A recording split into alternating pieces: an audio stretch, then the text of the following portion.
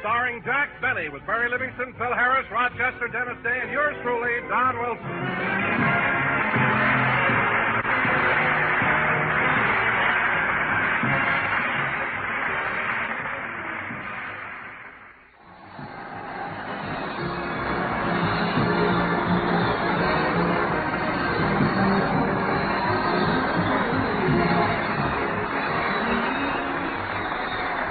And now, ladies and gentlemen, from the Naval Training Center in San Diego, we bring you a man who was so proud of his career in the Navy, he had an anchor tattooed on the sleeve of his underwear, Jack Benny!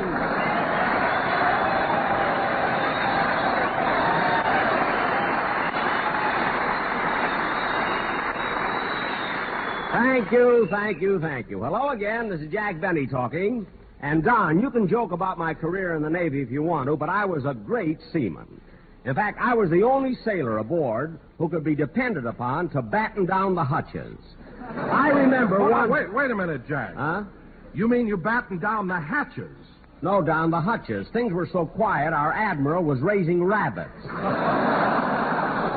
He had hundreds of them. Jack, I meant to ask you something. When you went into the service, how come you decided to join the Navy? Well, it was family tradition, Don. You see, my grandfather, Lieutenant Commander Hop-Along Benny, was in the Navy. And, Hop-Along Benny? Yes, he was the only man to ride a torpedo side saddle.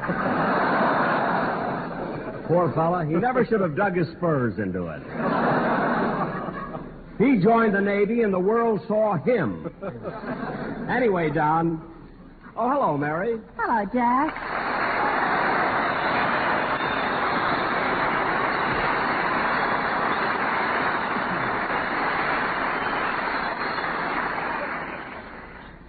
Oh, boy.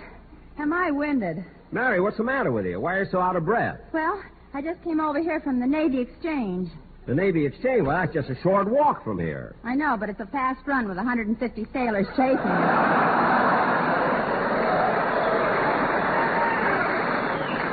I mean, don't be silly, Mary. Sailors don't chase after girls. That's what it says right here. Sailors don't chase after girls. They don't, eh? No. Tin squins are large butterfly nets, part of their equipment. Look, Mary, you got nothing to worry about. The boys here are a nice bunch of fellas. Oh, I know they are, Jack. And did you notice how young they all are? Yes, but then when I was in the Navy, I was young. So was the Navy. All right. Anyway, Mary, you should have been here a few minutes ago. I was telling Don about my career as a sailor during the First World War. Some career. What? You joined the Navy, went to sleep, fell out of your hammock, bumped your head, and when you came to, the war was over. Oh, yeah? If all I did in the Navy was bump my head, why did they give me that ribbon? That was a Band-Aid, and you know it. Look, Mary, you know it and I know it, but you have to tell everybody? I mean, why can't you just once... Come in? Mr. Benny? Yes? I'm Chief Petty Officer Jones. Oh, how do you do? My job is to see that you're well taken care of during your visit here. Now, is there anything special you would like for dinner? Well, let me see. Could you hurry it up, Mr. Benny? I've got to go around and ask all the sailors what they'd like to eat.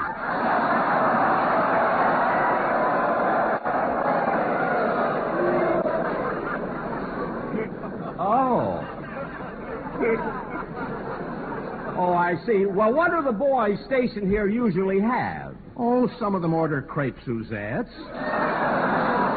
Uh-huh. And others prefer filet mignon sauté with a wine sauce. I see. And then there are those who are partial to baked pheasant under glass. Gee, is that the kind of food the enlisted men in the Navy get? No, but as long as we're on the air, let's do a little recruiting. Oh, yes. Well, goodbye now. Goodbye.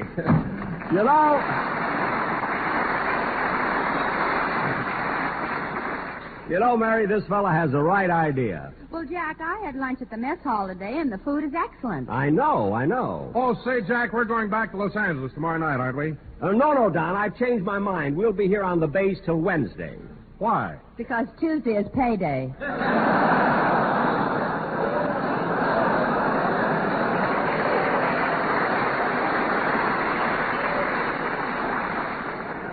Well, look, what's the sailor's payday got to do with Jack? He's got a jukebox and a keg of draft beer in the back of his car. Mary. He flips the light place over and it says Benny's Canteen. Well, you're a fine one to talk. You're getting 10 cents a dance. So don't be so... Oh, hello, Dennis. Hello, Mr. Benny. Hello, everybody.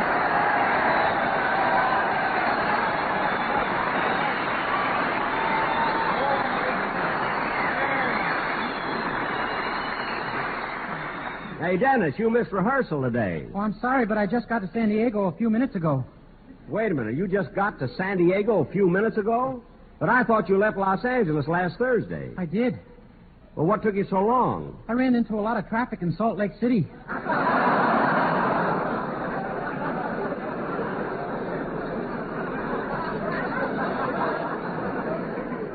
Salt Lake City? Dennis, why in the world would you go from Los Angeles... Mary, take my advice. Don't ask her. Just drop the subject. But, Jack, maybe he had very important business in Salt Lake City. Huh? Or maybe a relative was sick or something. Yeah, I never thought of that. Dennis, when you were coming down to San Diego, why did you come by way of Salt Lake City? I wanted to avoid the traffic lights in Laguna Beach. Mary, you made me ask him. Dennis, you better sing your song. I'll say you better. Avoid the traffic lights in Laguna Beach. That's the silliest thing I've ever heard.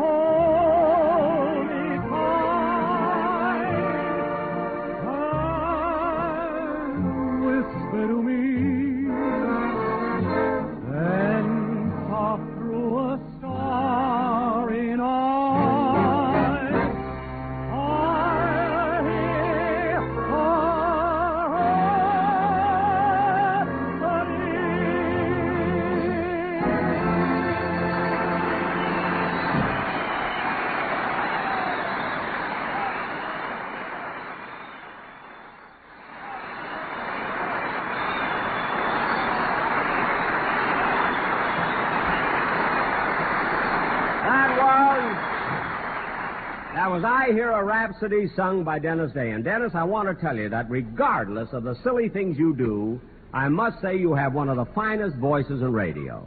Gee, I hope my mother heard you say that. Why? She thinks you're a louse.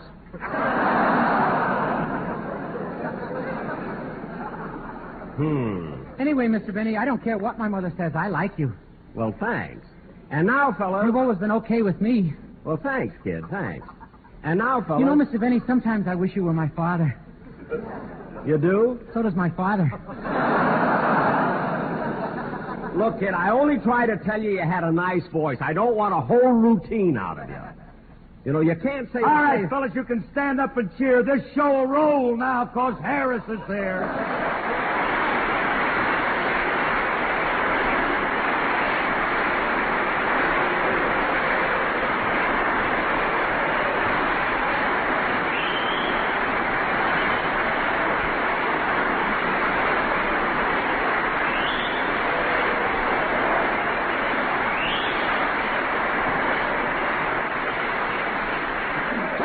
Say, Phil, you really got a reception on that entrance. Yeah, would you believe it, Jackson? The last time I made an entrance like that, the people just sat there and stared at me.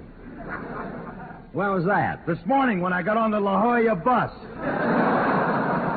Well, imagine getting on a bus and going into your act. Well, what's wrong with that? Last week you stood on the dock playing your fiddle when the Essex came in.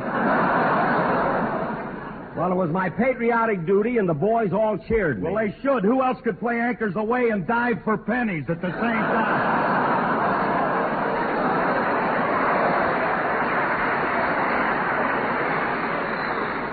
Oh, Phil, stop exaggerating. He's not exaggerating. I saw you swinging around in the water. Then why didn't you speak to me? With those bifocals, I thought you were a halibut. Halibut. What's your language? Oh, be quiet.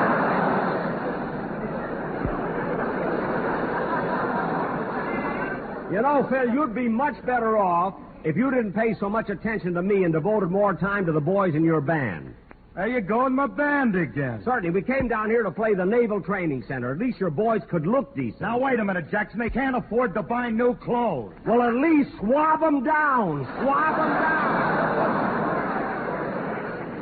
Look at Remley sitting there. Hold it. Just hold it a minute, Jackson. Don't say nothing about Remley. The day of all days. Why not? Well, yesterday, Frankie's favorite uncle died. Oh, that's too bad. Was it unexpected? No, the judge told him exactly when it was going to happen.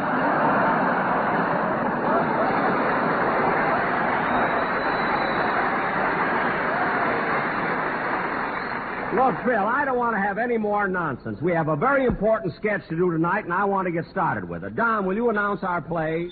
No, there's the phone. Excuse me. Hello? Hello, Mr. Benny. This is Rochester.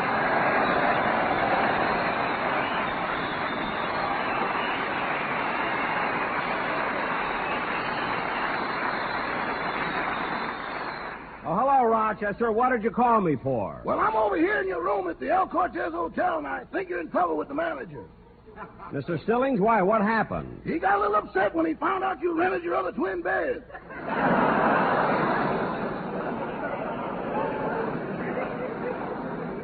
Oh. Then he got aggravated when he found out you were doing laundry in the bathtub.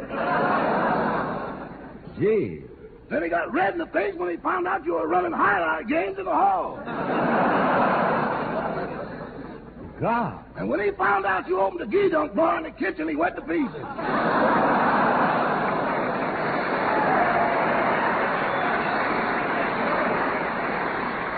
Oh, that's awful. How are things in my living room? Not so good. One of your barbers just quit. Oh, we'll have one of my writers take over his chair. Yes, sir.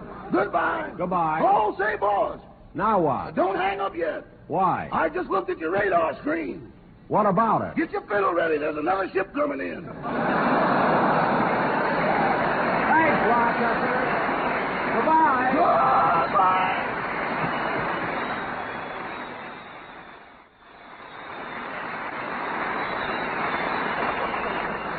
And now, ladies and gentlemen, for all the boys stationed here at the San Diego Naval Training Center, we're going to do a sketch. Set the scene, Don. Okay, Jack. Ladies and gentlemen, for the first time on any radio program, we're going to present a biography based on Jack Benny's actual experiences in the Navy during World War I. Music. In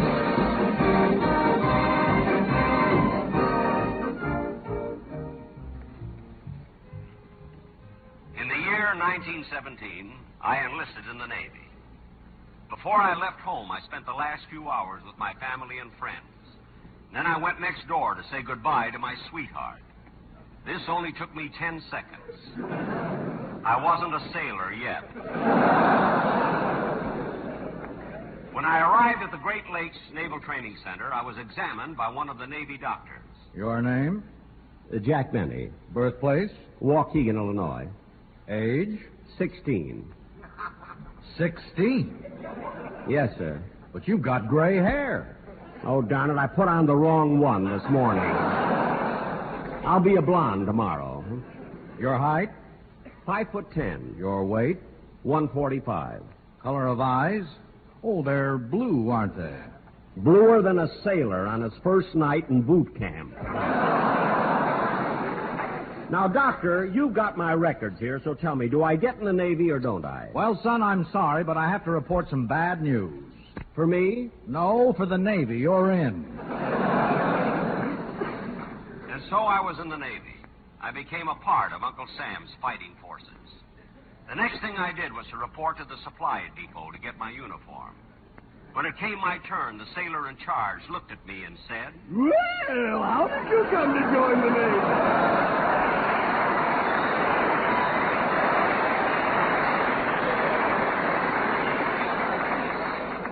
What did you say? I said, how did you come to join the Navy? Well, I've always been the adventurous type. I love to travel. I love travel, romance, foreign countries. And then I saw one of those signs saying, join the Navy and see the world. Isn't that a coincidence? That's the reason I joined the Navy 18 years ago. And have you visited any distant lands? Yes, twice I've been to Tijuana.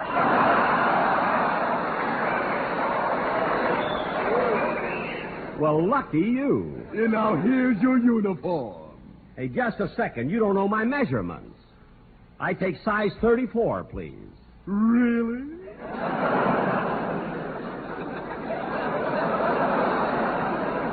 Yes, I have a 33 waist. Uh-huh. 29 pants leg. Uh-huh. And 32 and a half sleeve length on the jacket. I'm glad you told me. Would you like your uniform in any particular color? Well, yes. Would you happen to have something in blue?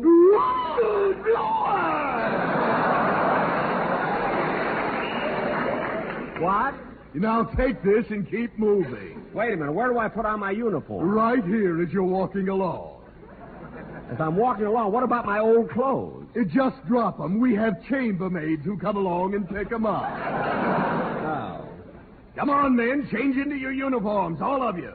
There, I've almost got mine on. Good. Would you mind buttoning me up? That goes in front. I'm sorry.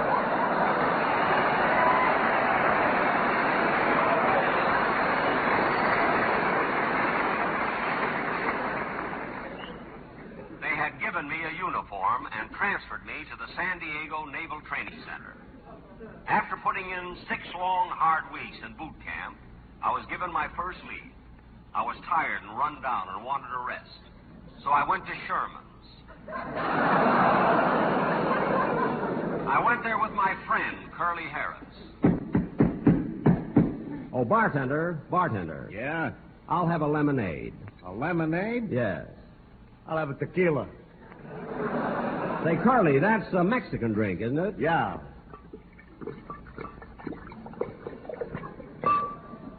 Well, there's your tequila. Thanks. Well, here's looking at you.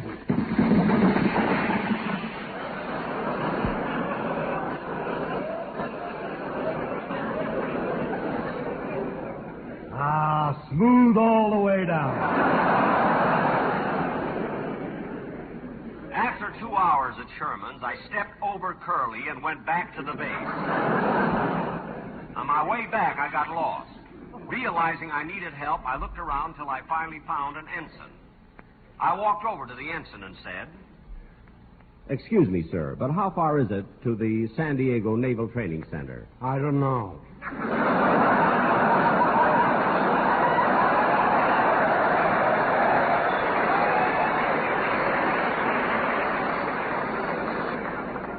Well, am I Am I walking in the right direction? I didn't know. Well, for heaven's sake, where is the Naval Training Center? I didn't know. You don't know anything. A fine sailor you are. I'm not a sailor. And how come you're wearing that blue uniform? What uniform? I lost my clothes in the crap game and I'm cold. Since I couldn't find my way back, I decided to stay away and enjoy myself. But a week later, I was back at the base, and because of the things I had done, I found myself up before the Admiral, facing a court-martial. The Admiral looked at me sternly and said, Were you AWOL for a full week? Yes, sir. And didn't you get into a fight with 2 shore patrolmen? Yes, sir. And when they tried to take you to the brig, didn't you bang their heads together and knock them out? Yes, sir. Do you think that was nice? No, sir. Well, watch it next time.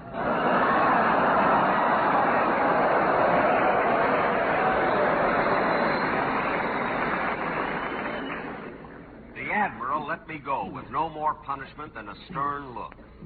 The next day I was walking down the street when all of a sudden a girl said to me, Oh, sailor, Yes? did you drop this handkerchief?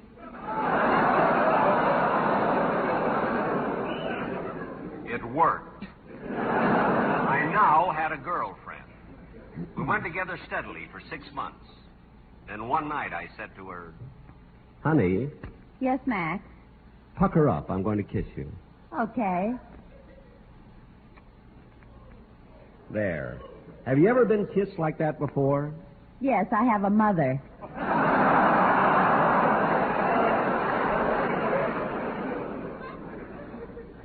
My romance with this beautiful girl was short-lived because 2 days later I completed my training and went aboard my ship. What a thrill as we prepared to sail. Finally, we sailed. We were underway for just 5 minutes when suddenly I began to feel terrible. I rushed to the doctor and said, Doctor, I feel terrible. I'm sick. My head is going around. I'm dizzy. My stomach is upset. I feel awful. Well, congratulations. Congratulations? Why? You're the first sailor who ever got seasick on the Coronado Ferry. That is my story. He gave me 2 APC pills. He told me to go to my hammock. I went to sleep, fell out, bumped my head, and when I came to, the war was over. Thus ended my naval career.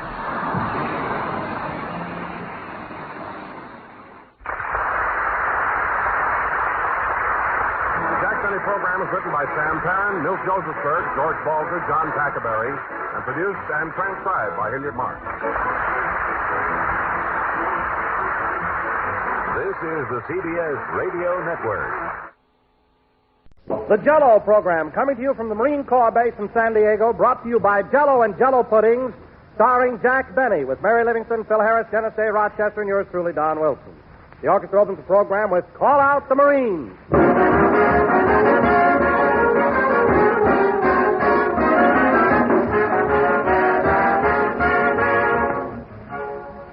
Have you noticed how extra rich Jell-O is today, now that Jell-O's wonderful flavor is locked in?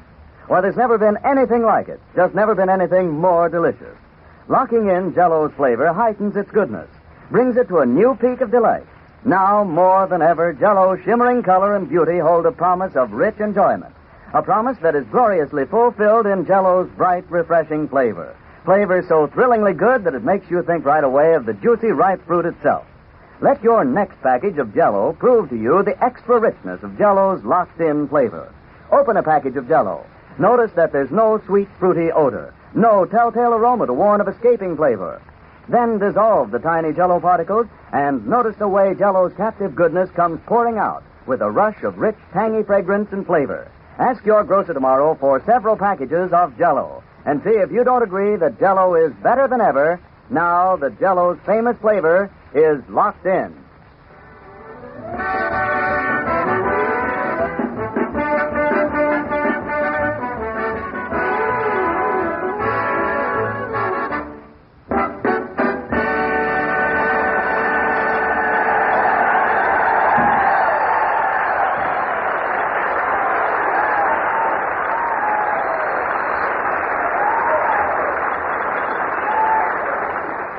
Call Out the Marines, played by the orchestra. Now, ladies and gentlemen, as I announced before, our program this evening comes to you from the United States Marine Corps base in San Diego. Yes, sir. The Marines who sail the seven seas on our battleships and cruisers, who pitch their tents in the blazing heat of tropical jungles or face the wintry winds of the far north. You said it.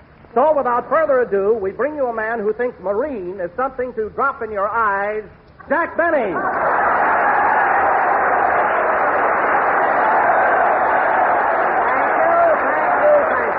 Thank you. That's Murine. I know the difference. Anyhow, hello again. This is Jack Benny talking. And, Don, that was a beautiful tribute you just gave to the Marines. They're a swell bunch of fellas, and they deserve it. They certainly do. By the way, Jack, during the First World War, you were a Marine yourself, weren't you? Me? No, I was a... No, forget it, Don. Anyway, it sure is great. Well, now, Jack, I'm sure these boys here are interested in your military record.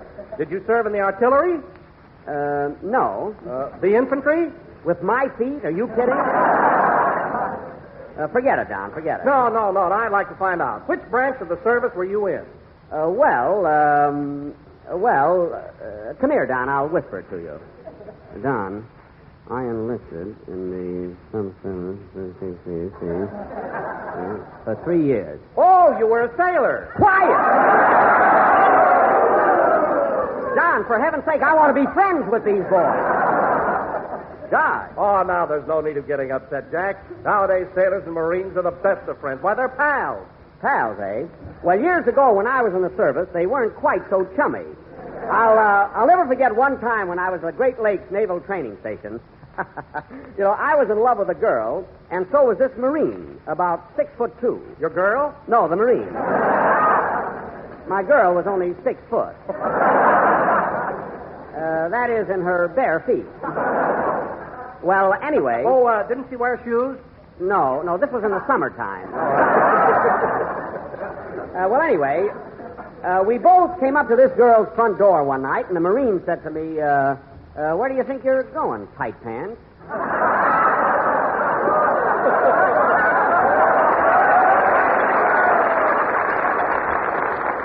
So I said, I'm going to see Eva. That was the girl's name, Eva Slatko. So this Marine said to me, oh, you are, eh? And I said, yeah. You want to make something out of it? And what happened? What was that? What happened? Oh, the next morning I had 3 teeth put back in, and I haven't seen the guy since. I'm sorry, Don. I missed my place there for a minute. But as you say, Don, there's no reason why sailors and leathernecks shouldn't get along together. They're all fighting for the same cause. And after all... Oh, hello, Mary. Hello, Jack. Hi, boys.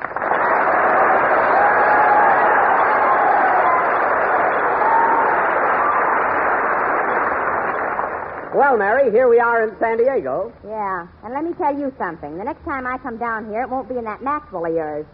What a trip. What's the matter with you? I'm so black and blue, you think I went dancing at the Paris Inn last night.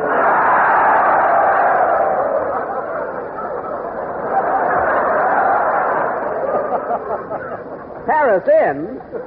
Oh, a dining and dancing spot, eh? Dining, dancing, and wrestling. Well, I must go over there later. So you had a pretty tough ride in the Maxwell, huh, Mary? Don, it would have been a very pleasant trip if we hadn't had that blowout at San Clemente. The blowout was at Laguna Beach. We came down in San Clemente.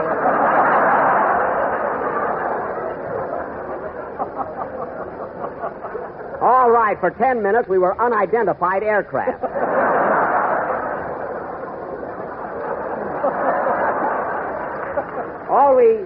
All we had was a blowout. And that silly experiment of yours. That's what held us up.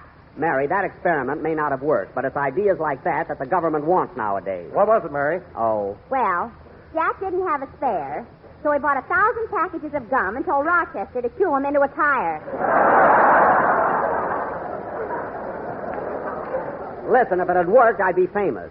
Well, look who's here. Goldilocks and his 3 curls. Hello, Phil. Hiya, Jackson. Here I am, man. Tear down the roof.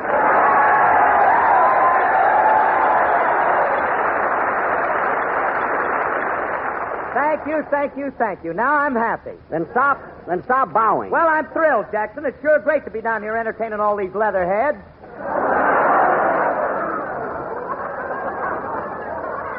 They're leather necks. You're the leatherhead. However, I must say, I can't understand how I made that mistake before. However, I must say you got here on time for a change. Did you just blow into town, Phil? No, we got in last night, and then Frankie, my guitar player, and me went down to Tijuana. Tijuana, eh? You know, on a goodwill tour. I'll bet. May I inquire what you boys were drinking? A little Mexican buttermilk. Tequila, they call it. Tequila? Say, I hear that's pretty strong stuff. You ought to try it sometime, Jackson. First you swallow a glass of it, and then you chew on a lemon. I see. And after the fourth drink, if you ain't got a lemon, just chew your glass. It don't make no difference.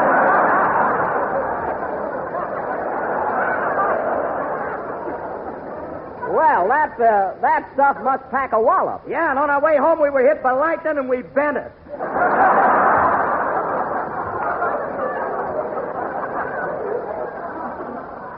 Oh, stop dreaming it up. Well, Phil, now that we've heard about your adventures in Tijuana, how about playing a band number for the boys? Okay, Jackson. And play something nice, will you? Hold it a minute. Come in. Mr. Benny? Yes? I was wondering, would you like to join the Marines? Yes, I would. Well, join us. We're going to the Paris Inn tonight. Get out of here. Silly guy. Gee, I wish I could join the Marines, though. They're a red-blooded organization. They wouldn't give you any whether you joined or not.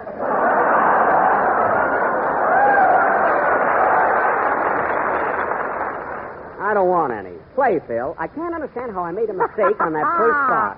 I don't know what happened to my twist, you know? It was amazing. I couldn't figure it out.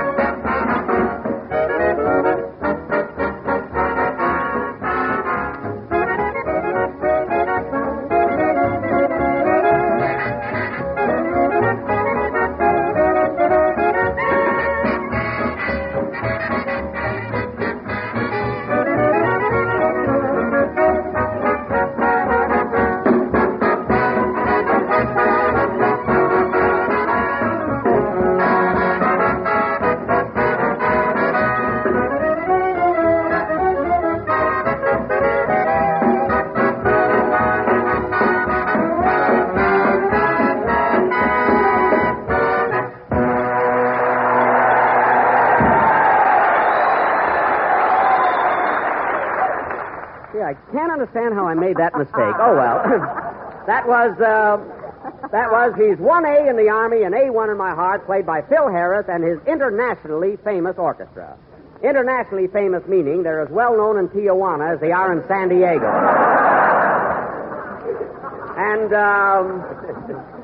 And now, ladies and gentlemen... Tijuana, they love me there. Isn't it amazing? You can't insult the guy. Oh, I made that mistake. And now, ladies and gentlemen... Hey, Jack, can I read my poem now? Mary, I told you that you can't do any more of your silly poem. Oh, Mr. Benny, here I am. Oh, hello, Dennis. Curtsy.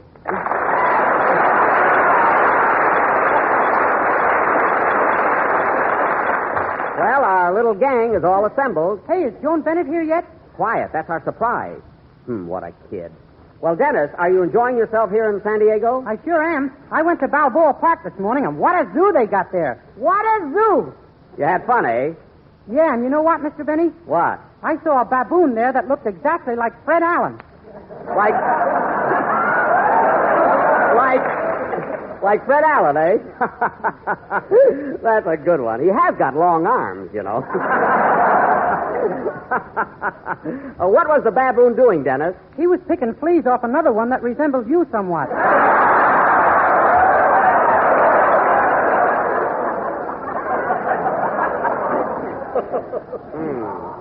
What do you mean? Here's a peanut, Jack. Catch. Thanks. Now cut that out. Say, I must go over and take a look at that baboon that looks like me. I've never seen one with big blue eyes.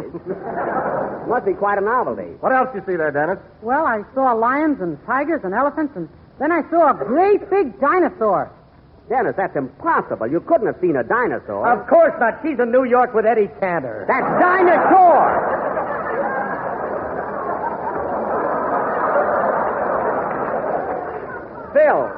Phil, you're thinking of Dinah Shore. Can I read my poem now? Not now, Mary. I'm leading up to something. All right, Don. Dinah Shore. Oh, Jack, this one is utterly fantastic. Don, I won't go through this every week. Dinah Shore. But, Jack, people are beginning to talk. Everybody says, there goes that goofy Wilson. I don't want to hear another word about it. Now go ahead. Dinah Shore. Oh, all right. Ladies and gentlemen, the next time you have dinner, be sure to serve Jell-O for dessert. Because whether you dine at sea or dine ashore... Wonderful. You will find that Jell-O with its new locked-in flavor is America's favorite gelatin dessert. Oh, I'm sorry, Dinah. Well, personally, Don, I thought it was very, very clever. Too very, Jeff. It's worth it. And now, ladies and gentlemen, Dennis Day, our tenor, will sing... Wait a minute. I'm going to read my poem to these boys. Oh, my goodness. Well, they can take it. That's one thing. What's the title of your poem, Mary? Tell it to the Marines, but don't get tough about it. Say, you got something there. Proceed. I salute all you Marines, old and young and in between. And I really think you're tops. You're just the guys to stop the jops. Jops? Mary. Jops? You mean Japs? Japs, jops. Knock the sukiyaki out of them.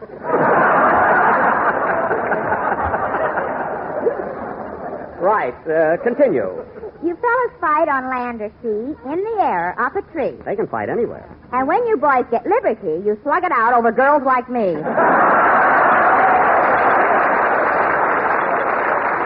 Well, that keeps them in condition, I suppose.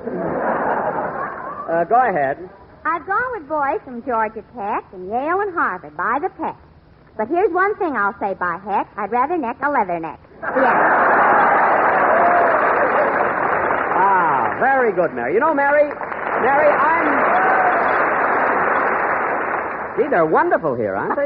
You know, Mary, I'm sorry I tried to keep you from reading that poem because this one was really okay. It really was. Come in. Well, who's this? It's a Marine. I know it's a Marine, but who? Hello there. Hello, tight pants. I'm glad to see you again.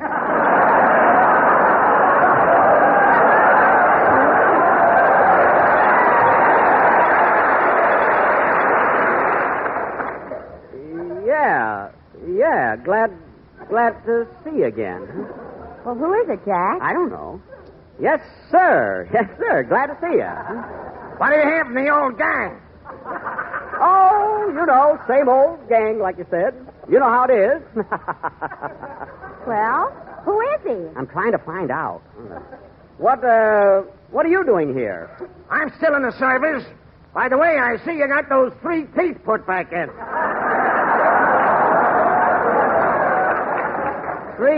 Three teeth?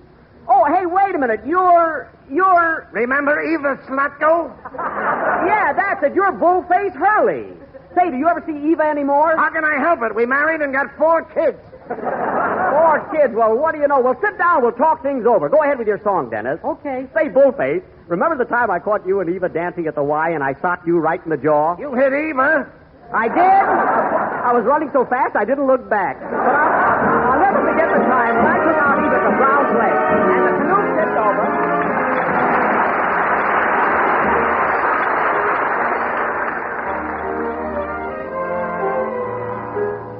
There's no mountain top so high that somehow love can't climb. No, true love will find our way. There's no river quite so wide that love can cross in time. Please believe me when I say you are always in my rendezvous I keep. And the dream I always meet helps me forget where far apart. I don't know exactly when, but I'm sure we'll meet again. And my darling, till we do, you are always in my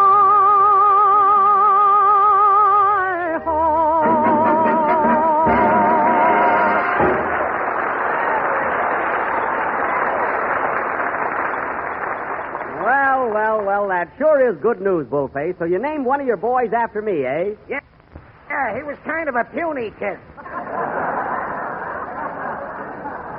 Oh. Well, it's good seeing you again, Bull. Say hello to Eva for me. I will. So long, tight pants. So long. So they finally got married. Gee, Eva was a cute gal. I wonder if she ever got shoes. I suppose so. Anyway, that was always in my heart, sung by Dennis Day. And dedicated to Miss Joan Bennett. Where is she? Oh, she ought to be here any minute, Dennis. Well, I hope so. A man can stand just so much, you know. What are you talking about? Well, Miss Bennett and I got to be pretty good friends on the way down here. Pretty good friends. Dennis, the only reason Miss Bennett sat on your lap is because the car was crowded. Say, I wonder what is keeping Joan. I doubt if she shows up at all after that trip in the Maxwell. She'll be here, don't worry. Imagine asking Joan Bennett to ride down here in that broken-down jalopy. She's a big movie star. Well, what am I, a manhole cover? Huh? You got about as much hair as one. All right, I'm a manhole cover. And remember that on payday because I won't be able to sign your check. You keep that up, Miss Livingston. Well, here she is, fellas. Come on in, Joan. We've been waiting for you. Hello, Jack. Hello, everybody.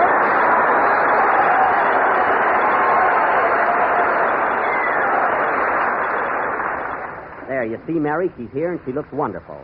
Well, Joan, I was a little worried about you. How do you feel after your ride down here in my Maxwell? How do I feel? Now I know what a mold of milk goes through. Well, you see, you're a little light, Joan. I'll tell you what. On the way back, I'll let Dennis sit on your lap. Put Don Wilson there. That'll do the trick. Okay, anything you want, Joan. Oh, boy, ain't she a dish. Dennis! Dennis, behave yourself. Leave him alone, Jack. You a young one yourself. And I still am, Joni. I still am. He takes a little vitamin B and he wants to skip rope. Oh, sure.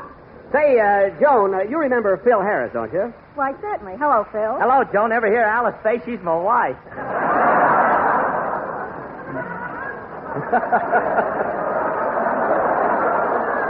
Phil, what a guy. Well, Joan, this is certainly like old times, isn't it? You and I working together again. Yes, Jack, it's been over 3 years now. Remember that picture we made called Artists and Models Abroad? Do I? I'll never forget it. And, Joan, I've got a confession to make.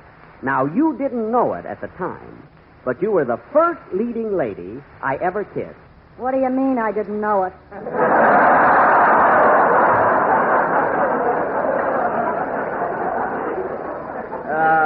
What? You should have seen him, Mary. He was so nervous he missed my upper lip entirely. Well, I did pretty good considering I had my eyes closed. That would never happen with me, sister. Dennis, pipe down. Say, Joan, I've been wondering. I've thought of this often. Why is it you and I have never made another picture together? Jack, you asked me that a dozen times on the way down here, and I told you.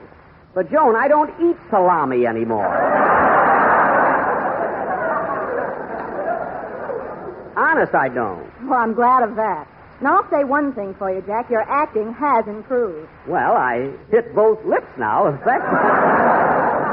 that's what you mean. Yes, ma'am. Not only that, but I saw your picture the other night, and I just couldn't believe that Jack Benny was playing Hamlet. That was me, all right. To be or not to be? That is the question. Someone give him the answer. He does this every 5 minutes. Mary. So you like me as Hamlet, eh, Joan? I certainly did. And what amazed me, Jack, was the way you looked in tights. Your legs were simply gorgeous. Oh, you're just saying that. Heavens to Betsy. My legs, gorgeous. They really are. Why, everybody in Hollywood is saying they're even prettier than Betty Grable's. Prettier than Betty... Oh, so that's why she's been snubbing me lately. Now I get it, jealousy. Well, Joan, getting back to me... Excuse me a minute. Hello? Hello, Mr. Benny. This is Rochester.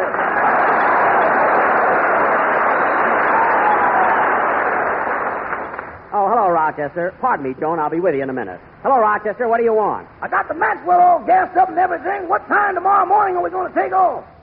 Well, we're leaving the hotel at 7 a.m. sharp. But, boss, I won't be getting in till 8:30. Getting in? Now, wait a minute, Rochester. I let you go to a party last night. You don't have to go to another party tonight. Well, this is the same one. Same one? Only we're switching from gin to Mexican buttermilk. Oh, I see. You know, they got a regular little Harlem down here. I don't care. We're leaving tomorrow morning promptly at 7. I don't want to hear another word about it. But, Mr. Benny, I'm asking him now, honey. But Mr. Benny. Just a second, Rochester. Who did you just say honey to? Me? Yes, you. Who is Honey? He's a cousin of mine, boss. Honeydew Van Jones. What? Junior. Rochester, you're not telling me the truth. You're at a party, and you were talking to a girl. And if I don't stop talking to you, I'm a loser. The wolves are closing in. Rochester, sometimes I can't understand you. You've got a girl in Los Angeles, haven't you? Uh-huh. For 2 years now, you've been going steady together. Uh-huh. Well, then let me ask you something. Did you ever hear of Fidelity? Oh, yeah, that's an insurance company, ain't it? I don't mean that. I mean you should be true to one girl. Oh, boss, reconsider. Well, I'm not going to argue any more about it. I want you to be at the El Cortez Hotel at 7 a.m. So long. So long. Well, I tried, honey. I have more trouble with that guy. Always wants his own way. Pardon me, Jack. Yes, Joan? Did I understand you to say that you're driving back tomorrow at 7 a.m.? Yes, I'll have to pick you up bright and early. Well, bring along a first aid kit. I might snap at you. Good. And, Joan, I do want to thank you for coming down here and helping entertain these Marines. I love doing it. And incidentally, our program is being sent every week by delayed shortwave to our armed forces everywhere. It is? Well, then, Jack, if I promise to ride back with you in your Maxwell, will you do me a favor? Why, certainly. What is it? May I say hello to General MacArthur and his men? Of course. Hello, General. Keep up the good work. But who has to tell you? You said it. Play, Phil. Make dinner tomorrow night something really out of the ordinary by serving the family this swell Jell-O treat. It's cardinal pear mold, rich, juicy pears embedded in a shimmering mold of bright red raspberry Jell-O. Nothing could be more tempting to the eye or more delightful to the taste than this grand Jell-O dessert. And nothing could be easier to make. Now, here's all you do. Simply dissolve 1 package of Jell-O imitation raspberry flavor in a pint of hot water. Add 1/8 teaspoon of powdered ginger. Turn into mold. Chill until firm. Unmold and garnish with sections of canned pears. You'll say that it's one of the most delicious, mouth-watering desserts that ever came your way. A dessert that you'll love from the first spoonful to the last. So tomorrow, when you make up this tempting combination of juicy canned pears and beautiful red raspberry Jell-O, remember, Jell-O today is extra rich thanks to the Jell-O's new locked-in flavor. Thanks again, Joan Bennett, and good night, folks.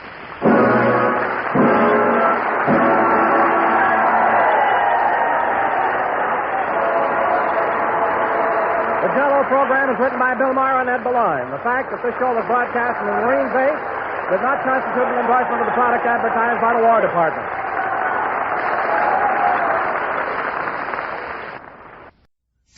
The Grape Nuts and Grape Nuts Flakes program, coming to you from the Marine Corps Air Station at El Toro, California, and starring Jack Benny, with Mary Livingston, Phil Harris, Dennis Day, Rochester, and yours truly, Don Wilson.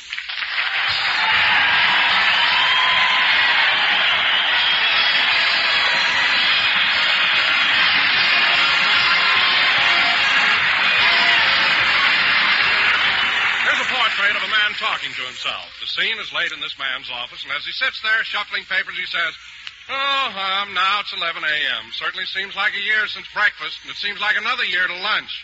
In fact, will lunchtime ever come around? Well, it serves that guy right.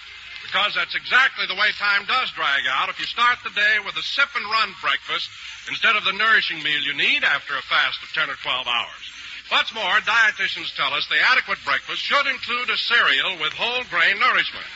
So feature Grape Nuts Flakes. Here are two distinctive multi-rich cereals that certainly do supply whole grain nourishment. And they also supply something else, genuine appetite enjoyment, really distinctive flavor. Grape Nuts, crisp and crunchy. Grape Nuts Flakes, tempting, toasty brown flakes. Yes, friends, eat a good breakfast, do a better job.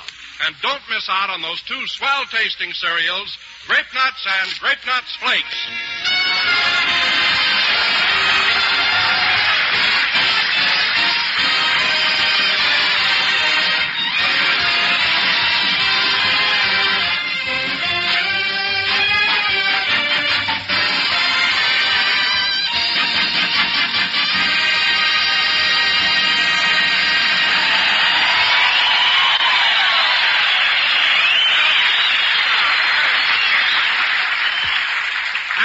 Ladies and gentlemen, from the air station at El Toro, California, home of the rough, tough fighting Marines, we bring you a civilian, Jack Benny.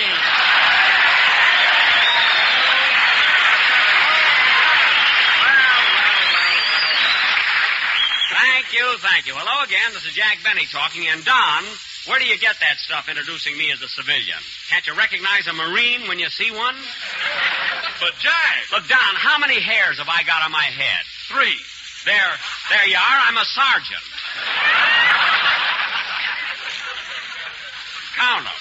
But, Jack, if you're a Marine, how come you're not wearing a uniform? Because this is Sunday and it's my day off. That's how come. Now, wait a minute, Jack. What are you talking about? There are thousands of Marines stationed here. Why haven't they got a day off? Don, they were offered a day off, but they saw the town of El Toro and voted against it.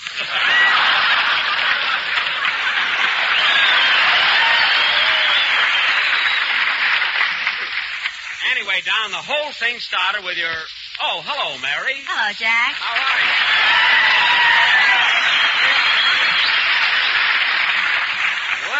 Well, listen to that. Say, Mary, Jack and I have been talking about the camp here. How do you like being at a Marine station? Oh, it's all right, but it's the last time I'll ever go up in an airplane with one of these aviators. Now, Mary, that isn't a nice thing to say. Oh, no? As soon as we got behind a cloud, he tried to kiss me. Well, what do you know? A flying wolf.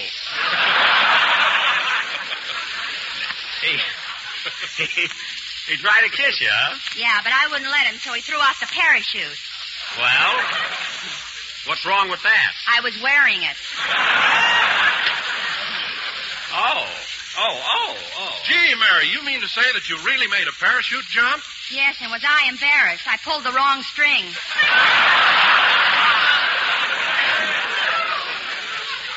Oh, my goodness. Well, anyway, Mary, you've got to admit that these Marine flyers certainly are romantic. I'll say. Even the automatic pilot tried to put his arms around me. Now, Mary, The minute I got in the plane, the needles on the instrument board spelled out, "You'll be sorry." Now, Mary, listen, I happen to know that you went up with an ace, Colonel John Smith. And you said... There you are. And you said you never felt so safe in all your life. Sure, but he couldn't get the plane up any higher than 73 feet. He couldn't? No, next time he's going to leave his medals off. Hey. You know, they do have a lot of medals around here, don't they? One fellow followed me over here. I thought it was a good humor wagon. I really did. Huh? Say, Mary, that plane you went up in, was it a Corsair? A Corsair? Yes, one of those planes with wings that fold up.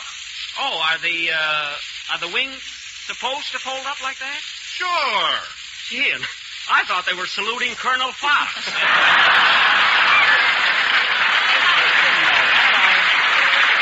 Say, Don, did you meet Colonel Fox? What a great guy he is. Look, you know, the minute I arrived here this morning, he ran over, grabbed me by the shoulders, and said, "Straighten up."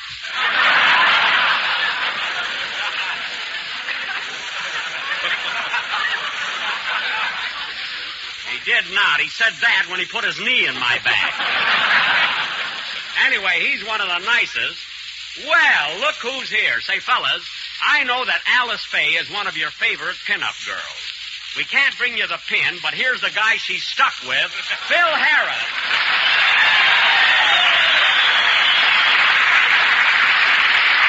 Thank you. Thanks, fellas. Thanks very much. Say, Phil, they like you here, don't they? I'll say they do, and you want to know something? They're nuts about Alice, too. I know. Huh? You know what they gave me when I came in here this morning? A Marine flag to take home. Well. And look what it says on it. What? Something for Alice. That's Semper Fidelis.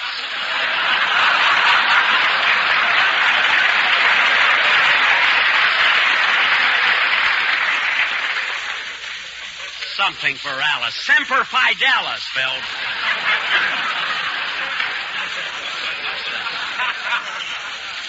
Oh, brother. Phil, Semper Fidelis is Latin. Oh, that new language, huh? Yeah. They started it last week in El Toro. A new language. Hey, Jackson, I've heard a lot about that town, that El Toro. You know, I think I'll go out and see that town. Okay. So long. So long. Say, Mary. Well, I saw it.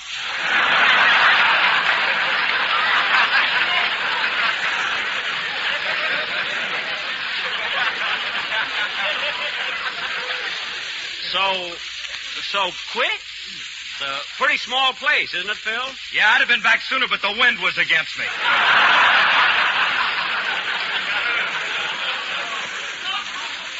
Oh. No kidding. Is El Toro really that small? Small? They had to widen the street before they could put the white line down the middle.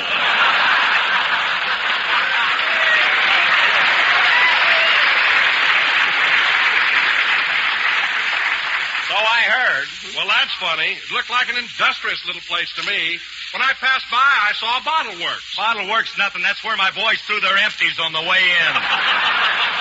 Well, that's where you ought to throw your boys on the way out. Anyway, as long as they're here, how about a band number? Okay. What are you going to play, Phil? I don't know, Jackson. Let's wait till it's over, and then your guess is as good as mine. That's what I thought. Well, go ahead. Hold it a minute. Come in.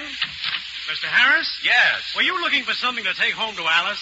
Yes, I was. Well, let's get going. I've only got a 3-hour pass. This must be his day off, too. Please.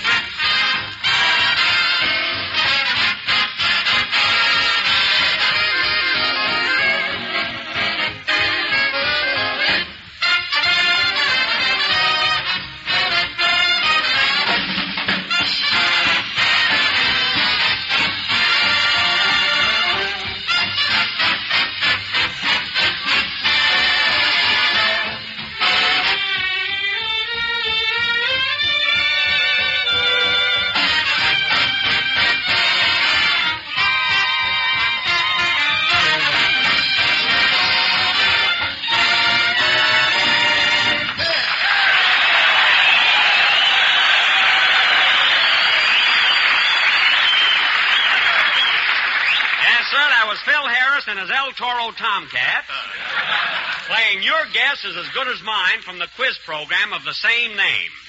And now, fella... Hey, Jackson, look here. Now, why are you always panning my band? Because they don't know one note from another. Oh, what are you talking about? If those guys ain't great musicians, I'll eat their shirts. Oh, boy, do you protect yourself. You know they haven't got any. Great musicians. Yeah, great musicians. Now, you take Frankie, my guitar player. Now, he knows more about music than Oscar Levant. What? Yeah, Frankie was on information, please, twice. Now, when it comes to music, he can identify anything. Hey, Frankie, come up here a minute, will you? Okay. Now, get this, Jackson. Play something, Lou.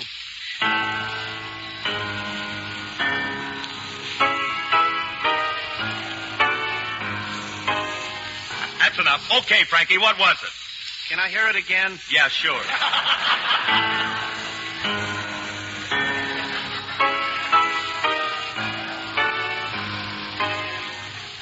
Okay, Frankie, what was it? A piano. Well, I'll be...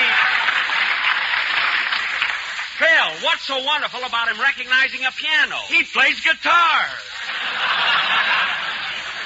Oh, excuse me. Phil, I found out how Frankie started his musical career. How? One day he was scratching his stomach and somebody slipped a guitar in his lap. That's how. Well, all my boys started from scratch. Oh, Philty, you're too clever to be in the musical world. Phil, if you don't get shot after a gag like that, the Marines are out to lunch. So cut it out. And now, ladies and gentlemen, for our feature attraction... Oh, say, Jack. Yes, Don? I just thought of something revolutionary, never heard of in radio before. Really, Don? Yes, a one-word commercial. Just one word? What is it? Grape nuts. Well, Don, do you think our sponsor will stand for a one-word commercial? See, that's the only part of the program he listens to. You know. But the word grape nuts is all you need. Everybody knows they're toasty brown and sweet as a nut. They know that without you even hinting about it, you mean? Sure, and they also know that grape nuts bring you concentrated nourishment, so it takes only 5 or 6 teaspoons for an ample serving. Well, then I guess one word is enough. Why, certainly. To say they're not rationed is superfluous. So why tell them about something they already know? Oh, you're right, Don. You're right, kid. One-word commercial is enough, isn't it, Mary? Yeah, but the way that one word spread, he ought to get a girdle for it. You said it. And now, fellas... Say, Mr. Benny, I was just up in a plane with one of those Marine pilots. Hello, Dennis. Hello.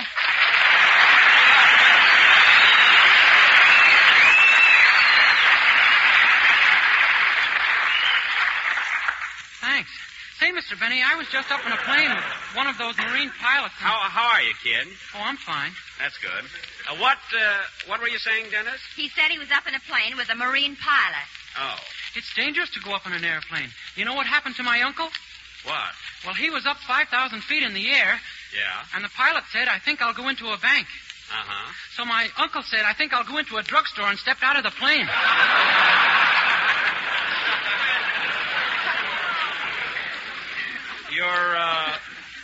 Your uncle, huh? Boy, was he mad. Well, I don't blame him. Yeah, the drugstore was closed.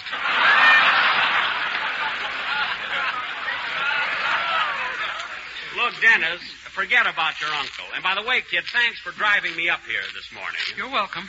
Dennis drove you up here? How come he didn't bring Rochester? Oh, I'm punishing him. He's got to stay in the house for 3 days. Well, what did he do now? Well, he tried to sell my camel to the cavalry. He told him it was a horse. But, Jack, a camel has 2 humps on top. I know. He told them they were twin turrets.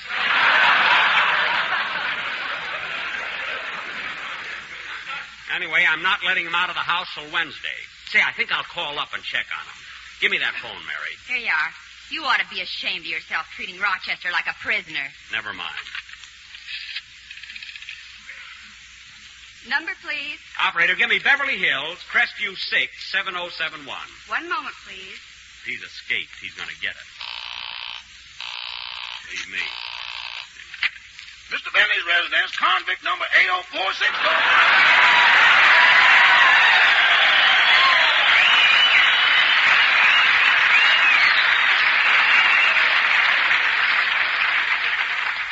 Rochester, this is Mr. Benny. Oh! Hello, Warden. Rochester, what are you doing? 3 days, ain't that what you said? I certainly did, and I hope this is teaching you a lesson. Yes, sir. Now, are you eating bread and water like I told you to? Yes, boss, it goes swell with the ham and eggs.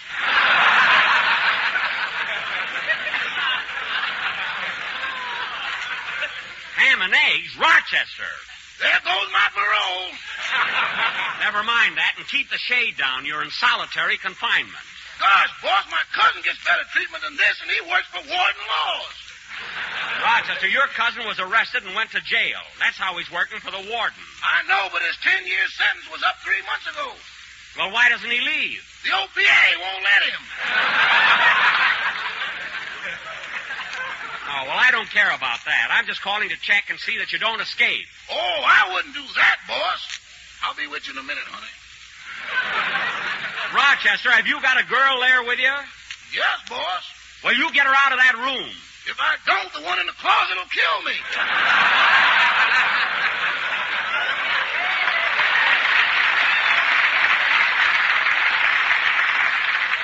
Rochester, how many girls have you got there? I don't know. Some of them jumped out the window when the phone rang. Well, I'll talk to you about that when I get home. Now, goodbye. Goodbye. Oh, say, boss. Now what? Can I go out for just a breath of fresh air? You don't have to, Rochester. There's an air conditioner in the house. I know, but it's fighting a losing battle with the camel. I don't believe it. Now, goodbye. Goodbye. He's going to stay in that house for 3 days, and that settles it. Sing, Dennis.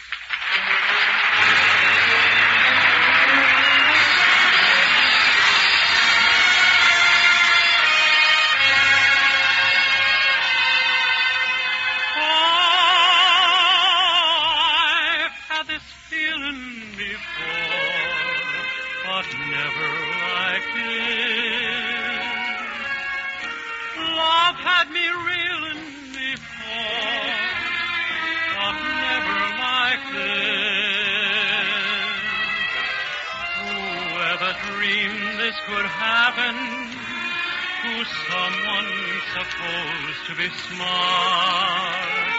I really must have been napping to let you walk off with my heart. My dreams, and I've had quite a few, were never like this. This is too good to be true, but so was that kiss. I know by the way my heart beats that this time I'm playing for keeps. I've had this feeling before, darling, but never like this. My dreams, I've had quite a few, were never like this. This is too good to be true, but so was that kiss. I know by the way my heart beats that this time I'm playing for.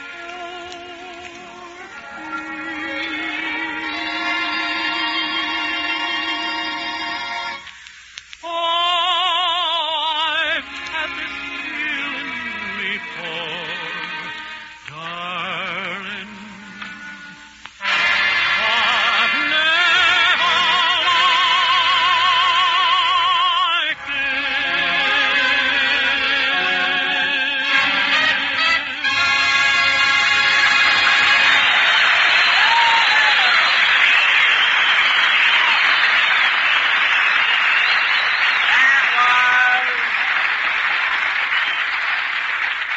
That was Dennis Day singing I've Had That Feeling Before, and very good, Dennis. Very good. Ah, tell it to the Marines. Dennis, I just paid you a compliment. When somebody pays you a compliment, you're supposed to say thanks. Oh, I never saw such a dope. thanks.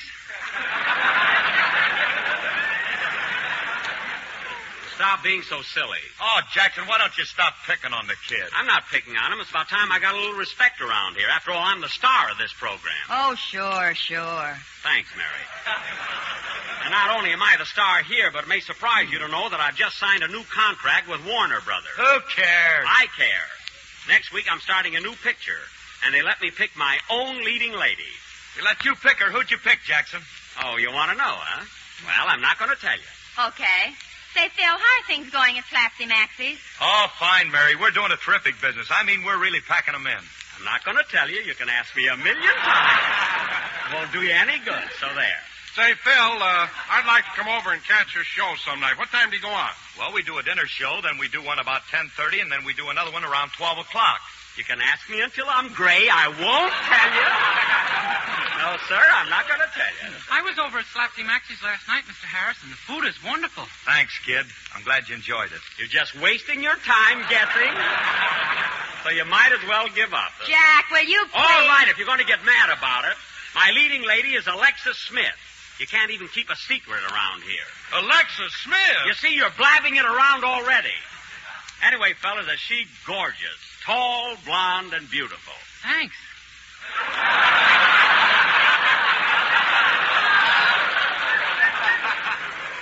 Dennis, I'm not talking about you. Anyway, I love to work with those tall girls. They're just my type. Well, Jackson, if Alexis Smith is your leading lady, you really got something there. Phil, I've not only got something there, I've got something here. I brought her with me. Fellas, I want you to meet one of Warner Brothers' most glamorous stars. You've seen her in The Constant Nymph, and she'll soon appear in The Adventures of Mark Twain. And here she is, Miss Alexis Smith.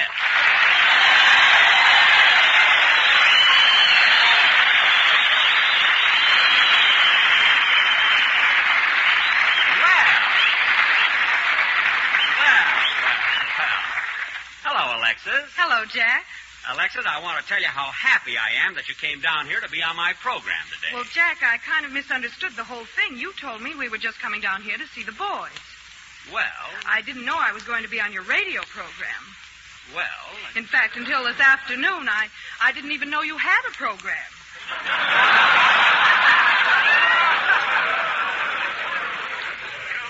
Well, that's strange. You listen to the radio, don't you? Yes.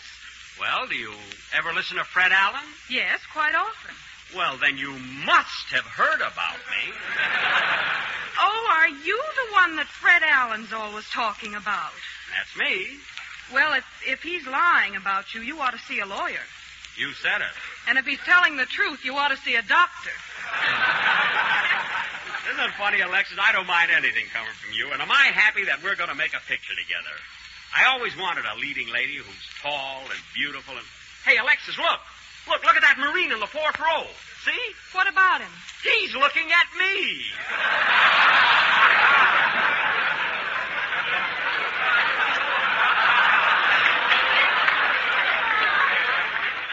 Thanks, Max. Isn't that wonderful? Which one? Over there, the fellow holding his nose.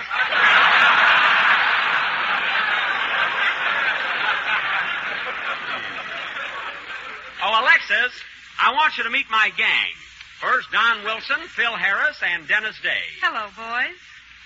Well, fellas, what do you say?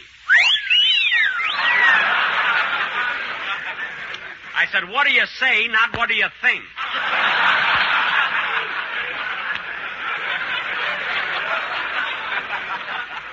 Now, pay attention.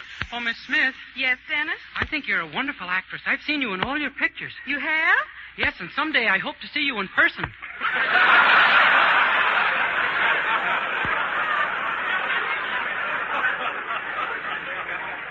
What a silly kid. But don't worry, Alexis, he's harmless. I know he is, Jack. He's just a sweet little boy, and I like little boys. Come here, Dennis, and I'll give you a kiss. Gee, those young kids get all the breaks. Oh, Dowdy, does this great big way.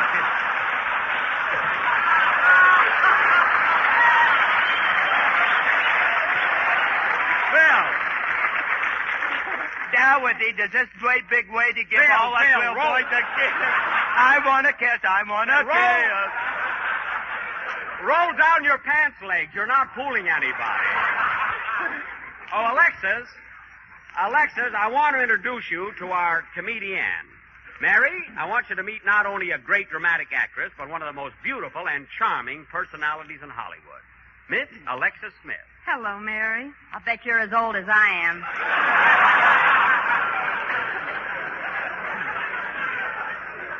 Mary. Alexis, don't mind her. She's always been jealous of my leading ladies. Even Theda Barra? Oh, Smitty, you little vixen, you.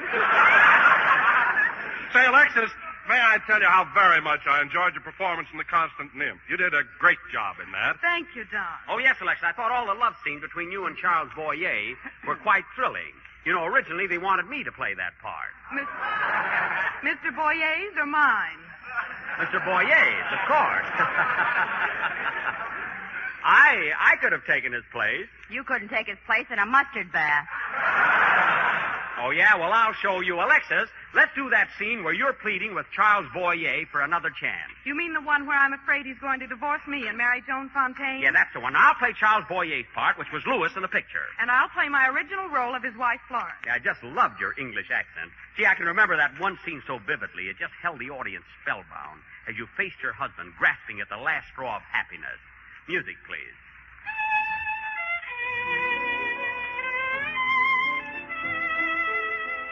That's a violin! Oh, shut up!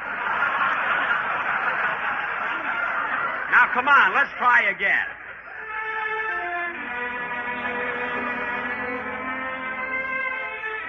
Louis, I want to talk to you. I'm very sorry about the roses, Louis, but I thought you were the one who sent them to me. Florence, I know so well how you must have fared. And you know how I feel now that you're going away. Take me with you. I'll go anywhere you say. Well. If he says El Toro, I'll shoot him. Quiet. Florence, I cannot let you say things like these. I mean it. I'm honest and I love you. The fact that I haven't completely understood you hasn't been all my fault because I've tried. And all the time I've had the feeling that I was succeeding. And all the time I had the feeling that I was succeeding. Pip, pip. Mary, stop her. You are attractive, Florence. You are young. You deserve so much more than I can ever be to you. I understand, Louis. You don't want me anymore. Give me another chance. I'm begging you. Gee. Look at me, Louis. Don't tell me what's in your mind just now. I don't think I could stand it. Gosh. Louis, you're going away for a while. You might miss me. I'll wait for you. And that will give us a chance to know how much we mean to each other. She's wonderful. It is no use, Florence. It can never be. I have thought it over. And all I can... Shut up!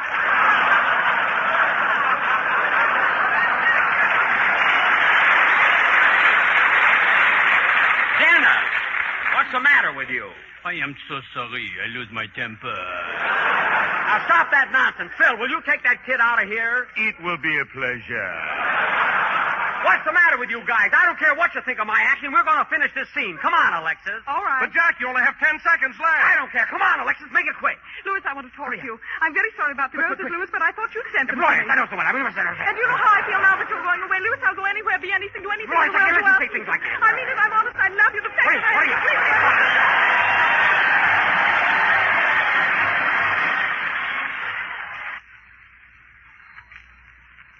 Hot grape nut sweet meal for me, the favorite hot cereal of my family. Then, lady, for value that can't be beat, get the Jot new package of this cereal treat. Yes, ma'am. Hot grape nut sweet meal. Now comes the Jot new... The Grape Nuts and Grape Nuts Flakes program, coming to you from the Army Airfield at Muroc, California, starring Jack Benny, with Mary Livingston, Phil Harris, Dennis Day, Rochester, and yours truly, Don Wilson.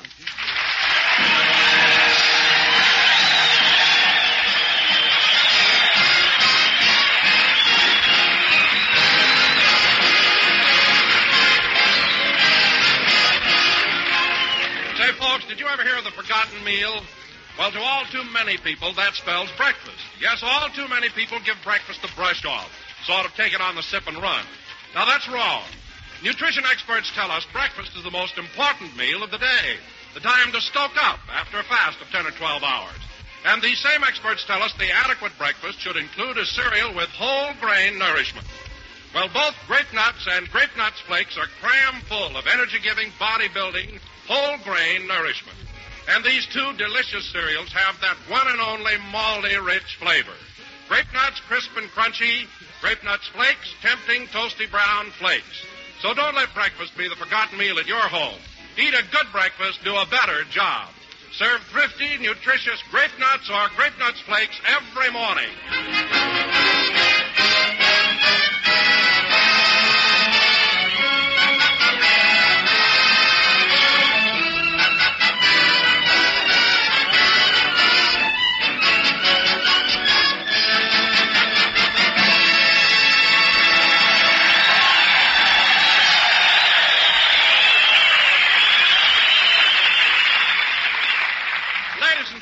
Tonight we're broadcasting from the Army Airfield located on the dry lake at Muroc, California. And we'd like to show you how Jack and the gang made the trip up here. So let's go back a few hours and pick up Jack in Rochester at the house. Shoo, shoo, shoo, baby. Shoo, shoo, shoo, baby. Bye, bye, bye, baby. Your papa's going up to the Muroc camp.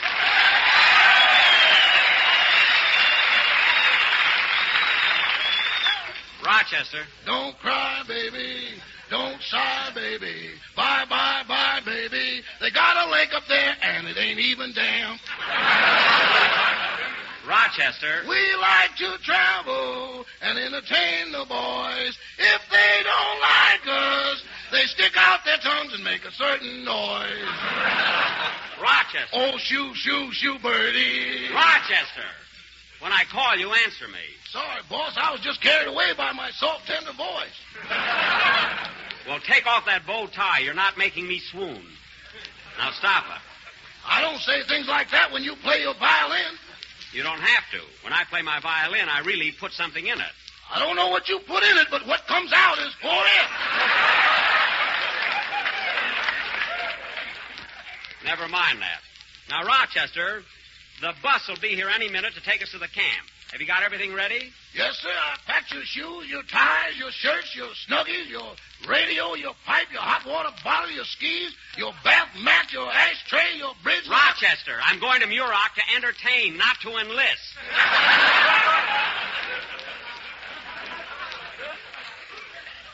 My goodness.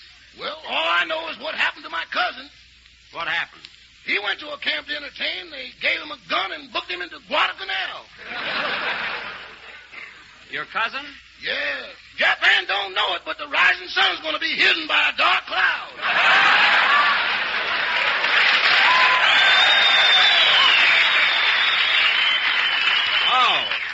Oh. Well, anyway, Rochester, I think we ought to... Oh, there's the bus. Okay, we're coming. Come on, Rochester. Hey, let's get a move on. Okay, driver. Well, it's about time, bifocals. So what if it is? Say, driver, did you pick up anyone else in our party yet? Yeah, Don Wilson. He's sitting right in the middle of the bus. He is? Yeah, this Greyhound wasn't swayback when I started. What an addle there. Yeah, it does sag a little, doesn't it? Huh? Oh, hello, Don. Hiya, Jack. Hello, Rochester. Hello, Mr. Wilson. Say, Jack, what kind of a camp are we going to? Well, it's the Army Airfield at Muroc. And you know, Don, there's a very exclusive place to eat there. Ma Green's. What a place that is. Wonderful food. All right, driver, let's get going. We have to pick up Phil Harris at 619 Spring Valley.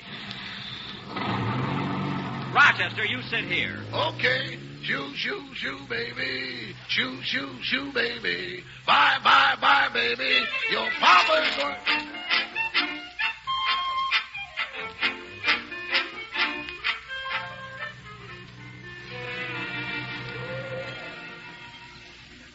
Here you are, Blue Eyes. 619 Spring Valley. Smart guy. Phil told me he'd be waiting in front of his house. Driver, give him the horn. I can't. It belongs to the company.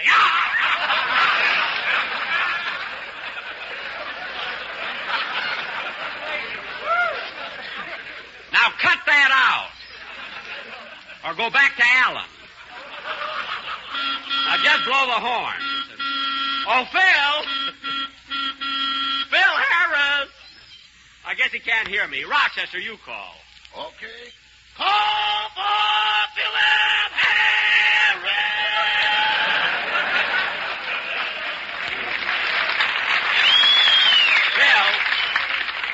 Phil was supposed to be ready when the bus arrived.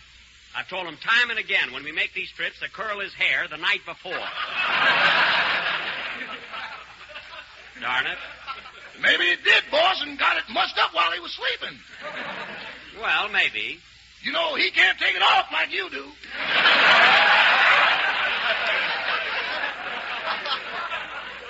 Rochester, when I go to bed, I don't take my hair off. Well, you should. Every morning we have to shake out the blankets to find it. Rochester, if you don't stop making up things like that, I'll get... Well, here I am, Jackson, ready to go. It's about time, Phil. It's about time.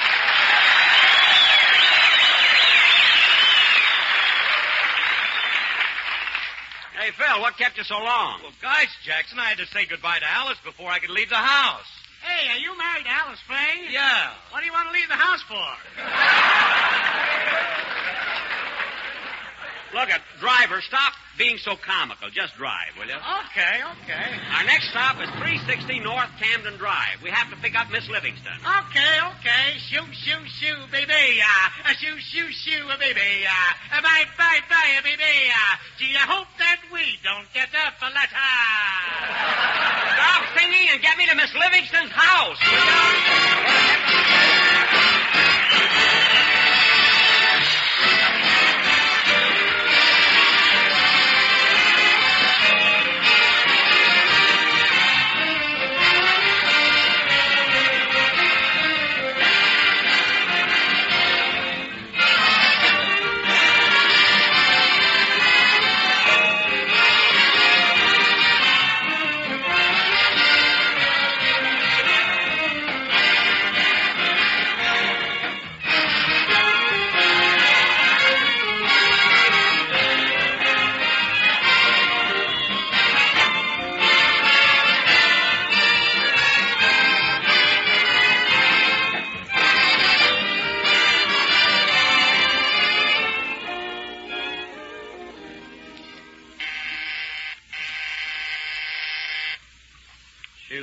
Shoo, baby.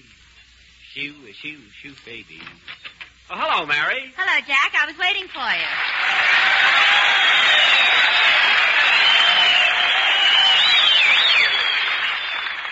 Well, are you all ready? Uh-huh. Say, Jack, do you notice anything? Oh, yeah. You're wearing a new dress. Boy, that sure is a glamorous outfit. Thanks. Do you think the soldiers will like it on me? Mary, they'd like that dress on a second lieutenant. Or Harold Irwin. Anybody. Now, come on, let's get going. Okay. Say, Jack, are we going up to Muroc to visit the soldiers? Yes, why? Well, there's a switch if I ever heard one.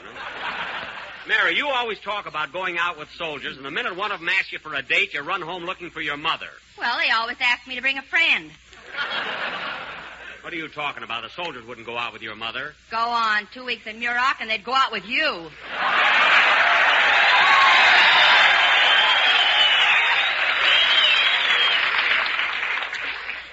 Well, it is a little dusty here, I'll admit. I'm not, though.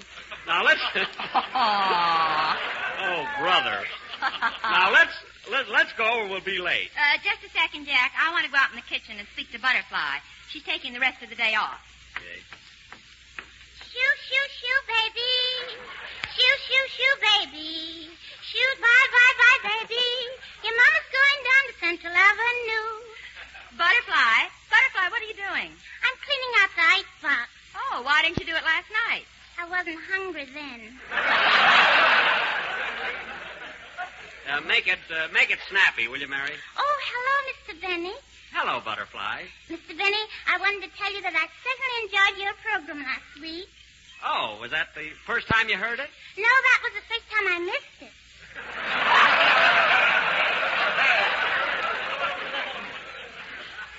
Well, that's not much of a compliment, Butterfly. Oh, I meant that Miss Livingston brought the radio script home and I read it.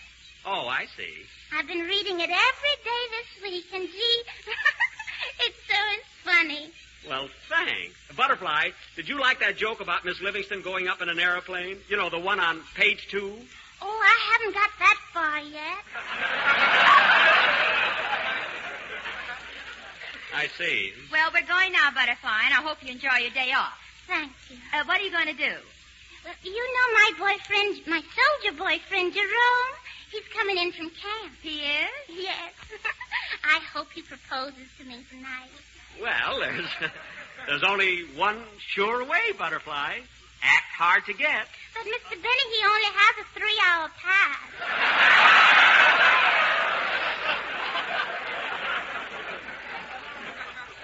Oh, I see. Come on, Mary, they're waiting for us. Goodbye, Butterfly. Goodbye.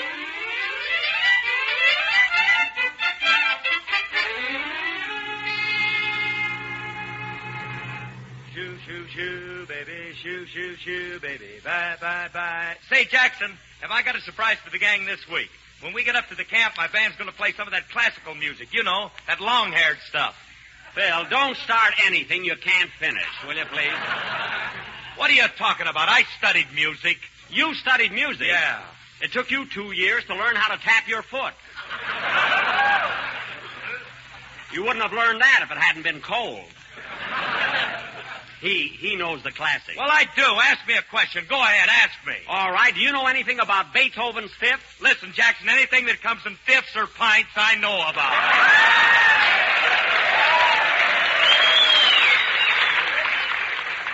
That's what I thought. Phil, when we get to Muroc, just play the one number you know and keep your fingers crossed. What a guy. Shoo, shoo, shoo, baby. Shoo, shoo, shoo, baby. Bye, bye, bye, baby. Your papa's... Mary, stop with that song, will you? I'm sick of it. Well, I'm sick of Love and Bloom, too. Every time you go to a camp, you play it on your violin. The boys send in requests. I know, but you play it anyway. I play it because... Hey, driver! Driver! Yeah, son. Pull up to the right. There's Dennis Day's house. Okay. You better double park the bus. There's no room there. Oh, I can get in between those two cars. I parked in a smaller space yesterday. Okay.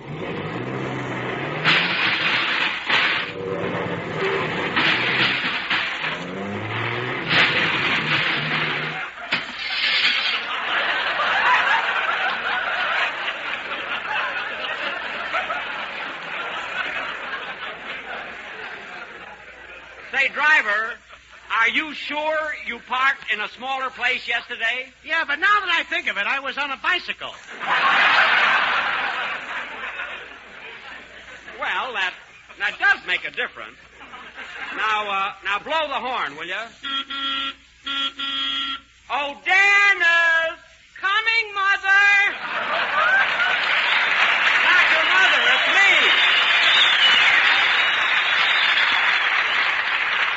Me, Dennis. Oh. Now hurry up, kid. Take it easy. You don't have to run. Dennis, look out! Hello, Mr. Benny. What's new? Dennis, didn't you hurt yourself? Oh, no. I trip over our garden hose every day. Why don't you take it off the path and put it on the lawn? Well, why should I go out of my way to trip over it? Well, that's the silliest thing I ever heard. Come on, get on the bus. Hello, fellas. Oh, hello, kid. Hello, Dennis. What a coincidence. What is? Seeing so many people I know on the same bus. Yes, it's a small world, isn't it, kid? Okay, driver, let's go. Say, Dennis. Yes, please? What number are you going to do on the program today? I thought I'd sing Smoke Gets in Your Eyes. Oh, yes, the boys will like that. Better rehearse it in the bus, will you, Dennis? Okay.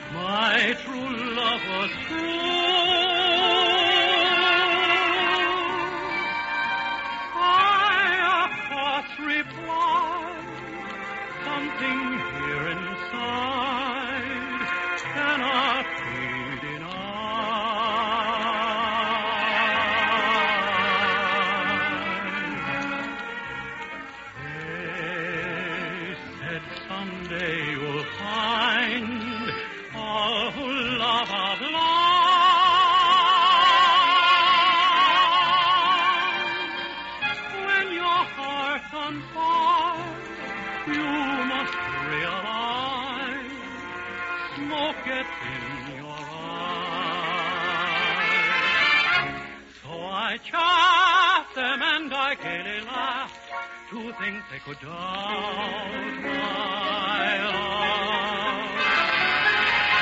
Yet today my love has flown away. I am without my love. Now laughing friends deride, tears I cannot hide.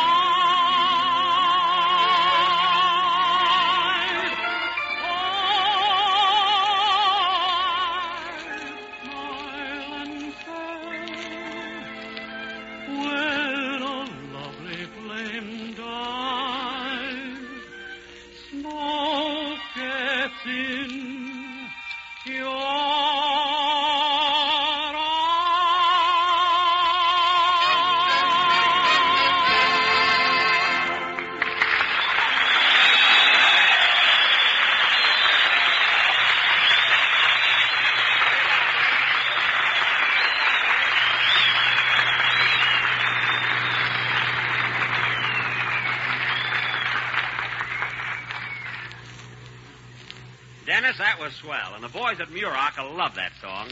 Your voice sounded like $1 million. That's what makes me mad. Why? You get it for practically nothing.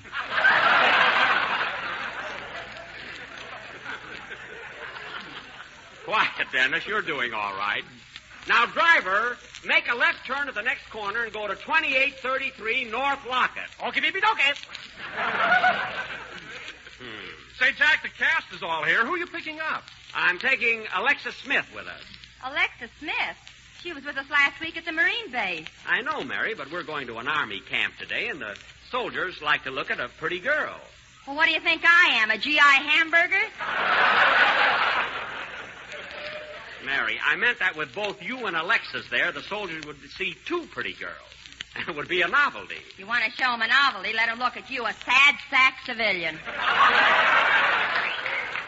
Don't be sarcastic. Anyway, I was in uniform in the last war. Gee, I didn't know they had wax then. Dennis, I wasn't a whack. I was in the Navy. Oh, a wave. I was a sailor. Now, let's forget it. That's what the Navy's trying to do.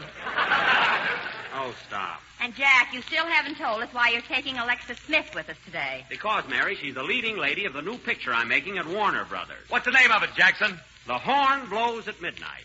The horn blows at midnight? Yes. A.M. or P.M.?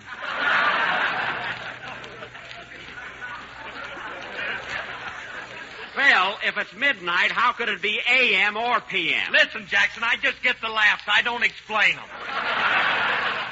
Because you don't understand them. Hey, driver, 3 more blocks, and it's the corner house on the left. Hokey, hokey, pokey. Hope we don't get that guy. I hope we don't get that guy on the next trip. Rochester, give me my box of cigars, will you? Here you are. Thank you. There. Oh, boss, this is Sunday. Why don't you start fresh one?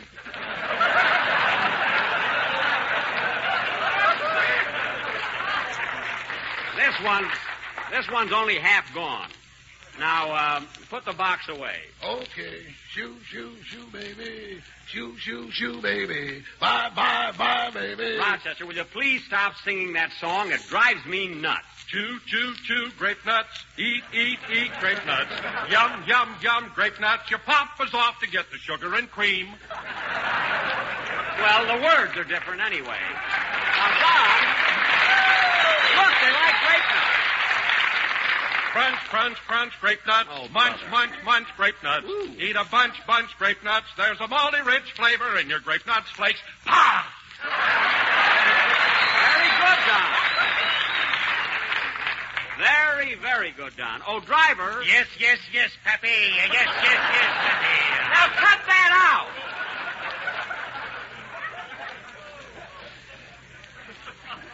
And pull over to the left. This is Miss Smith's house. I can park between those two cars. Never mind.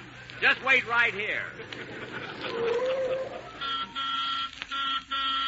Driver, you didn't have to blow the horn. I'm going in and get her. You're not fooling us, Jack. The only reason you're taking Alexa Smith to the camp is so you can get to kiss her. That's not the reason at all. Then how come every time her name is mentioned, your lips pucker up? They do not. Hey, here comes Alexis now. Yeah, where is she?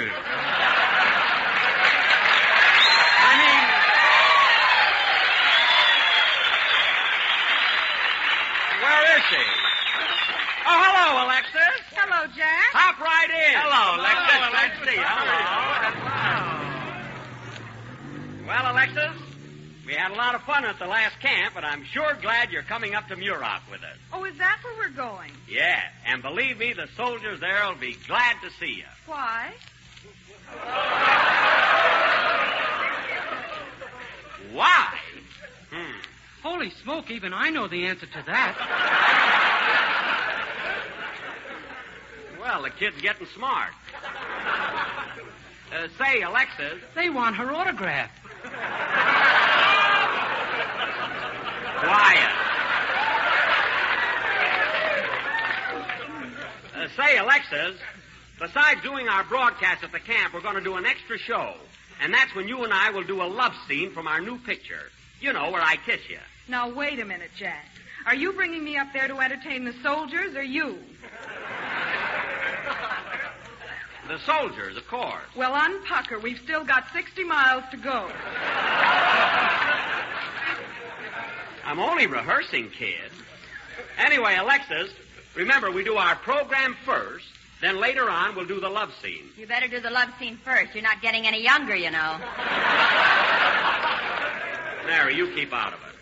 After all, I've done love scenes with big stars before. You know, Alexis, I made a picture called George Washington Slept Here, and my leading lady was Ann Sheridan. I know, Jack. Annie told me all about you and your acting. Oh, really?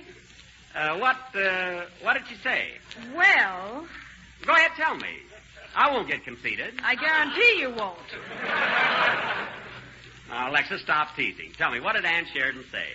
Well, Annie said there was no question about your acting ability. Uh-huh. But if there was a question, she was too much of a lady to answer. I don't quite understand, Alexis. Well, look, Jack. I saw you in that picture, and all the time you were making love to Anne, you were looking right into the camera. I was? Yes. I had a feeling your option was hanging on the lens. Well, unfortunately, it was. Say, Alexis, let's rehearse the love scene we're going to do at the camp. You know, where I'm going away. Oh, yes. The one where you leave me and kiss me goodbye, isn't it? Yes. Then I discover I forgot my hat, so I come back to the house. Oh. I get my hat and I kiss you goodbye again. But, Jack, in that scene you're only supposed to kiss me goodbye once. Well, I rewrote it a little. Anyway, I get my hat, and this time when I kiss you, I completely lose my head. Then you won't need your hat.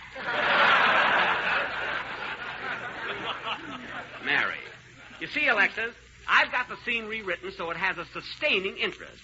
When I go out, I kiss you goodbye. Then you go out and you kiss me goodbye. Then for a change of pace, we both go out and we kiss each other goodbye. But, Jack, instead of all this kissing, why don't we just stay in and play a game of gin rummy? Well, I want a little excitement. So do I. Well, thanks. Come on, Alexa, let's rehearse the scene. All right. Now, this is the way we'll do it at the camp. You remember the one? Oh, yes. Ah, my darling, I must leave you now. I'm going to Lancaster for a small coat.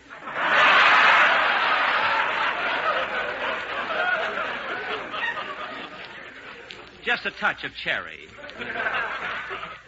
Don't leave me, Felix. Felix? Not tonight. Tonight of all nights. This is our anniversary. You can't leave me clap-saddled. Clap-saddle? This will be the first time we've been apart. Don't go, Albatross.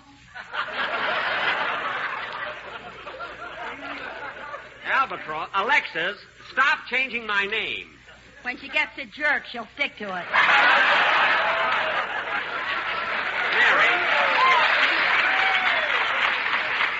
Mary, leave us alone. There's a magazine on that seat next to you. Pick it up and read it, will you? Where? Oh, Liberty. I haven't seen it this week. Good. Oh, my sweet. Yes, Clearwater. You know that I don't want to go. You're all that I live for. You're the guiding light in everything I do. You're the sunshine that brightens my drab existence. And, Mary, if you turn to page 16, there's a story about me. It tells about my career and my home life and how generous I am. What a hit I was in vaudeville and pictures and on the radio. And what a great guy I am. Jack, who are you in love with, me or you? Oh, pardon me, Alexis. Where were we? We just passed Ma Green's. I didn't mean that. You were just about to kiss her, dope. I was? Oh, yes, I remember. Let's go on, Alexis. I must go now. I must go now, darling. Kiss me.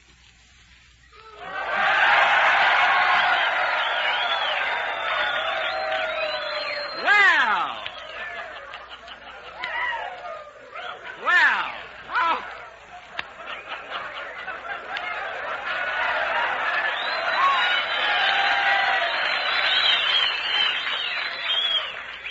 Well, how was that? Pew, pew, pew, baby. Pew, pew, pew. Mary, baby. I didn't ask you. You always have the fun.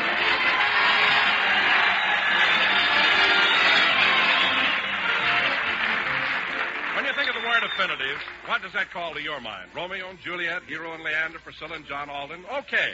But tonight I'm thinking of another kind of perfect mating, one you meet up with at the breakfast table every morning. That's a whole grain cereal, such as Molly-Rich Grape Nuts Flakes and milk. Boy, for swell taste, you simply can't beat a big bowl of crisp, toasty brown Grape Nuts Flakes and milk. You bet not. And now dietitian experts explain why, nutritionally speaking, these two are made for each other, because each enhances the food value of the other. Grape Nuts Flakes are teeming with whole grain nourishment, including iron, niacin, and vitamin B1. Milk supplies more proteins, You don't want me anymore.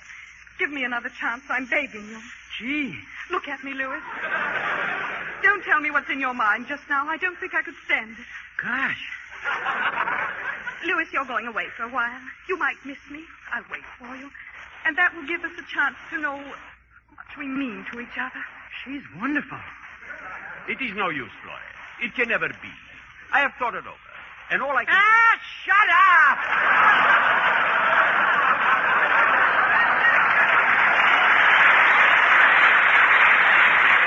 Dinner! What's the matter with you? I am so sorry. I lose my temper. Now, stop that nonsense. Phil, will you take that kid out of here? It will be a pleasure. What's the matter with you guys? I don't care what you think of my acting. We're going to finish this scene. Come on, Alexis. All right. But, Jack, you only have 10 seconds left. I don't care. Come on, Alexis. Make it quick. Louis, I want to talk to you. I'm very sorry about the roses, Louis, but I thought you'd sent them. Roy, I don't know what I mean. And you know how I feel now that you're going away. Louis, I'll go anywhere, be anything, do anything. Roy, I can't let you say things like that. I mean it. I'm honest. I love you. The second Wait, what are you...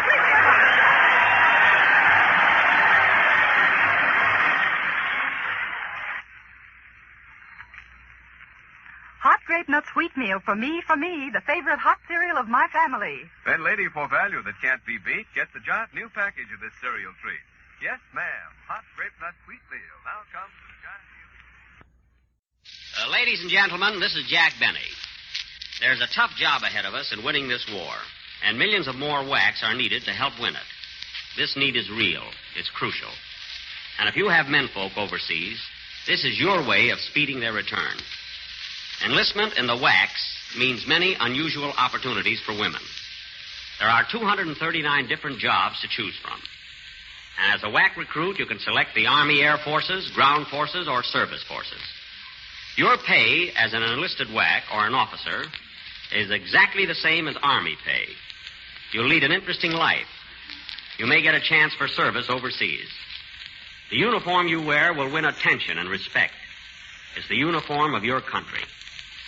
You are eligible for the whacks if you're an American citizen between 20 and 49 years of age with no children under 14.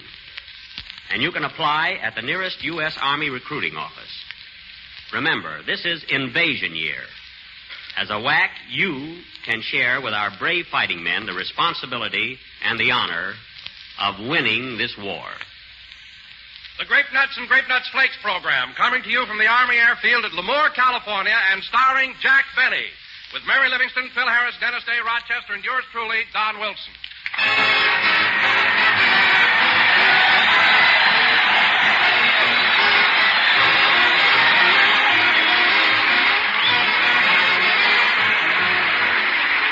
Look, folks, the crops are good this year, and there's enough food to go around if we all do our part and back up Uncle Sam's no-point, low-point food program. That means if we all eat plenty of the swell foods we can get for few points or no points. Now, one of the foods we're asked to eat more of are cereals with whole grain food values because they're plentiful, thrifty, wholesome, and they cost no points at all. Well, malty-rich grape nuts and grape nuts flakes are two delicious cereals that are crackling full of all-around whole grain nourishment, including proteins, iron, niacin, and vitamin B1. And don't forget that cereals with whole grain nourishment, like grape nuts and grape nuts flakes, are a must for that adequate breakfast you should eat. Yes, doctors and dietitians say you should get at least 1/4 of the entire day's nourishment at breakfast. So start the day right, folks. Eat a good breakfast, do a better job, and enjoy nourishing no-point grape nuts or grape nuts flakes every morning.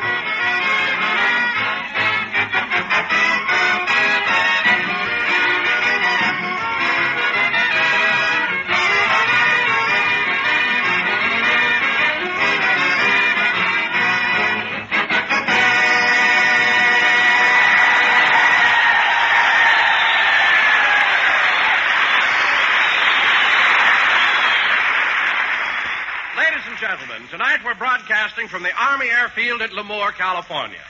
And now, folks, I don't mean to brag, but I've been a radio announcer for 15 years. And a mighty good one, too, Don. I know. And of those 15 years, 11 have been spent in introducing Jack Benny. How proud you must be, Don. 11 long years. 572 weeks of introducing Jack Benny. Benny, nothing but Benny, Benny, Benny. Don. Awake or asleep, it's Jack Benny, Jack Benny, Jack Benny. Johnsy boy. It's driving me mad. Don. Donsy kiddo, what's come over you? I can't stand it any longer, I tell you. I can't stand it. Quick, somebody, hand me a wet towel. Don. Where am I? What happened? Don, we're at the Army Airfield at Lemoore, California, and you were introducing me. Oh, yes, I remember. As I was saying, ladies and gentlemen, it gives me great pleasure to introduce America's best-loved personality, a man who is everybody's friend, Jack Benny.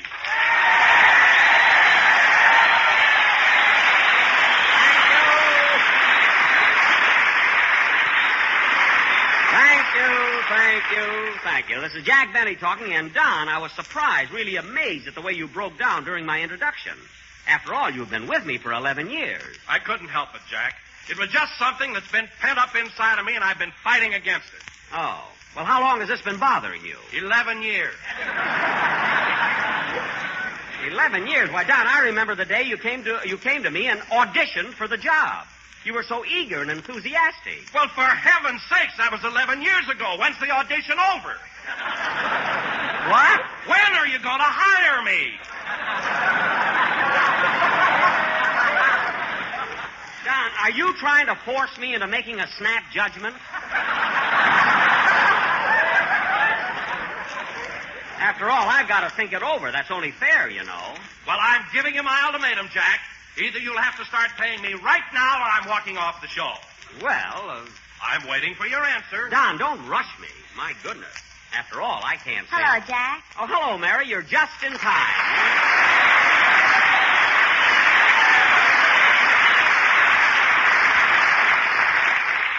Well, am I glad to see you. Oh, Jack, what were you and Don talking about? It's not important, Mary. Well, how do you like being out here at the Lemoore Airfield, Mary? Oh, it's all right, but as I was walking over here from the PX, one of the cadets grabbed my hat as a souvenir. Well, why didn't you grab it back? I couldn't. He was in a BT-15.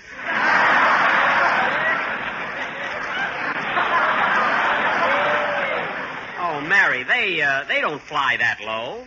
They don't, huh? All I know is when they have a date with a girl, they pick their flowers on the way. Really? How do you know so much about these boys? Well, when we got here this morning, one of the cadets told me he'd show me how to fly an airplane. So we went up for 2 hours. Did you learn anything? No, I knew how to kiss that way before I went up. Now, wait a minute, Mary. The cadet didn't take you up without an instructor, did he? That guy didn't need one. Oh. Well, what do you say, Jack? I'm waiting for your answer. I'll be with you in a minute, Don. Tell me, Mary. Mary, are you as popular here at Lemoore as you were at the other camps we visited? Well, I don't know, but that handsome cadet who took me up in the airplane went for me in a big way. Really? Yeah. He wants to impress me and show me how sophisticated he is. Uh-huh. So tonight he's going to take me to the El Patio.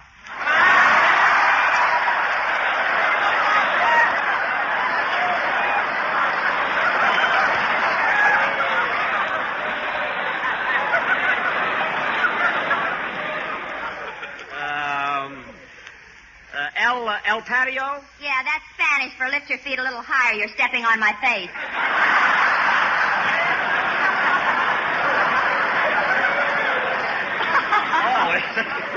Is it, oh, fella, you should see this gang. Is the El Patio crowded?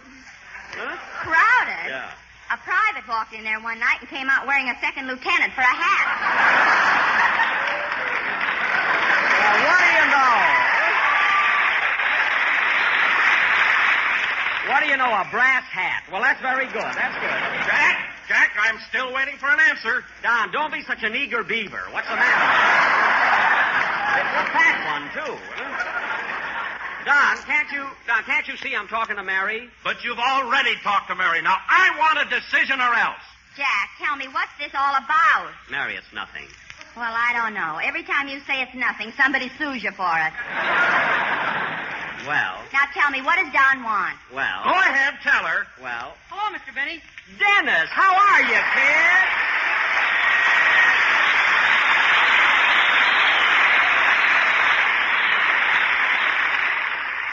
Well, if it isn't Dennis Day. If it isn't, his underwear fits me perfectly.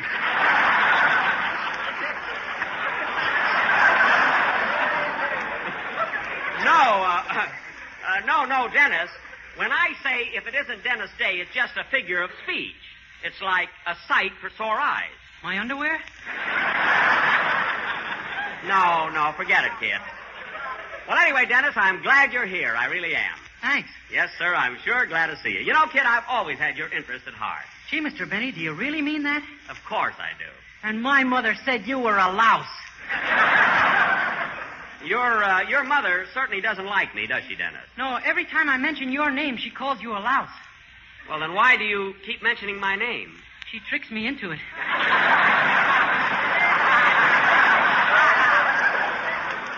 Oh. Anyway, Mr. Benny, I don't care what my mother says. I like you. Well, thanks, Dennis. And now, fellas... You've always been okay with me. Well, thanks, kid, thanks. And now, fellas, before You know, Mr. Benny, sometimes I wish you were my father. You do? Well, that's nice. And now, fellas... So does my father.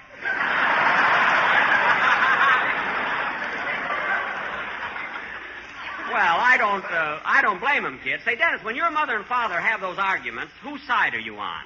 I don't know. They keep shoving me back and forth. Oh, well, you must have quite... Jack, I'm waiting. What did you say, Mary? I didn't say anything. That was Don. Oh, yes, Don. Say, Dennis, it's about time for your song. What are you going to sing for the boys? This is a lovely way to spend an evening. Good. Well, go right ahead. Jack, I've waited as long Don, as Dennis is going to sing. Please don't interrupt him. Go ahead, kid. Take your time, Dennis. Take your time.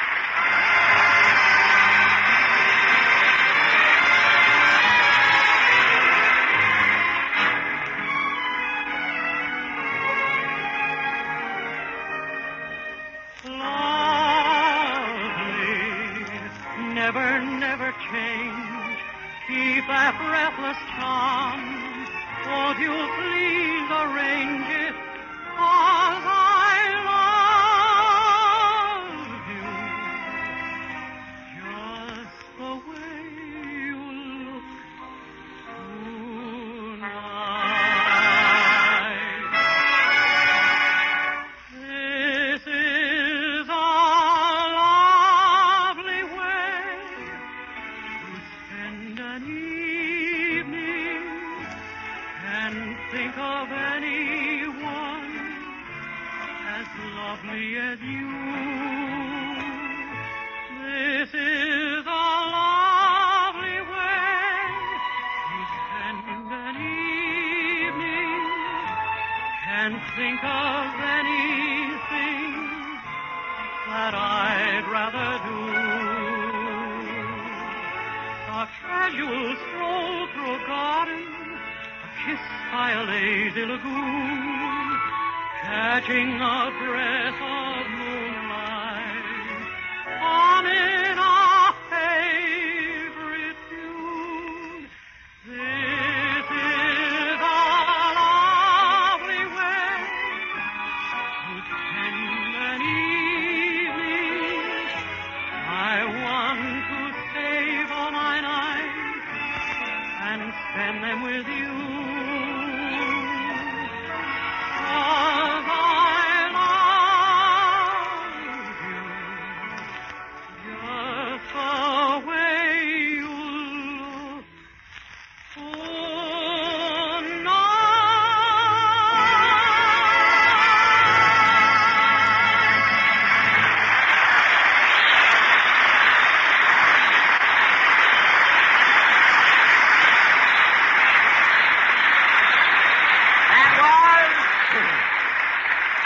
This is a lovely way to spend an evening dedicated to the El Patio and sung by Dennis Day. And very good, Dennis, very good. There's nothing better than listening to your voice. And now, fellas. What else can you do with it?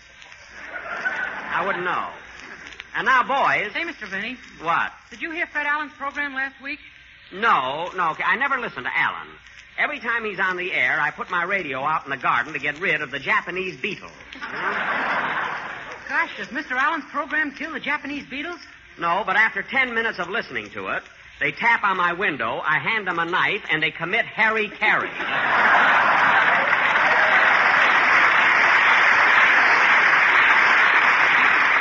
You know, Allen's a sort of a coast-to-coast flip gun, you know? You know, Jack, I heard his show last week, and you know what Alan called you? I don't care. He said you were the Surrey with no fringe on top. Well, now, isn't that clever? The Surrey with no fringe on top. Oh, hubba, hubba, hubba. Isn't it? Jack, you're just sorry because Fred Allen is funnier than you are. Listen, Mary, I played in vaudeville with that guy, and I know just how funny Allen is. He'd start off his act by laying an egg, and for an encore, he'd hatch it. So don't tell me about Allen. All right, Jack. Why, when he played a theater, it was so empty, the balcony came down and sat in the orchestra. So don't tell me about Allen. All right, Jack. And all what right. a ham he is for applause. In one theater, a mousetrap happened to snap shut, and he took 4 bows.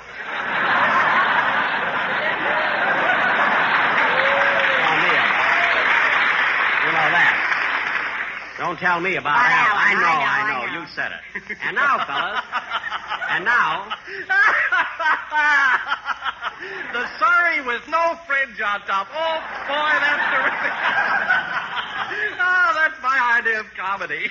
How do you like an ungrateful guy like that? Oh, well. Hiya, Jackson. What's all the excitement about? Oh, hello, Phil. Hello.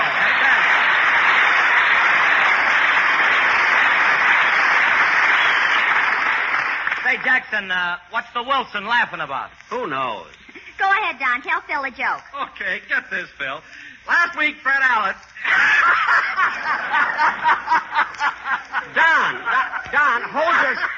Don, hold your stomach still. You're air conditioning the theater.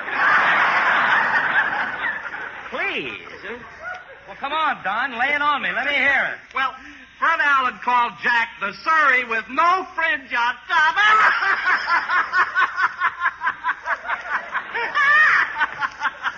Isn't that terrific? What's a Surrey?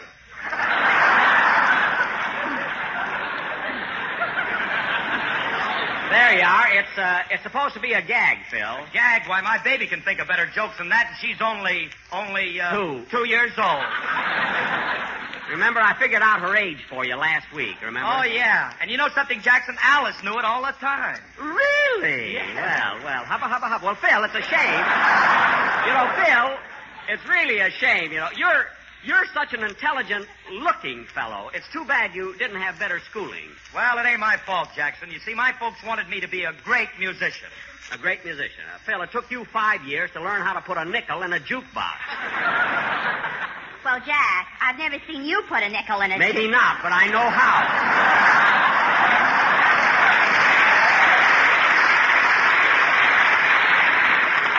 Anyway, look who calls himself a great musician. Oh, what are you talking about? I'm getting along all right. I'm doing as well as Harry James.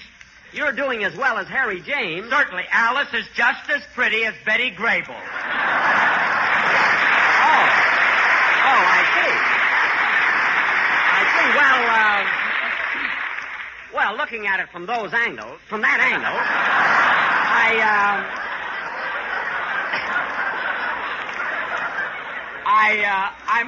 I must agree with you. Oh, by the way, Phil, you say you're a great musician. Just what instrument, of any, do you play? Are you kidding? I played drums for 12 years. Oh. Say, Phil, if you played drums for 12 years, how come you became an orchestra leader? I lost one of the sticks.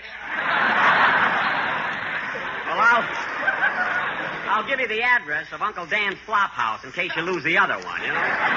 Anyway, Phil, I'm a better musician than you are. At least I'm not afraid to play my instrument. No wonder. You've got the only violin in the world with a built-in foxhole. Built-in foxhole. When Jack plays, the fox comes out and takes up a collection. Mary, I had to let the fox go. He wanted a 10% cut. I can go along with the gag. Say, I'm kind of foxy myself. You're too old to be Wolfie. Dennis. Don't be mad. I don't know what it means.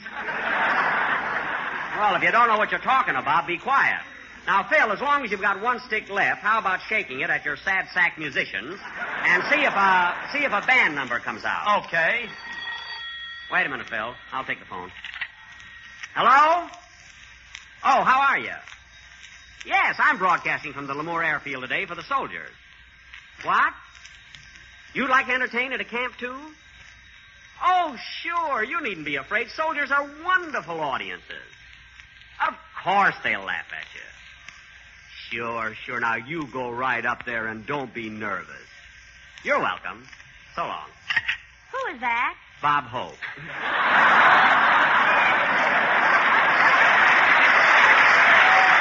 ahead, Phil. Let's have a number. One more time. Just one more time. Let me do the things that I used to do. Let me sit down to some tea for two. One more time. Just one more time. You can bawl me out, you can call me names. You let me play those parlor games. One more time. Just one more time. Eating all alone, being all alone's making me lazy. Walking all alone, talking all alone's driving me crazy. One more time. Just one more time. You can call me names, you can drink my gin if you snap that lock and let me in one more time.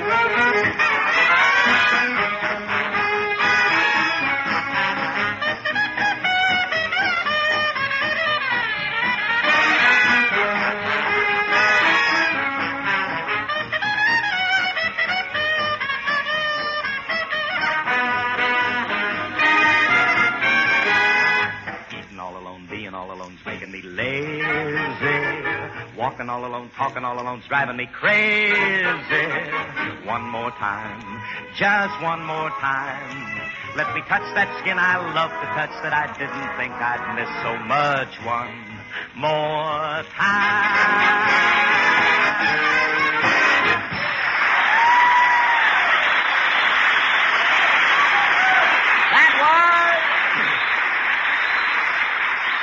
That was Just One More Time, sung and played by Phil Harris and his Makes You Want to Go to Hanford Orchestra. Now, kids, before we go any further, in fact, I meant to tell you about this at lunch. I had the funniest dream last night. It was so realistic, and all of you kids were in it.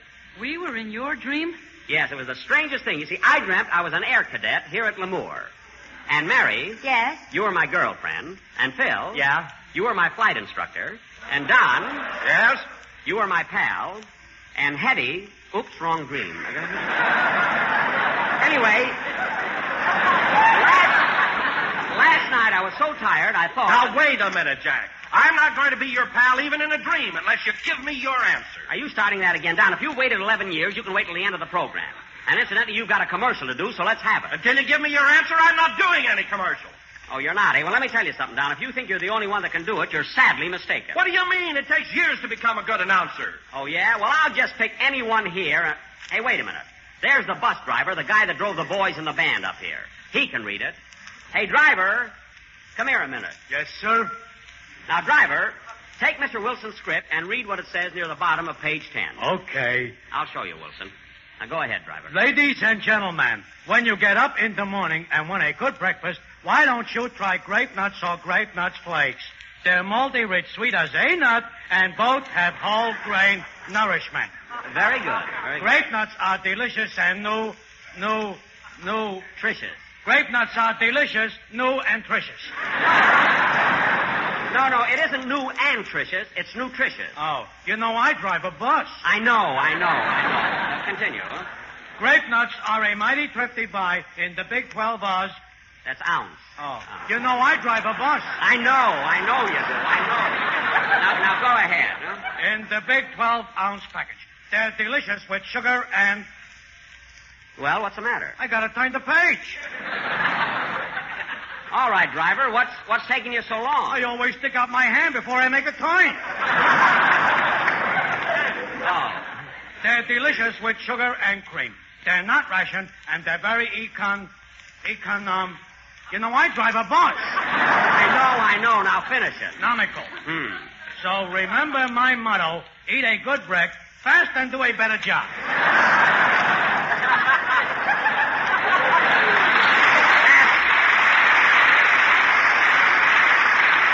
Look, jerk, that's eat a good breakfast and do a better job. Anyway, thank you very much. You're welcome. Hey, you know, Mr. Benny, back there where I stuck my hand out to turn the page? Yes. That was a joke. Well, it was very clever, very clever. Now go over there and sit down. Say, Mr. Benny. What, kid? If you ever want a singing commercial, I can do it. A singing commercial? You can? Sure. Oh, what a beautiful morning. Oh, what a beautiful day. I've got a beautiful feeling that grape nuts and grape nuts flakes with sugar and cream are coming my way. George Burns can sing it that good. Hey, that's kind of cute, though. Huh? You think it's too subtle? No. We'll use it sometime. Hey, Mr. Benny, why don't you tell me you wanted a song? I can do that, too. Well, look, it may be some other time, driver. Merci, don't send a lambs eat grape nuts, a kettle eat grape nuts, too, wouldn't you? That's fine. With cream and sugar. That's enough. Look, that's enough. That's so delicious. Now, cut that out! Why, what's wrong with grape nuts? Nothing. I don't want to hear any more singing. Now, as I was saying, I'll get it. I hope it's a sponsor. Quiet. Hello? Hello, Mr. Benny. This is Rochester.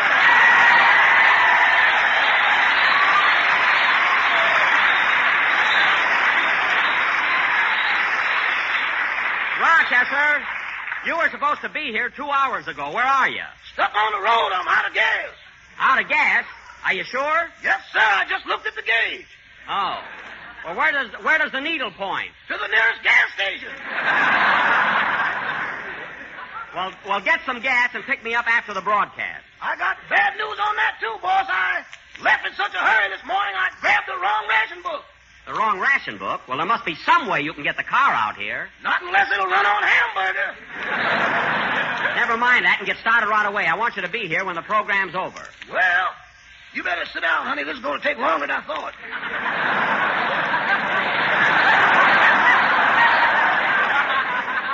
Rochester, who are you talking to? A lady who's having car trouble, too. Oh, sure. Sure, I suppose she also ran out of gas. Uh-huh. And at the same time. Uh-huh. I suppose she even ran out of gas in the same place. In fact, in the same car.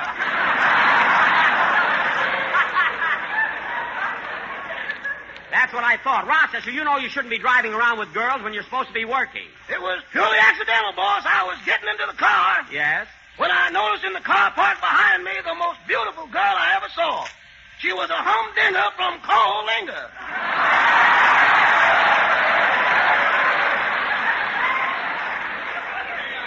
Well? So I immediately organized a carpool. Well, I'll be... Rochester, you fall for every girl you see. But this was different. She's gorgeous. Oh, stop exaggerating. No, really, boss. It's just like looking through Esquire with smoked glasses.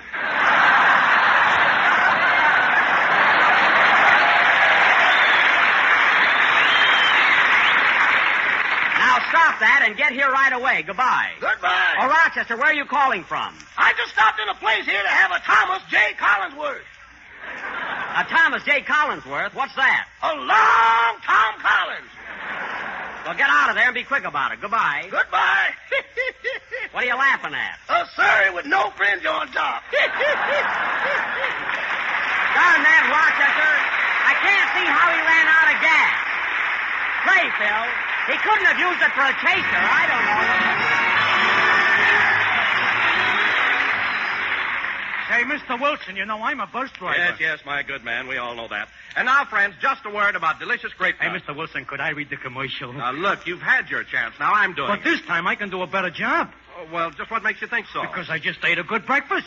What? Well, you can't eat breakfast at this time of day. It's supper time. Oh, gee, I never thought of that. Well, now, you think of it tomorrow morning. Then eat a good breakfast and do a better job. And be sure to include grape nuts. Naturally. For grape nuts, with that sweet-as-a-nut flavor, that distinctive texture, provides all-around whole-grain nourishment. One type of nourishment recommended by nutrition experts as a daily breakfast must.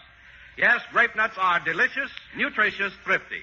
So, friends, if you want to be able to read commercials, eat a good breakfast, do a better job.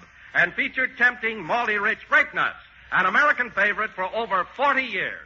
I want to thank Colonel Maughan, Captain Blair, Captain Laughlin, and all the men here at the Lemoore Airfield for their wonderful hospitality. Good night, everybody.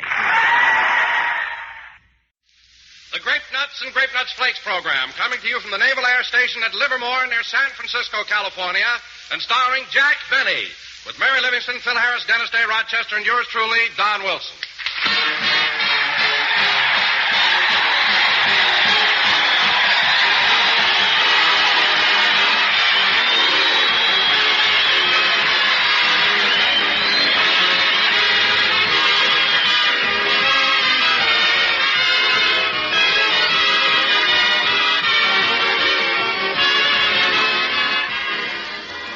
Guess what? This may be a little hard to believe, but government authorities say that most folks don't get enough breakfast, and they're concerned about it. They want us all to eat a good breakfast and do a better job. Now, it turns out the reason why so many people give breakfast the brush is because of the time and cost involved. But if you start your day with malty-rich grape nuts or grape nuts flakes, you solve the whole situation. For these delicious cereals cost only about a penny a serving, and they're so quick to fix, they cost you nothing in time. Now, as you know, nutritionists say that a cereal with whole grain food values is a must for the adequate breakfast. Well, both Grape Nuts and Grape Nuts Flakes are cram full of all-around whole grain nourishment, including iron, niacin, and vitamin B1. Proteins, too. So thanks to Grape Nuts and Grape Nuts Flakes, you can have a good breakfast in about the same time it would take you to sip and run. Eat a good breakfast, do a better job. Enjoy Grape Nuts and Grape Nuts Flakes.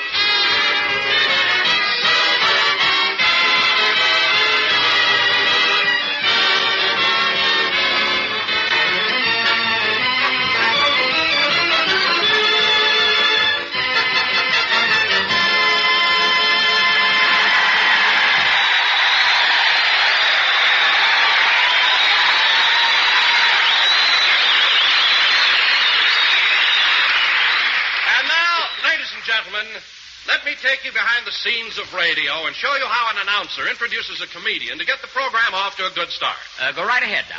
You see, folks, we announcers depend upon holidays and special events to give meaning to our introductions. That's right, folks. Every introduction has a meaning all its own. For instance, last Thanksgiving, when I introduced Jack, I said, since this is a new Thanksgiving, we bring you an old turkey.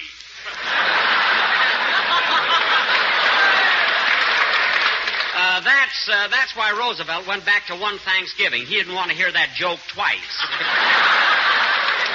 Continue, Don. When the Christmas holidays rolled around, I introduced Jack by saying, we can't bring you Santa Claus, but we bring you a man who's holding the bag. Now that joke never had a chance. It was given its primary training by Red Skelton, grounded by Abbott and Costello, and washed out by Fred Allen. All right, Don, proceed with your lecture on introductions. When I introduced Jack on Washington's birthday, I said, George Washington threw $1 across the Potomac. We can't bring you that dollar, but we bring you the man who has all the others. I'll never forget the reaction to that gag. The audience rose to their feet, bowed their heads for 1 minute, and sat down again. Continue, Don. So you see, ladies and gentlemen, the various holidays have much to do with introducing a radio comedian. But this is not a holiday. That's right. So for absolutely no reason at all, I bring you Jack Benny.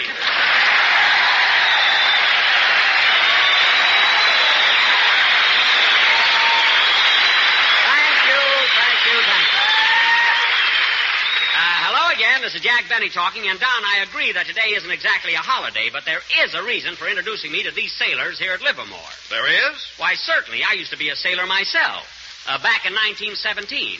Oh, did they take men over 38 then?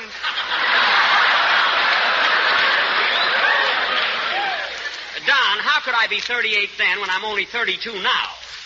I mean, don't let this gray hair fool you. It isn't mine. So there. But, Jack, 1917 was 27 years ago. And if you're 32 now, that means you entered the Navy when you were only 5 years old. I was a daring little devil, wasn't I? You know, I still have the tattoo of Shirley Temple on my arm. I really have. Anyway, let's get on with But, Jack, you were so young. What could the Navy do with you? They made me an ensign.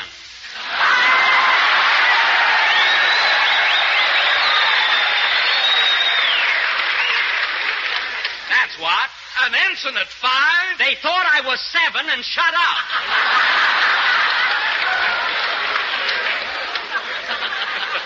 This gray hair fooled them, too, you know. And, Don, I wish you wouldn't make me lose my temper while we're here. I'm sentimental about the Navy. Me too, Jack. You know, I wish I were a sailor. I feel that I could put my heart into that uniform. Don, you'll never... Oh, your heart. Your heart.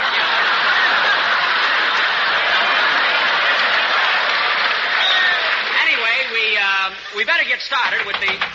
Come in. Mr. Benny? Yes? You may not remember me, but I'm Mr. London, the manager of the St. Francis Hotel. Oh, yes. I've been staying there all week. Well, congratulations. We got a room for you now. Well, I'm glad. It was a little noisy sleeping in the lobby there, you know. In the lobby? Why, Jack, wasn't it embarrassing getting undressed? Oh, no, Don, no. They have 2 lobbies, one for men and one for women. And what a scramble getting dressed in the morning. Yesterday I came out of there wearing a commander's pants, an admiral's coat, and a sailor's hat. I almost went crazy saluting myself. But, Don, no kidding, we have had a very exciting week up here, haven't we? Oh, we certainly have. Especially last Monday night at the Henry Kaiser shipyards when Mary launched that ship. We had a great time. Well, I was enjoying it until the foreman at the shipyard insulted me. Don, the foreman apologized. He told you he was nearsighted. He didn't try to launch you intentionally. It was just a natural mistake, that's all. Hello, Jack. Oh, hello, Mary.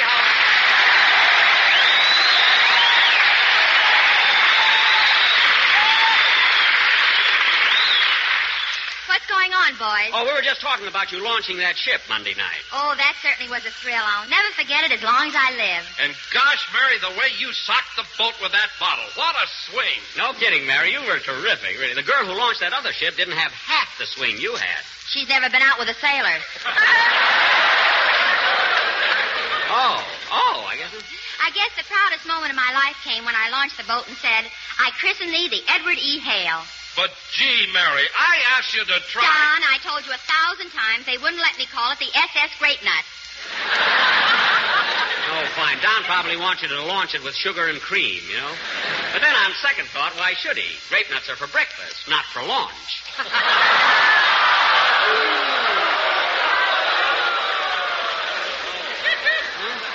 My. Did that come out of me? Huh? What happened then? What happened? Oh. Oh, brother, those are the kind of jokes that keep us moving from camp to camp. Yeah, but you know, Mary, I can't get over how many boats they've launched here in such a short time and the amount of champagne they have to use. Imagine all that champagne falling into the water. Then that explains it. What? Yesterday, I saw a man fishing, and as he pulled one out of the water, the fish shrugged his fins and said, in my condition, who cares? Mary, it's all right to be silly but don't overdo it. You know, fish can't talk. Well, this one was so cockeyed he didn't know what he was doing. that's different. But all in all, it has been an exciting week from the moment we crossed the bay and arrived in San Francisco. Say, Jack, did you notice those huge Navy planes landing on the water? Yes, and I was puzzled by those big things at the bottom where the wheels should be. What are they? Those are pontoons. Yes, you've seen them before, haven't you? Pontoons? Yeah. Oh, yeah, those are the things the automobiles use in Los Angeles during the rainy season.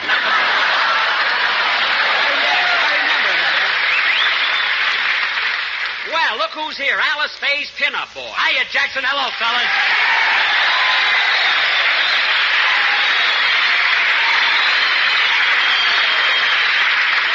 Well, Phil, it's good to see you. What have you been doing all week? Just fishing and wringing them out.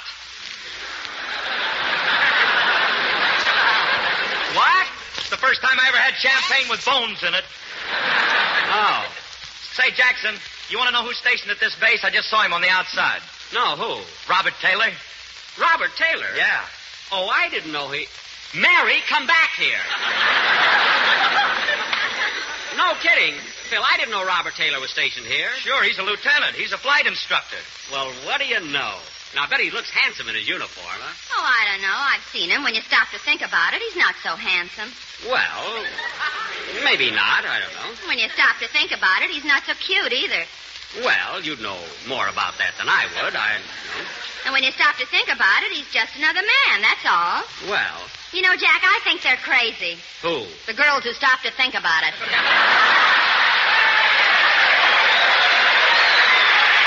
I should have known you were leading up to something. Phil, for heaven's sake, play a band number and get Mary out of this romantic mood. Okay. I was handsome, too, when I was a sailor.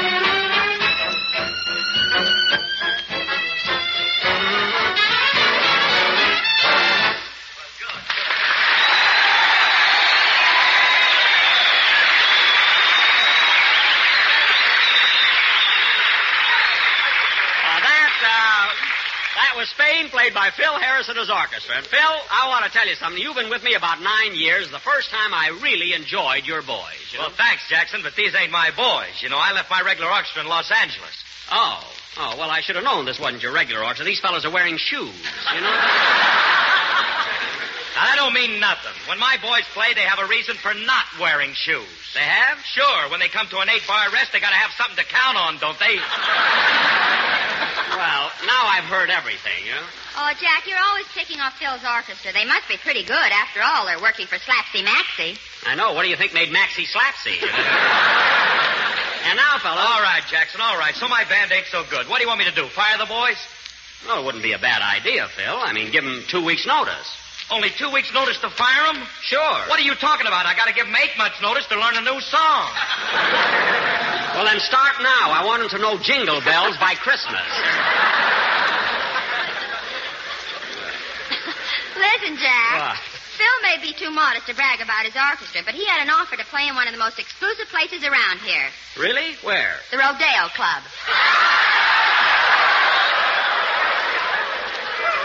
Say, That's a funny name for a night spot. I wonder why they call it the Rodeo Club. Because after you take one drink, they throw you, hog tie you, and brand you to show that you've been waited on. Well, gee, they must really be doing business. And now, fellas, come in. Mr. Benny? Yes? You may not remember me, but I'm Mr. London, the manager of the St. Francis Hotel. Yes, I know. We have your room ready, but due to the shortage of help, you'll have to make your own bed. Oh, I don't mind making my own bed. Good. Here's a hammer and saw. Get busy.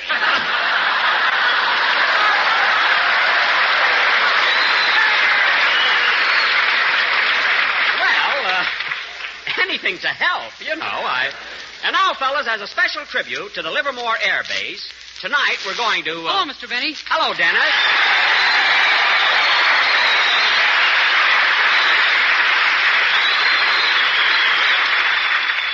As I was saying, fellas, tonight we're going to... How are you? Fine, kid. Fine. As a special tribute to the Livermore Air Base... Gee whiz, Mr. Benny, you haven't seen me all week and you don't even say, hiya, Dennis, old kid, old pal. Gee, I'm glad to see you. What have you been doing?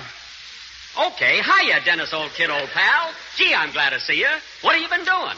Nothing.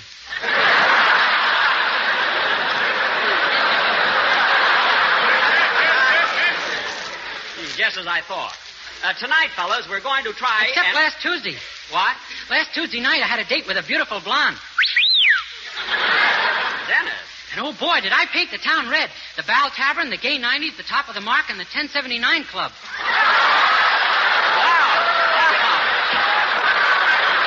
Hey, you... Listen, kid,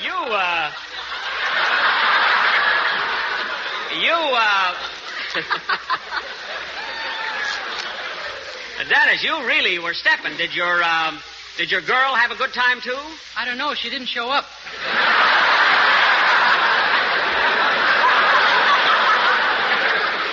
Well, of all the things... Dennis, there's no fun going to all those places by yourself. There isn't? Of course not. And another thing, kid, how can you afford to go to those expensive nightclubs? I don't check my hat. Well, how can you save money that way? Jack, this may come as a surprise to you, but when people get their hats back from the check room, they're supposed to leave the girl a tip. Oh, yeah. Say, you know, girls are lucky. They don't have to check their hats. Huh? Of course not. Well, anyway, Dennis, getting back to...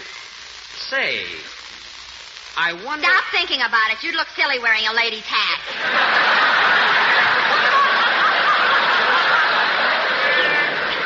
I wasn't thinking about it at all. I was just thinking how silly it was for Dennis to go to all those nightclubs without his girl. Well, gee, Mr. Benny, I was having so much fun, I didn't even realize she wasn't there. Well, when did you miss her? When I went to kiss her goodnight.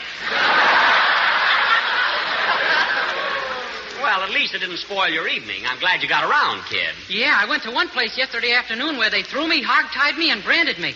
Oh, the Rodeo Club. No, the Income Tax Bureau. Oh, yes, March the 15th does roll around. Well, anyway, now that you're here, kid, how about singing a song for the boys, huh? Okay. Okay,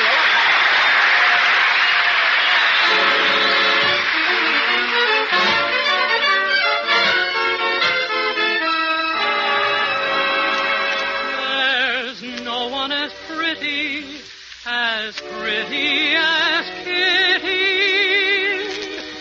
my blue-eyed Kitty, oh, too. When she walks along on the street, fellas shout, here, pretty kitty, blue-eyes. You can hear him shout every time she goes out, here, pretty kitty, blue-eyes. But she looks at nobody, she's lonely in New York. Oh, she loves a doughboy named Johnny O'Rourke. That's why she'll never hear anyone till he'll shout, I'm here, pretty kitty, blue-eyes. Her eyes are like the blue skies of Erin. Her beauty is something quite daring. There's no one as pretty as Kitty. She's got the whole town staring. When she walks along on the street, fellas shout, Billigadoo, Shinimaroo, Shabalaral, the blue eyes. You can hear him shout every time she goes out. Billy-gadoosh, shinnamaroosh, balderalda, blue eyes. But she goes with no boy, she's got her memories. Oh, she loves a doughboy who's now overseas. That's why she'll never hear anyone till he'll shout, I'm here, pretty kitty, here, pretty kitty, blue eyes. There's no one as pretty as Kitty, my darling Kitty O'Toole.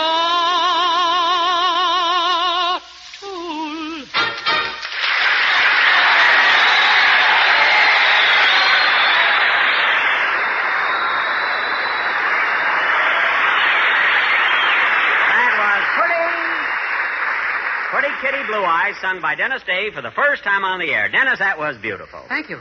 Say, Mr. Benny, I wanted to talk to you about something. You know, when I was at the Income Tax Bureau, I got all mixed up. You did? Why? Well, my salary is $35, isn't it? That's right. And because my song only takes 2 minutes, you told me it amounts to $186,000 a week. That's right, Ken. Then what do I pay tax on, $35 or $186,000? Dennis, $186,000 is a theoretical figure. You're not really getting that much. I'm not? No. No wonder my girl didn't show up. Dennis, let me try to... Wait a minute, Jackson, wait a minute. You better let me handle this. I'll explain this whole thing to the kids. Oh, fine. Now, look, Dennis, theoretically, Jackson is right. What? Now, the $186,000 is your hypothetical compensation. Uh-huh. Which means that your remuneration is based on the limited time of your just skip that. Productivity. Oh. Now, the element is the question to segregate the actual from the supposition. Oh, brother. Now, so summing it all up and then condensing it to simple phraseology. Yes? You're a bum. Phil. Hypothetical remuneration, phraseology. Phil, for heaven's sake, where did you learn all those big words? Oh, I was up with them all night. And, Jackson, the next time you give me a speech like that to read, I'm going to punch you right in the nose.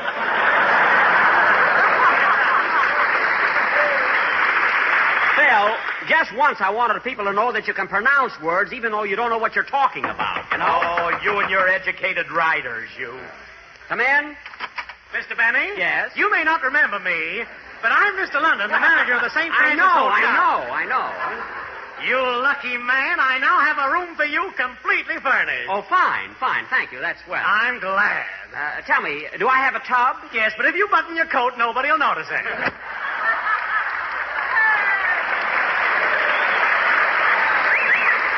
Now that I can't understand at all. Oh, my goodness, I forgot to ask him something. I'll get him back. Oh, Mr. London! Mr. London! Here he comes, Jack. Mr. Benny wants to talk to you. Mr. Benny? Yes? You may not remember me, but I'm Mr. Never London. mind that. Now, here's what I'd like to know, Mr. London. Do you serve breakfast in the rooms? Why, yes, certainly. You can have anything you want. Good. Now, tomorrow morning for breakfast, I want grape nuts flakes. Why? Ooh, what he said.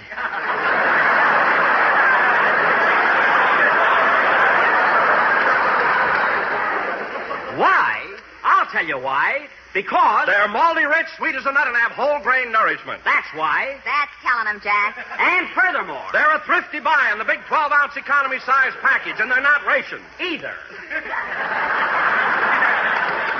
That's telling them, Jack. And another thing. I met a sailor friend of mine here, and he told me that he likes to start his day with a big bowl of grape nuts flakes. Because his motto is, eat a good breakfast, be a better gob. Yes, sir. And do you realize that grape nuts flakes are an American favorite? Why? Why? Are you crazy? No, I'm London, manager of the St. Francis I know. Peculiar fella, but likable. Now, where were we before he came in? I was a bum. Oh, yes. No, Dennis, you're not a bum. And let's not start that again. Let's get on with the... I'll take it. Hello? Hello, Mr. Benny. This is Rochester.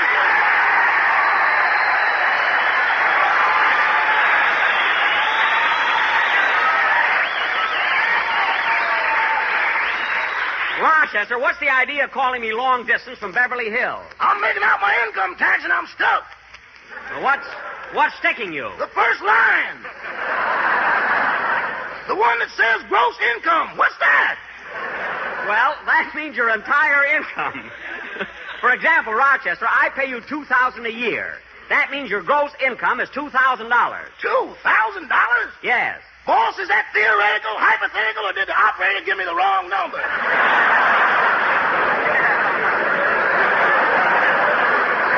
Don't worry, you haven't got the wrong number. Now, look, Rochester, in figuring your income tax, put down all you made, then list your deductions, such as contributions, donations, bad investments. Bad investments? Does that include money lost while on bended knee?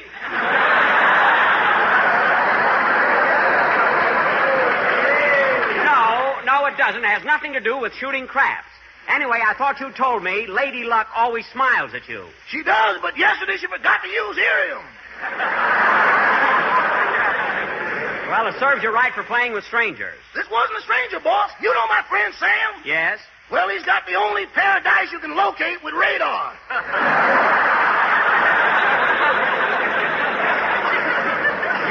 You mean they're trick dice? Trick? When you roll them out, one comes up 7, the other 11, so there's nothing to be in doubt about.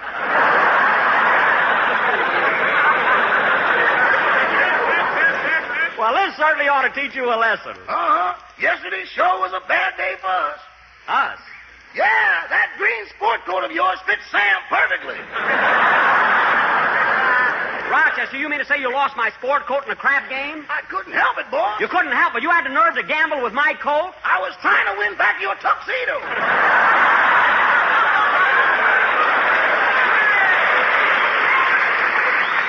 Well, that's the... Rochester, you better have my clothes back by the time I come home.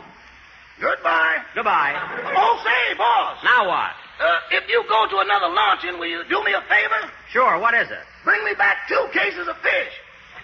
2 cases of fish? Yeah, and when you pull out the hooks, clog up the holes. I don't want to lose any of it. Okay, I will. Goodbye. Goodbye. Got it. Every time I go away, something happens.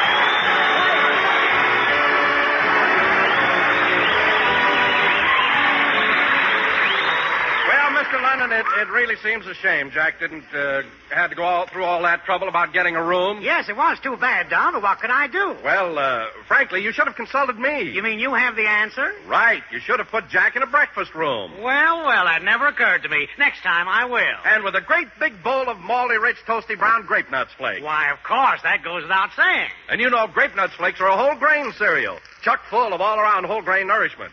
One type of nourishment nutrition experts say we need every day. And delicate, toasty brown grape nuts flakes taste so swell, everybody goes for them. They have a malty-rich flavor, a crisp, distinctive texture that makes them tops for breakfast pleasure. So, friends, if you always want to be able to get a hotel room, eat a good breakfast, do a better job, and make tempting sweet as a nut grape nuts flakes your favorite dish. I want to thank Captain Champion, Commander Walker, Lieutenant Tyser, and all the men here at the Livermore Naval Air Station for another swell day. And now, just another word. President Roosevelt, in a recent statement, urged every young American who will be a high school graduate by July 1st to investigate the Army and Navy Reserve Program immediately. It is of the greatest importance to the nation that as many as possible take the March 15th examination. For those who properly qualify in this age group, the Enlisted Reserve Program provides the best possible opportunity for them to serve their country. These tests will be held in your local high school at 9 o'clock Wednesday morning, March 15th. Thank you, and good night.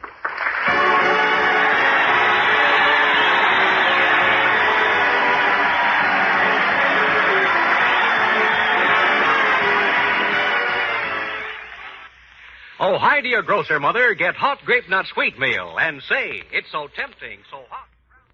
Grape Nuts and Grape Nuts Flakes program coming to you from Vancouver, British Columbia, and starring Jack Benny, with Mary Livingston, Bill Hennis, Dennis Day, Rochester, and yours truly, Don Wilson.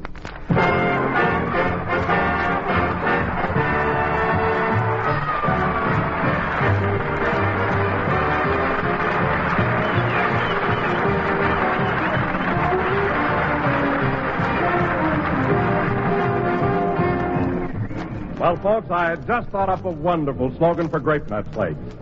If Grape Nuts Flakes are a cereal, give me a second installment. Well, maybe it is sort of corny, but there's no doubt about it. Anybody will enjoy a second installment of Grape Nuts Flakes. That crisp, toasty brown texture, that malty, rich, sweet as a nut flavor make Grape Nuts Flakes really distinctive. And they're a whole grain cereal, chock full of all-around whole grain nourishment. And the nutrition experts agree that breakfast should include a cereal with whole grain food values. So make that cereal Grape Nuts Flakes and do your family a favor all around. Remember, eat a good breakfast, do a better job. Feature tempting, toasty brown Grape Nuts Flakes. And buy them in the big new 12-ounce economy size package.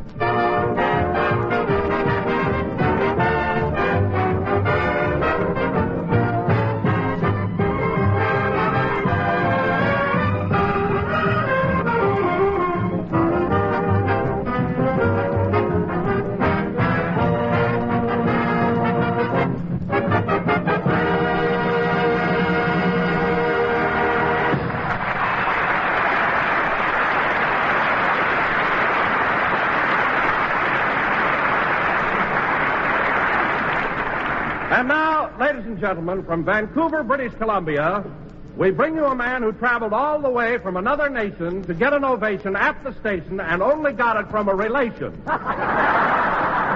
And here he is, Jack Benny.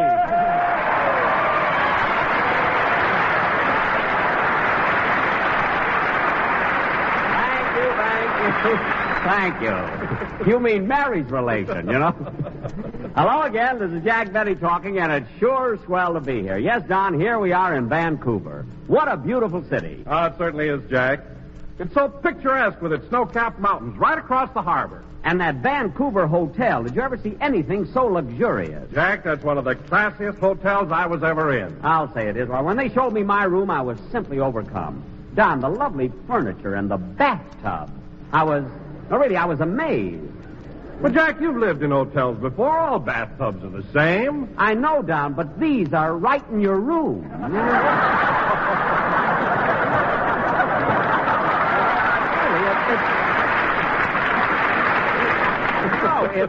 It's very convenient, but you don't meet so many people that way. You know? 3 times I walked out of my room with a towel over my shoulder. No kidding. Another thing, Jack. Have you noticed how polite the people are here in Canada? Polite? Yes, Don, I have. Why, I even saw a war poster up here that said, "Please guard your speech, lest unknowingly you divulge vital information regarding military operations." Well, that's nothing, Don. We have the same thing in Los Angeles, only it's a little more condensed. It just says, "Shut up."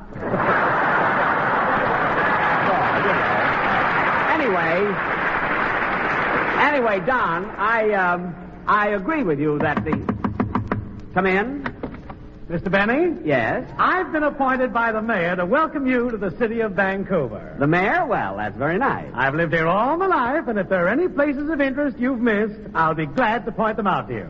Well, let me see. I've been through Stanley Park, and then I... Stanley Park? Yes. Where's that?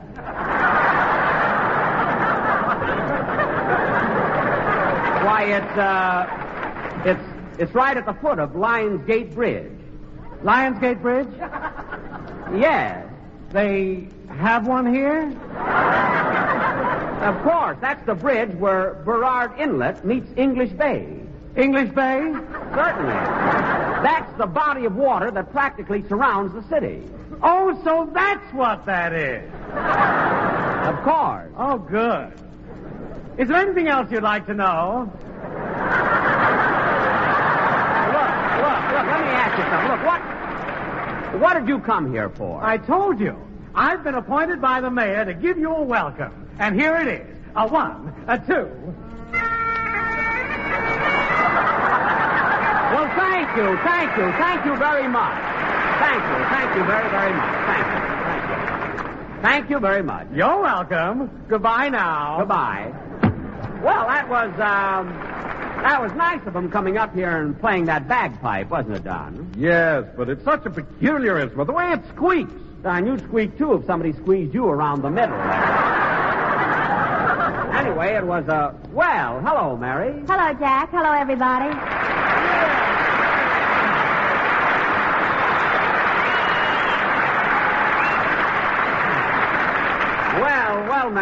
how does it feel coming back to Vancouver, your old hometown? Oh, it certainly is thrilling, Jack. As soon as we got here, I went down to Nelson Street. That's where I used to live, you know. Yeah, you told me. Then I visited King George High School. That's where I graduated from. Brought back memories, huh? It sure did. Just think, Jack, right here in Vancouver, I spent my girlhood days. Gee, Vancouver, 1928. Yeah. You know, I spent my boyhood days in Waukegan. Gee, Waukegan, 1883.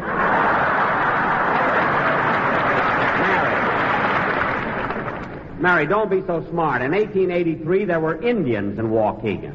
Anyway, Mary, I'll say one thing. When you lived here in Vancouver, you lived in a great city. In fact, when I arrived, I drank a toast to it.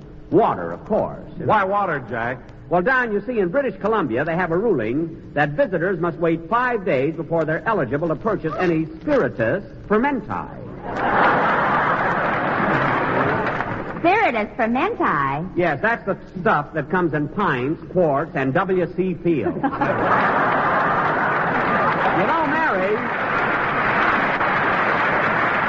know, Mary, being in Vancouver brings back memories to me, too. When I was in vaudeville, I played the Orpheum Theater many a time. Did you know that? Did I know that? Jack, every time you played here, didn't you notice a little girl in the third row in the aisle seat with long blonde pigtails and a pink ribbon in her hair? Well, I'll be darned. Was that you? No, that was my mother. Now, cut that out. You know, Mary, just because this is your hometown, you don't have to... Hiya, Jackson. Okay, Vancouver, you've waited long enough. Here I am.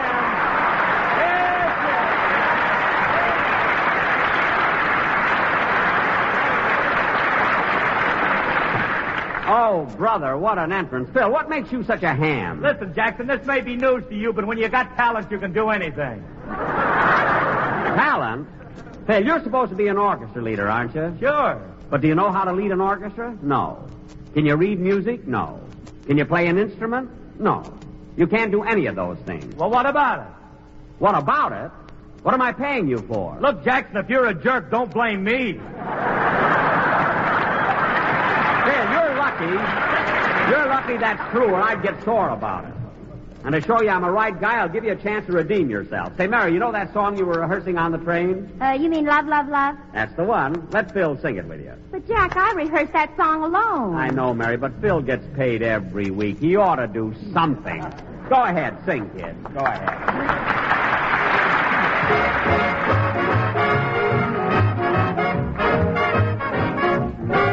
Imagine you imagining that you love me. And starting on a family tree. Well, just imagine starting on a family tree. The mama is me. And the papa is me. If your heart goes bumpity-bump. Ooh, it's love, love, love. If your throat comes up with a lump. Then it's love, love, love. If your knees go knockety-knock. It's love, love, love. If we're cuckoo like the cuckoo in the clock. It's love, love, love. Imagine you imagining we're man and wife. We'll go and buy a fork and a knife. Well, just imagine eating with a fork and a knife. Ooh, how rich we will be for the rest of our life. If your heart goes bumpity-bum. Well, ooh, it's love, love, love. If your throat comes up with a lump. Then it's love, love, love. If your knees go knockety-knock. Ooh, then it's love, love, love. If we're cuckoo like the cuckoo in the clock. It's love. Yes, it's love.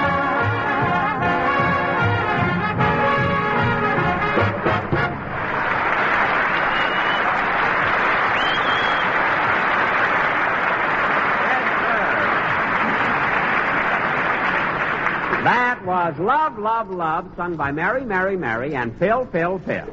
Thanks. No fooling, kid. You did a swell job with that song. You see, Jack, you were wrong. Phil can do something. Well, I didn't say Phil couldn't sing, Mary. I merely said that... And that ain't all, Jackson. You know I can make up jokes on the spurt of the moment. Oh, fine. Spurt of the moment. Yeah, now look, get a load of this. You ask me, you say, ask me why the girls in Vancouver never take sun baths. Oh, Phil, please. Oh, Jack, ask him, what can you lose? All right, Phil, why do the girls in Vancouver never take sunbaths? Because even the mountains peak.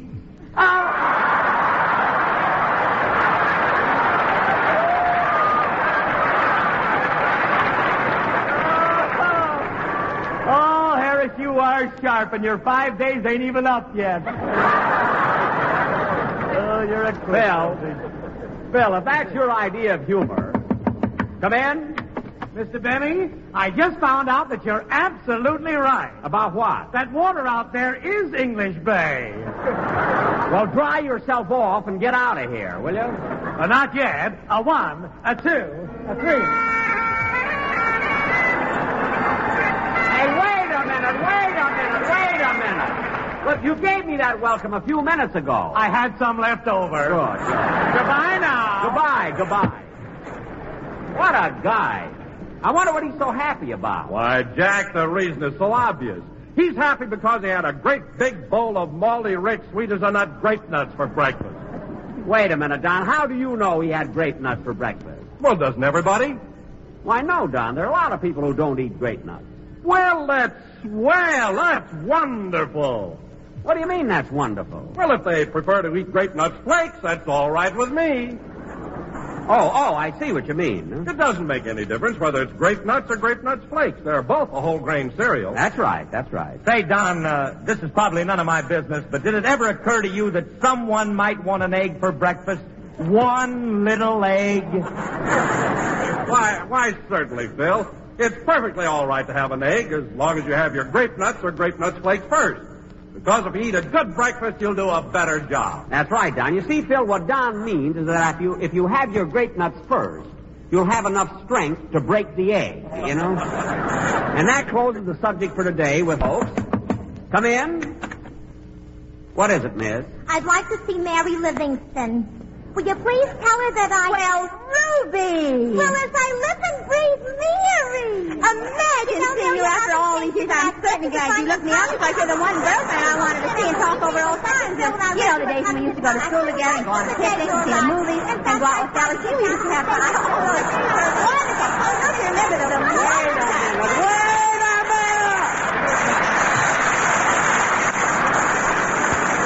Wait a minute. Good old Ruby. Good old Mary. If it turns out they don't even know each other, I'm quitting radio. I mean it. Jack, I want you to meet my old school chum, Ruby Wagner. Ruby, this is Jack Benny. Pleased to meet you. Any friend of Mary's is a friend of mine. Thank you. Gee, Mary, you haven't written to me in over 10 years. Tell me, are you still going around with that old broken-down fiddle player?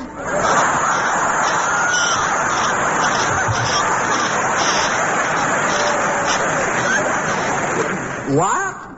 Ruby, quiet. This is the broken-down... Jack is the fellow I wrote you about. I work for him now. Gee, Mary, am I glad you stopped me.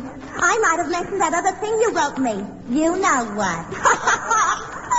Mary, for heaven's sake, what did you write to her? Oh, I wrote about the time you were showing off at my house and tried to jump over the dining room table.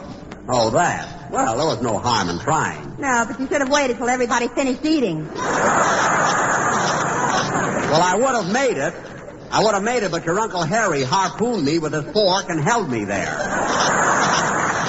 Well, that's my Uncle Harry. When meat goes by, no matter how bony it is, he makes a stab at it.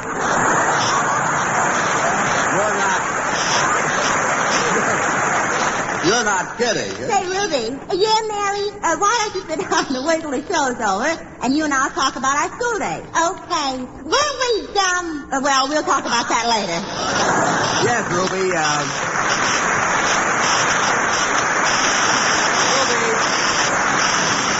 Ruby, please sit down, because right now I have an important announcement to make. Ladies and gentlemen, tonight this program is being honored with a very special guest. It is my pleasure to present to you the Mayor of Vancouver, His Worship J.W. Cornett.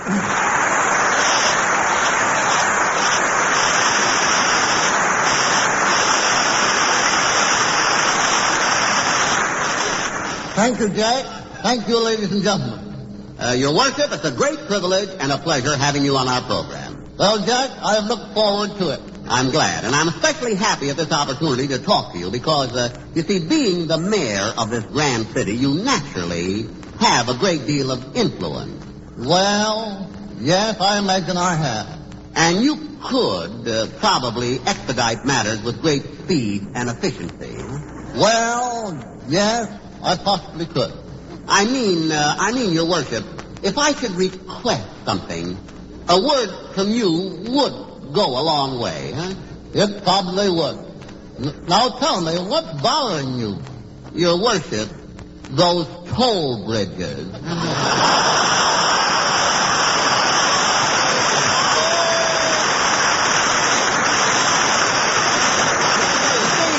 You see, I've heard so much about Grouse Mountain Chalet on the other side of the bridge, and I'd like to see it just once without my telescope, you know? If you know what I mean. I know what you mean. Oh. Well, tell me, is Grouse Mountain Chalet really as beautiful as it looks from a distance?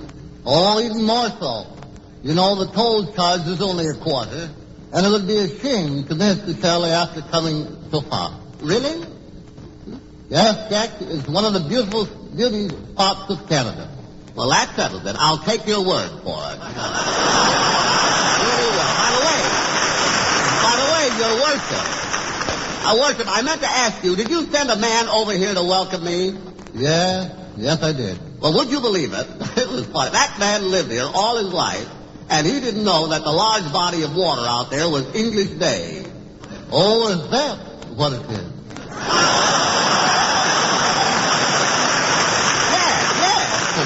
This is an interesting town. You should read those travel folders, you know? Well, Mayor Cornett, I want to thank you for appearing on our show. It's been a lot of fun, hasn't it? It certainly has, Jack. And on behalf of my fellow Canadians, I want to thank you for coming here and playing such a fine part in our 6th victory loan. You're very welcome.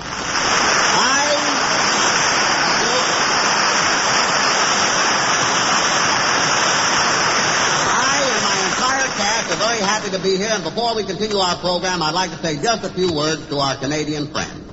Since our arrival in Vancouver, we have visited your hospitals and talked with your boys back from the battlefield. They can tell you why Canada's 6th victory loan must be an overwhelming success. You can put your dollars into the fight with them by buying Canada's 6th victory loan. You can support them worthily, but only if you put victory first. Thank you, Mayor Cornett. And now...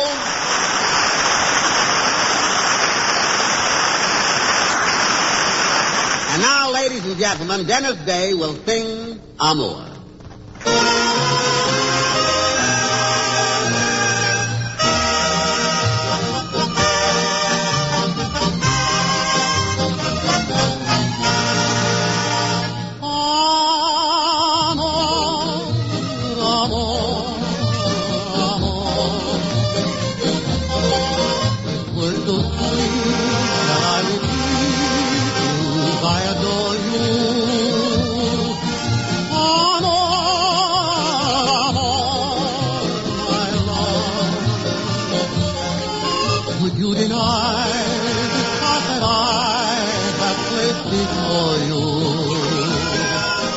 I can't find another word with me so clear.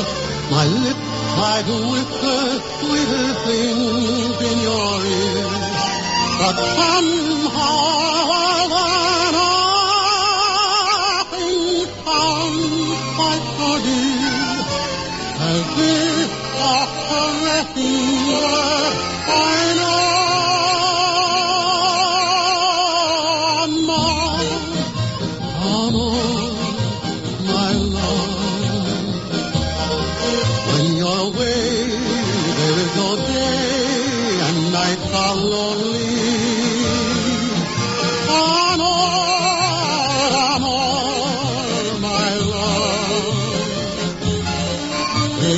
Divine, say you'll be mine and love me only.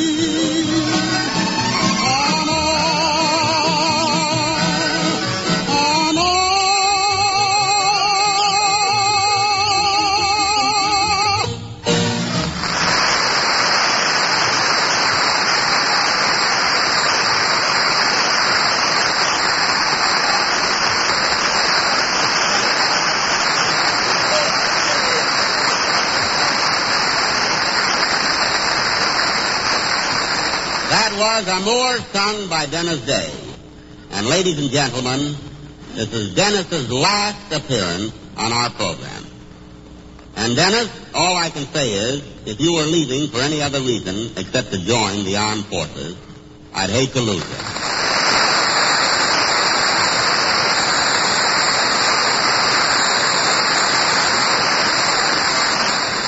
But as soon as this war is over, I hope you'll be back with us again. I sure will, Mr. Benny, and I'll be looking forward to it. So will we. You know, Mr. Benny, when I'm in the Navy, I hope people won't think I'm as dumb as I act on this program. I'm sure they won't, Dennis. Well, I'm glad, because when I enlisted, I took an intelligence test, and I got a mark of 158. 158? Sure, here's the card. And it also says that I have a great powers of leadership and will be a great success. Dennis, this is your weight and fortune.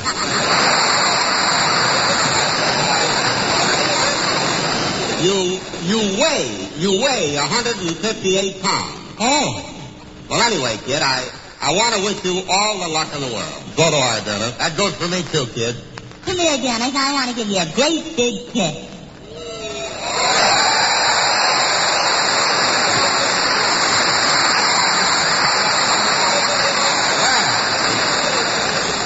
Well, how was that, Dennis?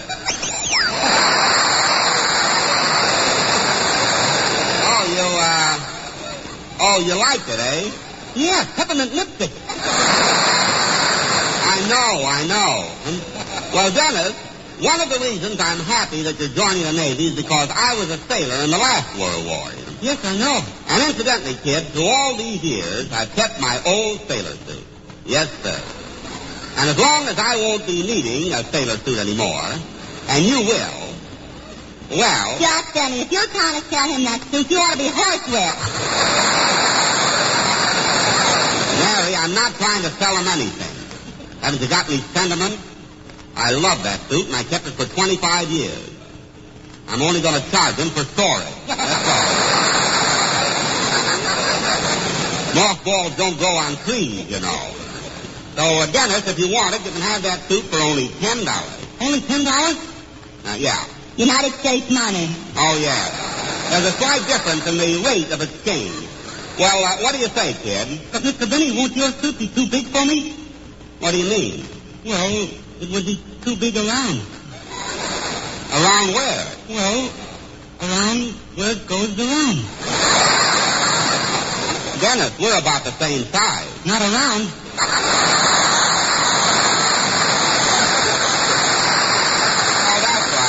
Hey, Jackson, look, why don't you be big-hearted? Now, the kid's been with you for 5 years, he's going in the Navy, and you have no use for that sailor suit anymore. Why don't you give it to him? You're right, Phil. Okay, Dennis, you can have my old sailor suit. Gee, thanks, Mr. Benny. And in that case, you can have all my civilian suits. Well, thanks, kid. All you have to do is keep up the payments. Dennis, how can you be so mercenary? Where in the world do you pick up ideas like that? You know, you should... I'll take it. Hello? Hello, boss. It's Rochester.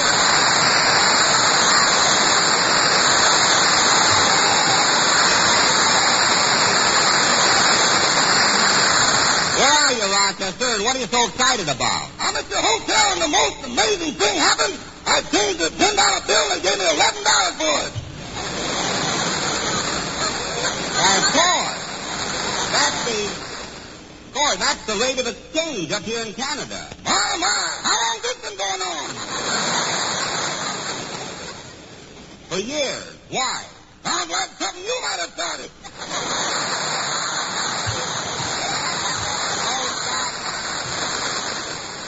Stop being so silly, and don't be too excited about getting $11 for 10. You lose that when you go back.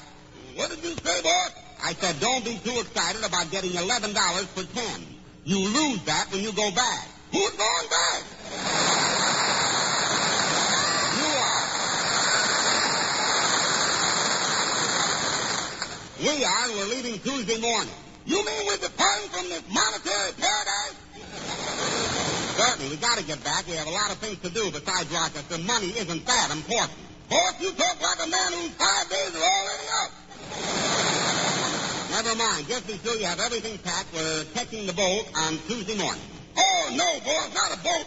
Last time we were on a boat, I got so sick I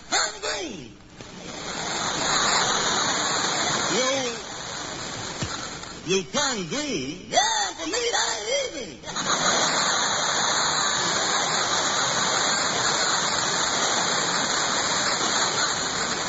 Look, Rochester, there's nothing to worry about. This will be a nice, smooth trip. I'll see you after the show. Goodbye. Goodbye. Okay, boss. What now? Can I speak to Mr. Dennis? Oh, yeah, sure. Dennis, Rochester wants to talk to you. Okay. Hello, Rochester. Hello, Mr. Day. Congratulations, best wishes, and good luck in the Navy. Thank you, Rochester. And, by the way, you know that sailor suit Mr. Day promised to give you? Uh-huh. I wouldn't take that if I were you. Why? The Morris opened up a second front and started a blitz when he did.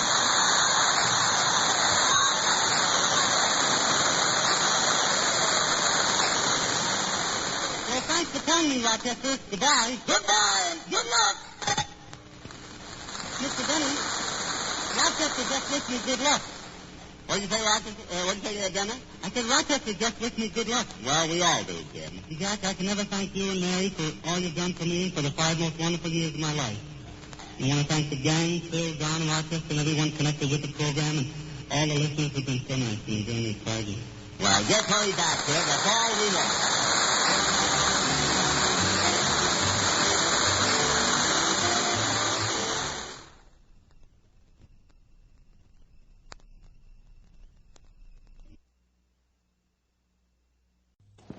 The Grape Nuts and Grape Nuts Flakes program coming to you from the Naval Air Station, Woodby Island, Washington, and starring Jack Benny.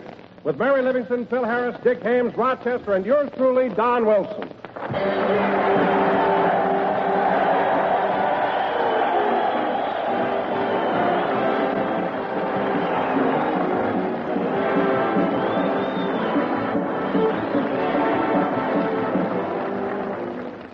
Gentlemen, America is up against a serious paper shortage right now, and we're all asked to do all we can to help. So don't throw out a single paper bag or one old newspaper or wrapping paper. Find out what the system for paper collection is in your neighborhood and get in there and pitch. Another way you can help is to buy as many foods as possible in larger packages instead of smaller ones. For it takes less paper per pound to pack in the larger sizes. So next time you buy tempting, toasty brown Grape Nuts Flakes, ask for the big 12-ounce economy size package. The 12-ounce carton of Grape Nuts actually uses a third less cardboard than the same amount of food packed in smaller boxes. And you save up to 14 cents on every dollar spent when you buy Grape Nuts Flakes regularly in the larger package instead of the smaller one. So remember, folks, ask for delicious, moldy-rich Grape Nuts Flakes in the big 12-ounce economy size package.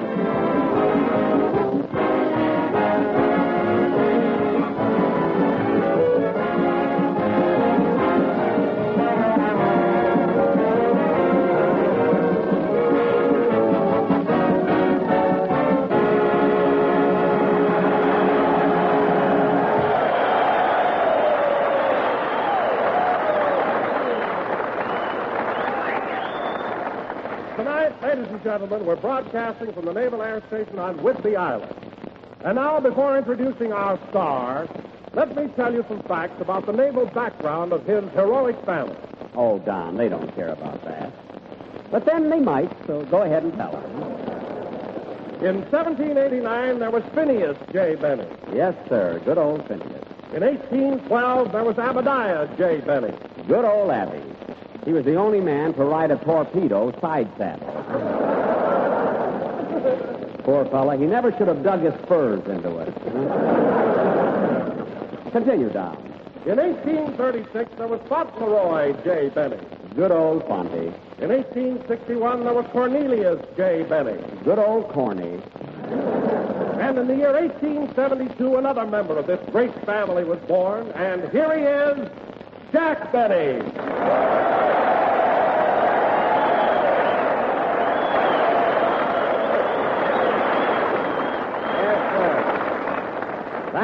Thank you. Hello again. This is Jack Benny talking. And, Don, where do you come off saying that I was born in 1872? I'm not that old, you know. But, Jack, you told me yourself to tell these boys that Don, I told you to tell them that I was steeped in Navy tradition. Steeped, not soup. My goodness. Oh, I'm sorry, Jack, but I was carried away with the important men in your family. Oh, yes. Finney, Abby, Fonty, and Corny. What men? Well, they're all dead now, aren't they, Jack? All except Corny. He's writing for Fred Allen.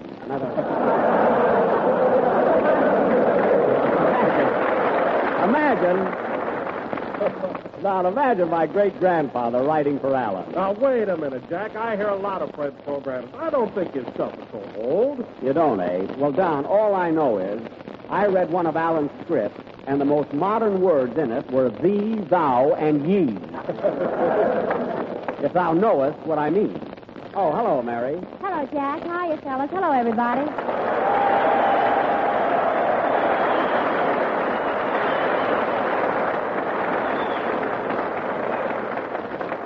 Gosh, Mary, you're just bubbling over.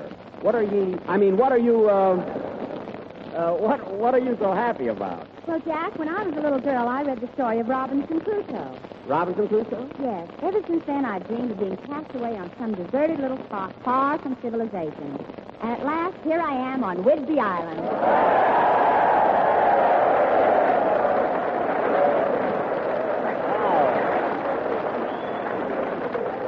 Oh, yes. It is a romantic little place, isn't it? I'll say it is. You know, last night I was sitting in the moonlight with a bombardier, and out of a clear sky I turned to him and said, you know, being on this island makes me wish I was Dorothy Lemoore.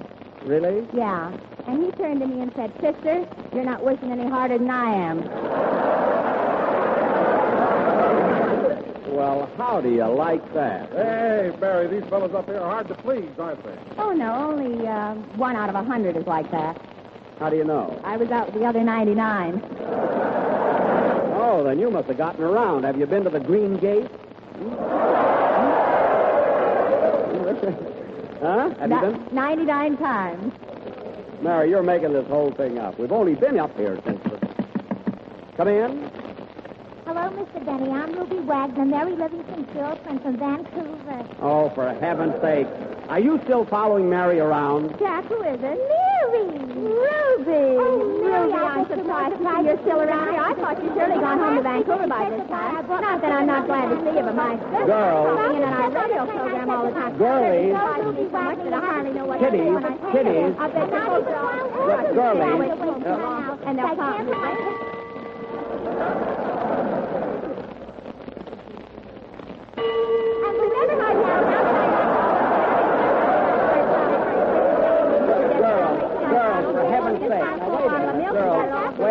Wait a minute. For heaven's sake, girls, knock it off, please.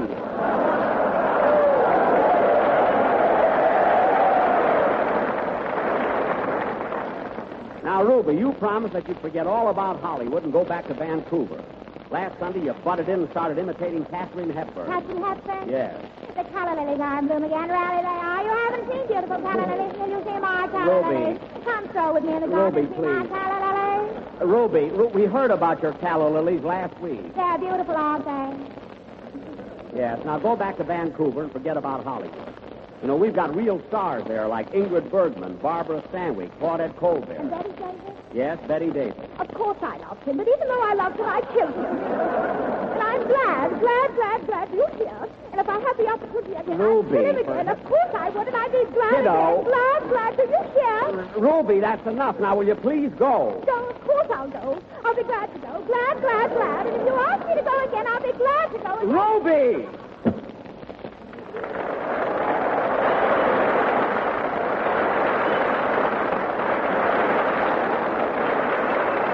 Mary, that's the silliest person I ever met. Mary, will you try to do something about her? Yes, Jack, I'll be glad. And you've asked me to do it again, I'll be glad again. Glad again. Now stop with that.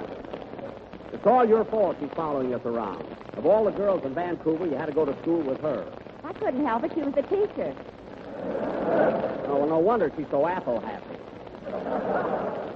Now, let's see. What was I going to do? Oh, yes. Ladies and gentlemen, as I announced last week, we're finishing out this season with guest singers. And tonight, I'd like to present one of the stars of the new 20th Century Fox picture, Four Jills and a Jeep, Dick Haymes, who will sing Long Ago and Far Away.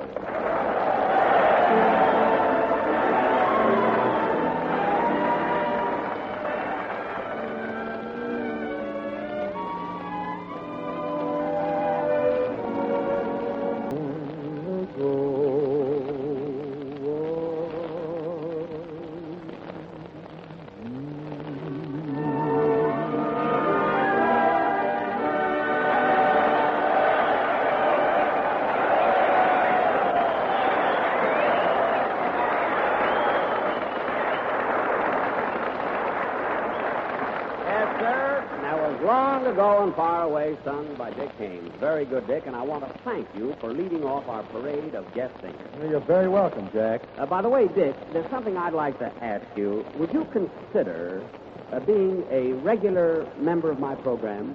Well, I don't know, Jack. It'll depend largely on the salary. Salary? Well, goodbye, Dick. It was nice knowing you. Mary, stay out of it. Well, Dick, I don't know much about money matters, and I certainly wouldn't want to offend you by offering you too little. So what do you think would be a fair salary? Well, I don't know, Jack. What were you paying Dennis? Dennis, $35 a week. But then, you must remember, Dennis was with me 5 years. You know?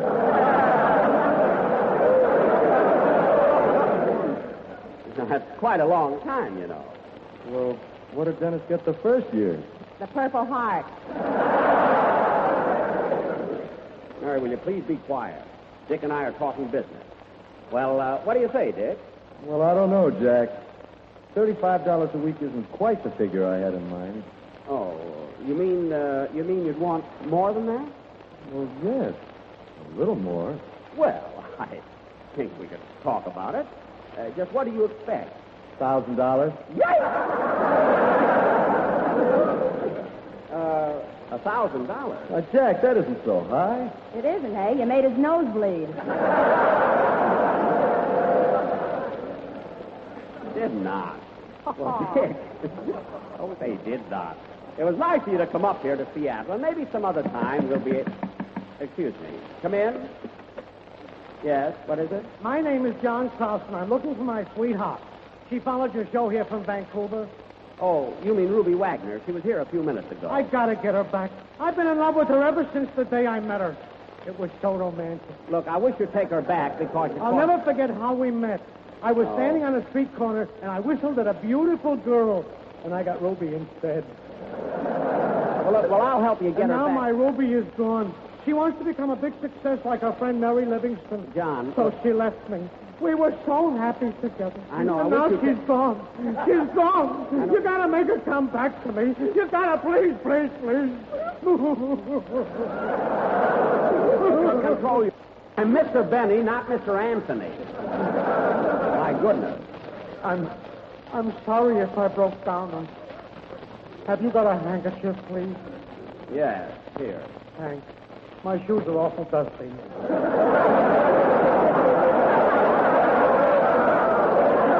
Now, just a minute. I didn't give you my handkerchief to polish your shoes. Well, gee whiz, if I find Ruby, do you want me to look like a slob?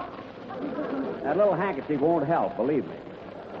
Imagine Ruby wanting to go to Hollywood to be an actress. She ain't got no talent, and she ought to come home. You're absolutely right. Why, she has no more chance of being Katharine Hepburn than you have of being another Jimmy Durante. Jimmy Durante? Yes. Listen to this. I'm mortified, I say. I'm mortified. I won't put this guy in there. John. Hey, but where's the logic? Now, When look, he hits John. me over the head John. with a bottle and he says, consider yourself logic. John. I'm mortified, I tell you. So I says to him, react. Stop with that and get out of here.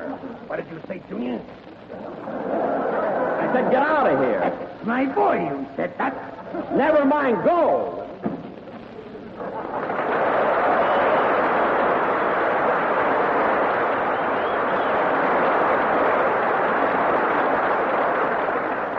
What a couple they'll make, Katharine Hepburn and Jimmy Durante.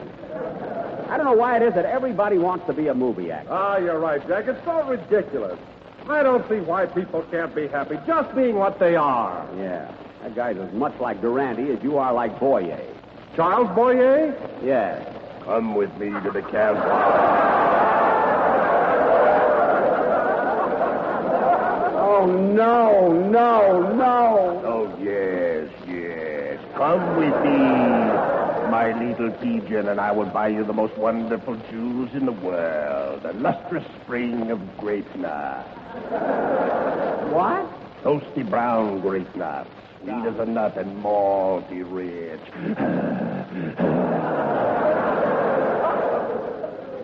Forgive me if I sound too passionate. Don, this is going too far. Why a headache? Now, Don, cut it out. We've had enough imitations here. But grape nuts is not an imitation. It's the real thing. Don, I told you to stop it. You're not Charles Boyer. Although I bet the women wish you were. You really think so, Jack? Yeah, there'd be enough to go around.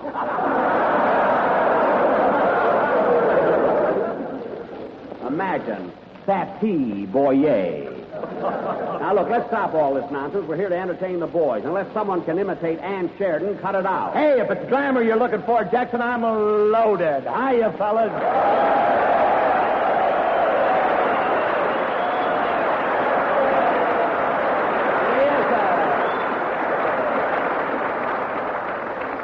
Phil, now that you've made that great big noisy entrance, let me tell you something. There's nothing glamorous about you. Oh, there ain't, huh? No. What are you talking about? I was over to the Waves Barracks, and they've got a great big picture of me up on the wall. Wait a minute. What were you doing in the Waves Barracks? Putting up my picture. That's what I thought. Say, Phil, what does Alice write you about the new baby? Oh, the baby? She's a cute little thing, and Alice says she resembles me so much, we're just like twins. Really? Yeah, Alice says that even when the kid cries, it sounds like that's what I like about the South. Well, don't worry. She'll grow out of it. Yeah. And now that you're here, Phil, how about playing a band number? Okay, I'll tell you what, Jackson. I'm going to play Alabama Bound. You know, that's from Eddie Cantor's new picture, Show Business. Well, it's a swell time to do it, Phil, because tonight... Wait a minute, I'll take it. Hello? Hello, Mr. Benny. This is Rochester.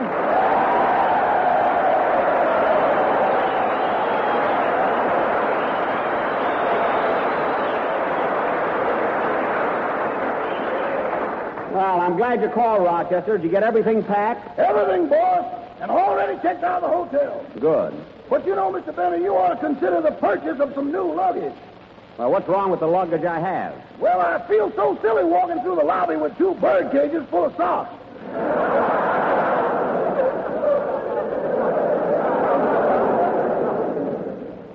Oh, you do, huh? The birds don't like it either.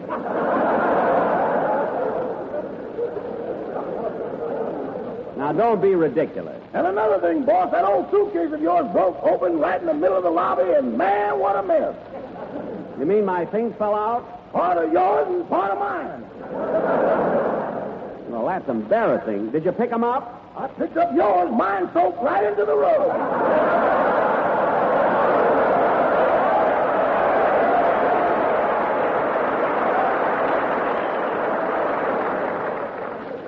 Soaked into the rug? What are you laughing at? I know a vacuum cleaner that's going to have an awful hangover tomorrow. Well, I don't care about that. Did you pick up everything that belongs to me? Everything but your toupee. My toupee, what happened to that? Some nearsighted woman put a leash on it and let it away. What? Last time I saw it, it won a blue ribbon at the dog show. Well, it's your fault it's lost, and I'm going to take it out of your salary. Oh, not this week, boss. You know, yesterday was the Kentucky Derby, and I made a little wager. Oh, so you lost again, eh? When did your horse come in? In the cool of the evening. Well, you're not going to get any sympathy from me in Rochester. I'll meet you at the station right after the broadcast. Goodbye. Goodbye. Oh, say, boss. Now what? I just got a letter from home, and we ought to be getting back there. Why? The canna lilies are in bloom again. Rarely they are. Those great big beautiful canna lilies. Never mind that. Goodbye. When will that guy ever learn? Oh, well, go ahead and play, Phil. Go ahead.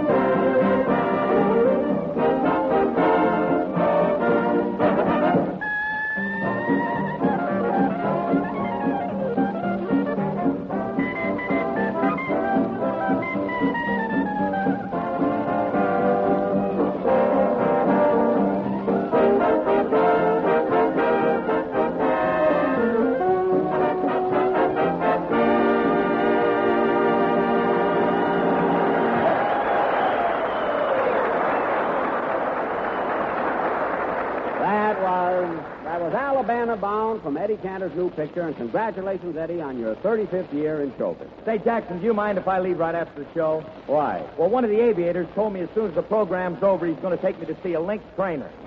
Well, that sounds interesting. Yeah, I've always wanted to meet the guy that trains them lynx. Phil, a lynx trainer is not someone who trains animals. A lynx trainer is Don, you tell him what a lynx trainer is. Okay. Well, you see, Phil, a lynx trainer is a mechanical device that's used to teach aviators blind fly. Yes, that's it. Gee, Don is smart, aren't you, Jack? Yeah. In fact, Phil, it's one of the greatest inventions since Orville and Wilbur Wright invented the airplane. Orville and Wilbur Wright? Yes, Phil. And now, since we're playing here at a naval air station, let's give the boys our version of the invention of the airplane. Take it down. In the year 1903, two brothers, Orville and Wilbur, lived in obscurity, not knowing that someday they would become world-famous inventors. One day, early in the afternoon, Orville was sitting at his workbench while Wilbur was standing by the window, staring out into space, thinking.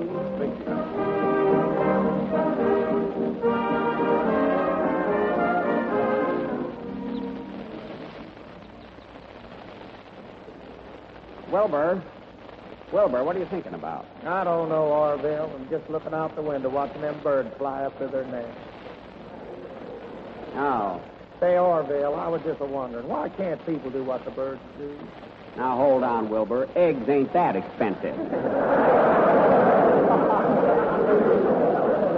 Not yet. Oh, I don't mean that, Orville. I mean, why can't we fly like a bird? Fly like a bird? Wilbur, sometimes you get the darndest ideas. Come in. Hello, boys. Well, if it ain't Kitty Hawk.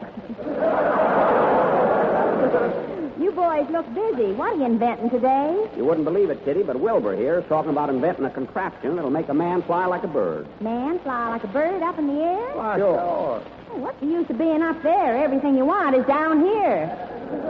How do you know? You ain't been up there.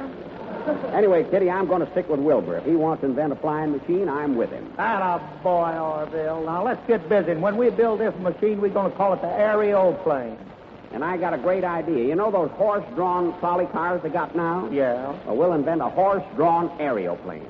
A horse-drawn aeroplane? How in the world are you going to keep a horse up in the air? Oh, Kitty, listen, we're going to have enough trouble trying to keep up the aeroplane. The horse is just going to have to look out for himself. Stand aside, Kitty. We're going to build this flying machine right here and now.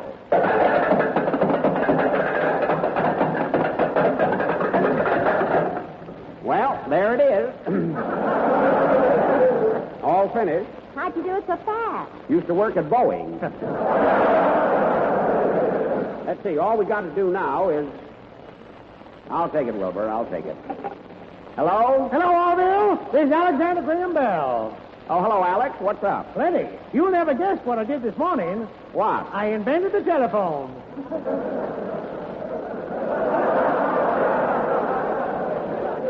You did? Well, doggone, Alex, we're your best friends. Why didn't you call us sooner? I tried to, but there was a 2-hour delay between Seattle and Woodby Island. Well, we're busy. Can't talk to you now, Alex. Goodbye. Goodbye. You know, Wilbur, Alex Bell just invented the telephone, but I don't think it'll ever work. Oh, come on, Orville. Now stop the fooling around. Let's get on with this aeroplane. Let's get it outdoors. Okay, you lift up the tail. I'll carry the fuselage. Let's go. Easy there, easy. Easy does her. Here we are. Okay, now we're ready for the experiment. Here's the crank handle, Wilbur. I'll get in. You wind her up. Hey, wait a minute, Orville. You can't fly that thing. Why not? You ain't got no priority. Priority? What's that? That's something you got to get before they can take it away from you. No. Well, I'll get one later. Okay, Wilbur, take the crank handle and wind her up. Okay, you ready? Ready.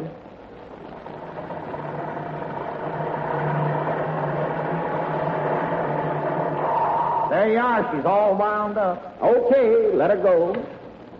She's only a bird in a gilded cage, a beautiful thing to... I knew we shouldn't have used the motor out of that old phonograph. Oh, it didn't hurt nothing, Orville. Just take the record out. Okay. There. Now, Wilbur, give that propeller a spin and see what happens. Okay. Contact. Contact.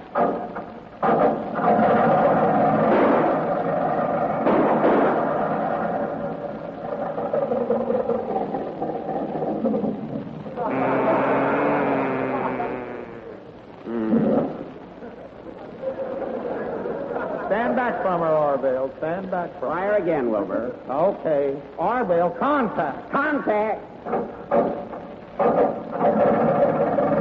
It's a running. Everybody in. Come on, Kitty. Okay. Here we go.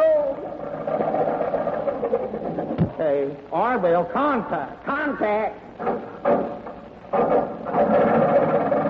It's a running. Everybody in. Come on, Kitty. Okay. Here we go.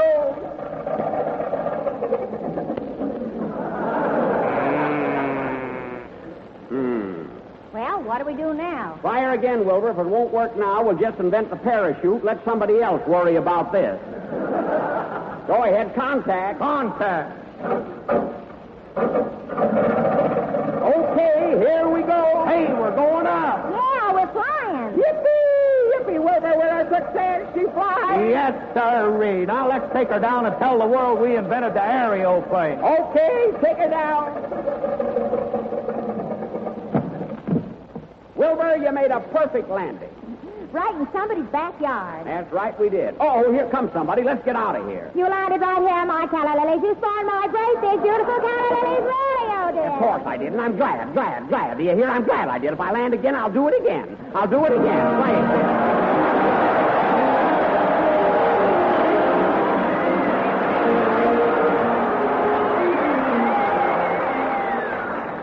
And now, friends, just a few words about crisp, crunchy, morally rich grape nuts. Say, Mr. Wilson. Oh, it's you, Ruby. Yeah, do you think I ought to go back to my boyfriend? Now, Ruby, I'm really not qualified to give advice to the lovelorn. And now, friends, about grape nuts. Why, you're always giving advice. Oh, I'm not. You are. You advise people to eat grape nuts. That's not advice to the lovelorn. And now... It is. It isn't. And now, friends... You say eat a good breakfast, do a better job. I know I do, but what... Well, if my boyfriend ate a good breakfast, maybe he could do a better job of persuading me to go back home, see? Well, Ruby, who would have believed it? You're right. I know, I always am. Well, I wouldn't say that. But, friends, it is true. Eat a good breakfast, you'll do a better job. And if you include morally rich grape nuts in your breakfast, you'll be doing yourself a big favor. For grape nuts provide all-around nourishment, whole grain nourishment. One kind of nourishment nutrition experts say we need every day. Iron, niacin, vitamin B1 plus protein. So give yourself a swell start for the day and make tempting sweet as a nut grape nut your feature breakfast dish. Good night, folks. I met a friend. She said to me, try Grape Nut Wheatmeal, and you'll be delighted with this brand new treat. It's luscious and it's all whole. The Jack Benny Program.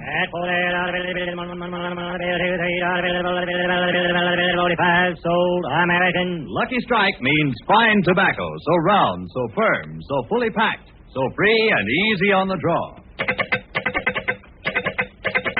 LSMFT. LSMFT. LSMFT. Why, sure. Yes, sir. Of course. Lucky Strike means fine tobacco, so round, so firm, so fully packed, so free and easy on the draw. If you were present at the tobacco markets now open in the South, you could see Lucky Strike consistently select and buy the finer, the lighter, the naturally milder Lucky Strike tobacco. And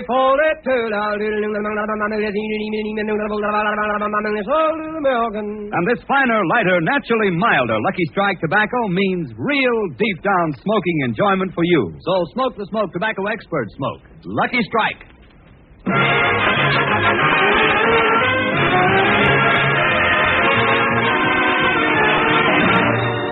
From the U.S. Naval Hospital at Corona, we bring you the Lucky Strike program starring Jack Benny.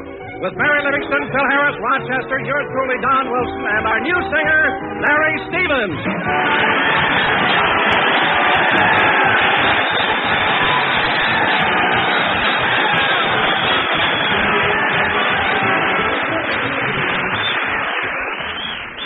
And now, ladies and gentlemen, as you all know, one of America's great naval heroes, Captain James Lawrence, once said, "Don't give up the ship. So now we bring you a man who wouldn't give up anything, Jack Benny!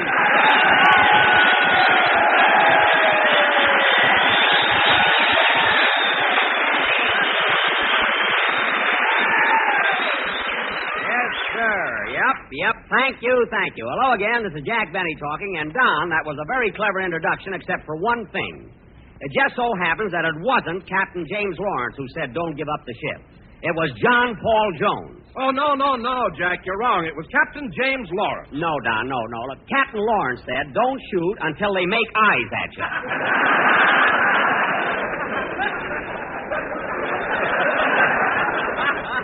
It was John Paul Jones who said, don't give up the ship. It was Captain James Lawrence. It was John Paul Jones, and I ought to know because I'm an old Navy man myself. Say, that's right, Jack. You were in the Navy during the last war, weren't you? Don, not only was I in the Navy, but wherever there was any fighting going on, Benny was right in the thick of it. Okay, I was right in there every minute. Really, Jack? Where were you? At Great Lake.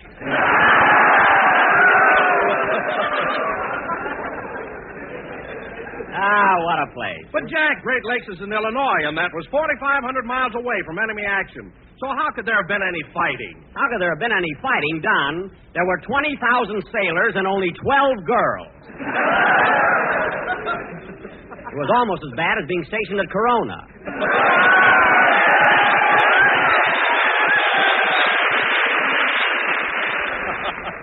After 6 o'clock. Say, Jack. On a rainy night. Say, Jack. When you're flat broke. Say, Jack. And no matter where you go, you're followed by a smooch patrol.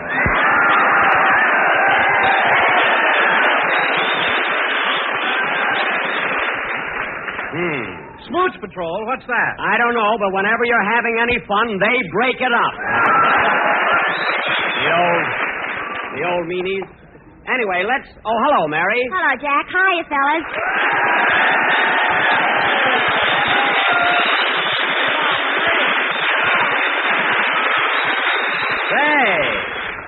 Say, you got a nice reception there, Mary. Why not? These boys know a trim craft when they see one. Well, now, wait a minute, Mary. That's pretty egotistical. My goodness, you think you were Betty Grable or somebody. Look, Jack, as long as Betty Grable is in Hollywood, I'm somebody here. You're right at that, Mary. See, they agree with you.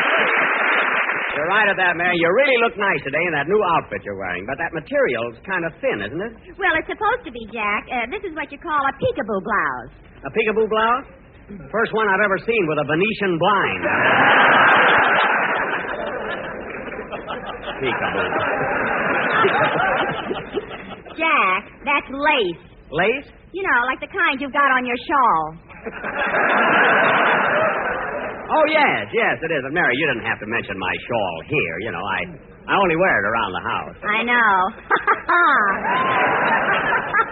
What are you laughing at? Every time you sit in a rocking chair, you look like Whistler's mother.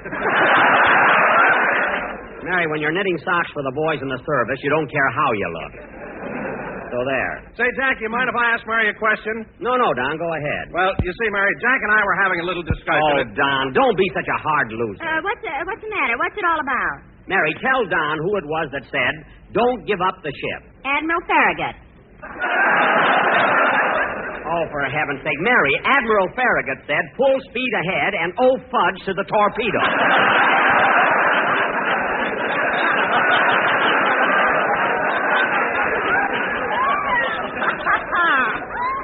So there. Admiral Farragut said, oh, fudge? He had to be careful. There was a smooch patrol behind him.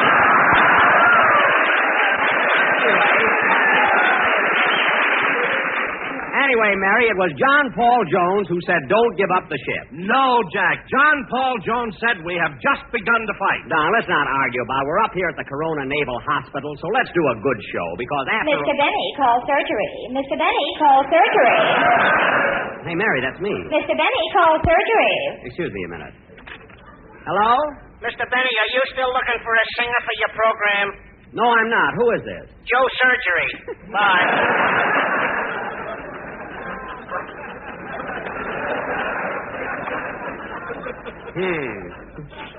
Jack, who was that? Joe Surgery, a kid I used to go to school with in Waukegan. Now, let's see. Where were we before Oh, Jack, here comes your new singer, Larry Stevens. Oh, yes. Hello, Larry. Hello, Mr. Benny.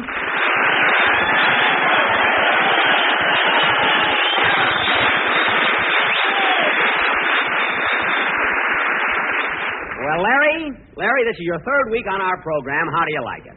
Swell, Mr. Benny. And I'm even going to change my name like you told me to. Wait a minute. Larry Stevens is a nice name. It is, Mary, but it's too short to be impressive. It should be longer, like John Charles Thomas. Mr. Benny's right. That's why I'm taking his advice and changing my name to Larry Stevens Milton Frank Tibbet. Larry Stevens, Milton Frank Tibbet, but that's too long. Well, Mr. Benny said it would be all right if I just used my initials, LSMFT. Yes, sir. But, Larry, LSMFT stands for Lucky Strike means fine tobacco. What? Yes, Lucky Strike means fine tobacco. Gee, and Mr. Benny told me LSMFT stands for Larry Stevens Makes Fine Tunes. All right, Jack Benny, did you tell Larry that? Well... Oh, Miss Livingston, don't be angry at Mr. Benny. He's helped me a lot. He even told me how to breathe when I sing. He did? Yes, he told me to be free and easy on the draw. That's right. Now, Larry, how about doing a song for the boys right now? Okay, Mr. Benny. Oh, just a minute, kid. Look it. You studied history in school, didn't you? Yes, sir. Now, I want to ask you a question. I just had an argument with Don Wilson, and you can settle it once and for all. Tell me, Larry, who was it that said, don't give up the ship? Was it Captain James Lawrence or John Paul Jones? Captain James Lawrence. What? John Paul Jones. There you are, Wilson. That ought to hold you. Go ahead and sing, kid.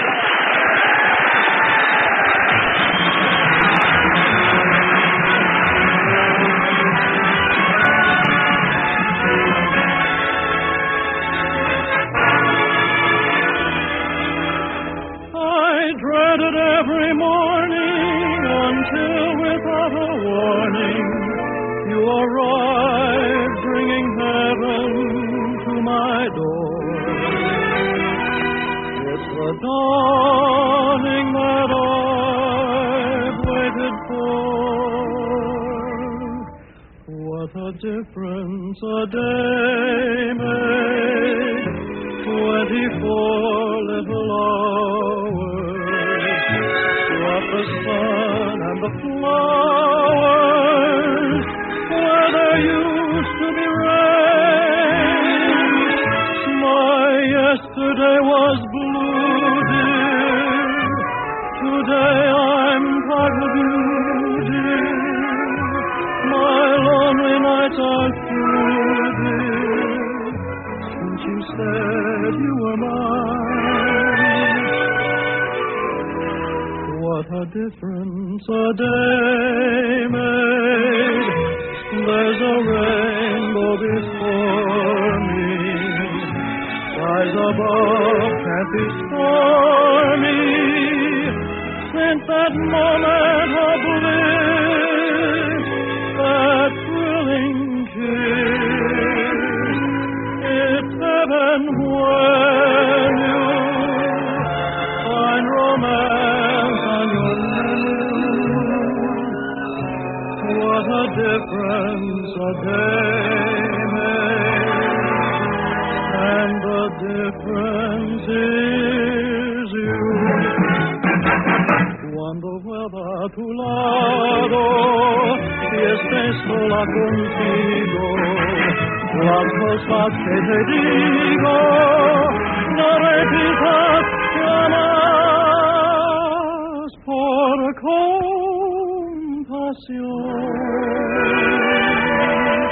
it's heaven when you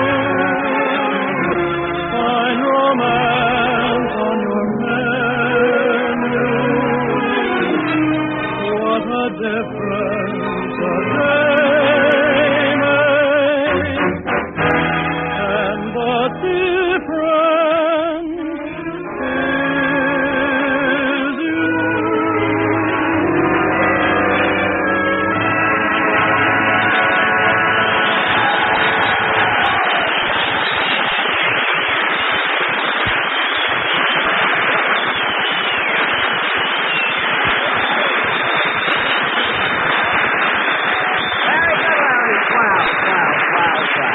sir. That was What a Difference a Day Made, sung by Larry Stevens. And very good, Larry. Thank you, Mr. Benny. Say, Larry, aren't you thrilled being here today and singing for all these sailors? I sure am. And say, Mr. Benny, didn't you tell me that you were a hero during the last war? A hero? Did I mention that to you, kid? Mention it? You had him down with your knee in his chest. Mary, stop making things up. Yes, Larry, I was quite a hero. In fact, these boys would have been mighty proud of me in 1917. You know, I saw plenty of action. Some action. You joined the Navy, went to bed, fell out of your hammock, and when you came to, the war was over. Well, those hammocks are pretty tough to sleep in. I wonder why they always hung mine where the lifeboat was supposed to be. Oh, say, Mary, I meant to ask you, did you see Larry Adler when you came in? Larry Adler? No, why? Well, he promised to come over today and play his harmonica for the boys. He ought to be here pretty soon. Well, Jack, when Adler gets here, you ask him what naval hero said, don't give up the ship. Don, look, I don't have to ask anybody. It was John Paul Jones. But, Jack... Oh, for heaven's sake. If John Paul Jones said, don't give up the ship, then who said, we've just begun to fight? The Republicans.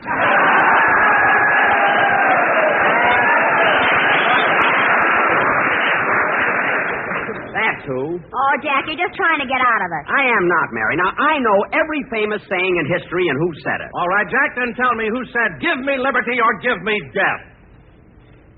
When I went to school, I was good in history.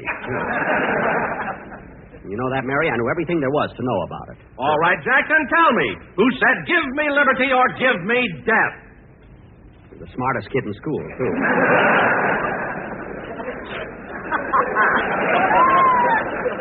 You know, Mary, I knew more about history than any kid in my class. There wasn't a thing... Then for heaven's sakes, tell me who said, give me liberty or give me death. I don't know. He must have said it after I left school.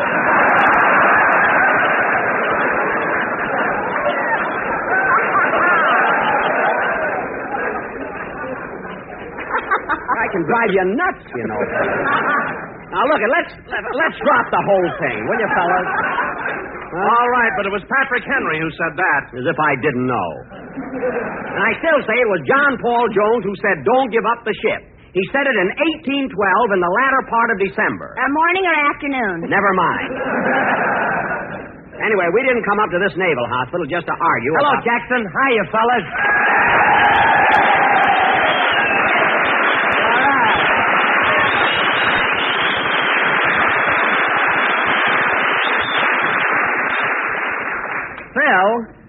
Phil, what happened to those big entrances you usually make?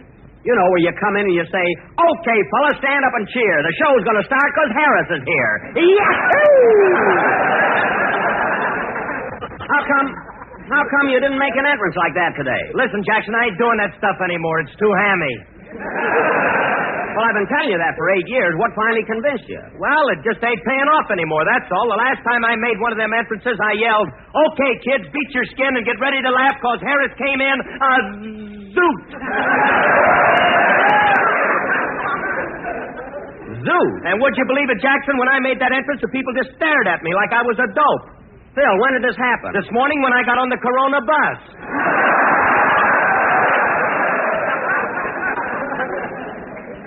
Well, imagine getting on the Corona bus and going into your act. Phil, are you crazy? What are you talking about? Last week I did it on the Riverside bus and I was held over for 2 round trips. Oh, say, Phil, I want to ask you a question. Oh, Don, there you go again. You know I'm right. Why don't you give up? Well, it won't hurt to ask Phil, unless you're afraid. I'm not afraid, and I'll ask him. Phil? Yeah? What did John Paul Jones say in 1812 in the latter part of December? Merry Christmas.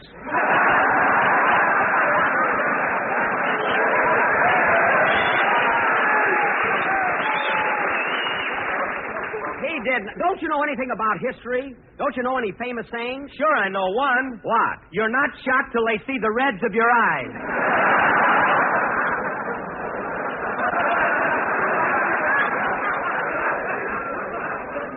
You're not shot till they see the reds of your eyes. Who said that? W.C. Fields.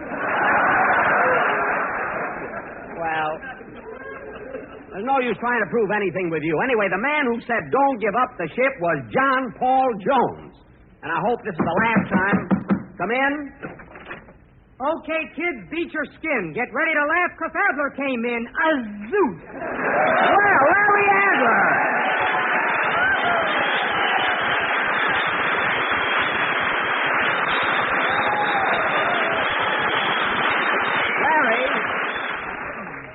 Larry, where did you ever pick up an entrance like that? Oh, I was riding on the Corona bus this morning, and I don't know, some jerk got on and he did it.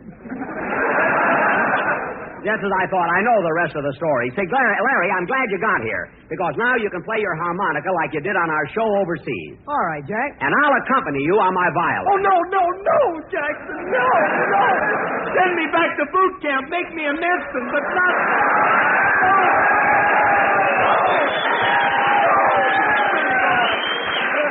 Phil, I was a big hit with my violin in the South Pacific, wasn't I, Larry?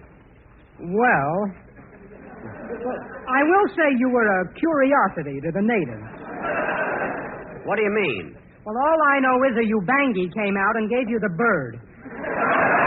What? And when you get a bird with them lips, they ain't kidding, Pop. All right, so one Ubangi didn't like me, happened to be a cousin of Fred Allen. I mean, anyway, Larry, you play something for the boys, and we'll play something together later. Huh? All right, Jack, I'll give them Holiday for Strings. Good. Hit it, boys. Come on.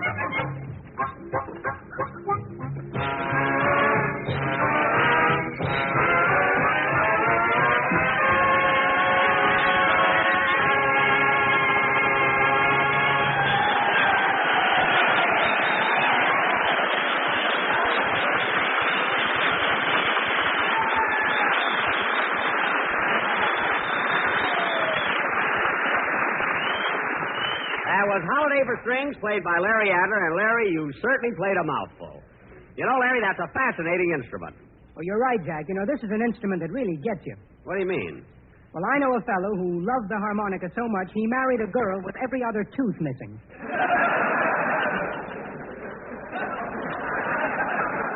Oh, I see. Now that I think of my aunt, I guess my uncle was in love with a bass fiddle. That gag's no good at all. Anyway, Larry, that number you just played... Larry, that number you just played was terrific. Yes, it was, Larry. I enjoyed it very much.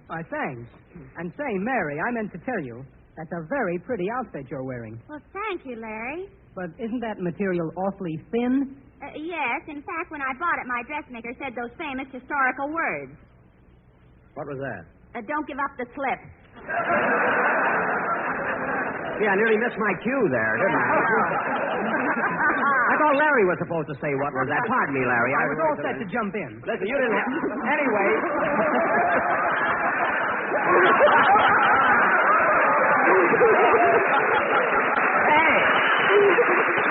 Hey, you're all right. You can be on my show again, Bud. You're all right. Anyway, Mary, you didn't have to say don't give up the slip. You know, you didn't have to start that all over again. Well, I'm glad you did, Mary. Now, Don. Go ahead, ask Larry Adler. Maybe he can settle our argument. Okay. Larry, who said don't give up the ship? Was it Captain James Lawrence or John Paul Jones? Captain James Lawrence. Well, that's gratitude. After all I did for you. What did you ever do for him? I introduced him to that girl with every other tooth missing. Now, listen, Larry, you and Don Wilson don't know anything about naval tradition. You've never been in the Navy. Now, I can bring any sailor up from the audience and prove what I'm talking about. In fact, hey, look, there's a sailor that just walked into the auditorium. Hey, Buddy, come here a minute, will you? Oh, me? Yeah. Will you come up on the stage for a minute? Show you guys. Now, sailor, I'd like to ask you a few questions. We're having a big discussion here over famous naval sayings, and I think you can help us. Do you know anything about naval expressions? Yes, sir. Well, tell me, what is the most famous saying in the Navy? Ask her if she's got a friend for me.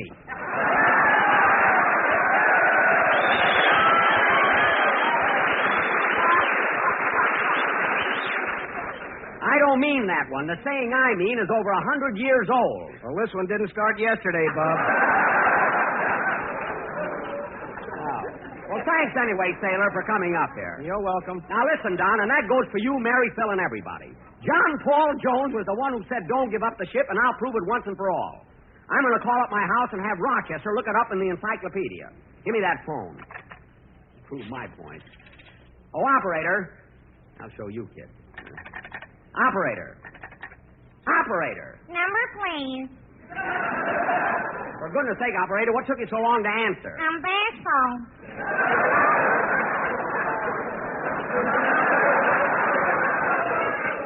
Stop blushing and get me my home in Beverly Hills. The number is Crestview 67071. Yes, sir. Bashful. Anyway, kid, when Rochester looked it up in the encyclopedia, you'll know I'm right. Believe me. Hello? Hello, Rochester.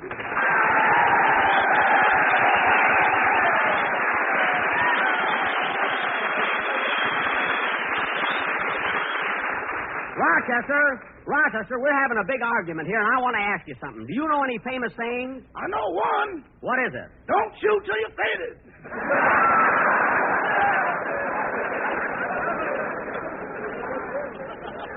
Rochester, I'm talking about expressions that were said during the heat of battle. Well, this one wasn't out of the taffy pull. I don't mean that. Now, Rochester, do you happen to know who said, don't give up the ship? No, sir. And do you know who said, give me liberty or give me death? No, sir. Well, do you know who said, we have just begun to fight? Boss, I don't even know who said...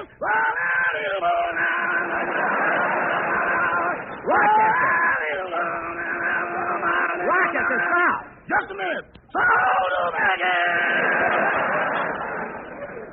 Now, Rochester, listen carefully. We're having an argument, and I want to prove something about John Paul Jones.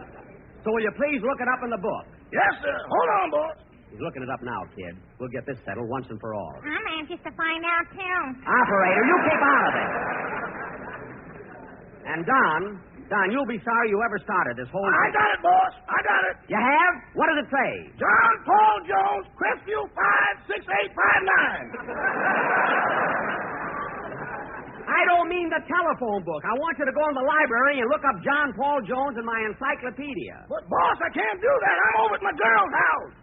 You're over at your girl's house, and how did you happen to answer when I called my home? That long cord on your phone is longer than you think it is.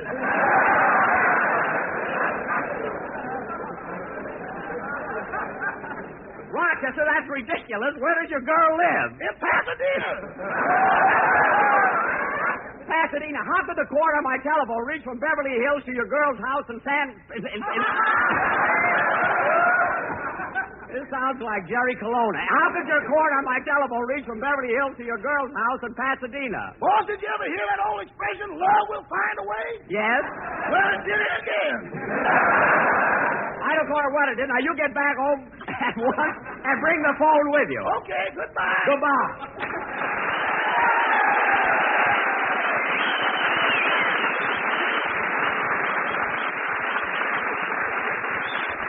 Well, I guess that'll show you, kid. What did Rochester say? He looked it up in the encyclopedia, and I was right. It was John Paul Jones who said, don't give up the ship. But, Jack, I heard you say something about Pasadena. That's where he said it, in the Battle of Pasadena. I don't want to hear any more about it. Jack, we'll be back in just a minute. But first, here are my good friends F.E. Boone and Kenneth Delmar.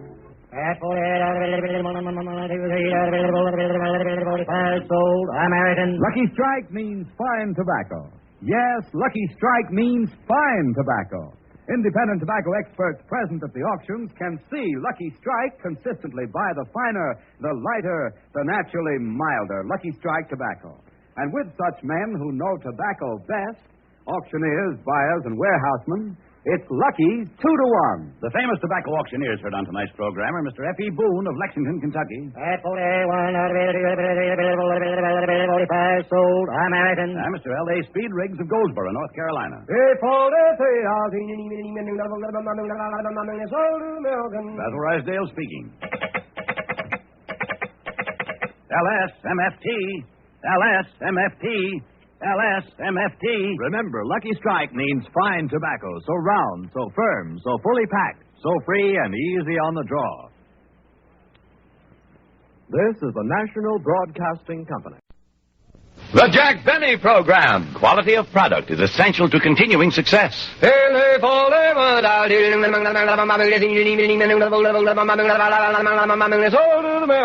Lucky Strike means fine tobacco. So round, so firm, so fully packed, so free and easy on the draw.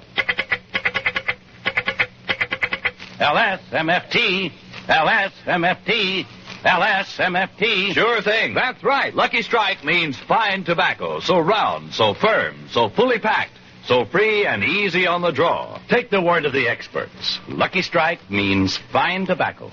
Yes, independent tobacco experts, auctioneers, buyers, and warehousemen present at the auctions can see Lucky Strike consistently select and buy the finer, the lighter, the naturally milder Lucky Strike tobacco. So smoke that smoke of fine tobacco, Lucky Strike. Sold American.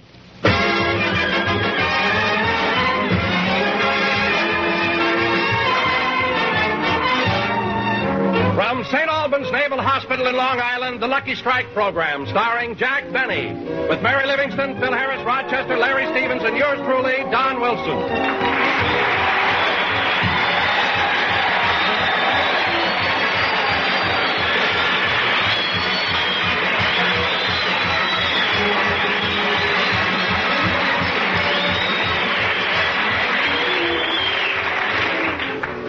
And now, ladies and gentlemen, since we're broadcasting from St. Albans Hospital, which is on Long Island, which is near New York, which is near Brooklyn, I bring you one of them bums, Jack Benny.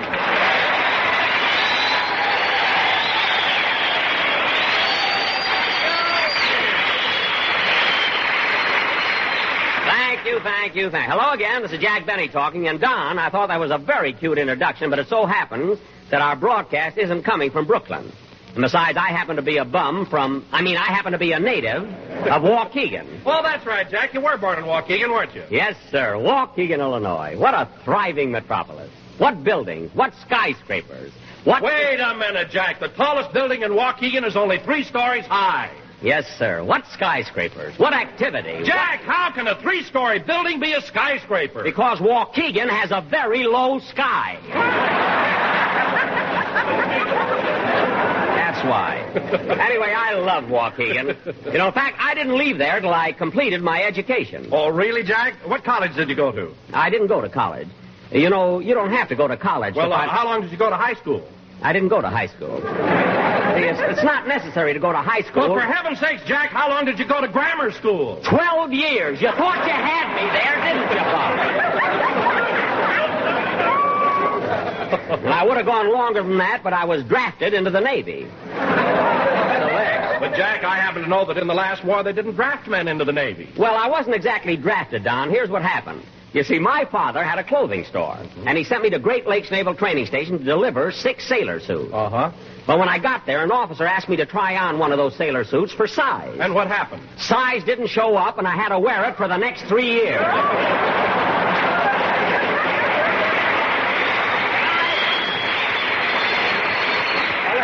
I like being in the Navy. I don't know, it was so...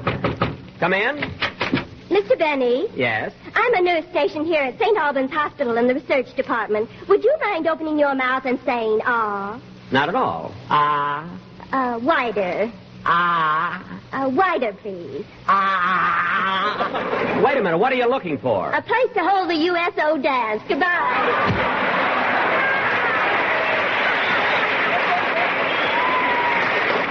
Now, that's the silliest thing I ever... Don, what are you laughing at? Oh, boy, did she make a sucker out of you. Don, there's an old Chinese proverb that says, when big fat announcer laugh at man who pay him, announcer soon lose pay that keep him big fat.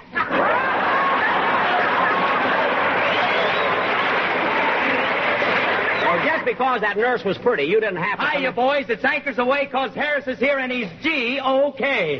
G-O-K? Yes, G-O-K.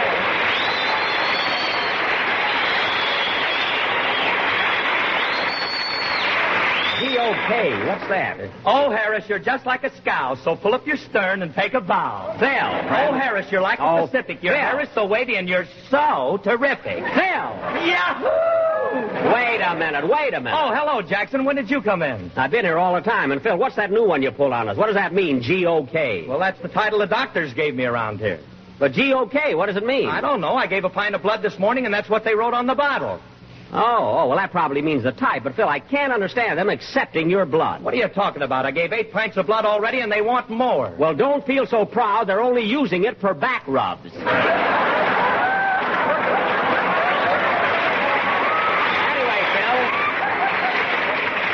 I tell you, some medical science has certainly made great progress since the last war. You know, we didn't have plasma when I was in the Navy. You're right, Jack. The scientists and doctors have been wonderful. Them nurses ain't bad either. You're not kidding, Phil. Those nurses do a great job, and they need a lot more of them. Say, Jackson, I meant to ask you, when you were in the Navy, what was your rank? Well, I was a seaman, 4th class. Yes, sir. Seaman, 4th class? What's that? That's an ensign with the air let out of his chest.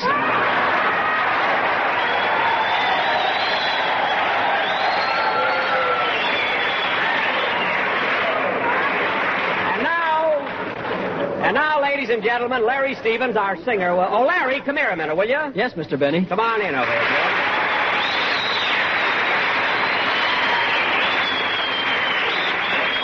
Hey, they like you here, kid. What are you going to sing for the boys? Well, it's called An Irish Lullaby. Oh, yes. My mother used to sing that to me all the time. Go ahead.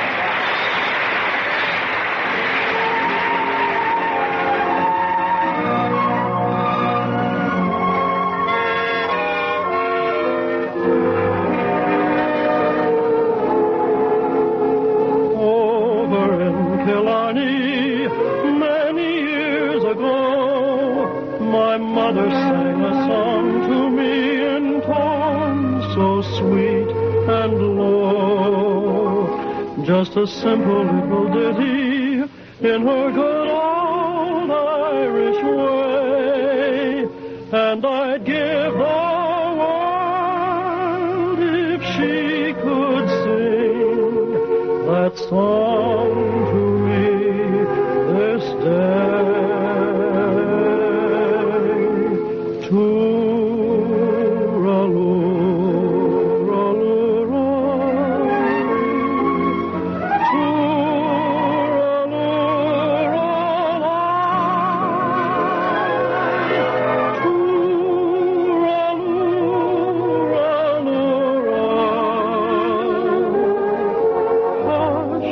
No.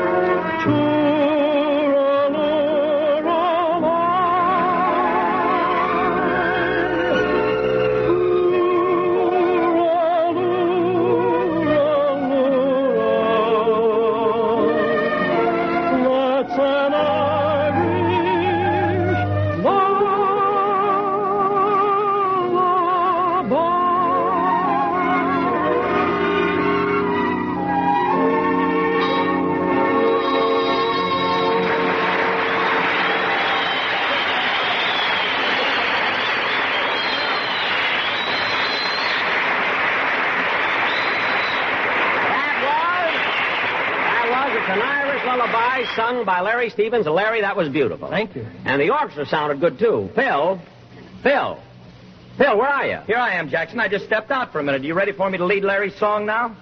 Phil, we just finished the song. No wonder the music sounded better. Who was that fellow that conducted the orchestra? Hey, buddy, who are you? I'm the janitor here. Oh. Well, anyway, now we can get out. Oh, hello, Mary. Hello, Jack. Hiya, fellas.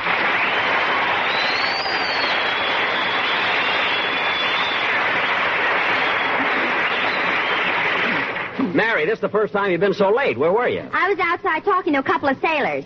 Well, Mary, I hope you didn't overdo it like the last time we played at a naval base. You talked to a sailor, and in 5 minutes his whole face was marked with lipstick. Jack, sailors don't refer to those marks as lipstick. They call them campaign ribbons. Mary, campaign ribbons are something you get after a battle. Well, I put up a little fight.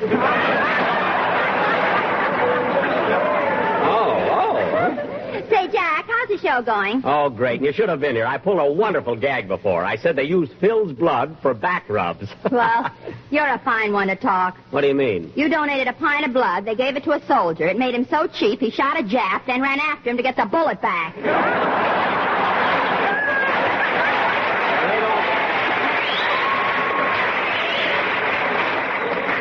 Well, they don't call me Get the Lead Out Benny for nothing.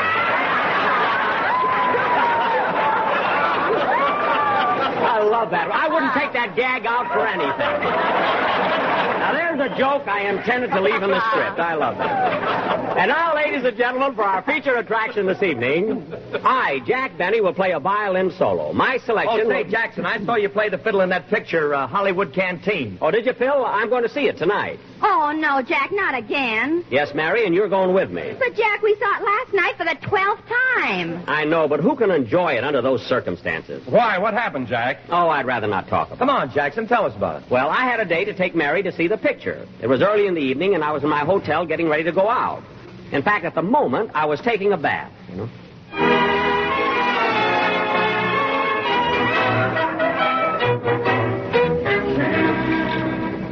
Oh, boy, there's nothing like a good hot bath. Showers are all right, but if you want to relax, soak in a tub. Just look at my feet. How'd they get so dirty? I better scrub them. I wonder what it could be. It doesn't seem to... Oh, darn it, I forgot to take my socks off.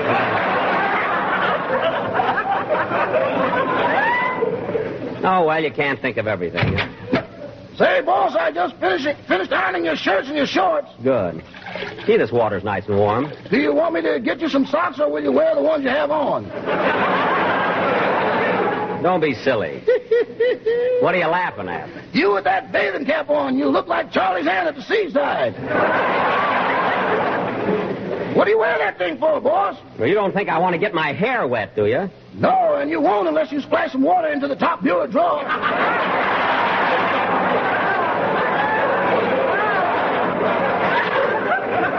Rochester, stop with that. Now pick up the washcloth and scrub my back. Okay. Ah, that feels good. Keep it up. Say, Rochester, sitting in this water reminds me. Did I ever tell you about the time I was in the Navy and they gave me a medal because I was... Thousands of times, boss. Thousands of times. Oh. But you tell a different every time, so go ahead. No, I'll think up a new... never mind. If you're not interested in hearing about me when I was a sailor, it's okay. I'm sorry, boss. What a sailor I was. I joined the Navy, and it was promotion after promotion. In no time, I was a rear admiral, commanding the ship, sailing the 7 seas. And I remember one time... Rochester, stop rippling the water. It's making me seasick. Now, where was I? You were a seasick rear admiral. Never mind. Now get busy and finish washing my bag. Okay. You and me, we sweat and strain, working all day and racked with pain. Rochester. Tote that brush, lift that soap. Sometimes I wish I was with Bob Hope.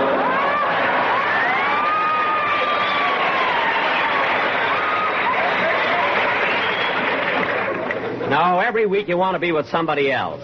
Last week you wanted to be with Pipper McGee. Love that man.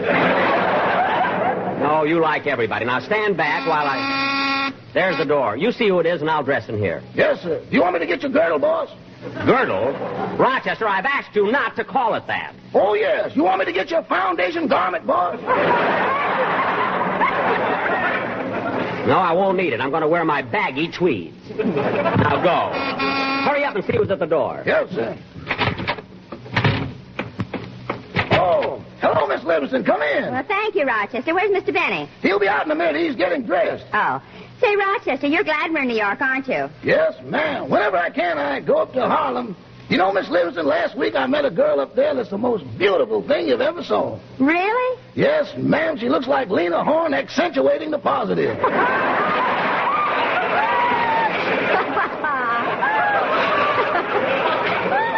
Well, she really must be pretty. Does she work up there? Yeah, she works in a nightclub. She's a cigarette girl. The cigarette girl? Yeah, and she means as much to me as LSMFT.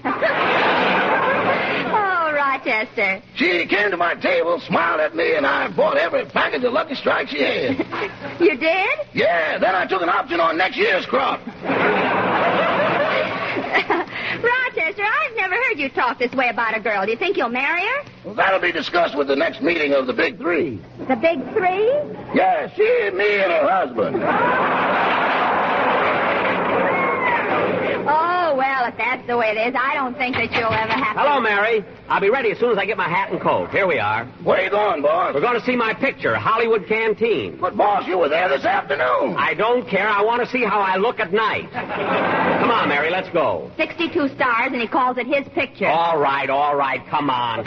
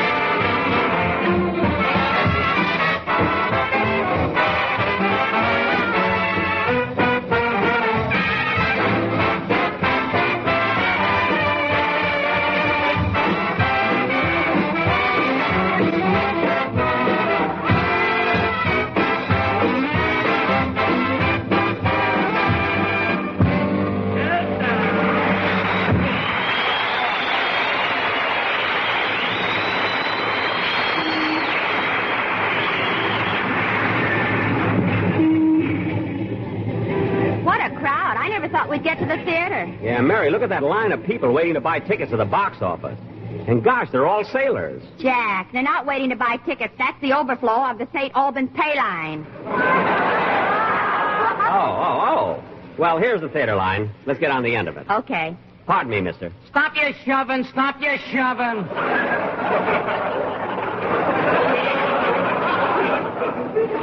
I'm sorry. I'm trying to get on the ticket line. Okay. Say, mister, have you read what the movie critics said about this picture? Nope.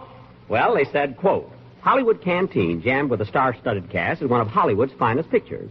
Among the many entertaining performers are Betty Davis, Eddie Cantor, Barbara Stanwyck, Jack Carson, Jane Wyman, and Jack Benny, who personally contributes one of the most hilarious bits in the picture by his violin... Shut up! What? I don't care what the reviews say. I'm just going in here to get out of the cold. How do you like that fresh guy, Mary? He can't even be sociable. I only try to tell him what the critics said. Well, don't take it to heart, Jack, and close your scrapbook. Okay. Oh, Mary, look, isn't that cute? That little boy's trying to buy a ticket. He can hardly reach the box office window. Oh, Sonny. I'll help you, Sonny. Jack, stop calling him Sonny. That's Mayor LaGuardia.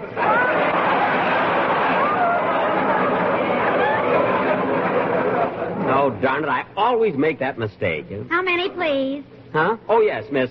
Were there 2 passes left here for me? I'm the star of this picture. Well, I'll see. I'm sorry, but there are no passes for you, Miss Davis. What? Wait a minute. I'm not Betty Davis. I'm Jack Benny. That's who I am, Jack Benny. Jack, she believes you. Stop opening your scrapbook. All right. Come on, Jack. Be a sport and buy 2 tickets. All right. Here you are, miss. 2 tickets, please. Yes, sir. Here's your tickets and here's your change. Wait a minute, sister. Wait a minute. You charge me evening prices instead of matinee prices. But, Mr. Benny, our prices change at 5 o'clock, and it's 7 o'clock now. So what? I come from California, and it's only 4 o'clock out there.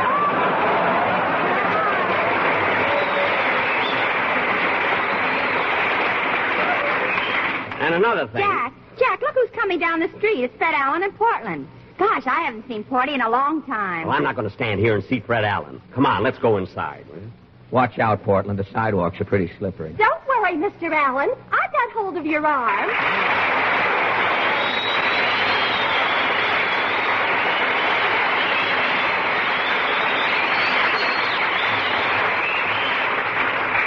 Gosh, look what's playing at this theater. Well, what do you know? Benny's picture.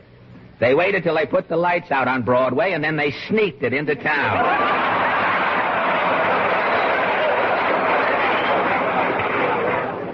Come on. Let's go in and see it, Mr. Allen. Now, Portland, we're not on the radio now, so stop calling me Mr. Allen. We've been eased out of more hotels that way.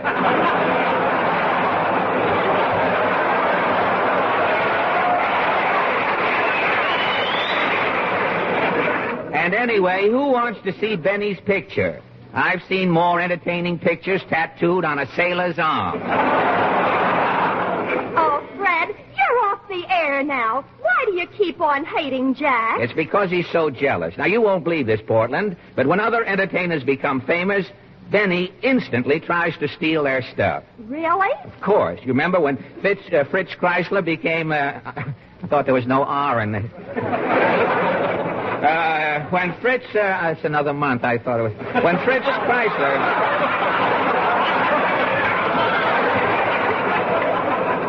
When Fritz Chrysler became famous, I had it mixed up with an old oyster opener I used. When Fritz Chrysler became famous... When Chrysler became famous, Benny took up the violin. When Sinatra became popular, Benny took a course in malnutrition. And do you remember last year when Benny had pneumonia? Yes. He caught it trying to imitate Gypsy Rose Lee. Benny's chest is so narrow, pneumonia had to set in sideways. Well, Fred, if Jack tries to remain popular, then at least you've got to admit that he uses his head. Well, of course he uses his head. He's got to have something to separate his neck from his toupee.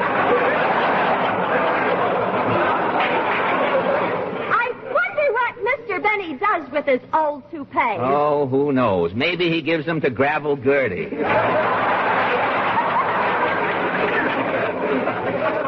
Oh, Fred, you're always picking on Jack. If it isn't his hair, you call him a tightwad. Now, wait a minute. I didn't start that rumor. Even the tightwads call Benny a tightwad. Why, I remember one summer when Jack was out on a dude ranch, he kept his money in a wildcat's mouth. Frank Buck had to go with him if he wanted to spend anything.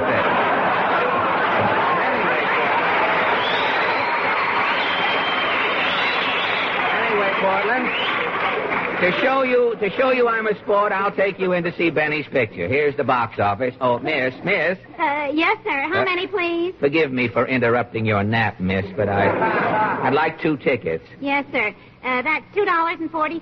$1.20 a ticket to see Jack Benny's picture? But there are 62 stars in the picture, sir. Oh, 60. That makes Benny cost me 2 cents. Brother, inflation is sure here. Come on, Portland.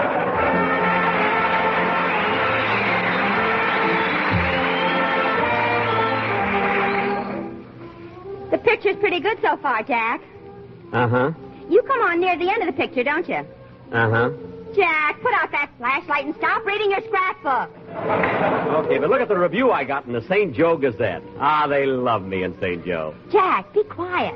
The people who just sat down behind us want to see the picture. And stop bobbing around. Mary, if they don't like Pardon me, mister. What do you want, Bud? It's kind of hard for me to see the picture. Will you please do me a favor and remove your head?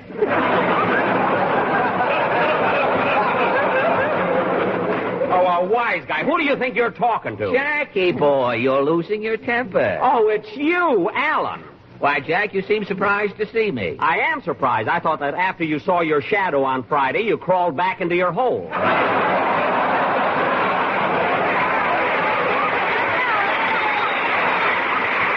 You know, Jack, if I didn't have such great respect for old age, I'd punch you right in the nose. Attaboy, hit him, Fred. Listen, Al, if you start anything with me, I'll slug you right back. Attaboy, hit him, Fred. Mary, you're on my side.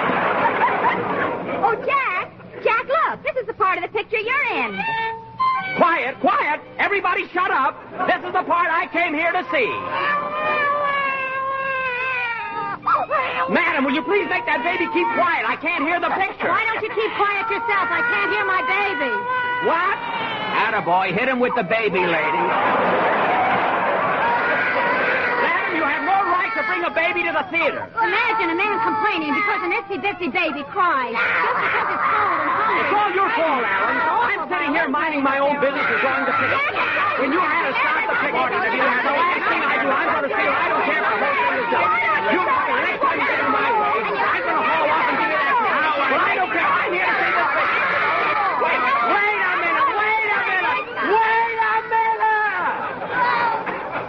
I came here to see my picture. How do you like that? The lights are on and the picture is over. Come on, Mary, let's go. Oh, let's stay and see the newsreel. I'm not in the newsreel. Now, let's get out of here.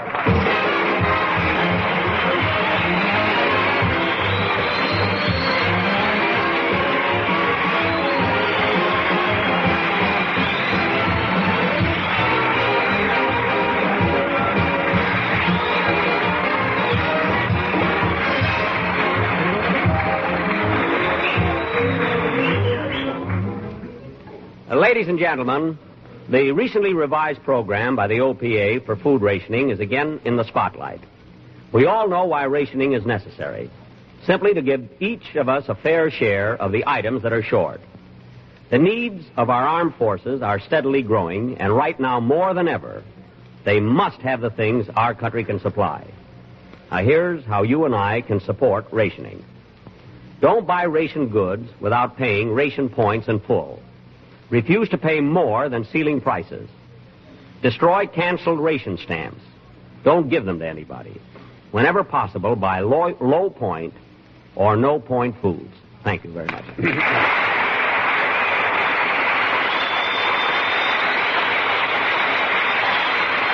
Jack, we'll be back in just a minute, but first, here is my good friend, Effie Boone.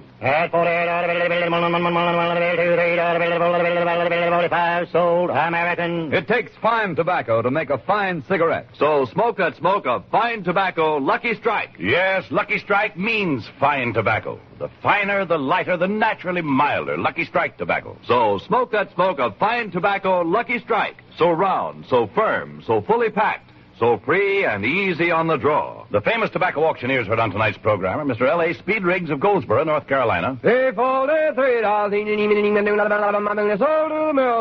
Mr. F.E. Boone of Lexington, Kentucky. At 45, sold American. Basil Rysdale speaking for Lucky Strike.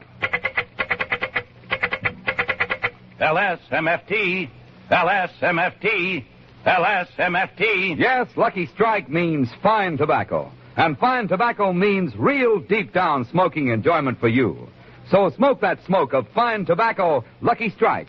So round, so firm, so fully packed, so free and easy on the draw.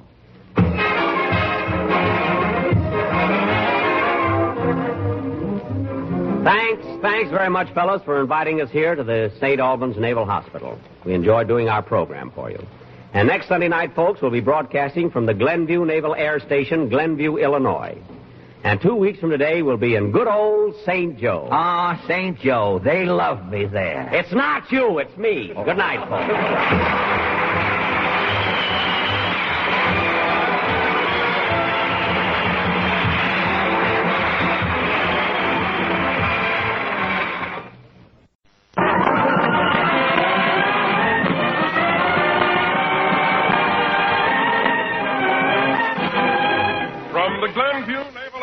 station at Glenview, Illinois, Jack Benny. With Barry Livingston, Phil Harris, Rochester, Larry Stevens, and yours truly, Don Wilson.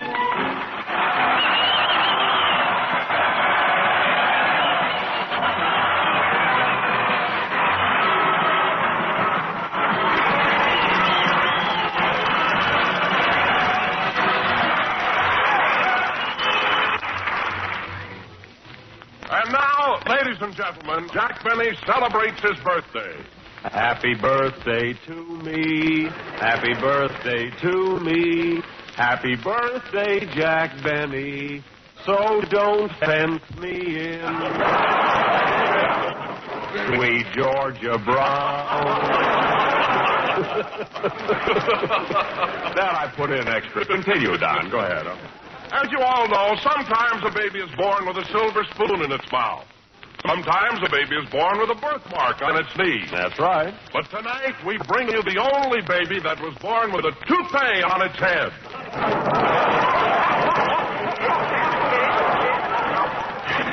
And here he is, Jack Benny.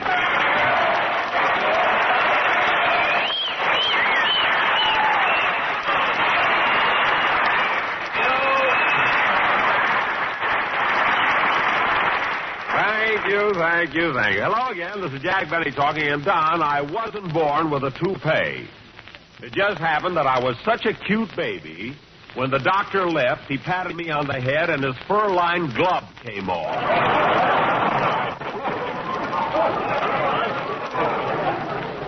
For the next 8 years, I wore the fingers down over my forehead for bangs. My mother thought the thumb was a cowlick. No kidding, huh? Well, Jack, when did you finally find out that thing you were wearing on your head was a glove? The first time I went to get a haircut. The barber looked at my head and asked me if I wanted hair tonic or saddle soap. Anyway, Don, you're right about one thing. Next Wednesday is my birthday. Well, Jack, we've done a lot of kidding about your age, but seriously, how old are you? You're right, Don. We have done a lot of kidding.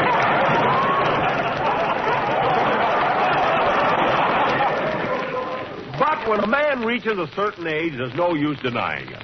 In fact, Don, there's a satisfaction in knowing you have reached that age in a distinguished and dignified manner.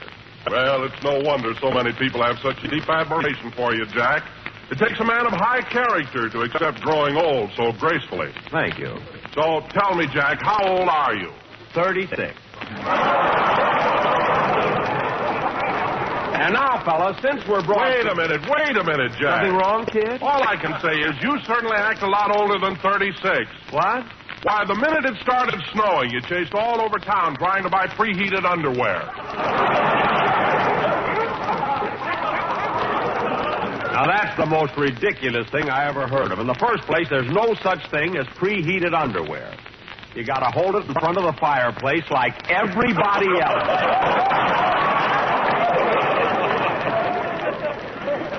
Preheated underwear.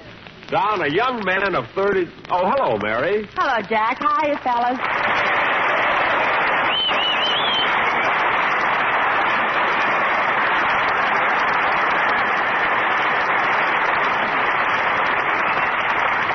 Say, I called for you at the hotel, Mary, but you were gone. How'd you get here? Oh, I came over in one of those yellow Perils. One of those yellow Perils? What's that? Chicago taxi cab.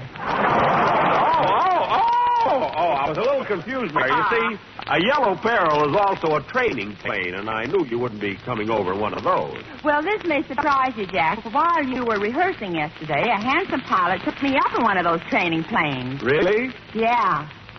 What training?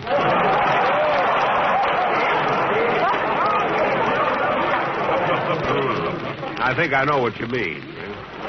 This pilot was really nice, though. He had a medal for bravery, for sharpshooting, and for flying. Well. He also had a medal for good behavior, but I made him give that back.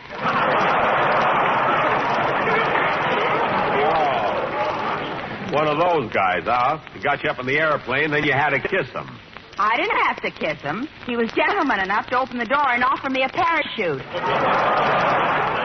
Okay, Mary, but if you're giving away any kisses, just remember that Wednesday is my birthday. And Mary, Jack says he's only 36 years old.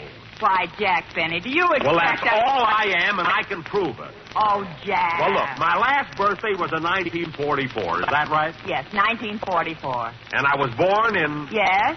I was born in Waukegan. And that makes me 36. Makes you 36. Jack, how does being born in Waukegan make you 36? It's simple arithmetic. My last birthday was in 1944. I was born in Waukegan. Waukegan has 8 letters, and 8 from 44 is 36. Now, let's drop it.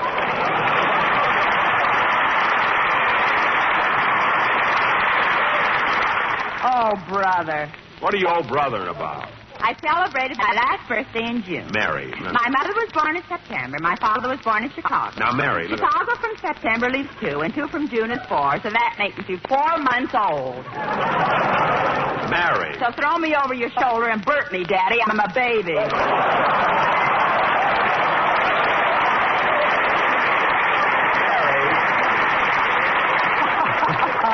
Mary, there are some things that people just don't... Come in. Mr. Benny? Yes? I'm Dr. Pencil from St. Joe.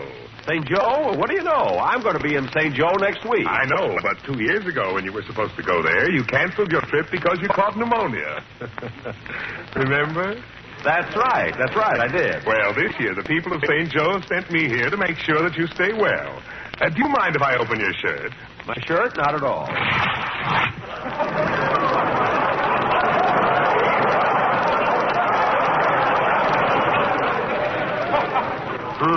What cheap material. Look, Doctor. Quiet. I'm going to tap your ribs with this mallet. Wait a minute. Doctor!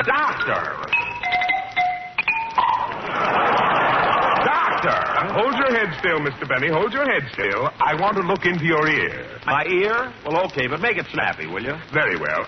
Mr. Benny, would you mind holding your hand over your other ear? The light's coming in.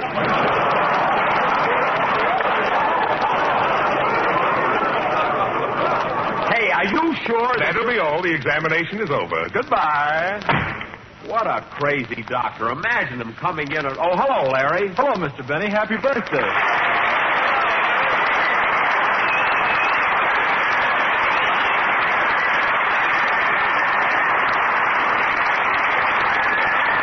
Hey, kid, I'm going to throw a little birthday party Wednesday, and you're invited. Well, thanks, Mr. Benny. You know, my father celebrated his birthday yesterday. Really, Larry? How old is he? Well, he's 54, but he tells everybody he's 42. Oh. How old are you, Mr. Benny? Well... He's 23, but he tells everybody he's 36. Mary, 23. Gee, Miss Livingston, now I'm sorry I'm 22. Why? Well, look what's going to happen to me in just 1 year.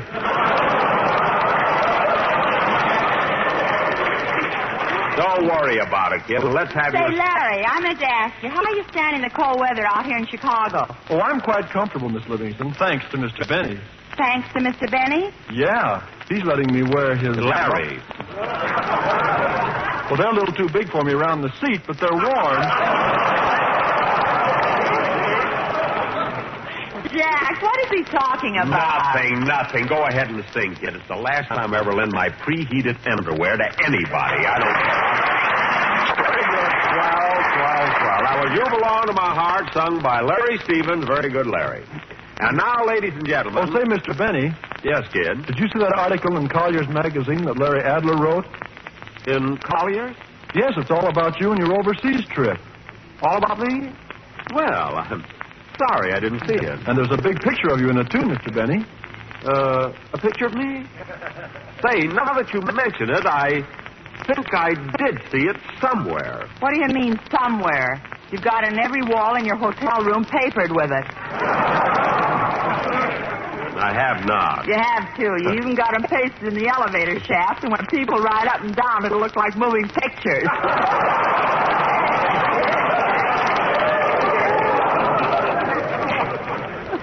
Now, Mary. And how you ever got him into the powder room, I'll never... Mary,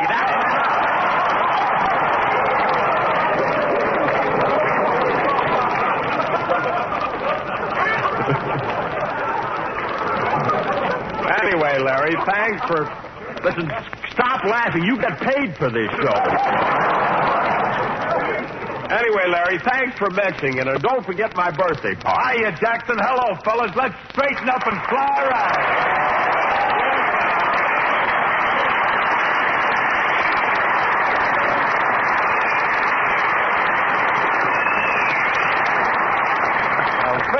Phil, I'm glad you got here. I just invited Larry to my birthday party. I want you to come, too. Hey, that's right. Wednesday is your birthday. Yeah? Happy birthday to you. Happy birthday to you. So bring out the bottle. I've got the corkscrew. Yes, sir.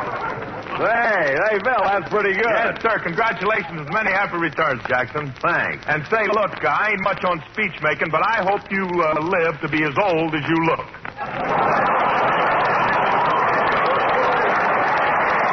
Oh, you like that, huh? You like that? Hey, Phil, what kind of a crack was that? Well, I was only kidding, Jackson. In fact, I got the boys in the orchestra to all chip in and buy you a present, and here it is. Present? Oh, gee, isn't that nice? A copy of what every young boy should know. Deluxe edition. Hey, Jackson. Huh? Jackson, turn to page 16. Page 16? Yeah, 16. Go ahead, turn to it. Okay. Gosh, hey, this book doesn't mince words, does it? No, sir. What does it say, Jack? Don't play with matches.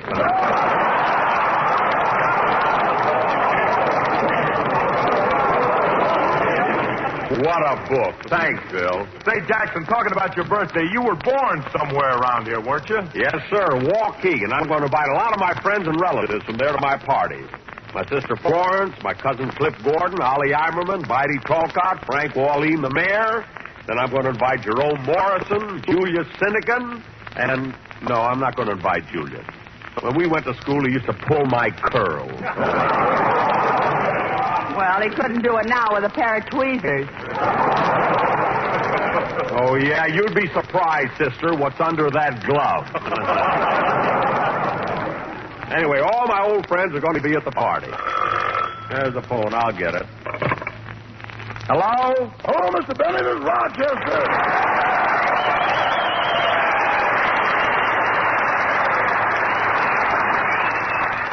Rochester, where are you? I'm in St. Joe, boss. Oh, long distance. Hey, I'm glad you got in okay. Oh, not exactly okay. I had a little financial trouble on the train. Well, you shouldn't have. I gave you the money for the trip. I know, boss, but you figure things a little too close. What do you mean? At the station, I bought a package of gum and weighed myself. Uh-huh. And when I went to buy my ticket, I was exactly 6 cents short.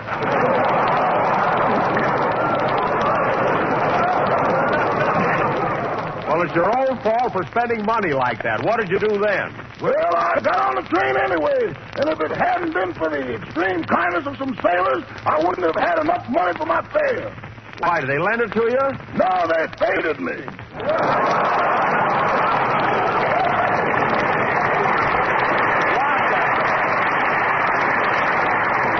Rochester, do you mean that you started a crap game with some sailors? Oh, no, boss. No, I didn't start it.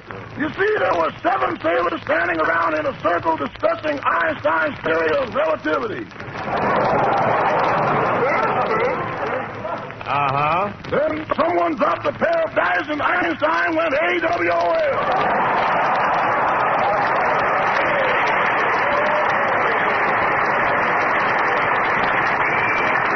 But Rochester, you didn't have to get in the game. I know, but one of the boys said shoot, and even I couldn't refuse that call to battle station.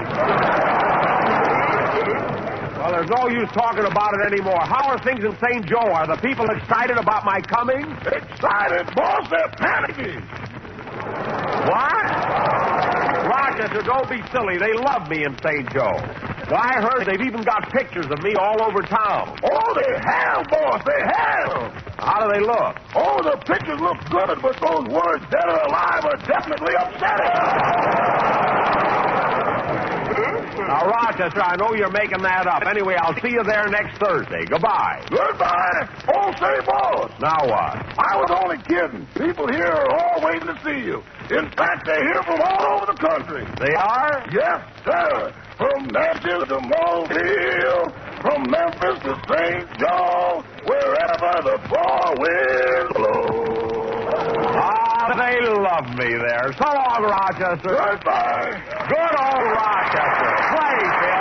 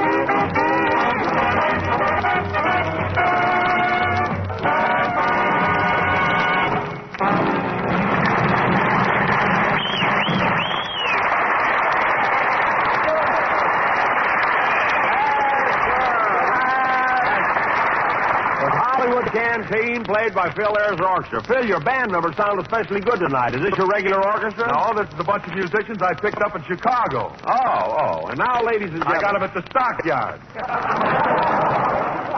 The stockyard? Yes, I figured if I got them out there, they'd bring their horns with them. Oh, Harris, you clever kid. Go button your cuffs and square your lid, you boy, you. Little girl. Now, let's get back to our own show. Ladies and gentlemen, since we're at a naval air station tonight, for our feature attraction, we will present a dramatic sketch of the sea entitled, Boy, Was I Seasick, or You Can't Take It With You.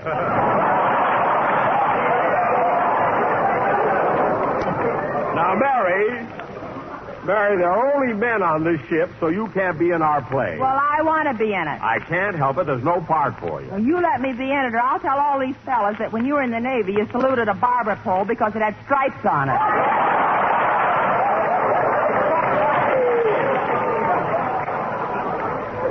I didn't salute. I just said hello. A little Remley like that. Now, let's get back to our play. As the scene opens, I, Captain Jack McBenney, commanding officer of an aircraft carrier, am standing on the bridge of my ship, the USS Ulysses S. Sassafras. Wipe your chin. Quiet. We are on the high seas, knifing silently through the night toward a secret destination.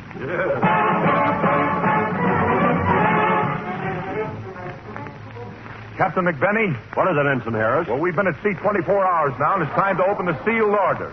I have them here. Here they are. Sealed orders? Good. I'll open them. From Captain Carson. Yeah, this must be it. Yes. To Captain McBenney, commanding officer of the USS Ulysses S. Sassafras. Somewhere in the Pacific. What does it say? It says, load supplies, move for Tokyo. Load supplies, move for Tokyo. Well, they can depend on us, Captain. This is the best aircraft carrier in the fleet. You said it.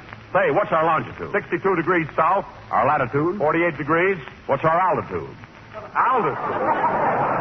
Certainly. You know the last plane that took off? Yes. We're still tied to it.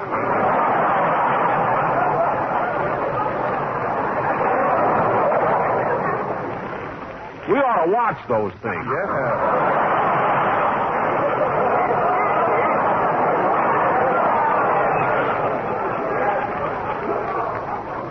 Well, Captain. Here we are now. 3,000 feet over Albuquerque. That's right. I haven't been this high since last night at the Silhouette Club.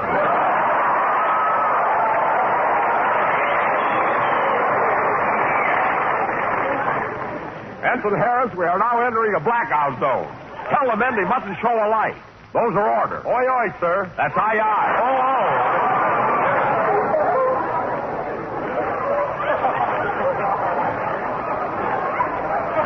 Now, men, we mustn't take any chances. Turn out all the lights. Why? Can the enemy see us? No, but the audience can. How did that wave get on deck? Carry out your orders, Harris. I want total darkness.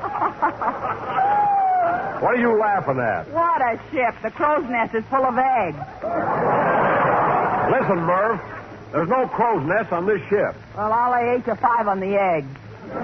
Never mind that. I'm your superior officer. Salute me. Come on, salute me. Okay.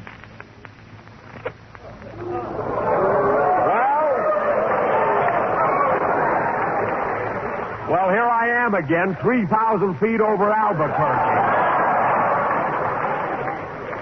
Hey, Captain. What? Isn't the captain supposed to stay with the ship? Certainly. Well, come on down, Bub. Come on down. Now, men, we're faced with a very grave situation. We're on an important mission, and a lot depends on it. Aye, aye, sir. Somewhere out there is a pack of submarines, and they're searching for us. But are we afraid? Of course not. Okay, men, to your battle stations. Anti-aircraft. There's the enemy. Fire. Oh, boy, we got 200 planes. Jack, those were pigeons. Those were pigeons. You're still over Albuquerque. Oh, God, we'll finish the sketch in St. Joe. They love me there.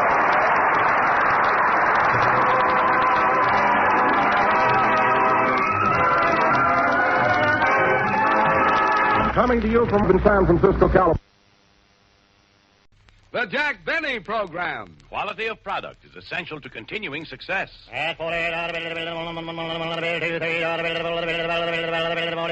Sold American. Lucky Strike means fine tobacco.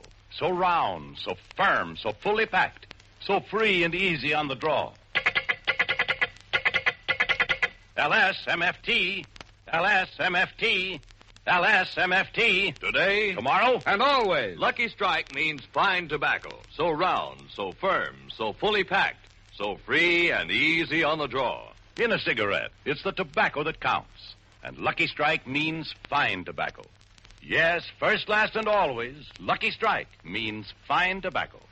The finer, the lighter, the naturally milder Lucky Strike tobacco. So for real deep down smoking enjoyment, smoke that smoke of fine tobacco, Lucky Strike.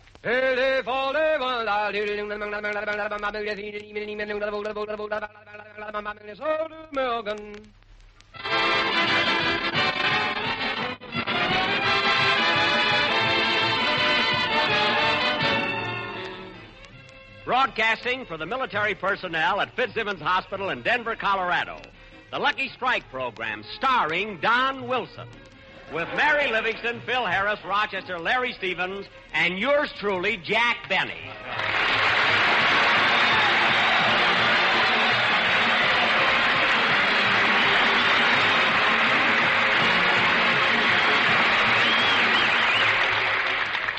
And now, ladies and gentlemen, it gives me great pleasure to introduce a man whose voice is familiar to millions. A man whose personality and charm has captivated the listening audience of America. A man whose good humor and contagious laughter has brought sunshine and happiness into homes from coast to coast. The star of the Lucky Strike program, Don Wilson.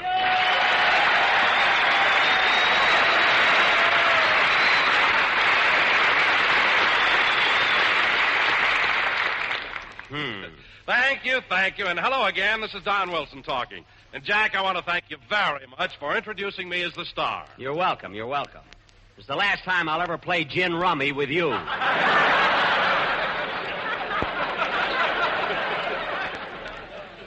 and such silly stakes. Well, it's your own fault. You won't play for money. All right, I lost and I had to introduce you. But, Don, why are you so anxious to be the star of the show tonight? Well, Jack, it's a matter of pride. You see, we're broadcasting from Denver, Colorado, and Denver happens to be my hometown. Oh, well, Don, you should have told me. Come on, fellas, let's give him another hand. Come on.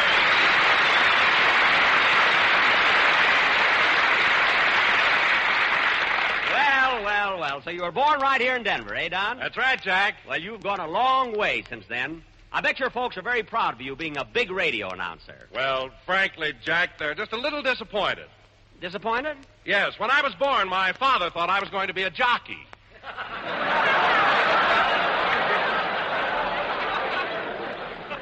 Oh, for heaven's... Don, a jockey only weighs about 97 pounds. Well, that's what I weighed when I was born.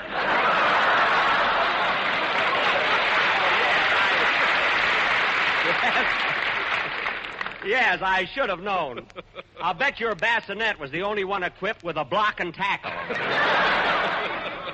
What a baby. The block and tackle must have come in handy for talcum powder operations. Hey, Don?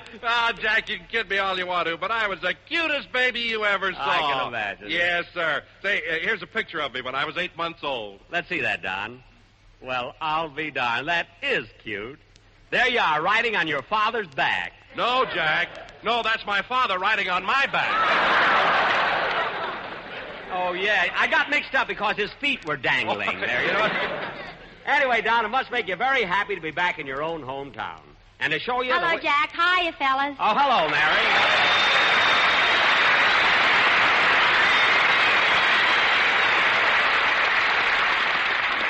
Yes, sir. Well, Mary, I've never seen you looking so sweet. And that two-piece outfit you're wearing, it's terrific. Well, thanks, Jack. I'm glad you like it. You know, the skirt is made of nylon from a parachute. The skirt? Made out of nylon from a parachute? Yes. What about the jumper? Oh, he got away. I didn't mean that. Anyway, that's a cute idea, making a skirt. No, really, it's cute, making a skirt out of an old parachute. It looks so... Say, Mary, what's that string hanging down the side? That's a ripcord, and don't you dare touch it. Well, anyway, you look nice. Say, Mary, do you know what I just found out? Denver is Don's hometown. That's right, Mary. I was born here. I know it, Don, and I even wrote a poem in your honor. Oh, you did, Mary? Well, that was very nice of you. It certainly was. Let's hear it, Mary. Okay. To you, Don Wilson, our announcer. We love you all. Yes, every pound, sir. Well. From the front or from the back. So round, so firm, so fully packed.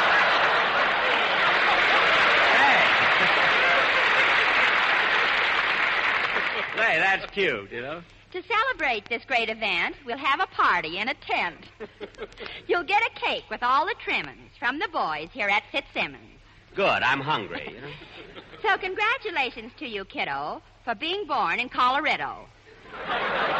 Colorado? That don't blend. It's too late now. This is the end. Applause.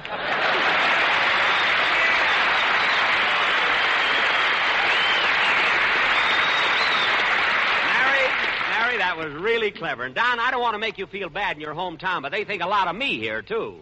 In fact, Denver took a little hint from St. Joe. What do you mean, Jack? What do I mean? I'm talking about my welcome to Denver. Didn't you notice anything when we drove through the streets from the station to the hotel? Well, all I noticed was that it was snowing. Snowing? Well, how do you like that? The Chamber of Commerce told me it was confetti.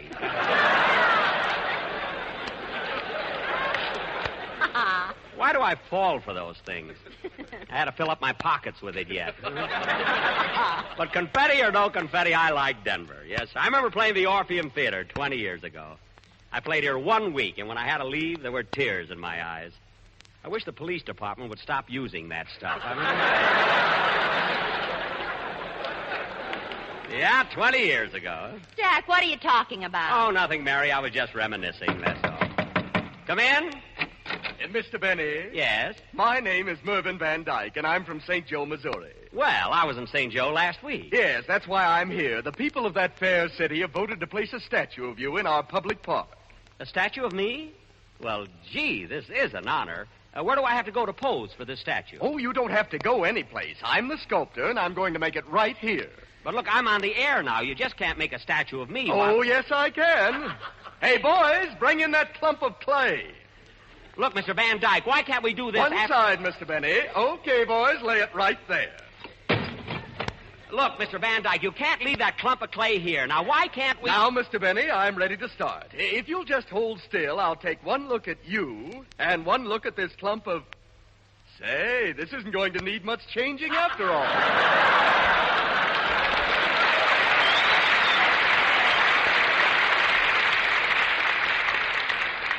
Now, Mr. Van Dyke, please. Now, hold still. Don't move. This'll only take a few weeks. Now, wait a minute. Let me look at that. Look, Mr. Van Dyke, you mean to say you're going to make a statue of me out of this... Stop fingering my clay. I wasn't fingering it. Now, if you'll wait till my show is over, I'll be only too happy. Hello, Mr. Benny. Hello, everybody. Oh, hello, Larry. Hello.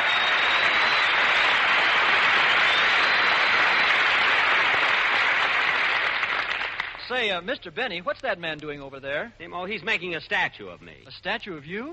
Just like George Washington and Abraham Lincoln? Yes, sir. Gee, Mr. Benny, what did you do? He found a way to go from Fitzsimmons to Denver in 12 minutes.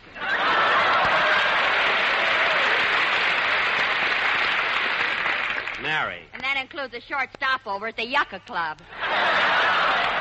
Mary. And if you stop there, who wants to go to Denver anyway? Mary, that's enough. Now, Larry, the boys here are anxious to hear you sing a song, so let's have it. Okay. Oh, Mr. Benny. Wait a minute, Larry. What is it now, Mr. Van Dyke? I'm starting on your head first. Would you mind combing your hair? My hair is combed. Well, then, for heaven's sakes, muss it up. I can't stand it that way.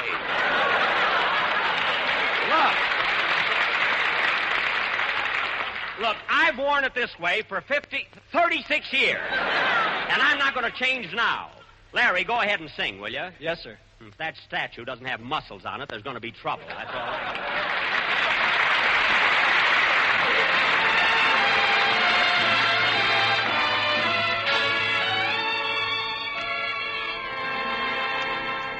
It's the end of a story, the same old story, all the stars in their glory. No, we must part, though I have to surrender your kisses so tender that used to enchant me. Won't you grant me only this?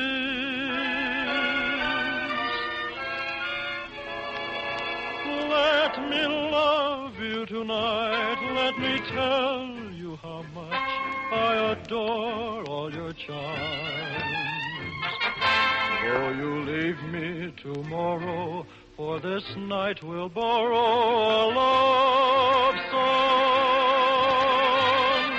Let me love you tonight. Let me thrill to the touch of your sheltering arms. Till the scent of the roses caresses and closes your eyes. Let me kiss you tonight while the stars in the sky give a heavenly light. So when love is an ember, my heart will remember your sighs.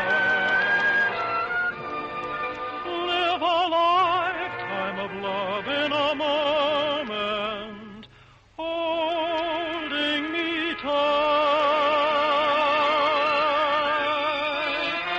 Then forget me, darling, only let me love you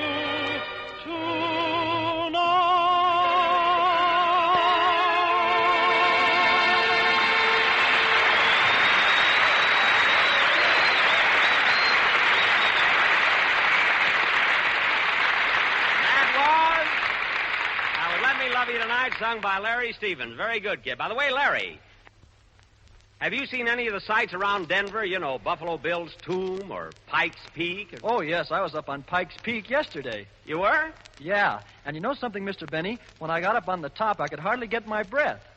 Well, certainly. So you see, kid, that's on account of the high altitude. It is? Golly, I thought it was because I ran all the way up. Well, that's logical. Oh, Mr. Benny. Oh, for heaven's sake. Aren't you finished with that statue yet? Not quite. I'm starting to chisel out your legs now. Would you mind squatting down a little and holding your legs apart? But that's such a ridiculous pose. When you're alone, yes. But I'm cutting it this way so if we ever find an empty horse, we can slide him under you. Now, look.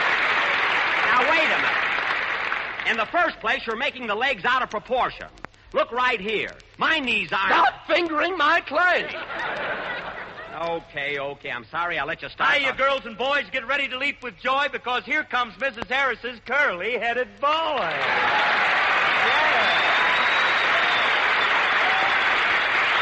And I'm a blonde, too.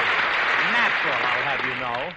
Say, Jackson, who's that guy standing over there in the white coat and the beret? Oh, he came here from St. Joe. He's a sculptor. A sculptor? What's he doing? Giving you sculpt treatments? Oh, Harris, how this mountain air has sharpened your wit. Mountain air? Why, certainly, Jack. You know, Denver's one of the highest cities in the world. That's right, Jackson. The minute we got here, my nose started bleeding. My nose bled a little, too. Gee, mine did, too. What a bunch of sissies. Nothing happened to my nose when I got here. Yeah, I know, but one drop of your blood forced itself to the surface, turned around and saw it wasn't being followed, sang 2 courses of I Walk Alone, and crawled back in.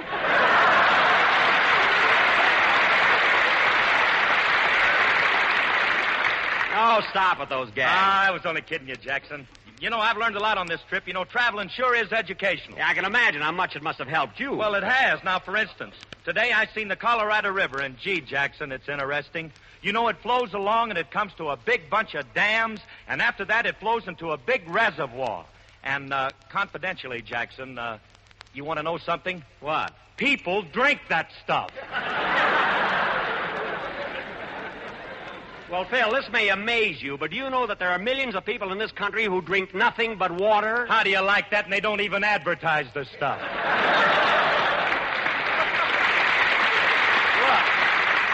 Look, Phil. Oh, Mr. Benny. Now what? Would you loan me your handkerchief? Your statue's nose is bleeding. Now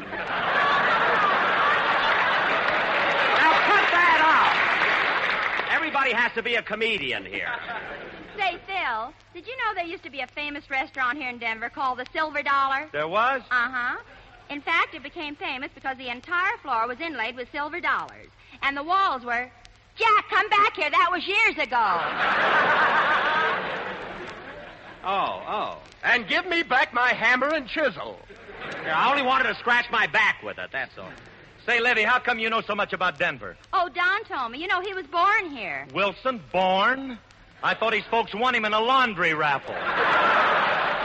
Phil, don't be so smart, will you? Well, you guys can kid all you want to, but I was a pretty cute baby, and I was smart, too. Why, when I started talking, I was only 5 months old. You were talking at 5 months? Certainly. I used to look up in my mother's eyes and say, Dad, Dad, Dad, Dad, Dad, Dad, Dad, Dad, Dad, Dad. Dad, Dad, Dad, Dad, Dad. What were you saying? L. West, M.F. Tweed. L.S.M.F. Tweed? And your mother knew what that meant? Yes. Lucky Strike means fine tobacco. Lucky? Yes. So wound and so firm and so free and easy on the door. Well, Don, I'm sure that I and my sponsor agree that you were a very smart baby, and take your finger out of your mouth, will you? Now, Phil, let's have a band number before... Just a minute. Mr. Van Dyke, stop interrupting my program. You can do my statue later. But I just finished one leg down to your foot. Would you mind slipping off one of your shoes and socks so I can take a look at your toes? Mr. Van Dyke, I told you, I'm Jack, not going... he's making your statue, so do what he says. Oh, all right. There. Look at my toes. 5, just like everybody else. Well, what do you expect to find? A bunch of bananas? Now, look at that silly statue. Look right here. Stop fingering my clay! I was just trying to give myself a dimple. Well, you haven't got a dimple there. Phil, play a band number with you. Maybe you'll scare this guy away. Okay, Jack. He drives me nuts, anyway.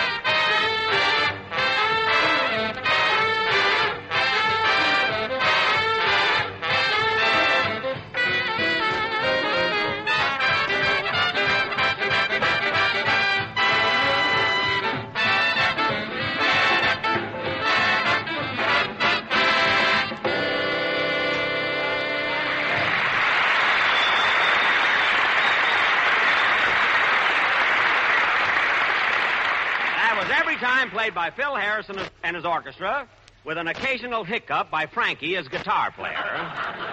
Now, as a special treat for the boys here at Fitzsimmons, and for Governor Vivian of Colorado, who's with us, I will play a violin solo. Oh, no, Jackson. No, Jackson, no! Lock me in a room with Spike Jones, but not that. Phil, please. Leave him alone, Phil. Say, Jack, why don't you play that new tune for the boys, the one you rehearsed this morning? Didn't sound bad at all. No, Mary, I better play the one. Hey, Livy, you mean Jackson learned how to play a new tune? Yeah, he learned it this morning. This morning? I didn't hear him. I know, Don. It was before the regular rehearsal. I went over to the Brown Palace Hotel to pick Jack up. In fact, I got there before Jack was still asleep.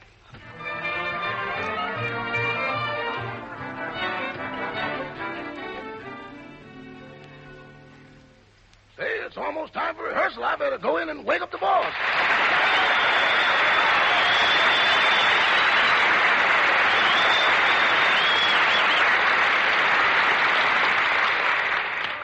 But then he's been doing so many shows, he needs a little rest. Oh, there's the phone. Hello? Mr. Benny's room, star of stage, screen, and radio, but will work for anything that jingles, folds, or has a trade-in value. Who's calling? The manager? I know this hotel has laundry service. I know the rates are reasonable. I know this is a classy hotel. Okay, I'll tell him. Doggone, Mr. Benny's just got to stop hanging his underwear out the window.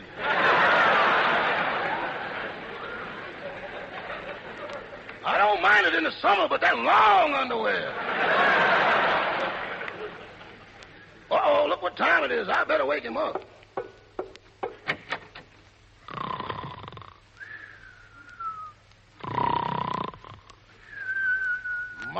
My, just look at him laying there, so nice and peaceful. Oh, Hetty. Kiss me, Hetty. Come here, Paulette. Let me put my arms around you. You too, Lana. Kiss me. What a man. He lives like a lamb and dreams like a wolf.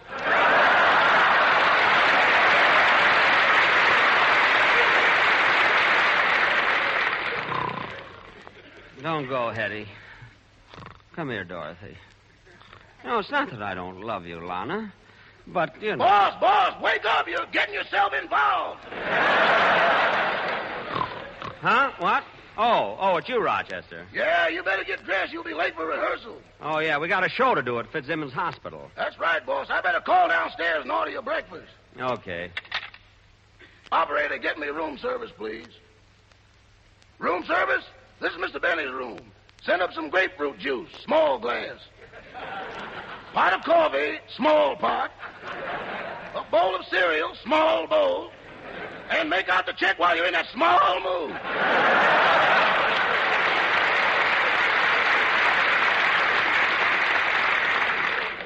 Say, Rochester, were there any messages for me while I was asleep? Yes, boss. The manager of the hotel where you stayed in St. Joe called. Uh-huh. So I told him it was a mistake and you didn't take it away intentionally. Good.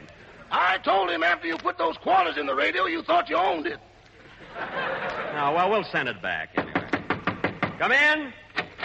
Oh, hello, Mary. Hello, Jack. You better hurry up. Everybody's waiting to rehearse. I'll be down in a few minutes.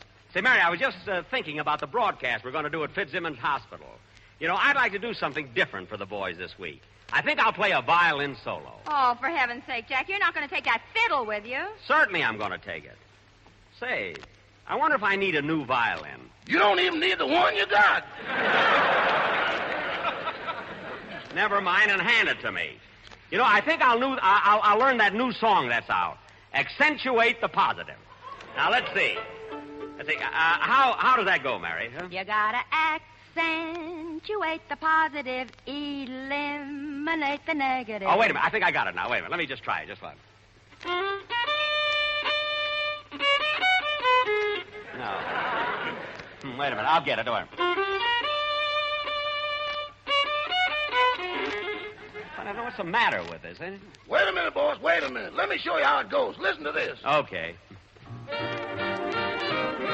You You've got to accentuate the positive, eliminate the negative. Latch on to the affirmative. Don't mess with Mr. In-Between. You've got to spread joy up to the maximum. I'm getting it, Rod. Blue down to the minimum and happy.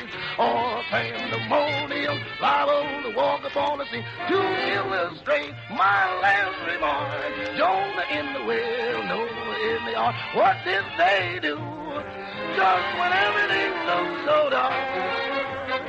Man, they said you've got to accentuate the positive, eliminate the negative, and latch on to the affirmative. Don't mess with Mr. I got it, Ross. I'm coming.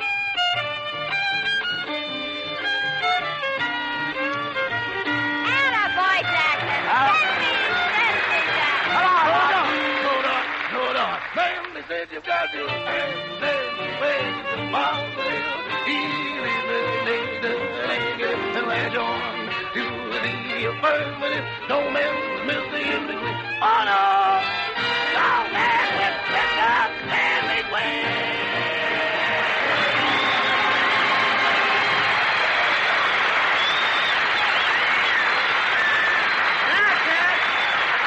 That could work out. Play that for the boys. Come on, Mary. Let's go over to Fitzsimmons. Come on.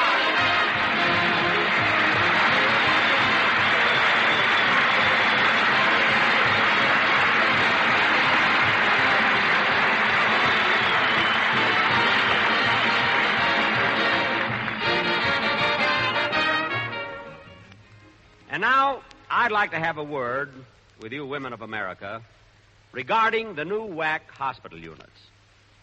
Our wounded men are returning from overseas at the rate of 30,000 a month. That's 1,000 every day. And at this very moment, every Army nurse must handle 26 hospital beds. This is twice as many beds as one nurse can take care of efficiently. That's why at least 8,000 more WACs are needed immediately for hospital units. Now, I strongly urge you eligible women to join the Women's Army Corps now and be trained to assist our overburdened doctors and nurses. Apply at the nearest U.S. Army recruiting office or write the Adjutant General, Munitions Building, Washington, D.C. Thank you very much.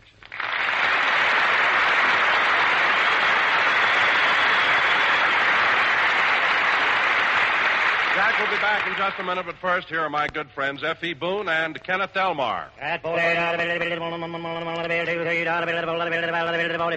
Sold American. Listen to the words of an expert, a tobacco expert with 21 years' experience.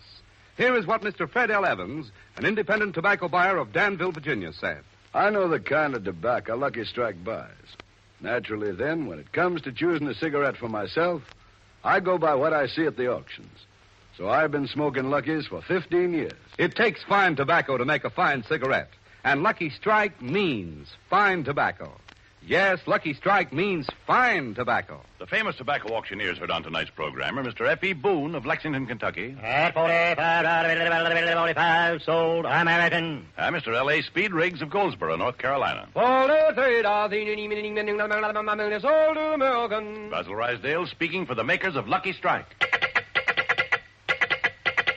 LSMFT, LSMFT, LSMFT. For real deep down smoking enjoyment. Smoke that smoke of fine tobacco Lucky Strike. So round, so firm, so fully packed, so free and easy on the draw.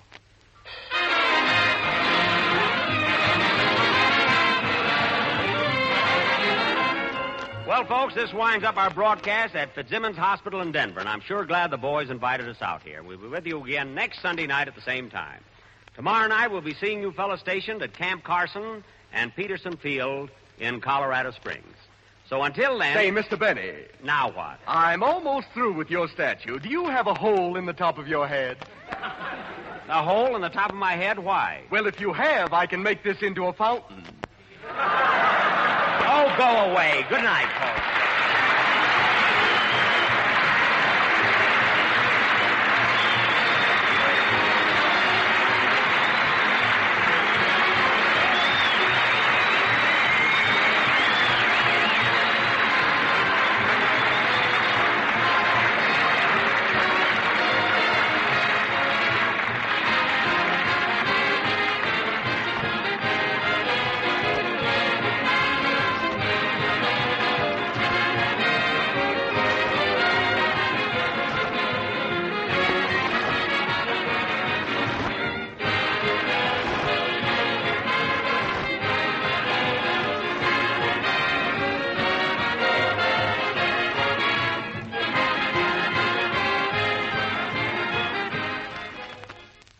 now at the U.S. Naval Auxiliary Air Station at 29 Palms, the Lucky Strike program. Starring Jack Benny with Mary Livingston, Phil Harris, Rochester, Larry Stevens, and yours truly, Don Wilson.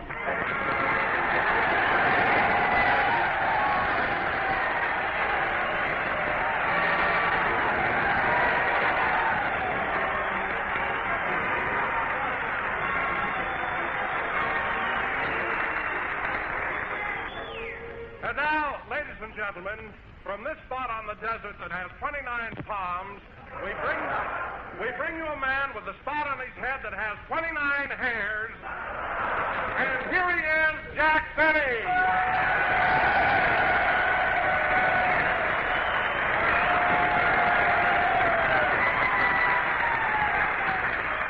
Yes, sir. Thank you. Hello again. This is Jack Benny talking. And, Don, I don't mind you reaching a little for a laugh, but you don't have to go that far.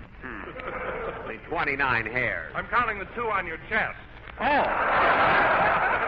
Oh, those. You know, Don, I'm kind of proud of those 2 hairs. I've even named them. Named them? Yep. Abercrombie and Fitch. Abercrombie is the one on the left, but Fitch has been with me a little longer. Now, wait a minute, Jack. Fitch is a hair tonic. I know, Don. In fact, if it wasn't for Fitch, I would have lost Abercrombie. And, Don, this may sound silly, but they really helped me get around. Why, when I came up to the main gate this morning, the guard saluted and let me ride through. The guard saluted you? Yep. As I reached the gate, my shirt blew open. He saw the 2 hairs on my chest and thought I was an ensign.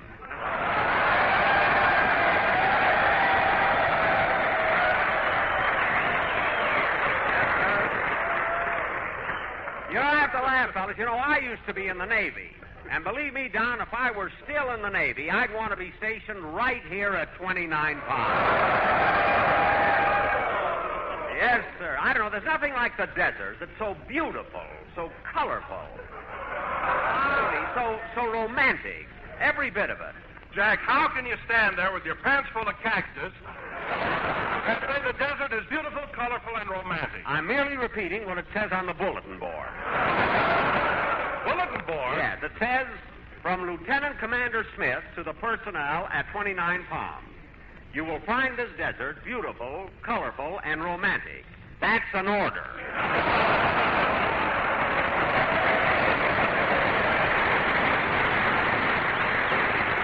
Well, you see, Don, this place is... Oh, hello, Mary. Hello, Jack. Hiya, fellas.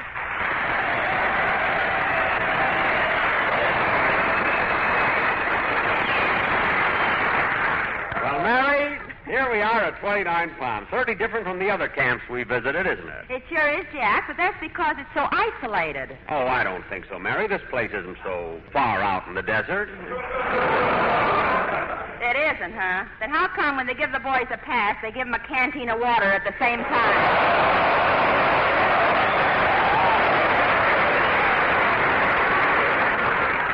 A canteen of water? Yes, and if they sip it sparingly, they can make it to the main highway. Mary, stop exaggerating. Exaggerating? Jack, this afternoon when I was taking a walk in the desert, I happened to pass 2 sailors. Uh-huh. So one of them came over, looked at me, blinked his eyes, looked at me again, then turned to his friend and said, "Hey, Steve, we must be winning. They've got these things back in production again." Those boys were just kidding you. I'll bet at least half of these fellas have seen girls before.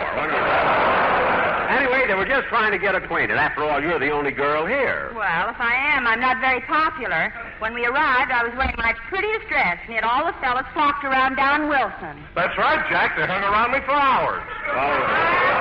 Well, why wouldn't they, Don? It's the first time they've seen so much shade in one lump.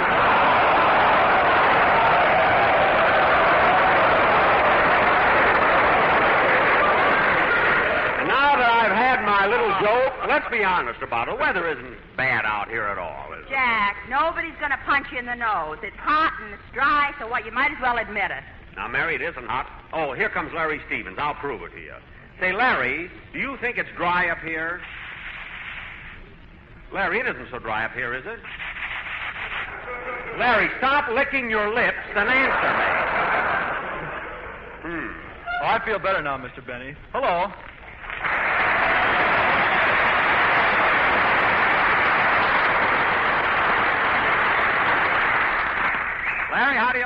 this a nice spot, isn't it? Yes, but isn't it strange having a naval station so far from the ocean? Well, that's not unusual, Larry. When I was a sailor in the First World War, I was stationed at Great Lake, and I went through my entire naval career without seeing either the Pacific or the Atlantic. Yeah, but at least you saw Lake Michigan. No. I didn't see that either. But you must have seen it. The Great Lakes Naval Station is right on the shores of Lake Michigan. Mary, when I joined the Navy, I spent my first night in a hammock. When I got up, I was so bent over, I didn't see anything but the guy in back of me for the next 3 years.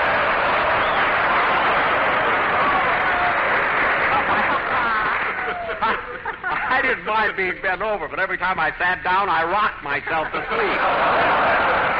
It was awful. You know? But, Jack, how could you get so doubled up from sleeping? Well, Don, it was my first experience with a hammock. How did I know you weren't supposed to hang both ends on the same hook? You know, they should give directions with those things. Gee, Mr. Benny, it must have been terrible walking around bent over like that for 3 years. No, Larry, it worked out very well. After leaving the Navy, I went into vaudeville as the only talking U-turn in the country.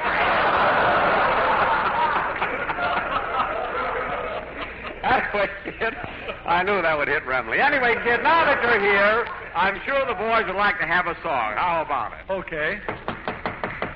Hold it a minute. Come in. Mr. Benny? Yes, what is it, sailor? Is it true that when you do your show at a camp, the boys always give you a souvenir? Why, yes. Once I played at an infantry camp, and they gave me a rifle. Another time I was at an air base, and they gave me a parachute. Just 2 weeks ago, I played at a boot camp. And they gave him the boot. Mary. She's just jealous because my sunsuit is more daring than hers.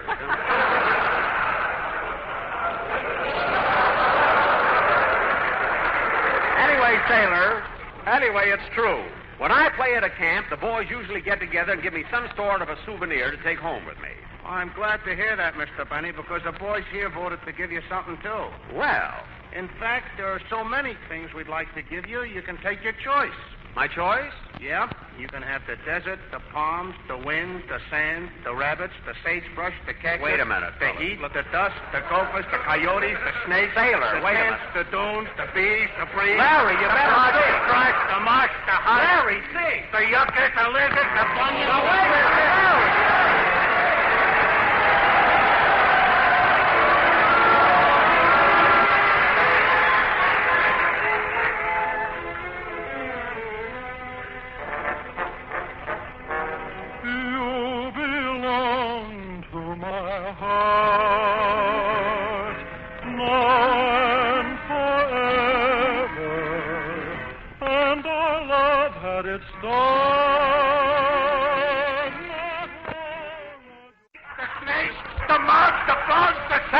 Sailor, please. The moon, the stars, the stars, the Now, cut that out.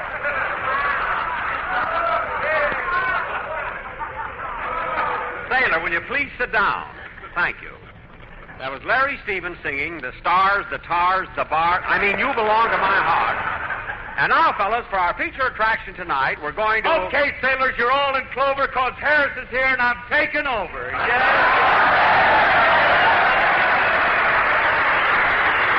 Yes, sir. You can beat those little pinkies together now. Applause me, kids. Applause me. Applause me? Phil, you always have to be so late. What took you so long getting here? Well, I'm sorry, Jackson, but I couldn't get a lift, so I walked over from the ship's service store. Oh. Well, now that you're here, I wish that Just a second, Jackson. Hold it a minute. I want to get a little sand out of my shoe. Okay.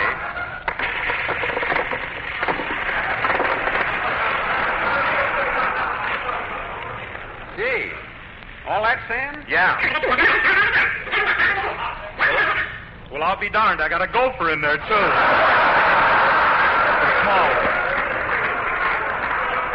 A gopher? I'm afraid to take off the other shoe. I might find gravel Gertie.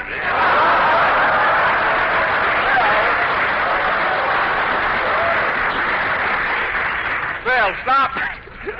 Phil, stop making up those... Oh, Jackson, I'm only kidding. I'm just kidding you. I really love it here at 28 Palms. Phil, it's not 28 palms, it's 29 palms. It's 28. 29. 28. 29. 28. 29. That's 28. You keep out of this. Oh. You take my word for it, Phil, it's 29 pounds. How do they get in from New York like that? And now, wait a minute, Jackson. Hold it just a minute. You know, I meant to tell you. Friday night, I saw the opening of your new picture, The Horn Blows at Midnight, at Warner Brothers Theater. Oh, yes, The Horn Blows at Midnight. How'd you like me? I don't know. I blew at 10:30.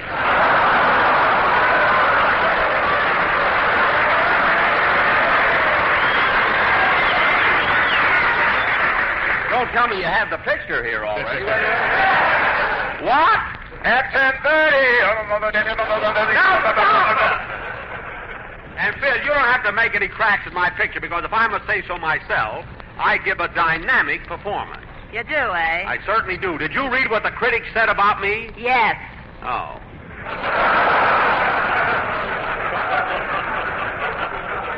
And now, fellas, for our feature attraction tonight, we're going... And the critics said Jack Benny's performance... I know what they said. You don't have to repeat it. And now, fellas, for our feature attraction tonight... Jack, I saw your picture, and I thought you were wonderful. Nobody's asking... What?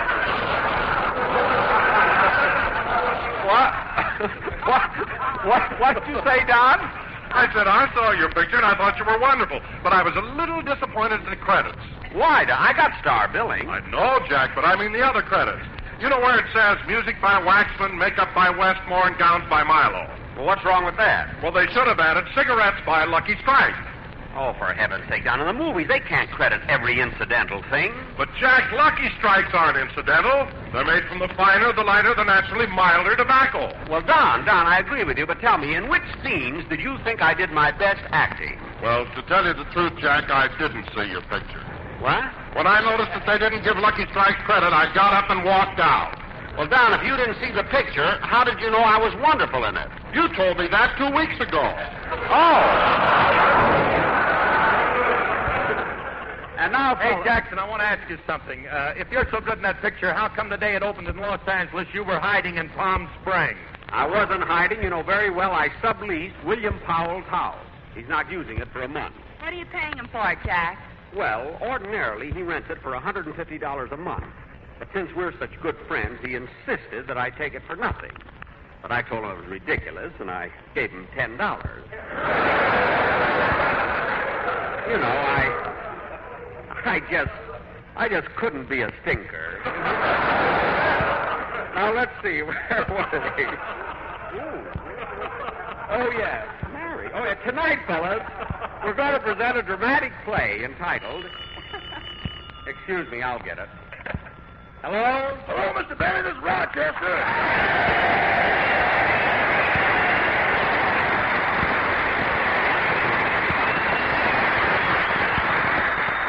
Hello, Rochester. What do you want? I thought I'd better call you, boss. Mr. William Powell was here and examined his house, and the things he said about you. Why? Why, was he mad? Mad? You know how he usually speaks in that nice, quiet, subdued voice? Yes. Well, today he sounds like Donald Duck with his tail on fire. Well, Rochester, how did he happen to get so angry? Well, it worked up slowly. When he learned you were renting out rooms, he got red in the face. Then when he found out you'd start a cocktail lounge in the den, his face got purple. Purple? Yeah, and by the time he saw the slot machines, you couldn't tell him from me.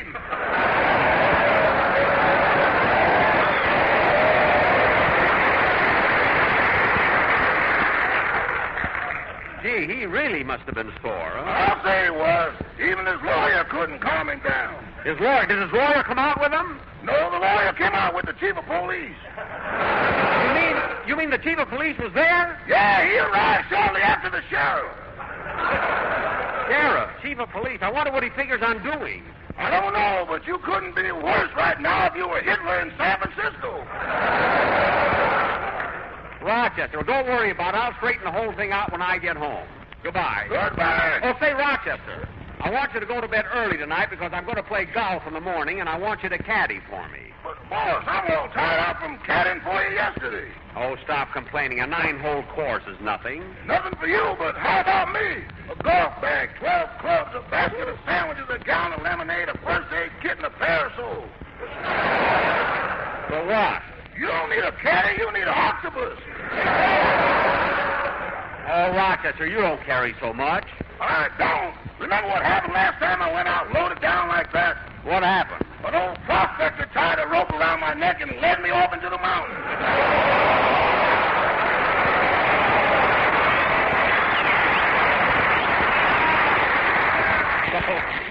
Well, why did you go with him? I couldn't see where I was till he unloaded me.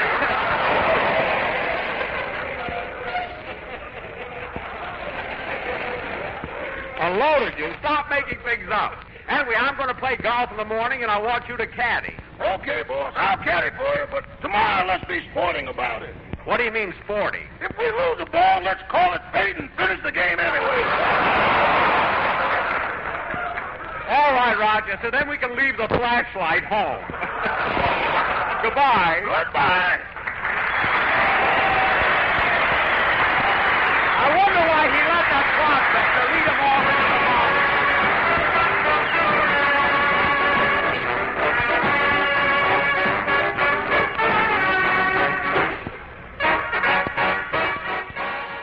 Play which traces the history of that jewel of the desert, 29 Palms. Now, in this sketch, Mary, you and I play a pair of pioneers, the first settlers of 29 Palms. You're my wife, Mandy. I'm your husband, Randy. And Larry, you're going to be my son, Sandy. That's dandy. Now, Phil, you're going to be one of my neighbors. And Don. Yes, Jack? You're going to be the 29 Palms. So sit down and branch out a little bit. And now for our play, the history of 29 Palms, or I'll Be With You in Cactus Blossom Time. Our scene opens in a little shack in the middle of the desert that's so beautiful, so colorful, so romantic.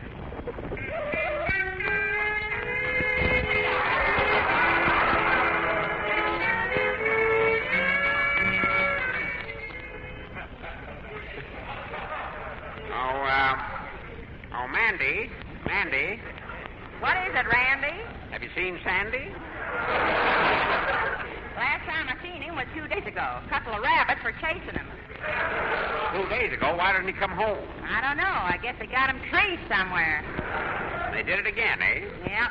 Doggone, every time with that kid of ours out of the house, the rabbits play with him. Well, it's your own fault, Ma. I told you should have straightened those 2 front teeth of his.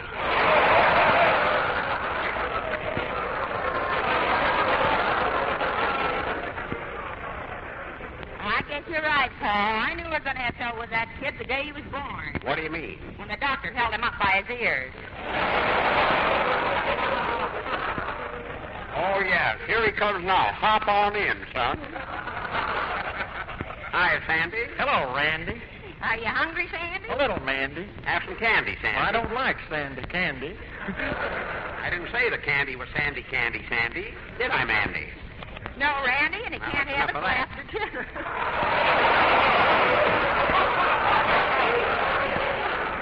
What'd you say? I said he can't have it till after dinner. Sit down, son. Well, what do we got to eat, Ma? Well, you can have your choice. Fried yucca, mashed tumbleweed, or spaghetti and cactus balls. As for me, Ma, spaghetti and cactus balls, but leave off the spaghetti. Okay. Who can that be? Come in.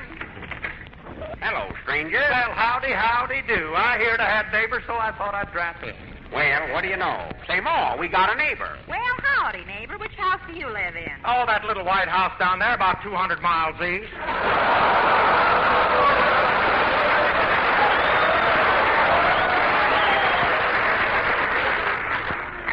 Say, they're really building this place up.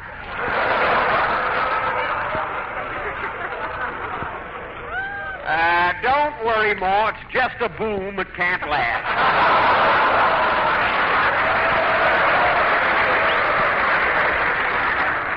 Say, neighbor, you making much money raising these rabbits? That's my son.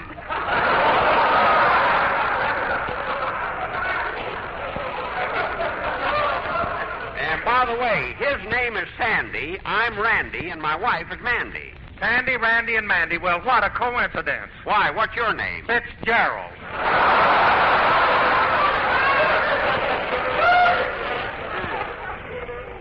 That don't rhyme with anything around here. But You know, stranger, we've been living here on this desert for nigh on to 50 years, and you're the first person ever called on us. What brings you here? Well, I'm kind of running out of water, and I thought maybe you'd let me have some. Running out of what? Water. What's that? Now, wait a minute. Now, hold on. You mean to say you ain't never heard of water? Nope. Say, Pa, don't stand there arguing on such a hot day. Let's go take a dip in the swimming pool. The swimming pool? Say, if you folks ain't never heard of water, what do you got in that pool? Sand, silly. Sand in a swimming pool? Yep, and there's a 50-foot diving board. Hold on, stranger. Hold on, stranger. You can't dive in no pool filled with sand. Who can't? Go ahead, Sandy. Climb up there and show him. Okay, Paul. Now, wait a minute, Paul. He's my son as well as yours. I ain't going to let him dive off that 50-foot board into that pool of sand like that. Don't put your bathing cap on. Doggone, there's nothing like mother love. You're right up on the diving board, Paul. Okay, son, let her go.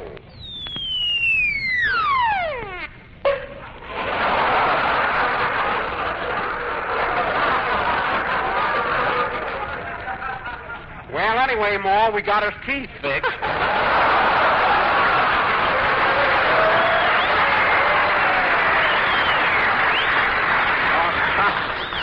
Took a long time to trick him into it. Well, neighbors, I ain't staying around this deserted place any longer. I'm going to where there's civilization, where there's live people, bright lights, and excitement. Where's that? Yucca Valley. Yucca Valley? Say more. That sounds like the kind of a place we ought to visit. Yucca Valley. Let's hitch up the wagon and go. The chicks and ducks and geese better hurry when I take you out in the surrey. Hey, Pa, don't sing that song. Why not? Ain't been written yet. Well, I wish they'd hurry. I like it. Well, we're all hitched up. Let's go. Okay, but wait just a minute. Before we start on such a long trip, we ought to have some refreshments. You got any brandy? Brandy? I don't know. Hey, Mandy, we got any brandy handy? I don't know, Randy. I'll ask Sandy. Never mind. I ain't going through that again. Now, come on. Let's get started for the big city, Yucca Valley. Okay, I hope it's cooler there. Oh, Mandy, it ain't so hot here. It ain't, eh? On the way over, I saw a tongue coming down the road with a dog hanging out.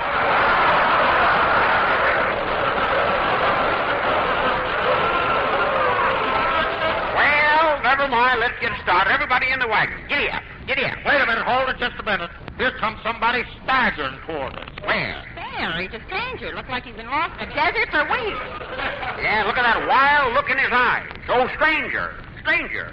At last I'm here. At last, civilization, people, excitement, life. It was a long trip, but I made it. Take it easy, stranger. Where'd you come from? Yucca Valley. Yucca Valley? Well, why did you leave there? The desert, the palms, the wind, the sand, the rabbits, Stranger. the snakes, Stranger, the hold on the there. heat.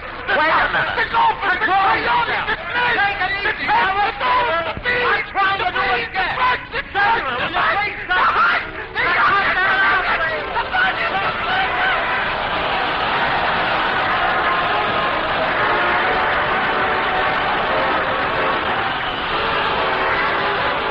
We'll be back in just a minute, but first, here's my good friend Basil Rysdale. Quality of product is essential to continuing success.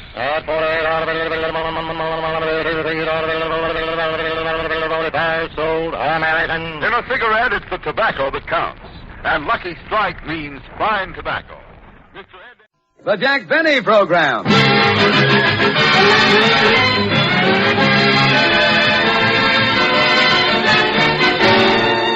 Starring Jack Benny with Barry Livingston, Phil Harris, Rochester, and yours truly, Don Wilson.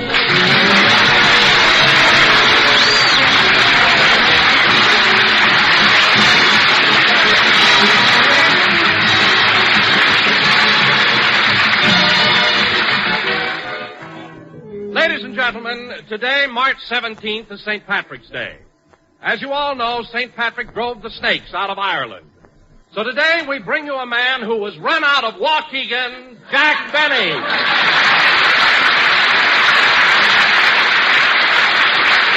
I'm glad you said man there anyway. Thank you. Hello again. This is Jack Benny talking. And, Don, for your information, I wasn't run out of Waukegan. It was merely a request by the city fathers and mine. And being a sharp guy, I took the hint in 2 shirts and left. Well, let's not talk about me. After all, this is St. Patrick's Day. That's why I'm wearing this shamrock in my lapel. Shamrock? Yes. That's a moth that took a bite out of that $12 suit and turned green. Mary, don't be funny. This is a very good suit. Taste it. Feel it. Anyway, why aren't you wearing something green today? I am wearing something green. See? Oh, yes. What is it? It's that gold bracelet you gave me for Christmas. Mary, that's an old joke. All I know is I polish my other bracelets. This one, the gardener takes care of. Well, that's appreciation for. After all, Mary, it wasn't easy to get that bracelet. I spent over 3 hours at that claw machine. And now, ladies and gentlemen... Good. I didn't know it was going to be that good. I'm going to tell you. Say, Jackson. Me. What? You're talking about St. Patrick's Day. Did I ever tell you the one about that friend of mine who got an Irish car? An Irish car? Yeah, every time you blow the horn, it plays Ireland Must Be Heaven because my motor came from there. Oh, Harris, you're the Barry Fitzgerald of the Bobby Sox. Well, pull out your garters and get out of here, will you? Put on your garters, right? He always tries to run Say, one... Jack. What? Jack, since this is St. Patrick's Day, don't you think we ought to do a This little program play is for starting our... out like we had no rehearsals at all. And you want to know something? We didn't. Everybody walks in any time they want. Hey, Jackson, they holler. What is it? What is Well, it? Jack, this being St. Patrick's Day, don't you think we ought to do a little play for our Irish listeners? Well, we're doing better than that, Don. Tonight, for the first time since his release from the Navy, Dennis Day, the smiling Irish songbird, will be back with us. Oh, so the kid's coming back, huh, Jackson? Yep. Gosh, Jack, Dennis has been gone for 2 years. I'll bet the Navy has changed him a lot. I'll bet it has, too. Anyway, he ought to be here by now. I think I'll call his house and see what's keeping him.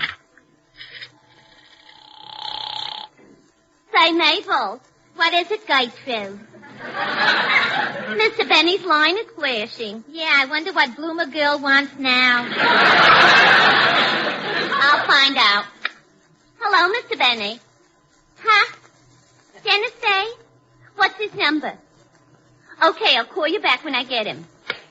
Say, Mabel, did you hear Mr. Benny's program last week? Yeah, Ray Milan was on it. Gosh, he's wonderful, even if he is the Lost Weekend.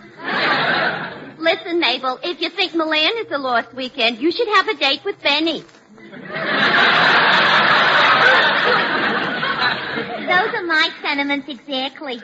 You want to know something, Gertrude? What? The contest has been over for 6 weeks and I still can't stand him. Yeah. You know, Mabel, 2 weeks ago he asked me to go to the Academy Award ceremonies, but I had another date. Gee, Gertrude, how come Mr. Benny always asks you to all those swanky affairs? Well, why shouldn't he? After all, my mother gave him the best years of her life.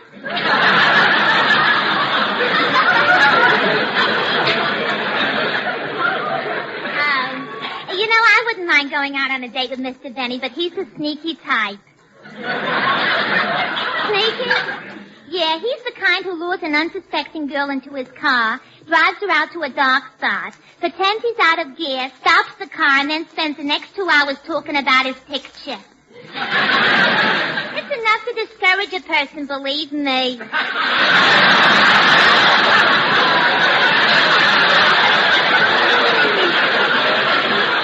I'll say. You know, Mabel, I got a confession to make. Once I let Mr. Benny kiss me. Why, Gertrude, gear shift.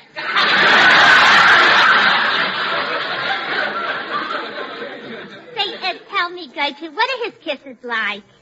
Well, it's like when you're blowing bubble gum and the bubble collapses against your face.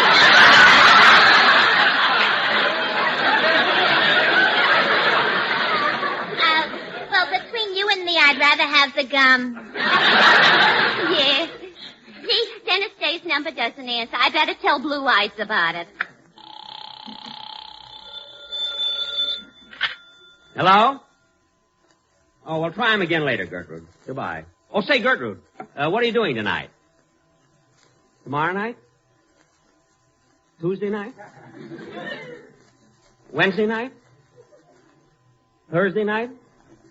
Christmas Eve?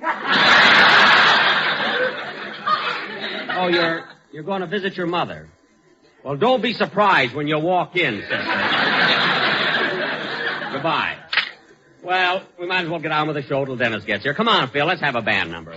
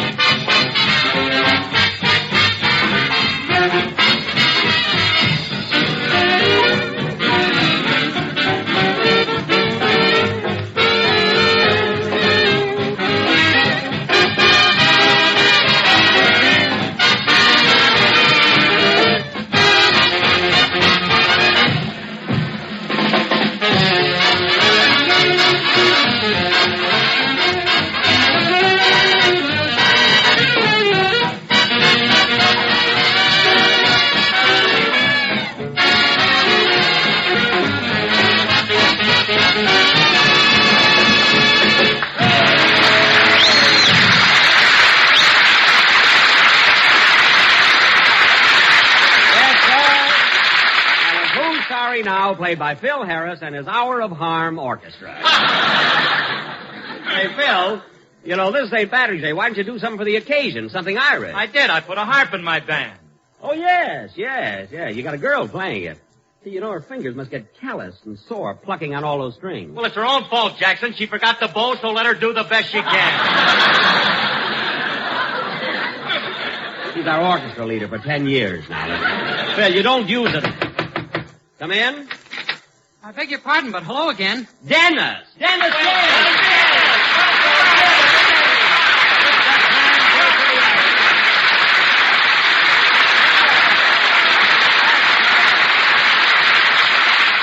Welcome back, kid. Welcome back. Gee, it's good to see you. Gosh, Mary, doesn't he look wonderful? Oh, he sure does. Oh, boy, I never expected this. Are you going to kiss me too, Miss Livingston? Why, certainly, Dennis. Doggone, Dennis, I can't get over. You look so mature. You've changed so. Well, sure he's changed, Jackson. This kid's been in the Navy for 2 years. He's grown up. Yeah, up. Dennis, tell us about yourself. Did you enjoy your 2 years in the Navy? I sure did, Miss Livingston. The Navy's wonderful. I went all over the South Pacific, and I saw plenty. I imagine you did, kid. I bet you had a lot of fun, too. Say, Dennis, I've been wanting to ask you something. Tell me, kid, how about those waves? That's what made me seasick.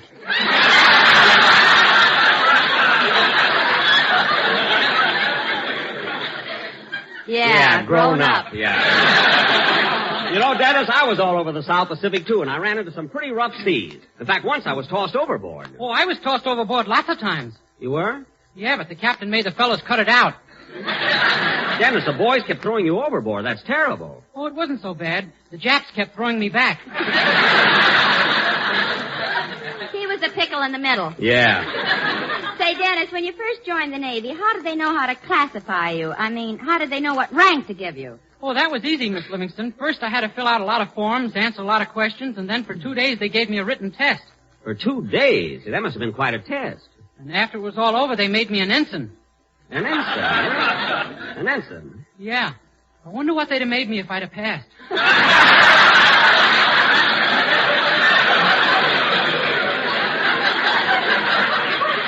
Maybe it's just as well you didn't. We won the war this way. Well, come on, Dennis. We all want to hear a song. What's it going to be? Well, since today is St. Patrick's Day, I thought I'd sing Danny Boy. That's swell. Go right ahead.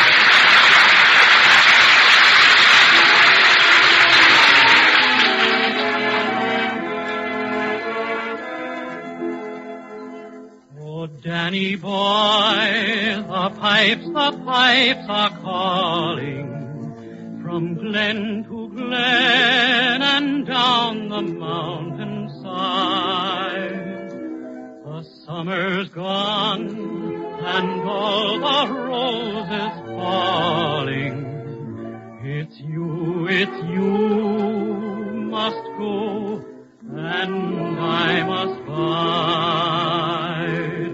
But come ye back when summer's in the meadow, for when the valley's hushed and white with snow,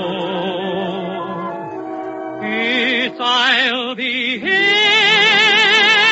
in sunshine or in shadow. Oh, Danny boy, oh, Danny boy, I love you so.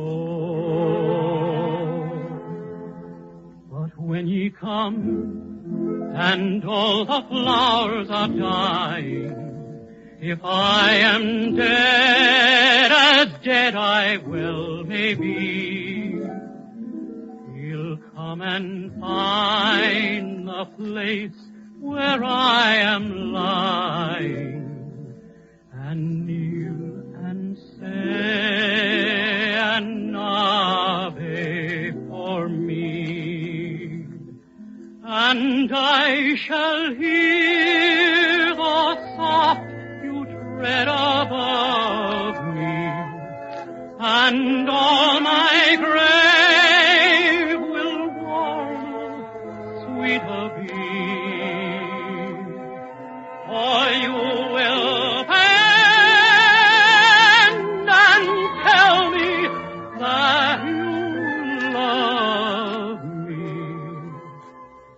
and I shall sleep in peace until you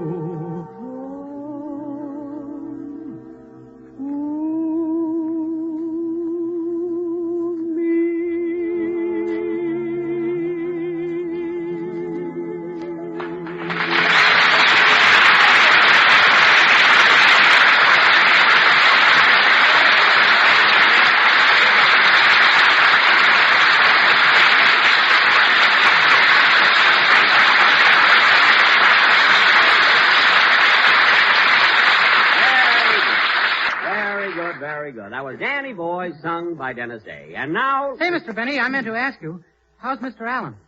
Who? Fred Allen. Well, kid, it was nice seeing you again. No, Phil. In fact, I'm glad he brought it up. Dennis, I'm happy to tell you that Fred Allen has the same old program, the same old jokes, the same old... Oh, wait a minute, Jack. That's not fair. I've heard all of Fred's programs, and they've been very funny. They have. Mary, I wouldn't mind if his jokes just laid there. But they crawl out of the radio and stain your rugs. Some program. That just shows what you know, Jackson. I think the funniest thing in radio is Allen's Alley. Oh, you do, huh? Yeah. I think so, too. Oh, you do, eh? I think so, too. Oh, you do, eh? I think Mr. Benny is much funnier than Mr. Allen. I think so, too. Oh, you do, eh?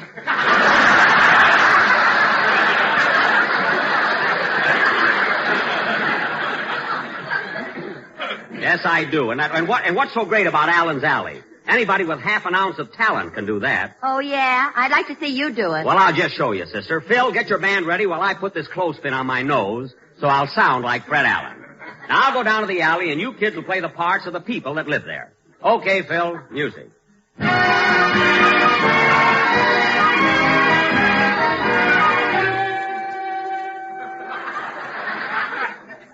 And so, Kenny Delmar, I won't say it's been very windy, but last night... Mr. Allen! Mr. Allen! Well, if it isn't Cleveland.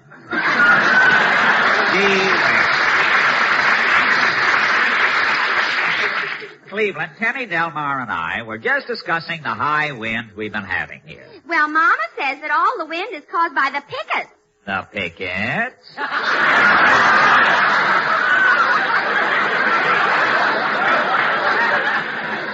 Yes. She says they carry their signs too high and walk too fast. And Mama also Just says... a minute, Cleveland. I have a brother-in-law in the last row who's not quite through laughing. Anyway, I imagine your mother knows all about pickets. I understand she's been picketing Lindy's restaurant because the lamb chops look better in their panties than she does in slacks. Oh, Mama I don't know. doesn't... You write this stuff on Thursday, and then on Sunday nothing happens.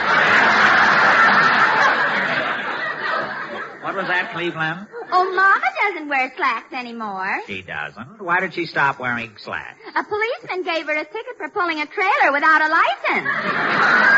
Well, so much for your mother and her homegrown bustle. We've got to get down to Benny's Boulevard. What is your question for tonight? Our question is Fred Allen or Jack Benny the better comedian? Shall we leave? As one of my eyes said to the other, let's pack our bags and go.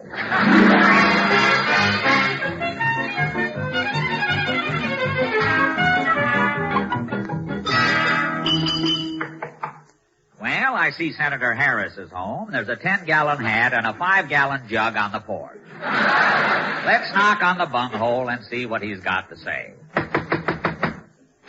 Somebody, I say somebody knock. Yes, Harris is the name. Senator Harris, that is. I'm from the West. From the West, When eh? I'm east of the Mississippi River, I'm in enemy territory. I hate the East. My favorite actress is Mae West. Look. No man living can make me go see East Lynn. All I right, never go Sam. out of the house on Easter Sunday. Senator, When I bake bread, I won't use yeast. That's yeast. I thought you'd get a rise out of it.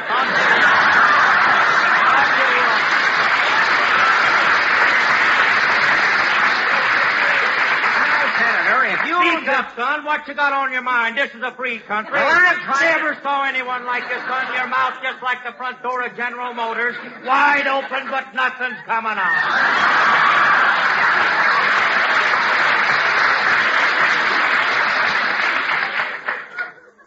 You're tired, eh? Well, Senator, the question tonight is, who is the better comedian, Fred Allen or Jack Benny? I brought it up in the Senate. Now watch this one, son. It's tricky.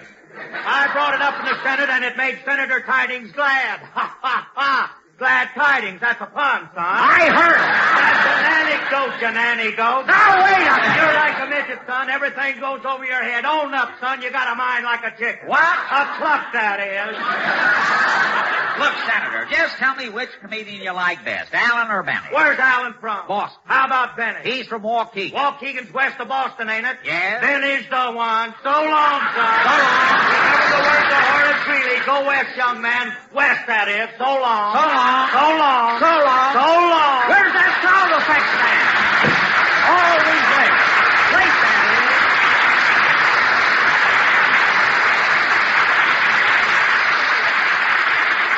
Well, I suppose the senator has gone back to his newspaper. He spends all night reading Westbrook Peckler. I wonder if Titus Day is at home. He's always so moody. Howdy, Bob.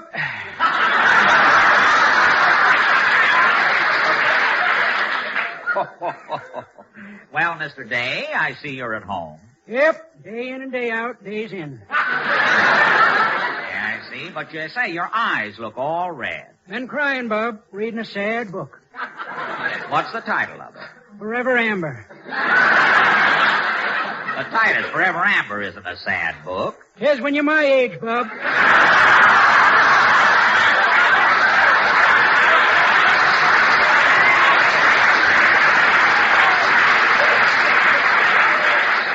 Well, I have a very important question to ask you tonight.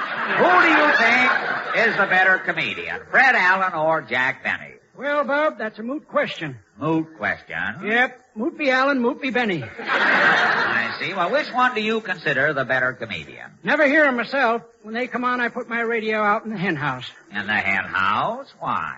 Steps up production. Every time Allen and Benny lay an egg, my hens try to match it. And that really increases your egg production. Did up to last Sunday. What happened last Sunday? All my hens killed themselves straining. So long, Bob.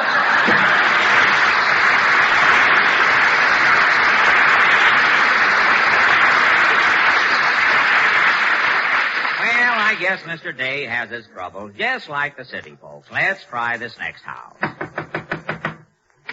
Pickle in the middle and the mustard on top. Just the way you like him and the whole rest. Ah, Mr. Kitzel. You was expecting maybe Fibber McGee and Molotov? Tell me, Mr. Kitzel, how is the hot dog business? Very good, except for one thing. Mine customers have trouble making up their mind. Making up their minds? Yeah. To what? Whether they want the pickle in the middle and the mustard on top, or the mustard in the middle and the pickle on top.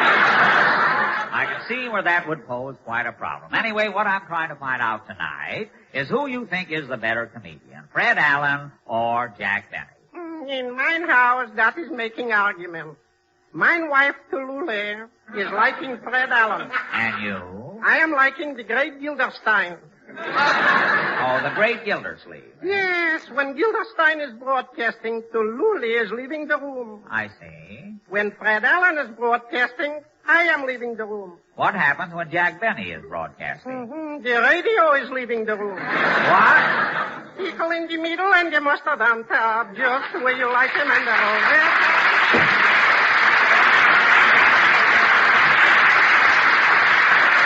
I suppose Mr. Kitzel's life would be complete if people could just make up their minds where they want the mustard. Well, here's the last house in the alley. I wonder what a knock here will bring. Greetings all. It's time for play, for Roger's here with Rondelay.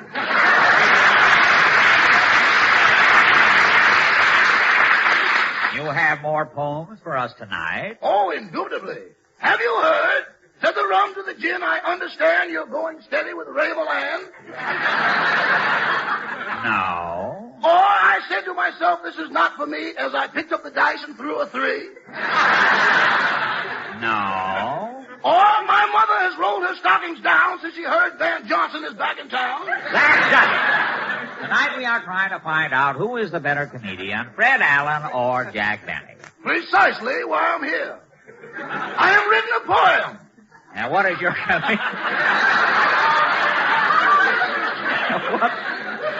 what? Wait till I get this on site. What is your comedian's poem called? Allen or Benny. How does it go? Allen or Benny. The question rings, and the nation is put to a test. From city to hamlet, you hear the cry, is Allen or Benny best? Allen has bags and Benny is cheap, and they're both on Sunday night. So millions of people from coast to coast tune in to hear them fight. And I often wonder just what it means as they hurl their epitaphs. For while they're knocking each other out, Cass Daly gets all the laughs. Well, I never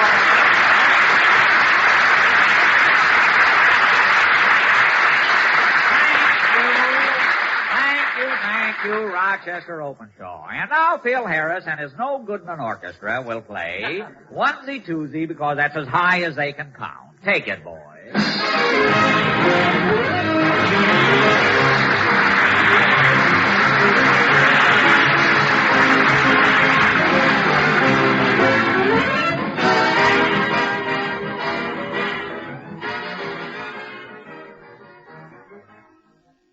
The Jack Benny Program. Quality of product is essential to continuing success. An outstanding example, Lucky Strike. At 49 American. Lucky Strike means fine tobacco. So round, so firm, so fully packed. So free and easy on the draw. LSMFT. LSMFT. LSMFT. Remember, Year in, year out, Lucky Strike means fine tobacco. So smoke that smoke of fine tobacco, Lucky Strike.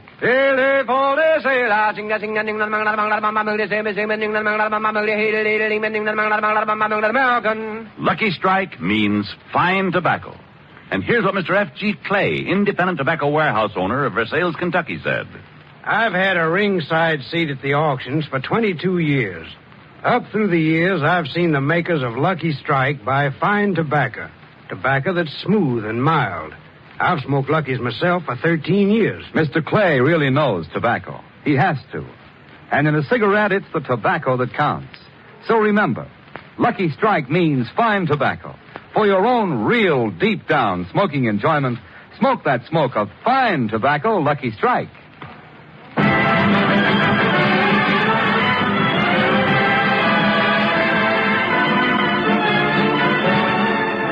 From the USS Saratoga, anchored in San Francisco Bay, the Lucky Strike program, starring Jack Benny, with Barry Livingston, Phil Harris, Rochester, Dennis Day, and yours truly, Don Wilson.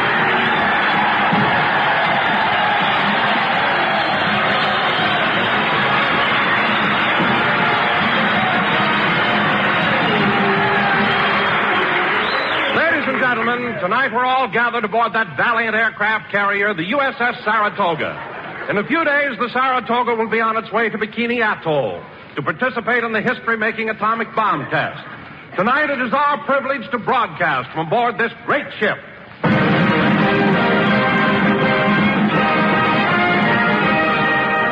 And now, ladies and gentlemen, from the Saratoga, which is affectionately called Old Sarah, we bring you another old lady, and here she is, Jack Benny.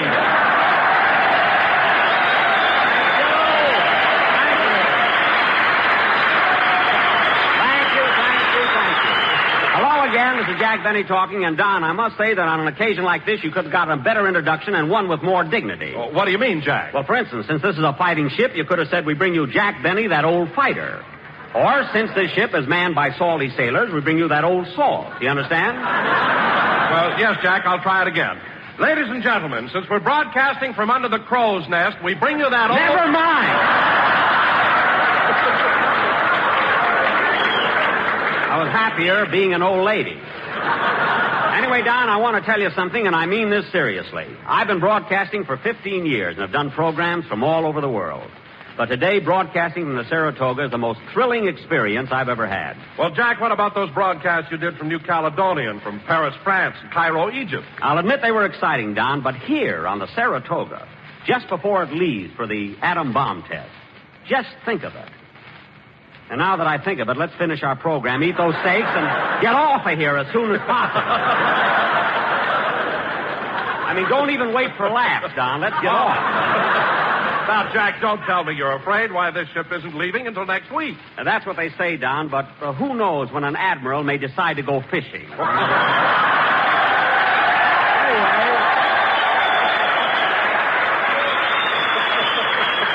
Anyway, don't worry about me. Let's do a good show tonight because the sailors here have been in San Francisco quite a while and they're lonesome. Well, I don't know why they should be lonesome. I don't know why they should be lonesome at all. There are a lot of pretty girls in San Francisco. I know, Don, but the way this town is built, you know, with these steep hills, it's so hard to get a date. Well, what do you mean? Well, last night I followed a girl down California Street. Just as I got to her, she stepped aside and I fell in the bay. So I spent the rest of the evening with a mackerel. Believe me, I didn't... Pardon me, Mr. Benny. Huh? Oh, what is it, sailor? I hate to interrupt the program, but Captain Ring told me to give you this note. It's urgent. Well, let me have it.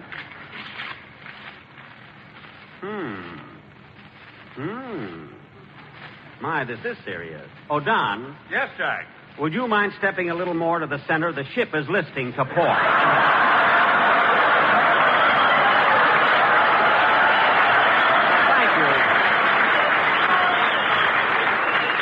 Thank you, Don. Does that straighten out the ship, sailor? I'll find out. Is that all right, Lieutenant? I'll find out. Is that all right, Commander? I'll find out. Is that all right, Admiral? I'll find out. Is that all right, Ensign? Ensign? Only... Admiral, do you have to ask an ensign? Only today. His mama's listening in. Oh, I see. Well, look, sailor. Yes, sir? I'll try and keep Wilson in the middle of the ship, and if things aren't right, let me know. Yes, sir. Gosh, Jack, I can't believe that I could cause the ship to list. I'm not that big. You're not, eh, Don? You look like Nob Hill in slacks. So just stay in the center of the ship. Hello, Jack. Hiya, fellas.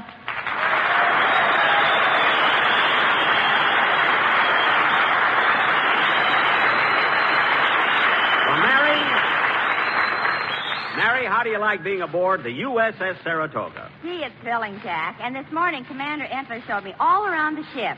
Gosh, it was interesting. You know, there are 1,000 men in the crew. Only 1,000? What do you mean, only? 1,000 is a lot of men. To row a big ship like this?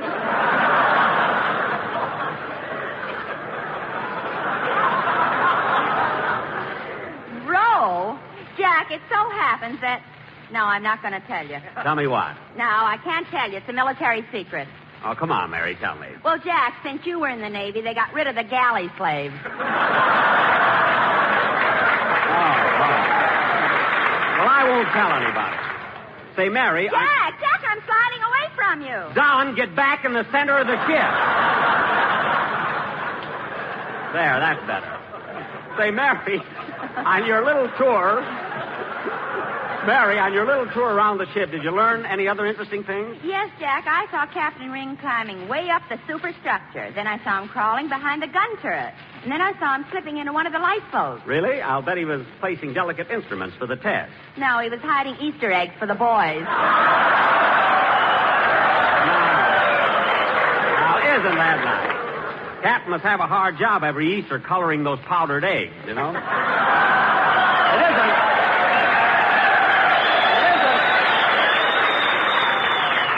It isn't every captain that would... Say, Mr. Benny, did you hear about Oh, hello, Dennis. Hello.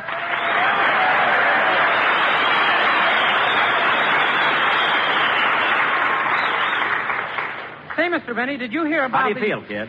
Fine. Say, Mr. Benny, did you hear You about look great, you know. Thanks. Say, Mr. Benny, did you hear about the... Hear about what? Hear about what, Dennis? I better not tell you. It's a naughty joke. Well, Dennis, people shouldn't tell you those kind of jokes. I made it up myself. Oh. And now, fellas... It's about a traveling Boy Scout. Never mind. I don't want to hear it. Anyway, we haven't time for that now. You know, Dennis, we're all here aboard the Saratoga because in a few days it'll leave for the atomic bomb test. Oh, boy! Mr. Benny, what's an atomic bomb? I'm glad you asked me that, kid. You see, an atomic bomb is a very special kind of bomb. It's a bomb that's atomic. Now, you see, atomic energy is composed of three different things. Neutrons, protons... And nylon. Thanks, Mary. Now, the scientists had no trouble getting the protons and neutrons, but only officers could get the nylon.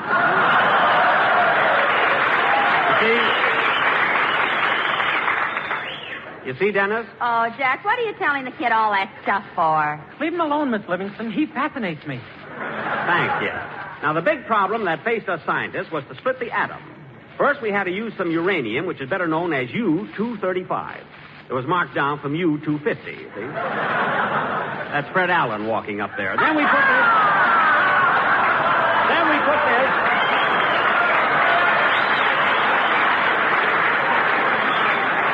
It's making a lot of noise on this ship, you see? Then we put this into a cyclotron. Mix it with neutrons. And add a pinch of salt. Mary. You use your recipe and I'll use mine. Anyway, Dennis, you mix the neutrons with the U-235, and then you treat all the elements with radar. Put them all together again, and you have the atomic bomb. Gee, and my mother says you're a dope. Oh, she does, eh? My father thinks you're a dope, too. Oh, yeah? But I don't think you are. Well, thanks, kid. But they think I'm a dope. Dennis, that's enough. Now, Dennis, let's have a song. After all, you were in the Navy. These are your buddies, and they're all anxious to hear you. Okay. You know, Mr. Benny, last year when I was in the Navy, I sang on this ship. I know you did, kid. It must be nice being back here again. By the way, would you like to say something to the boys before you sing? I sure would. Go ahead. Hey, fellas, do you want to hear the story about the traveling Boy Scout? Dennis. A Boy Scout went into the woods and built a fire. Then a week later, he went back, and the fire was still burning. Still burning? Don't you get it? Get what? He spent the afternoon in the woods with his old flame. Oh, for heaven's sake. Traveling Boy Scout. Go ahead and sing. Oh, Mr. Benny. Yes? You've got your fat announcer off center again. Don, keep your seam on the beam. Go ahead, Dennis. Let's have your song. Come on.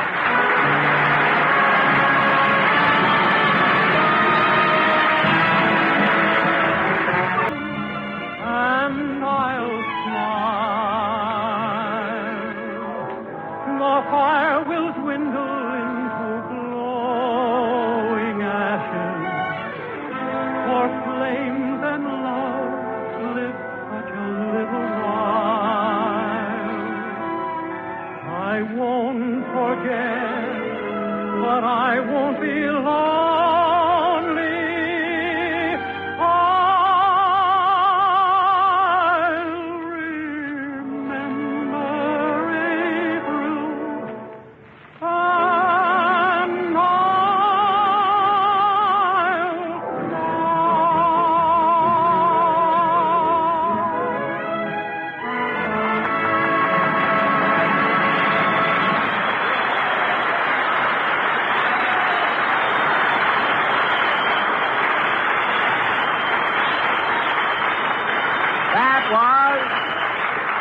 That was I Remember April, sung by Dennis Day and accompanied by Phil Harris, and as makes you wish you were on the Enterprise Orchestra. And now, fellas... Wait a minute, Jackson. Wait a minute. I heard that. Oh, hello, Phil. How are you, Jim?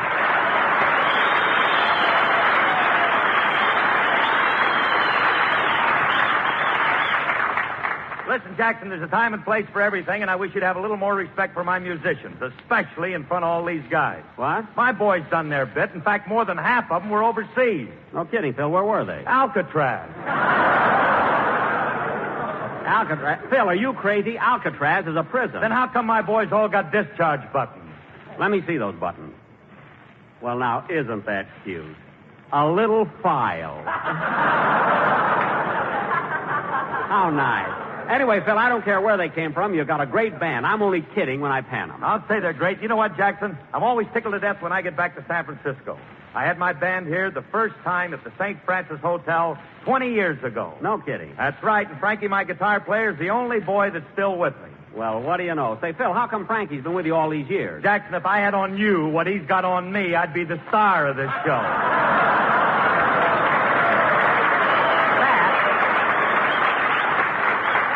That I can believe. But listen, Phil, you won't be the star of this or any other show until you learn to come to rehearsal on time. What happened last night? Wasn't my fault, Jackson. It was so foggy I got lost. Oh, don't exaggerate, Phil. The fog doesn't get that thick. It doesn't, eh? During the war, they used to launch the victory ships from the top of the mark. Now you're being silly. No shade, Jackson. That's where I always go to get launched.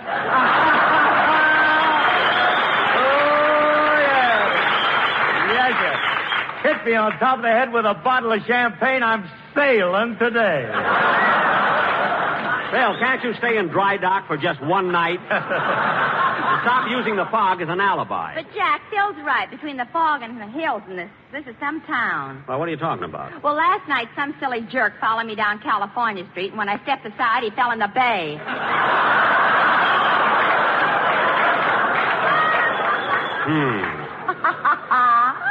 What are you laughing at, Livy? 2 hours later, I saw him at the Bell Tavern dancing with a mackerel.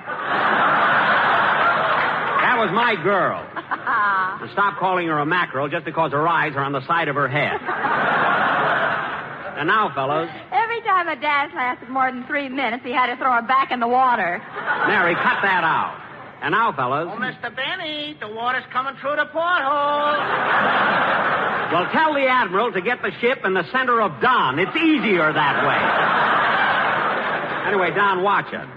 We don't want anything to happen to the ship before she goes out for the test. Say, Jack, when are they going to unload the Saratoga? You know, take all the equipment off. Mary, they're not taking anything off. This ship is going to the test fully equipped. From the airplanes on the flight deck down to the dishes in the galley. Jack, do you mean to say that they're leaving everything aboard just as though she were going to battle? That's right, Don. Even the supplies in the ship's store? Everything. Even those lucky strikes that are so round, so firm, so fully packed, so free and easy on the draw? Yes, Don. But, Jack, don't they realize that Lucky Strikes are made of the finer, the lighter, the naturally milder tobacco? Of course they do, kid. Of course. Well, all I can say is, if it's in the interest of science, I'm sure those little Luckies will be glad to do their part. Good, Don. Good. Very good, Don. Very good. Don, you're a hero. Now, if you'll turn around, I'll give the seat of your pants a 21-gun salute. Oh, Phil, how about a band number? You all set? Yeah, say, Jackson, before I forget it, you want to go to the ball game with me tonight? No, thanks, Phil. I went over to Oakland, saw the game Friday night with Mary. And who do you think I saw there? Mary. She was with me. Now, guess again. Lefty O'Doul? No. Casey Stengel? No, you'll never guess, so I'll tell you. Remember the little guy who always sings?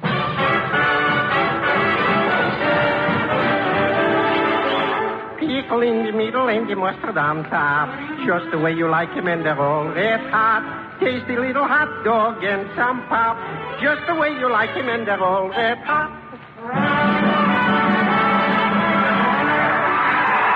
Hot roasted peanuts, a munchy, crunchy bag of lunchy. Get your hot roasted peanuts. No. Ice cream cone. Get your dreamy, rich, and creamy double-decker ice cream cone. No. Pickle in the middle with the mustard on top. Yes!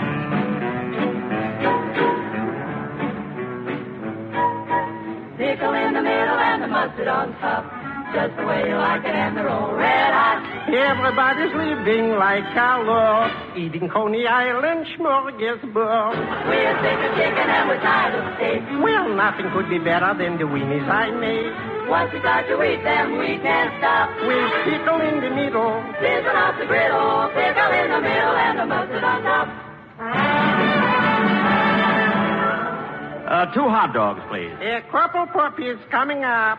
Would you like it maybe baseball style? Baseball style? What's that? 3 bites and you're out. No, we'll just have the regular hot dog. Okay, what kind of mustard would you like? Well, what kind of mustard's in this jar? Hot and cold. Wait a minute, how can you have hot and cold mustard in the same jar? Stick your finger in, it's cold. Stick your tongue in, it's hot. Oh, well, just give them to us plain. We only came over to hear you sing anyway. Oh, thank you.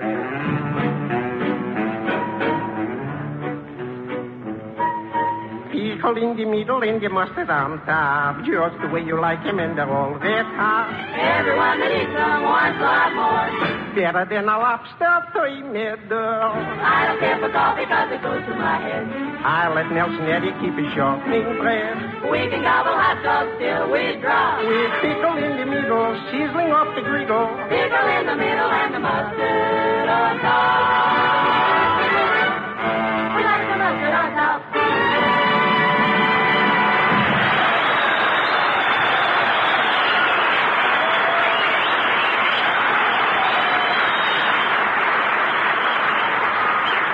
Yes, kids?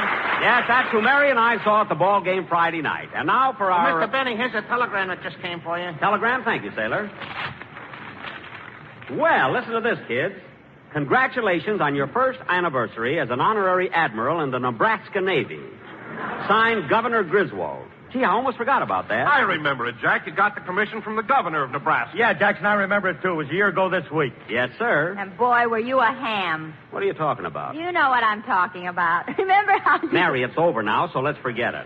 Hey, pardon me, Mr. Benny, but this sounds interesting. If it's anything about Navy, the boys would like to hear it. Oh, it was nothing, sailor, nothing. Nothing? Come here, sailor. I'll tell you all about it. Mary, he doesn't have to sit on your lap. You use your recipe and I'll use mine. Here's what happened, fellas. You'll love this. Dollface.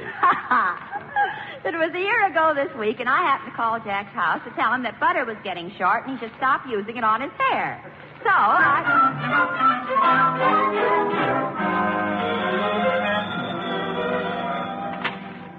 Hello, Mr. Benny's residence, star of stage, screen, and radio, and will be the center pole at May parties for 10 cents a turn. Hello, Rochester.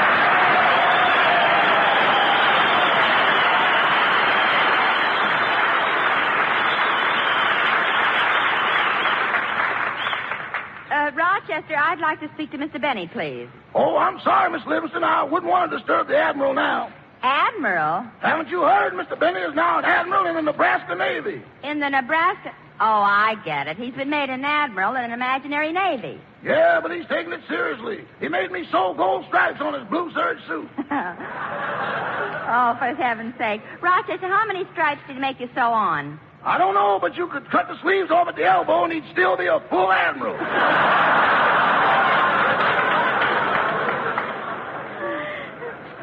You mean he really thinks it's on the level? Yeah, when the milkman came this morning, Mr. Benny looked at him and said, "What are you doing in summer uniform?" What did the milkman do? He turned to his horse and said, "Stop laughing, he hasn't paid last month's bill yet." Well, Rochester, tell Mr. Benny I called and that I'll see him later. Yes, ma'am. Goodbye. Goodbye. Doggone ever since Nebraska made Mr. Benny an admiral, he's been upstairs working out fleet maneuvers. I better get him away from that bathtub before he messes up the whole room. Oh, Mr. Benny. Say, boss. Oh, Admiral. What? Oh, it's you, Rochester. Glad to have you aboard. What do you want? Your breakfast is getting cold down on the lower deck. What have we got for breakfast? The whites of 2 eggs. What happened to the yolks? Don't you remember? You scrambled them and stuck them on your cap. Oh, yeah. Well, I can't leave now. I'm about to engage the enemy. Now, watch. The enemy fleet is over here. Boss, don't splash the water on the bath, man. Quiet. Now, I swing my carriers around like this and bring my destroyers over to this side and encircle them. There you are, Rochester. Now, if you were the enemy and I had you surrounded like that, what would you do? I'd pull out the plug and ground every ship you got.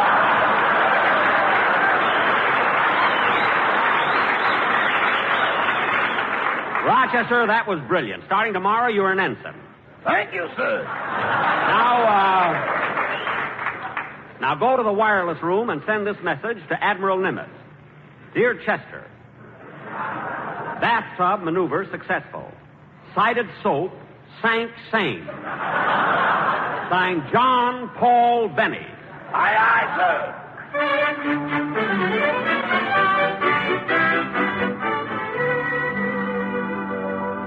And that, fellows, is exactly what happened a year ago this week. All right, Mary, you glad now you told him? Oh, Jackson, you're not mad, are you? Of course not. Now, prove it.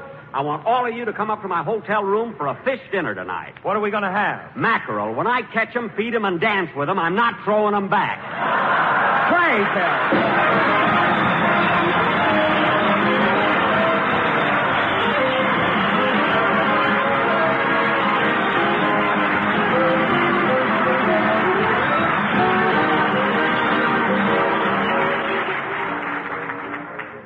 Ladies and gentlemen, I'd like to read a farewell message that was written by Captain M.S. Sheehy, the former chaplain of the USS Saratoga. It was written in behalf of all of the men who have had the privilege of serving aboard this ship. Here it is. Dear Sarah, this is a love letter because you have been the great love of thousands of us who have paced your flight deck and boasted of your proud record. 19 years ago, Sarah, with bands playing and admirals standing stiffly at attention, you were grandly launched upon your career. For most of those 19 years, you sailed a peaceful course. And suddenly, out of that peace, came your courageous dash to Pearl Harbor, where you assumed your responsibility. Soon you were standing alone, the only American carrier between Tokyo and San Francisco. We'll never forget Guadalcanal, Bougainville, Rabaul, Nauru, and Tarawa. We'll never forget those 26 strikes on the Marshall Islands and your last engagement, that rendezvous with the kamikaze. You staggered, fought back, landed your combat air patrol. And the next day, 123 of your men were buried at sea off Iwo Jima. That was a black day, Sarah. But we, your boys, remember the other days as well. All your gay parties, the celebrations given for every 1,000th landing. The squadrons coming home like weary birds. The glory of dawn patrols. The long chow lines and the Sunday services. We remember how our hearts lifted when every plane took off and how they sank when we counted the missing ones. To us, Sarah, you were more than a ship. And so we, your boys all over the world, want to say farewell. You are going to perform your last service for your country. Perhaps that atom bomb will put you in Davy Jones's locker. But you won't be lonesome there. For the old Lex and the Wasp and the Hornet and the Yorktown and your little sister ship who died so gallantly, the Princeton, will be there to welcome you. And we men of the Navy want you to know that wherever your hulk may be, your spirit, the spirit of the USS Saratoga, will go marching on and on and on.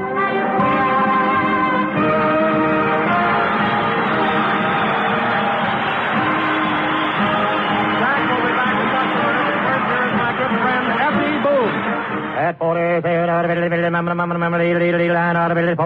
American. Independent tobacco experts, auctioneers, buyers, and warehousemen, men who spend their lives buying, selling, and handling tobacco, know that fine tobacco means a fine smoke. And remember this, Lucky Strike means fine tobacco. Year after year, these independent tobacco experts, present at the tobacco auctions, can see the makers of Lucky Strike consistently select and buy that fine, that light, that naturally mild tobacco. Yes, Lucky Strike means fine tobacco. And fine tobacco means more real, deep-down smoking enjoyment for you. So smoke that smoke of fine tobacco, Lucky Strike. So round, so firm, so fully packed. So free and easy on the draw. The famous tobacco auctioneers heard on tonight's program are Mr. F.E. Boone of Lexington, Kentucky. At 49, automated 49, American. Mr. L.A. Speed Riggs of Goldsboro, North Carolina. This is Basil Rysdale speaking for Lucky Strike. LSMFT, LSMFT, LSMFT. It takes fine tobacco to make a fine cigarette. So smoke that smoke of fine tobacco, Lucky Strike. So round, so firm, so fully packed, so free and easy on the draw. Ladies and gentlemen, we want to thank Captain S.C. Ring, Commander D.M. Entler, Lieutenant W.B. McCarthy of the 12th Naval District, and all of the officers and men aboard the Saratoga for inviting us up here today for this special broadcast. It was a great privilege. Good night, everybody. This is NBC, the National Broadcasting Company. The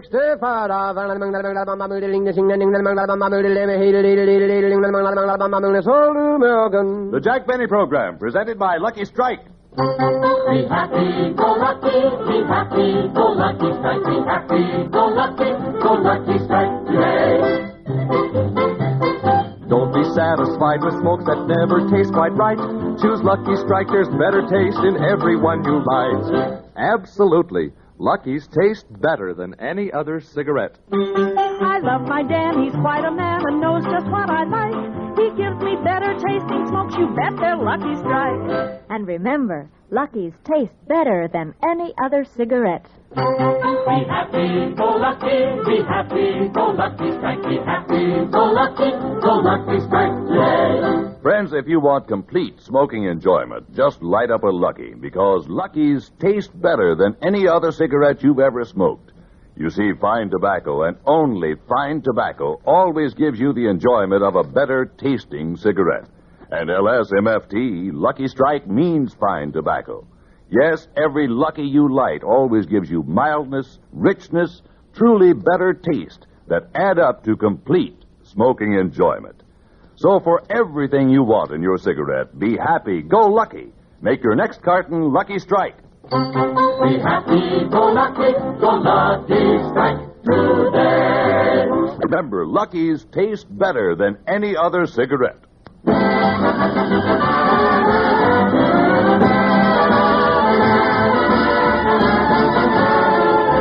From the Nellis Air Force Base, the Lucky Strike program starring Jack Benny, with Mary Livingston, Polaris, Rochester, Dennis Day, and yours truly, Don Wilson.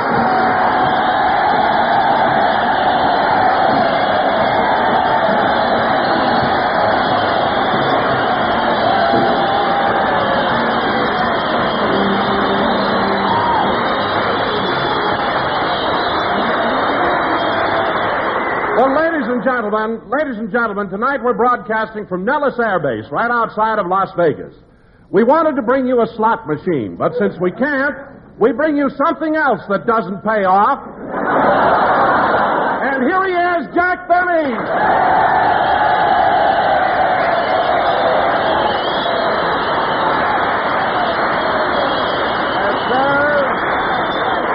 Yes, sirree. Thank you. Hello again. This is Jack Benny talking. And, Don, isn't it exciting being here at... Hey,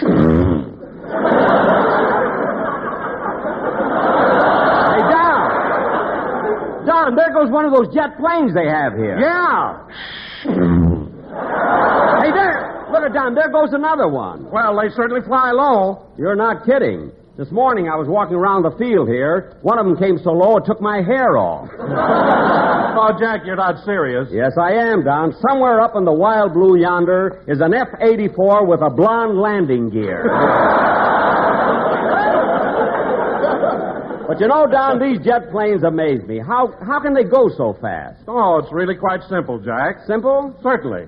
You see, on a jet in the air is drawn into the compressor and forced into the combustion chambers, where it mixes with the injected fuel and...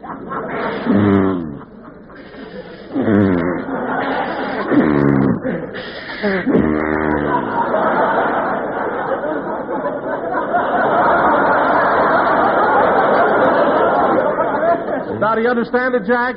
Yes, but I'd never be able to explain it to anybody. I've got a loose pivot tube.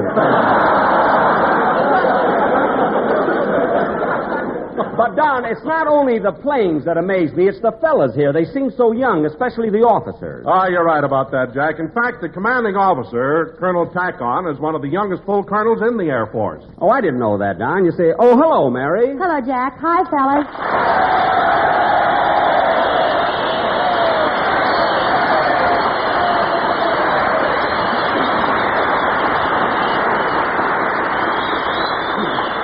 Well, how do you like it up here, Mary? Oh, that's your line, Don. Go ahead. I'm sorry. I didn't mean to take it, huh? Well, Mary, instead of Jack asking you, I will. How do you like it up here? You enjoying your visit to the air base? Oh, very much, Don. But I guess I'm old-fashioned. Everything around here is so fast. You're right, Mary. The planes here are the fastest in the world. I was talking about the pilots. Oh. Mary, did you meet any of the pilots? Yes, this morning. One of them took me up for a ride in a jet. And as we were speeding along, he asked me for a kiss, then kissed me. Kissed you? Well, didn't you say no? Certainly. But we were traveling faster than sound, and by the time my no caught up with us...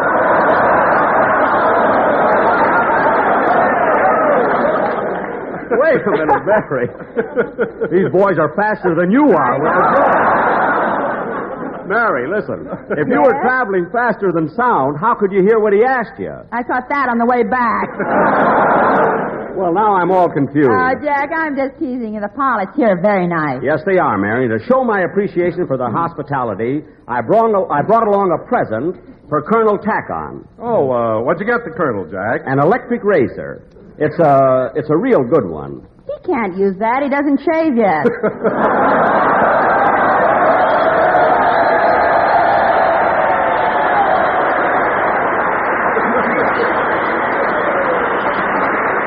Oh, stop making things up. The Colonel's not that young. He's 36. Just 3 years younger than I am. Who was that? The Colonel.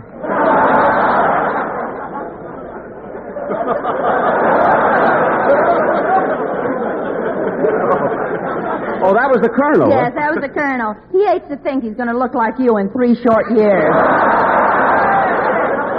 Now, Mary, you can stop with that stuff. Sometimes... Hey, here comes another jet plane. It's coming right for the building. Don, open the window. Got it. Isn't that wonderful? Right through the Venetian blind.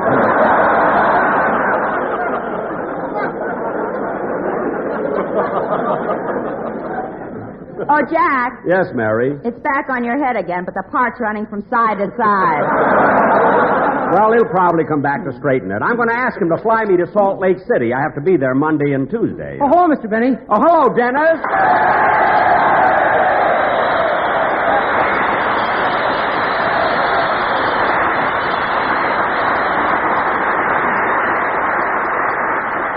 Well, Dennis, are you enjoying yourself here at the base? Yeah, but I'm worried. Where's the telephone? I want to call the police. Call the police? Why? Somebody stole the propellers off all the planes.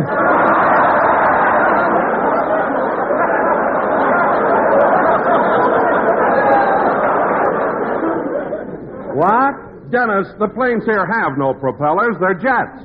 Well, how can anything fly without a propeller? I wouldn't know, but the boys in Phil's band do it all the time.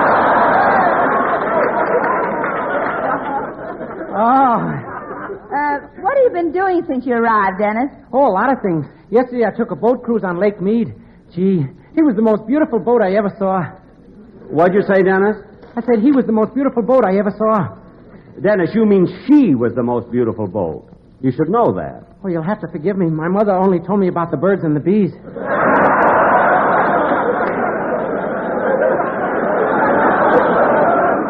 What? I guess she wanted my father to tell me about boats. Dennis, all boats are she's. There are no he's. Then where did the little boats... They build them! They build them!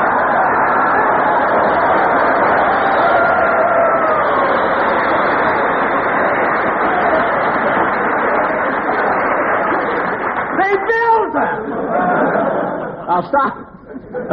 Now stop asking silly questions and sing your song. Yes, sir. Oh, by the way, Mr. Benny. Now what? I just saw a picture of you and Mary on the cover of the latest issue of Look magazine. Oh, our picture's on the cover of Look magazine? Well, what do you know? I didn't know that was out yet. Where'd you see it, Dennis? It's sticking out of your pocket.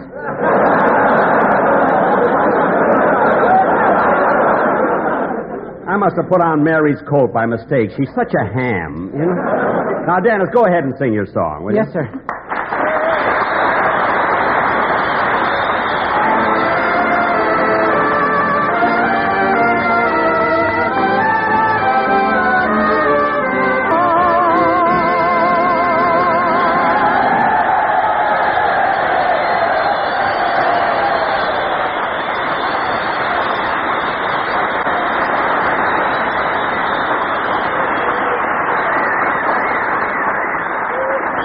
That was I Apologize, sung by Dennis Day and accompanied by Phil Harris, whose orchestra just gave you the sound that everybody is trying to fly faster than. And now, fellas... All right, break it up, will you? Get off of it. Let's not... Phil! Break it up.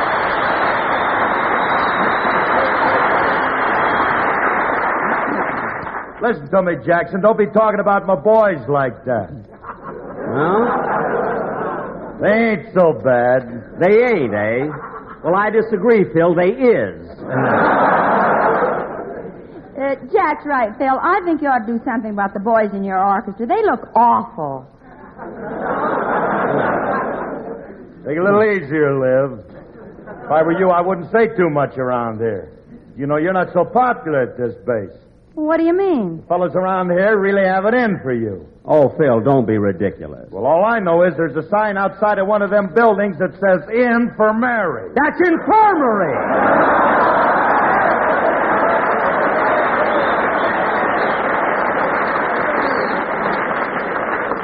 In for Mary. It's a natural mistake for a chap who was in a spelling bee and was nosed out by the bee. Never mind that. And, Phil, now that we have taken this short pause for character identification, why didn't you show up at rehearsal yesterday? Well, I'm sorry, Jackson, but I was out on Lake Mead. And say, you ought to come out with me sometime. That fishing out there is great. Well, I don't know, Phil. Lake Mead, that's 30 miles away. Isn't there any place closer? Well, there's a river about 10 miles from here where I used to go fishing, but it's no good anymore because it's dried up. You mean the water's all gone? Jackson, that river's so dry the salmon have to walk 6 miles up a dirt road to spawn.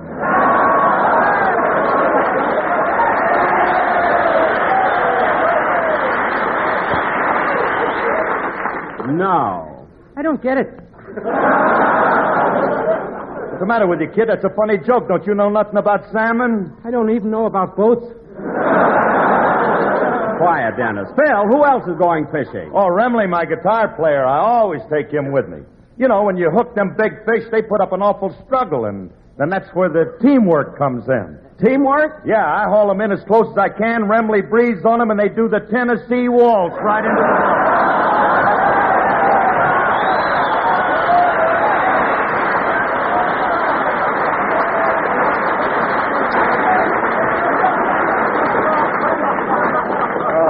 A little ad-libby in there, huh? Well, I'll be darned. Last time, Jackson, we had to throw one back. Oh, too small? No, he was under 21. Oh, fine. Say, Phil, did you catch anything while you were out on the lake this morning? Yeah, Donzie. I hooked a whopper. Wait a minute. I even got a picture of it. Here. Look at the size of that bass. Let me see it, Phil. Here you are. Oh, isn't that cute? The bass is holding you up. Yeah. You ought to see the size of the trout that took the picture. Now, cut that out. You know, Phil, if you just open your eyes once in a while, you could... Excuse me. Come in. Well, Mr. Kitzel. Howdy, partner.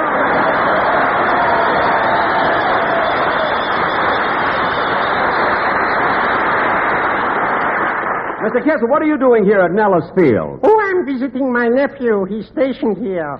Oh, is he a pilot? Is he a pilot?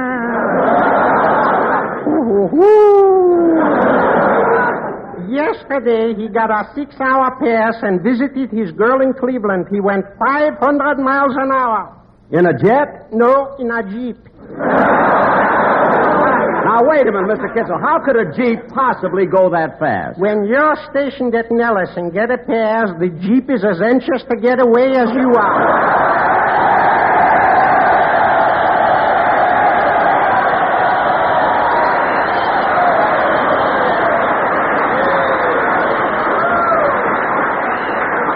Well, Mr. Kitzel, I'd like to meet your nephew. Is he on the base? Yes, in fact, right now he's busy cleaning up the grounds. Oh.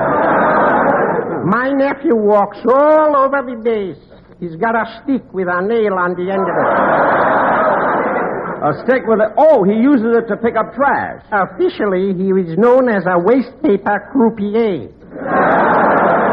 Well, that's a nice way to put it. Yes. Well, I got to be toddling along. So long, partner. So long. Off I go into the wild blue yonder.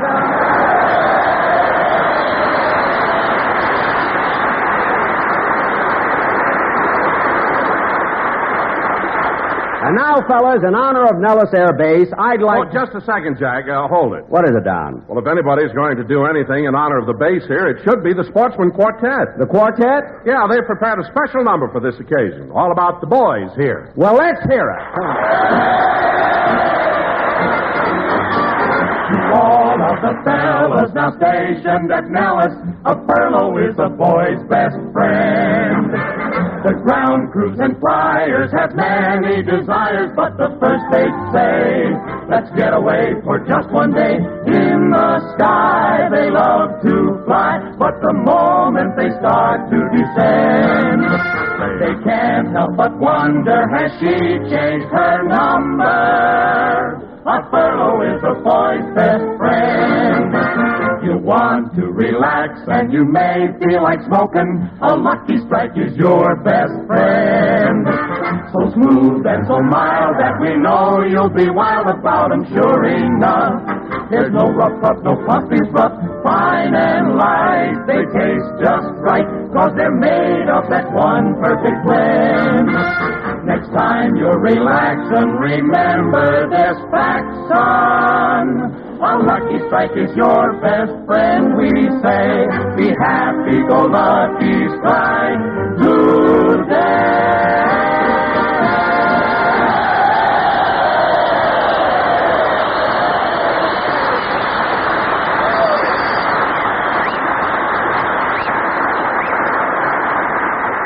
That's very good, Don. Now you can put the boys back in the guardhouse there. Now, come on, kids. Let's finish the program so I can get back to my hotel and get some rest. Rest? Why, you told me you went to bed early last night. I did, but I didn't get much sleep. I can't understand why a ritzy hotel like the Flamingo would have such a silly telephone operator. What do you mean? Well, when I went to bed, I left a call for 8 o'clock.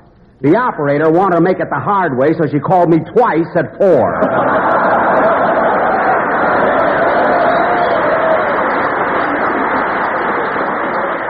I wish I'd have had 10 for a point. I'd have gotten an hour's more sleep. Hey, wait a minute, Jackson. You're staying at the Flamingo Hotel? Why, certainly, Phil. You know, nothing but the best for me. After all, when you get to a town like Las Vegas, you want to live. Hey, Livy, what are you laughing at? Jack, tell him what happened when you walked in to get a room. Oh, Mary, forget it. Come on, Mary, tell us what happened. Oh. Well, I drove up to Las Vegas with Jack. It was about 5 o'clock in the afternoon, and when he pulled up to the Flamingo. I'd already reserved my room by phone, but you know Jack. He always leaves everything for the last minute.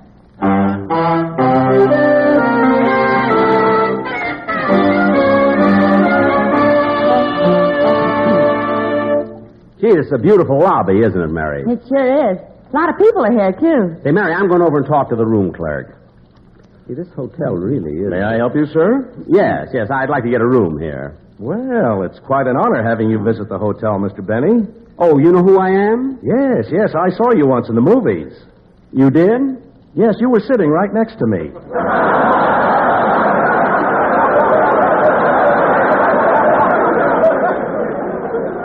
Oh, well, thank you. Now, I'd like to get a room. Yes, sir. Now, let me see. Here's one. $250. $250? Isn't that a kind of expensive? Oh, that's not the price. That's the room number. Oh, I see. It's on the second floor. Yes, sir. It has beautifully decorated bedroom, a magnificently furnished sitting room, luxurious dressing room, and a huge entry hall. Well, that sounds nice. What's the price on it? $16.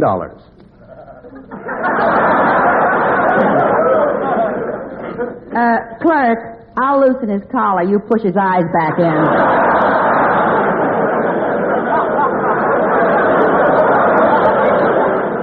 I'm all right. Now, look, clerk, I've had a... Jack, what are you staring at? That cash register. I've never seen anything so beautiful. That's a slot machine. A slot machine? Say, I've heard about them, but this is the first one I've ever seen. How do they work? Well, you put in a nickel and pull the handle. And if 2 cherries come up, you get 5 nickels back. Well, that's fair, isn't it?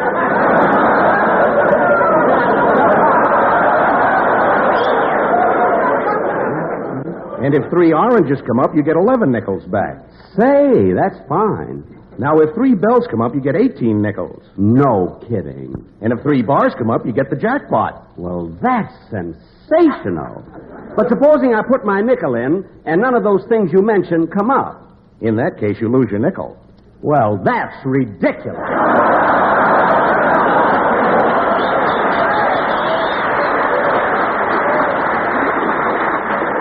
A thing like that will never catch on. Jack, will you please hurry? Just a minute, Mary. Now, look, clerk, I'm willing to stay here if you lower the rates. Let me speak to the manager. Very well. He's right here. Mr. Benny, this is Mr. Schiller, the manager of the Flamingo. Oh, pleased to meet you, Mr. Schiller. How do you do? Look, Mr. Schiller, I want to get a room and get some rest. I just drove all the way from Beverly Hills to Las Vegas. I make that trip frequently. It's a beautiful drive. It is? I mean, yes. Yes, it is. Well, Mr. Benny, if you'll give me the keys to your car, I'll have the bellboy park it. Oh, it's that Maxwell right out in front there, huh? Oh, is that your car? Yes. Then we owe you an apology. We were using it to mow the lawn.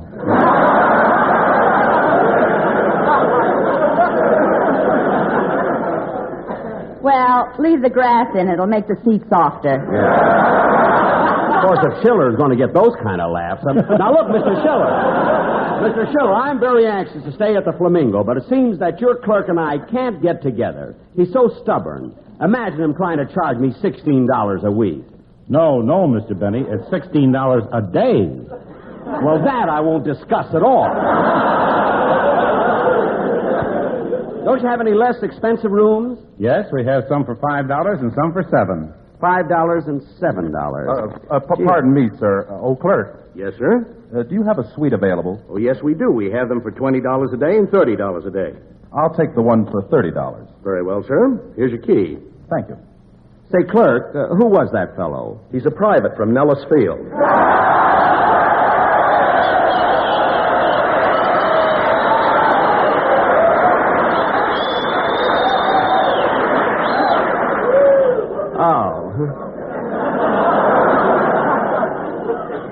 Now, what about you, Sporty? I'm still talking to Mr. Schiller. I'm sorry, Mr. Benny, but there's nothing I can do for you. You see, I have no authority to change the rates. Well, there must be somebody I can talk to. Well, here's the general manager. Oh, Mr. Walsh. Yes. Do you mind talking to this gentleman? No, not at all. How do you do? How do you do? I'm Jack Benny, star of stage, screen, and radio, see? Oh, Jack Benny. Certainly. I saw your last picture. Really? Did you like it? No.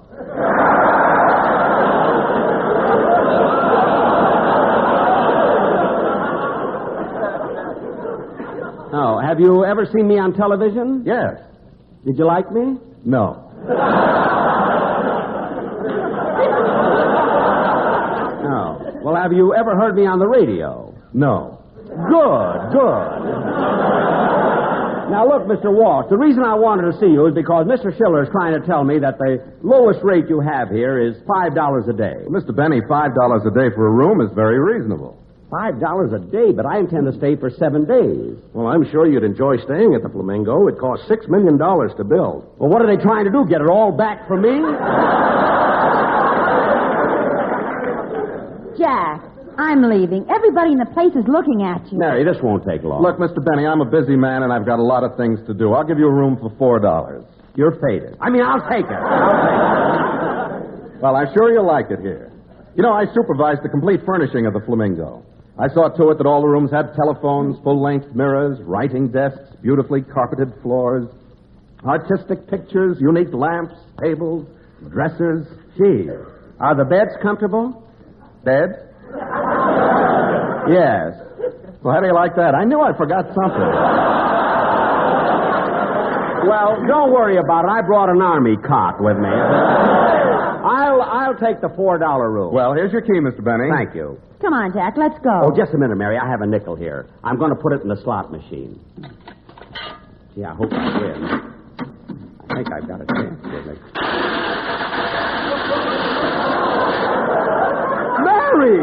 Mary, look! Look! Jack, you hit the super jackpot. Yeah, gee, Mary, look at all those nickels. Just a minute, I'll put them in my pocket.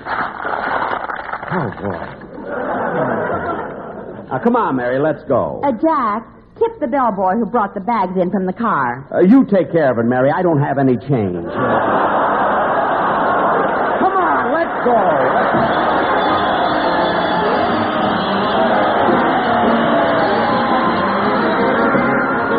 Ladies and gentlemen, each year forest fires destroy 30 million acres of timberland. Timberland that is vitally needed to keep our country strong and to raise our production higher than ever before. Most of these fires started because someone was careless. Don't leave campfires burning. Never drop lighted matches or cigarettes. Put them out. Remember, only you can prevent forest fires. Thank you. Jack will be back in just a moment, but first... Let's join a happy-go-lucky fishing party. A fishing pole and Lucky Strike, ah, that's the life for me. Each Lucky's packed with smoke and joy, 'cause LSMFT. Yep, fine tobacco means Lucky's taste better than any other cigarette. I'm out to make a perfect catch, and I'm a real go-getter. I'll fish till I find Lucky Strike, for Lucky's do taste better. I mean it. Lucky's taste better than any other cigarette. Be happy, go lucky, be happy, go lucky, strike, be happy, go lucky, strike today. Friends, there's a truly enjoyable difference in a Lucky. For Lucky's taste better than any other cigarette. Not just as good, but better. And here's why. Fine tobacco, and only fine tobacco, always gives you the full enjoyment of a better tasting cigarette. And LSMFT, Lucky Strike, means fine tobacco. So for complete smoking enjoyment, for everything you want in a cigarette, be happy, go Lucky. You'll agree with the millions of smokers who know Lucky's taste better than any other cigarette. Make your next carton Lucky Strike. Be happy, go lucky strike today. Remember, Lucky's taste better than any other cigarette. Ladies and gentlemen, it's really been a lot of fun broadcasting for the boys here at the Nellis Air Force Base.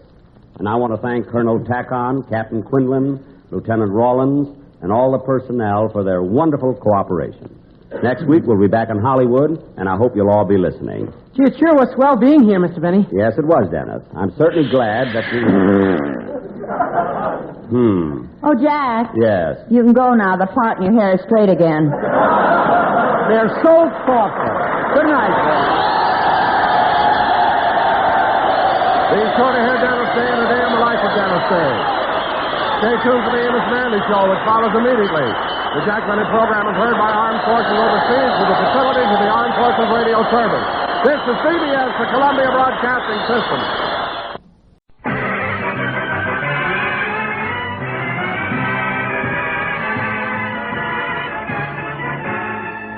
The Lucky Strike program, starring Jack Benny, with Barry Livingston, Phil Harris, Rochester, Dennis Day, and yours truly, Don Wilson.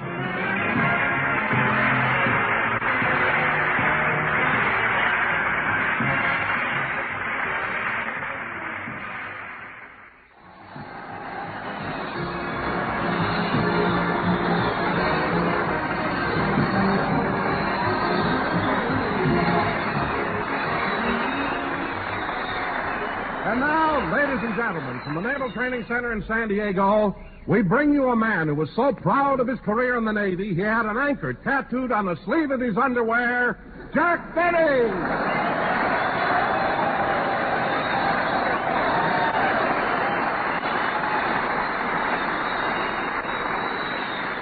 Thank you. Hello again. This is Jack Benny talking. And, Don, you can joke about my career in the Navy if you want to, but I was a great seaman. In fact, I was the only sailor aboard who could be depended upon to batten down the hutches. I remember Wait a minute, Jack. Huh? You mean you battened down the hatches? No, down the hutches. Things were so quiet, our admiral was raising rabbits. He had hundreds of them.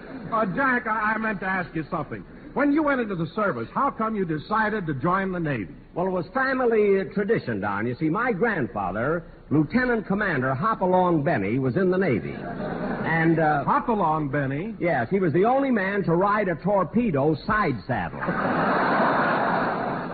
Poor fella. He never should have dug his spurs into it. He joined the Navy and the world saw him. Anyway, Don. Oh, hello, Mary. Hello, Jack.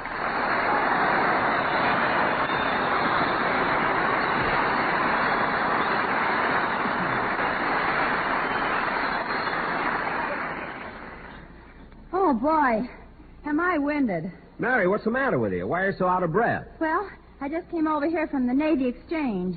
The Navy Exchange? Well, that's just a short walk from here. I know, but it's a fast run with 150 sailors chasing me.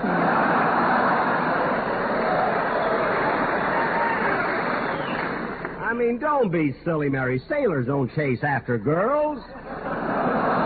That's what it says right here. Sailors don't chase after girls. They don't, eh? No. Tin swims are large butterfly nets, part of their equipment.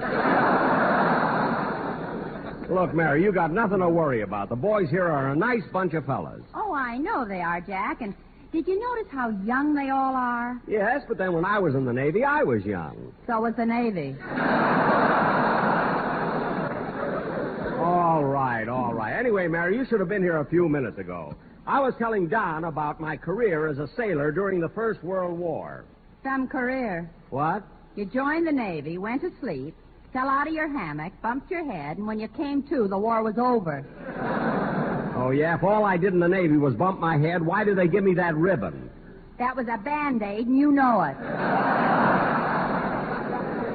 Look, Mary, you know it, and I know it, but you have to tell everybody? I mean, why can't you just once... Come in. Mr. Benny? Yes? I'm Chief Petty Officer Jones. Oh, how do you do? My job is to see that you're well taken care of during your visit here. Now, is there anything special you would like for dinner? Well, let me see. Could you hurry it up, Mr. Benny? I've got to go around and ask all the sailors what they'd like to eat.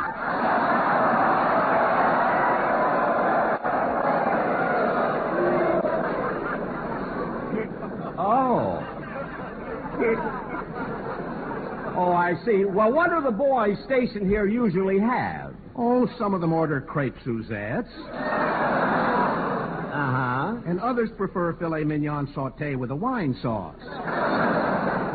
I see. And then there are those who are partial to baked pheasant under glass. Gee, is that the kind of food the enlisted men in the Navy get? No, but as long as we're on the air, let's do a little recruiting. Oh, yes. Well, goodbye now. Goodbye.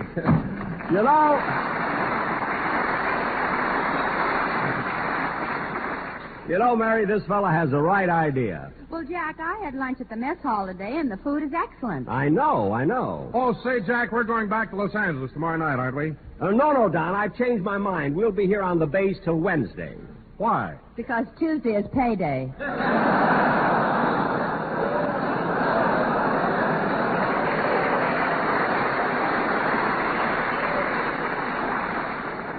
Well, look, what's the sailor's payday got to do with Jack? He's got a jukebox and a keg of draft beer in the back of his car.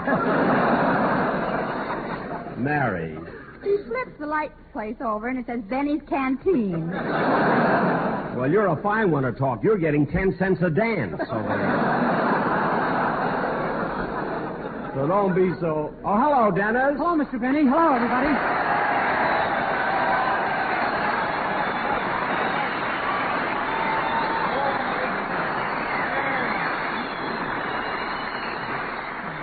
Hey, Dennis, you missed rehearsal today. Oh, I'm sorry, but I just got to San Diego a few minutes ago. Wait a minute. You just got to San Diego a few minutes ago? But I thought you left Los Angeles last Thursday. I did. Well, what took you so long? I ran into a lot of traffic in Salt Lake City.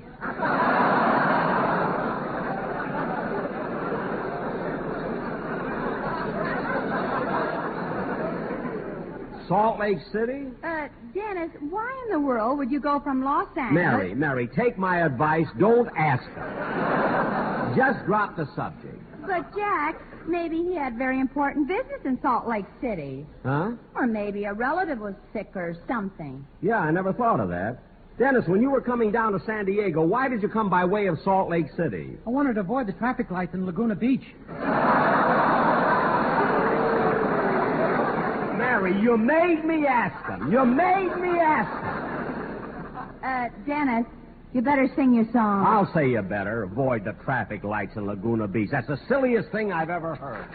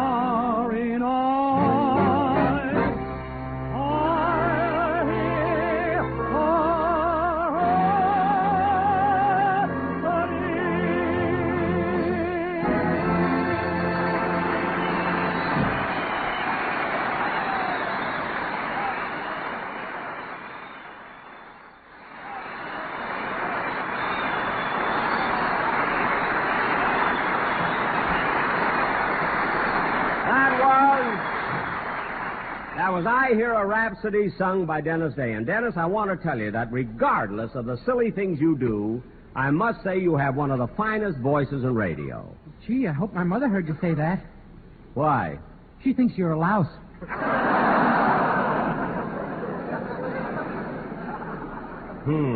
Anyway, Mr. Benny, I don't care what my mother says. I like you.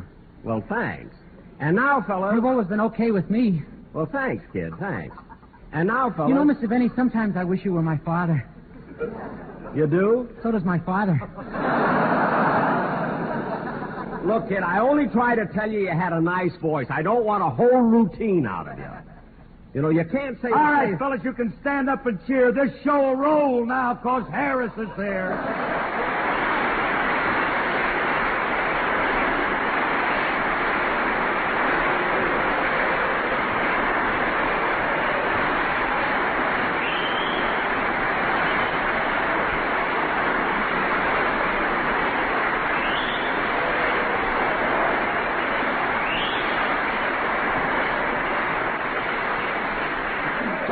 Say, Phil, you really got a reception on that entrance. Yeah, would you believe it, Jackson? The last time I made an entrance like that, the people just sat there and stared at me.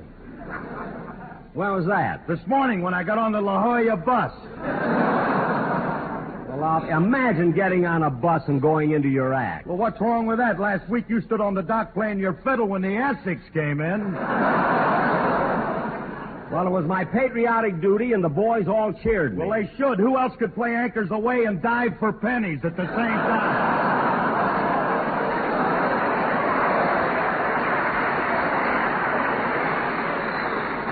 Oh, Phil, stop exaggerating. He's not exaggerating. I saw you swing around in the water. Then why didn't you speak to me? With those bifocals, I thought you were a halibut.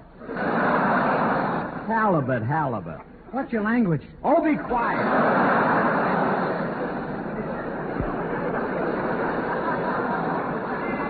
You know, Phil, you'd be much better off if you didn't pay so much attention to me and devoted more time to the boys in your band.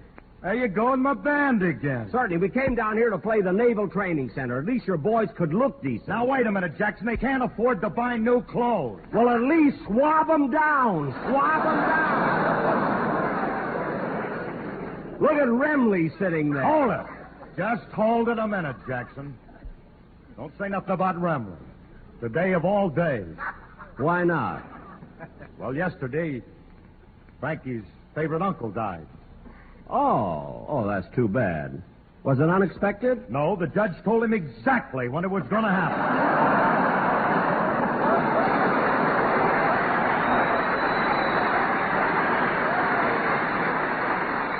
Look, Bill, I don't want to have any more nonsense. We have a very important sketch to do tonight, and I want to get started with it. Don, will you announce our play? Well, there's the phone. Excuse me. Hello? Hello, Mr. Benny. This is Rochester.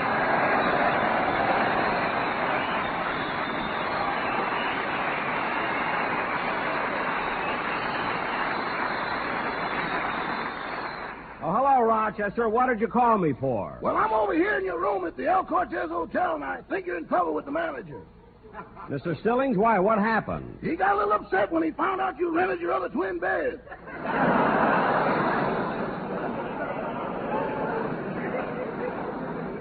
Oh. Then he got aggravated when he found out you were doing laundry in the bathtub. Gee. Then he got red in the face when he found out you were running highlight games in the hall. God. And when he found out you opened the gee-dunk bar in the kitchen, he went to pieces.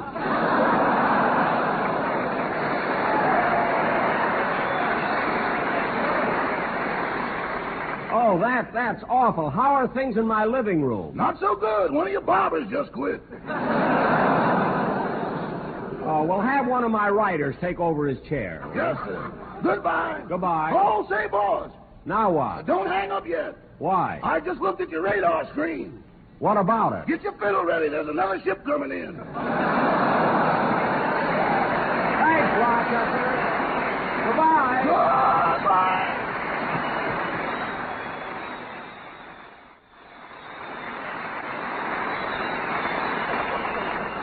And now, ladies and gentlemen, for all the boys stationed here at the San Diego Naval Training Center, we're going to do a sketch.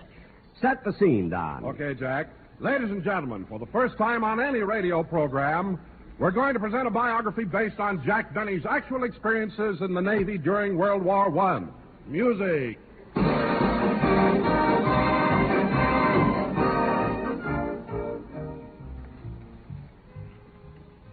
the year 1917, I enlisted in the Navy.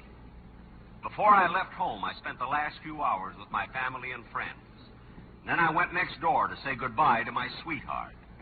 This only took me 10 seconds. I wasn't a sailor yet. When I arrived at the Great Lakes Naval Training Center, I was examined by one of the Navy doctors. Your name? Jack Benny. Birthplace? Waukegan, Illinois. Age? 16. 16? Yes, sir. But you've got gray hair. Oh, darn it, I put on the wrong one this morning. I'll be a blonde tomorrow. Your height? 5'10". Your weight? 145. Color of eyes? Oh, they're blue, aren't they? Bluer than a sailor on his first night in boot camp. Now, Doctor, you've got my records here, so tell me, do I get in the Navy or don't I? Well, son, I'm sorry, but I have to report some bad news. For me? No, for the Navy. You're in. And so I was in the Navy. I became a part of Uncle Sam's fighting forces. The next thing I did was to report to the supply depot to get my uniform. When it came my turn, the sailor in charge looked at me and said, Well, how did you come to join the Navy?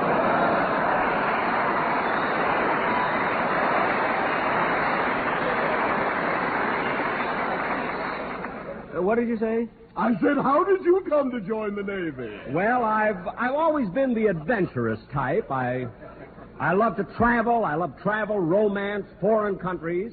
And then I saw one of those signs saying, join the Navy and see the world. Isn't that a coincidence? That's the reason I joined the Navy 18 years ago. And have you visited any distant lands? Yes, twice I've been to Tijuana.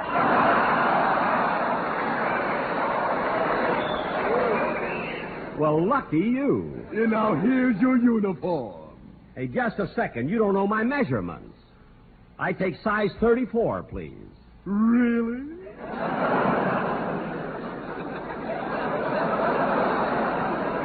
Yes, I have a 33 waist. Uh-huh. 29 pants leg. Uh-huh. And 32 and a half sleeve length on the jacket. I'm glad you told me. Would you like your uniform in any particular color? Well, yes. Would you happen to have something in blue?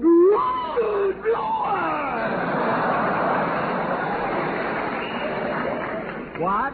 Now take this and keep moving. Wait a minute. Where do I put on my uniform? Right here as you're walking along. As I'm walking along, what about my old clothes? Just drop them. We have chambermaids who come along and pick them up. Oh. Come on, men. Change into your uniforms, all of you. There, I've almost got mine on. Good. Would you mind buttoning me up? That goes in front. I'm sorry.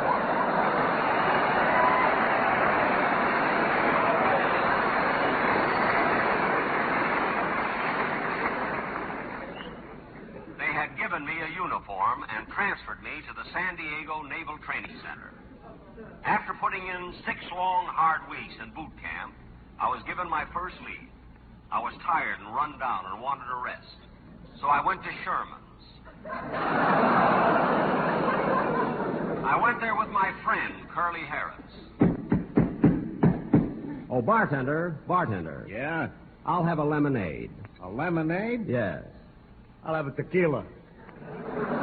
Say, Carly, that's a Mexican drink, isn't it? Yeah.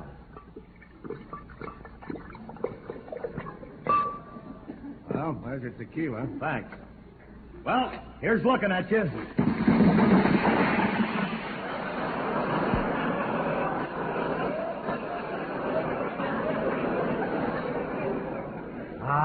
Smooth all the way down. After 2 hours at Sherman's, I stepped over Curly and went back to the base. On my way back, I got lost. Realizing I needed help, I looked around till I finally found an ensign. I walked over to the ensign and said, Excuse me, sir, but how far is it to the San Diego Naval Training Center? I don't know.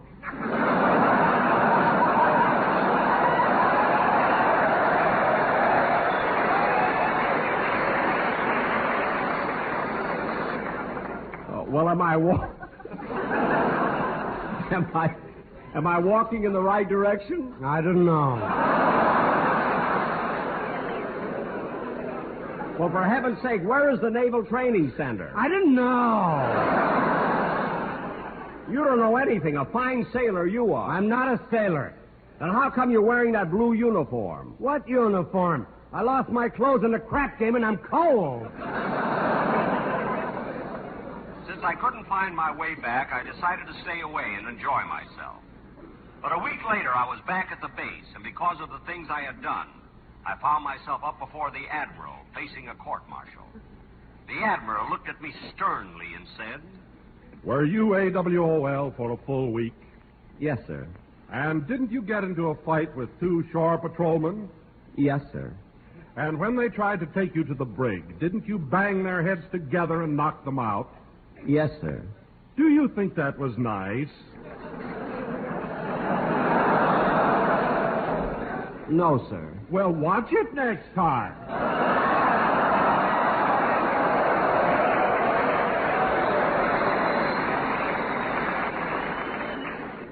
The Admiral let me go with no more punishment than a stern look. The next day I was walking down the street when all of a sudden a girl said to me, Oh, sailor, Yes? did you drop this handkerchief?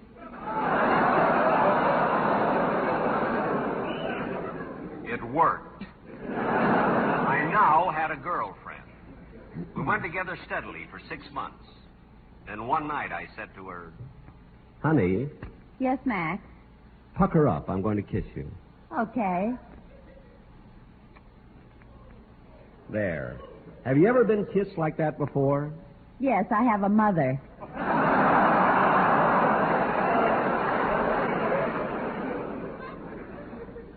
My romance with this beautiful girl was short-lived because 2 days later I completed my training and went aboard my ship.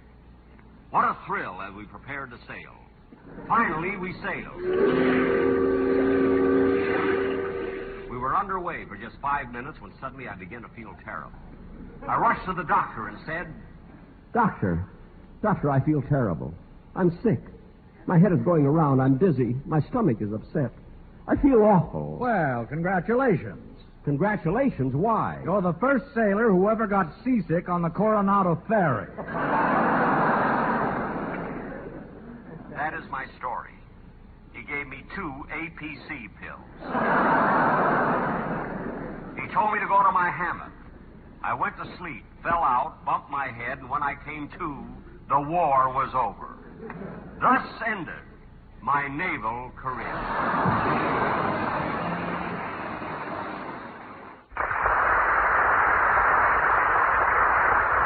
The program is written by Sam Perrin, Milt Josephsberg, George Balzer, John Tackerberry, and produced and transcribed by Hilliard Mark.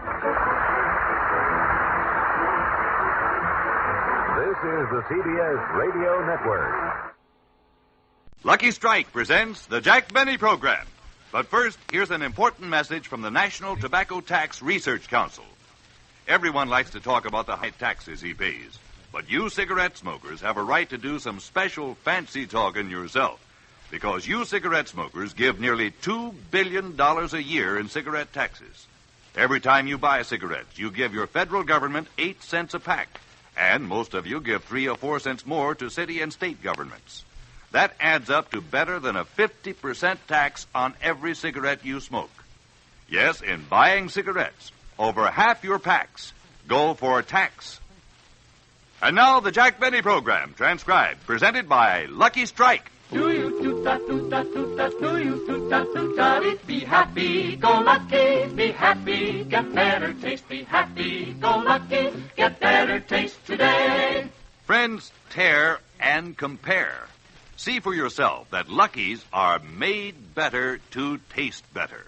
From a newly opened pack, take a cigarette made by any other manufacturer. Carefully tear a thin strip of paper straight down the seam from end to end and gently remove the tobacco. In tearing, be sure not to loosen or dig into the tobacco. Now, do exactly the same with a Lucky Strike. Then compare. Some cigarettes are too loosely packed. Some even fall apart. But look at that Lucky. See how it stays together, a perfect cylinder of fine, mild tobacco. Now, what does this mean to you as a smoker? It means exactly this. Because your Lucky is so round and firm and fully packed, you avoid annoying loose ends that spoil the taste, hot spots that burn harsh and dry.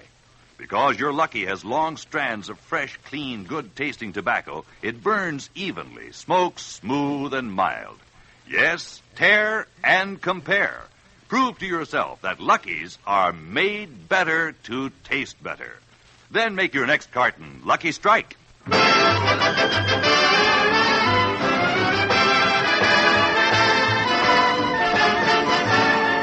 Broadcasting from the Naval Air Station in San Diego, the Lucky Strike program starring Jack Benny, with Mary Livingston, Phil Harris, Rochester, Dennis Day, and yours truly, Don Wilson.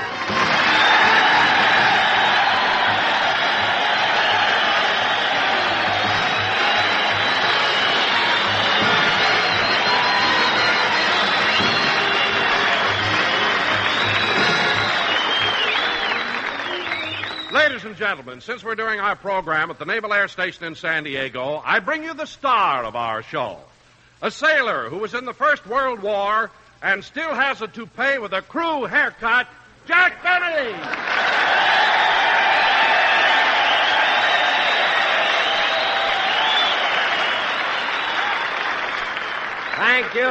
Thank you. Hello again, this is Jack Benny talking, and Don, I'll ignore that attempt at humor, but you're right.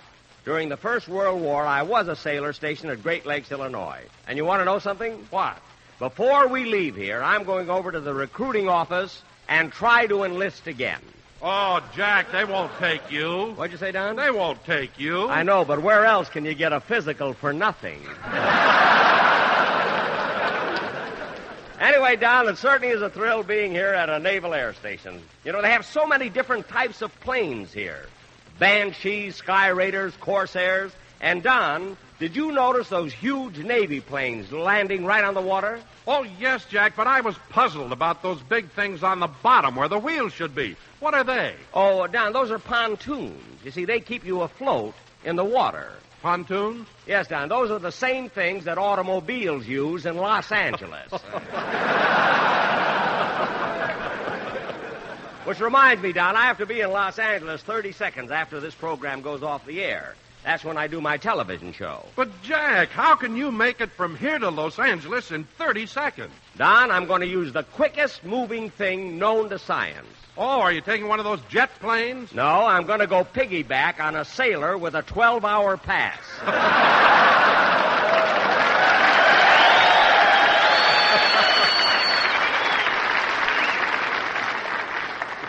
That's why I brought my spurs. Anyway, oh, hello, Mary. Hello, Jack.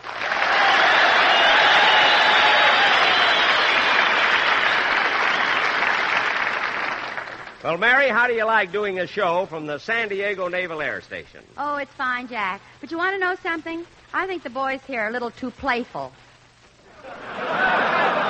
What do you mean? Well, when I was coming over here, one of the pilots grabbed my hat as a souvenir.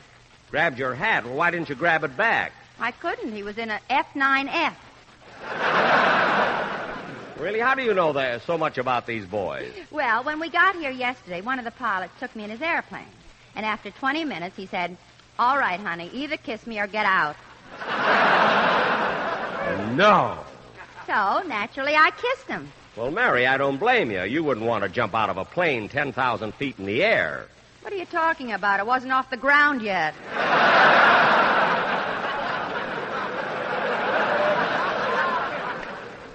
Oh, then getting you into the plane was just a trick to kiss you, eh? Yes, but then Captain Erdman warned me. He warned you? He said if I see any guy around here with puckered lips and he isn't carrying a bugle, watch out.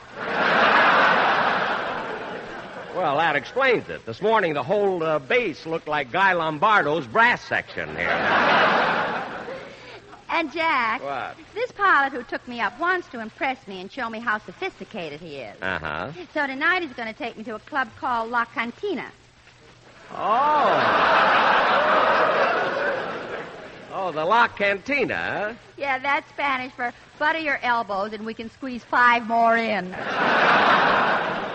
Oh, is it that crowded? Crowded. A seaman walked in there one night and came out wearing an ensign for a hat.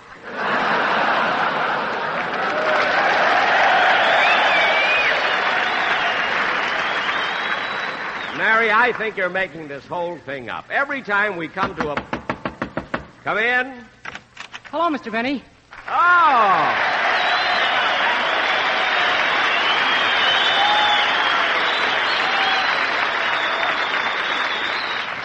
Dennis, how come you're late? Where were you? Well, I'd have been here earlier, Jackson, but I stopped off at a bar. You gotta live, bub, live. Jackson, bar, bub? Oh, boy, am I dizzy. Dennis, do you mean to say they served you a drink? No, they said I was too young, so they just spun me around on a stool.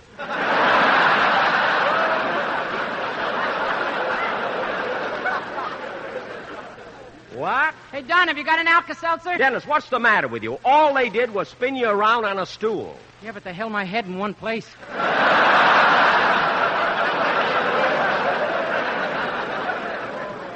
All right. I heard enough of that silly talk. Now, let's have your song, will you?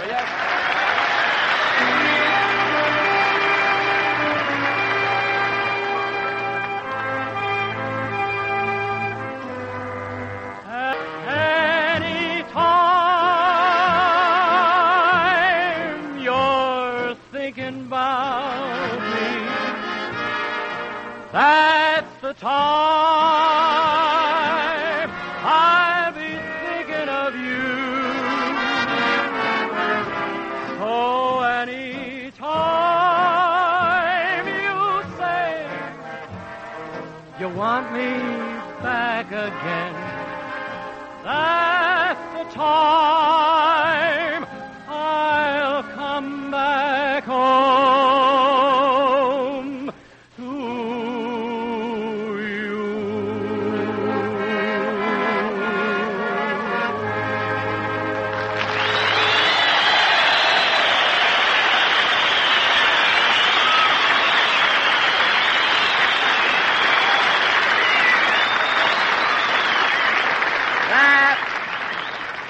was any time sung by Dennis Day. Very good, Dennis. Thanks, Mr. Benny. I try to sing extra well for these boys because, I used to be in the Navy, too. I spent 2 years in the South Pacific.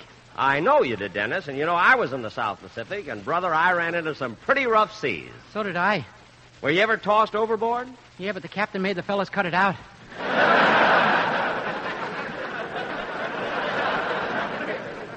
Dennis, the boys kept throwing you overboard? That's terrible. Oh, it was all right. The fish kept throwing me back. Say, Dennis, when you first joined the Navy, how did they know how to classify you? How did they know what rank to give you? Oh, that was easy, Mary. You see, first I had to fill out a lot of forms, answer a lot of questions, and then for 2 whole days they gave me a written test. For 2 days? Gee, that must have been quite a test. Yeah, and after it was over, they made me an ensign. An ensign, huh? Yeah, I wonder what they'd have made me if I passed.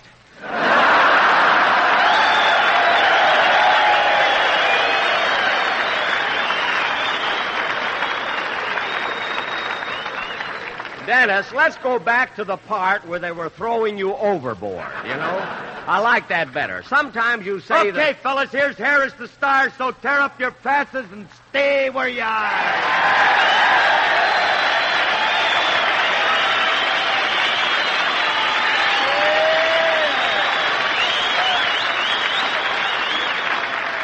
Oh, for heaven's sakes, Phil, what you won't do to get a reception. What a ham.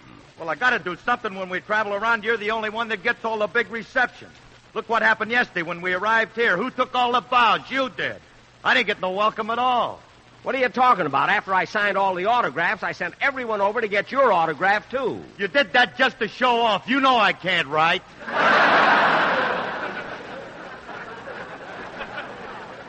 Well, Phil, I really forgot that you couldn't write. I didn't mean to embarrass you. Oh, you didn't, eh? Then why did you hide my rubber stamp?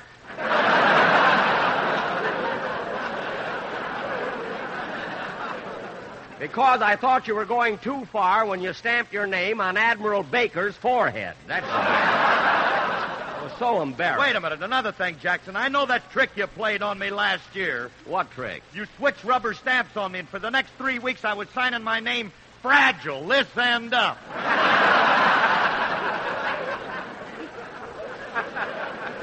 What? Mary told me. Well, I knew nobody in your band could tell you because they can't read either. Now, you see, there you go again, always picking on my band. Hey, Liv.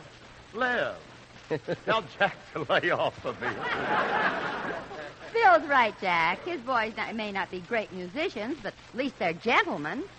Mary, just because they tip their hats when they pass a pool room doesn't mean they're gentlemen.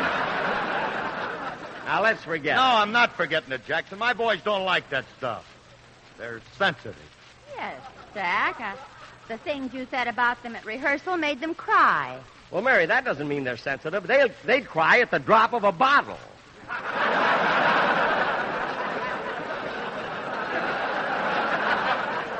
Only if it breaks.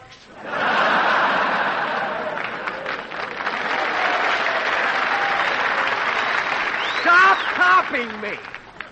Phil, do me a favor, will you? Come in. Hello, Mr. Benny. Well, Mr. Kitson.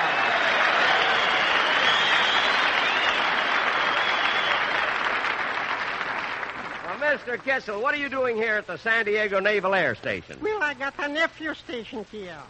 Oh, I didn't know that you had a nephew in the Navy. Of course I have. In fact, during the last war, he was stationed in Oahu.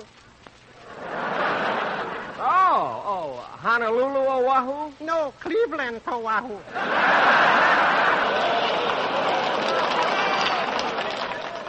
Oh, Cleveland. Mr. Kitzel, I didn't know your nephew was stationed here. What rank is he? He's a seaman second hand. You mean seaman second class? No, second hand. They threw him out and took him back again.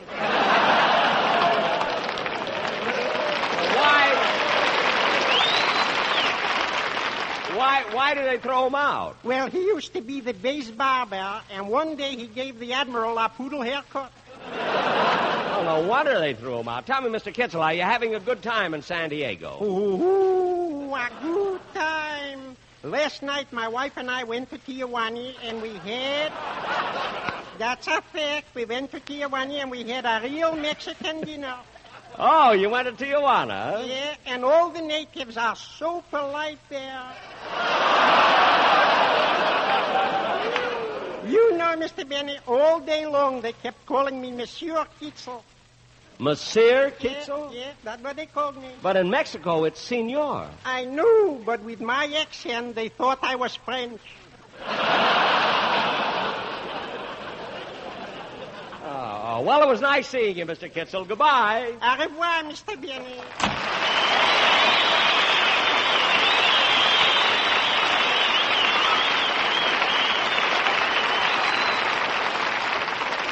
Well, it certainly was a surprise running into Mr. Kitzel down here. And now, ladies and gentlemen, since tonight we are broadcasting from the San Diego Naval Air Station, a base that services our aircraft carriers, for our feature attraction tonight...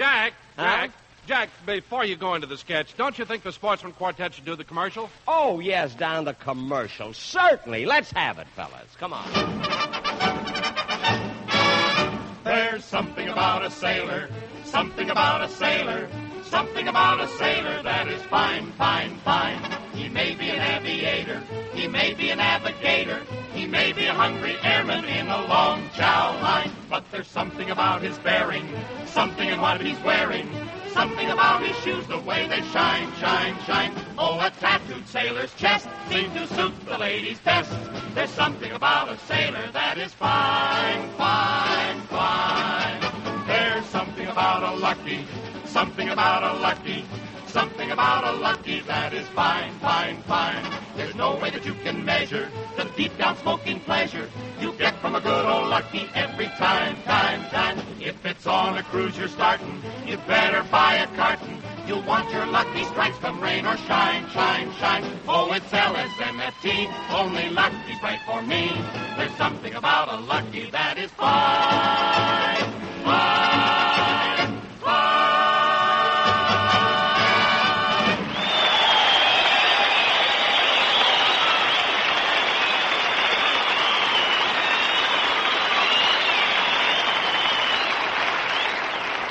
That was very good, boys, very good. And now, ladies and gentlemen, for our feature attraction, tonight we are presenting a dramatic sketch of the sea called All Hands on Deck, or Load the Guns with Tabasco Sauce, Here Comes the Shrimp Boat.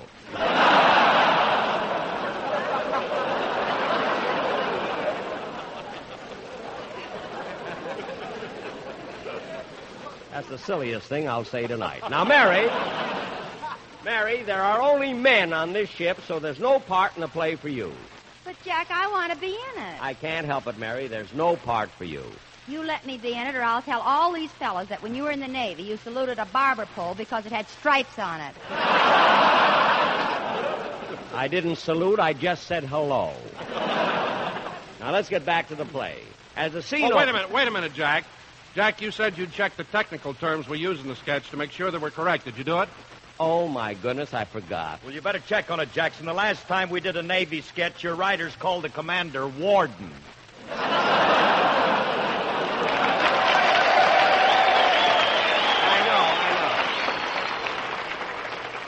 know. Well, I'll check everything right now. I'll call up one of these ensigns. Oh, fellow, you in the first row, would you come up here, please? Thank you. I'll ask him, Don. He can tell us whether we're right or wrong. Oh, ensign, tell me, is the flat service on a carrier where the planes take off called a flight deck? I don't know.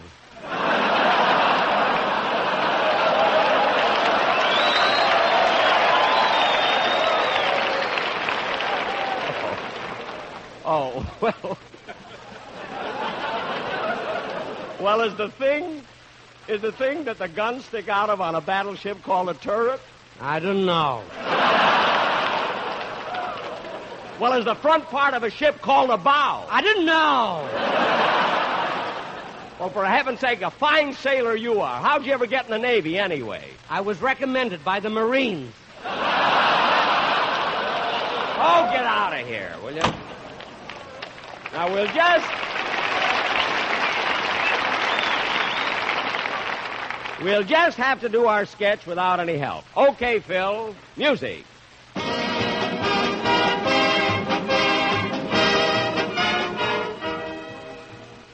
As the scene opens, I, Captain McBenney, commanding officer of an aircraft carrier, am standing on the bridge of my ship, the USS Ulysses S. Sassafras.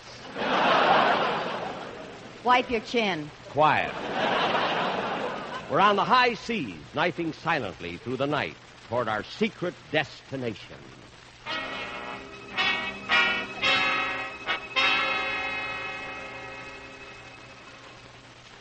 Captain McBenney? What is it, Ensign Harris? We've been at sea 24 hours now, and it's time to open our sealed orders. Here they are, sir. Good. I'll open them. It's from Vice Admiral Sprague. Is it important? Yes, men. This is it. We're going all the way across. What does it say? Load supplies and head for Catalina.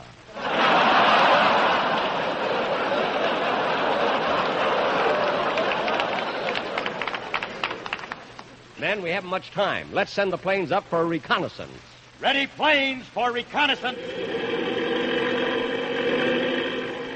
Gee, those propellers sure stir up the wind. You ain't kidding. Your hair just went AWOL.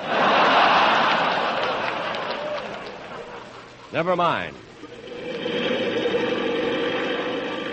Plane number 7, now taking off for reconnaissance. Plane number 4, taking off for tactical maneuvers.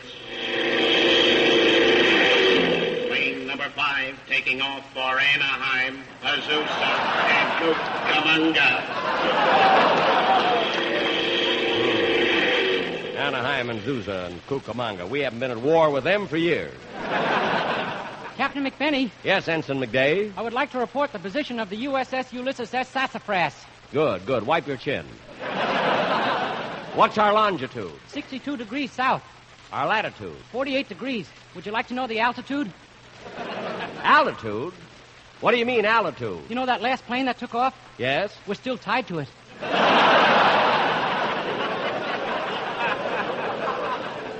Oh, my goodness. Where are we now? 3,000 feet over Tijuana.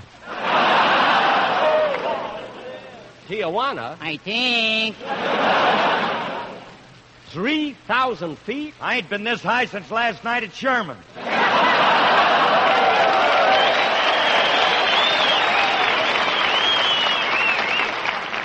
Stop reminiscing. And Ensign McDay. Yes, Captain McBenney? I got a report that you disobeyed my orders. Last night you went swimming. It wasn't my fault, sir. What do you mean? I took a walk around the deck, and this ship isn't as long as I thought it was. Oh. Now, look, men. The good ship USS Ulysses S. Sassafras... Wipe your chin. ...is out on operational maneuvers. We are now entering a blackout zone, so turn out all the lights. Why, can the enemy see us? No, but the audience can. Oh. How did that wave get on deck? What are you doing here? I was assigned here, sir, by the Navy Department. Assigned here? Yes. What's your rank? Manicurist, first class. A manicurist. Good. There will be no hangnails on the USS Ulysses S. Sassafras. Swab your lip. Thank you. Now, men, man your battle stations and prepare for... Who can that be? Oh, I'll get it. Hello? Hello, Miss Livingston. This is Rochester.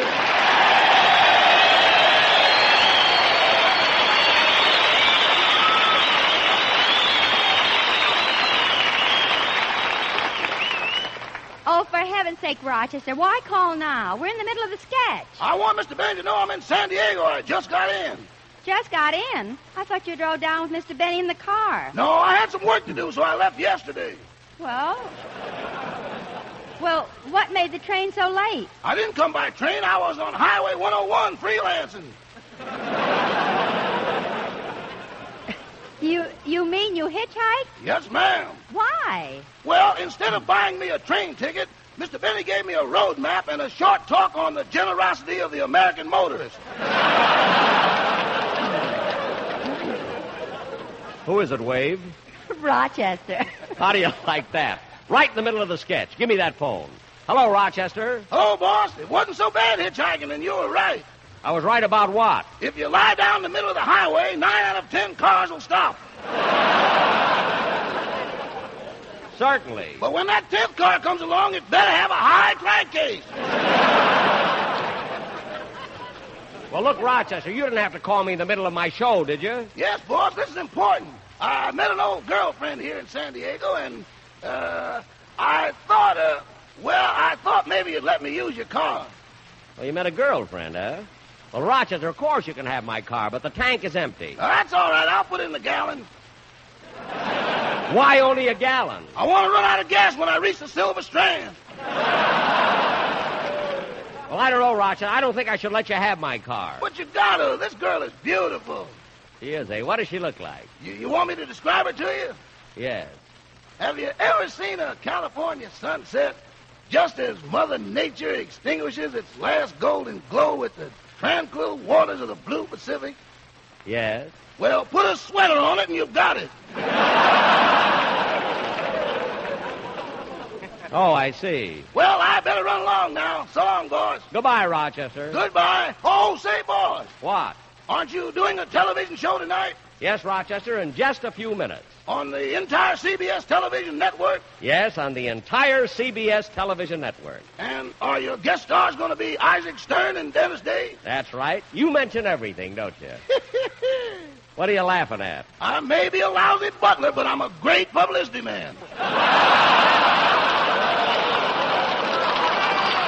You certainly are, Rochester. Goodbye. Goodbye.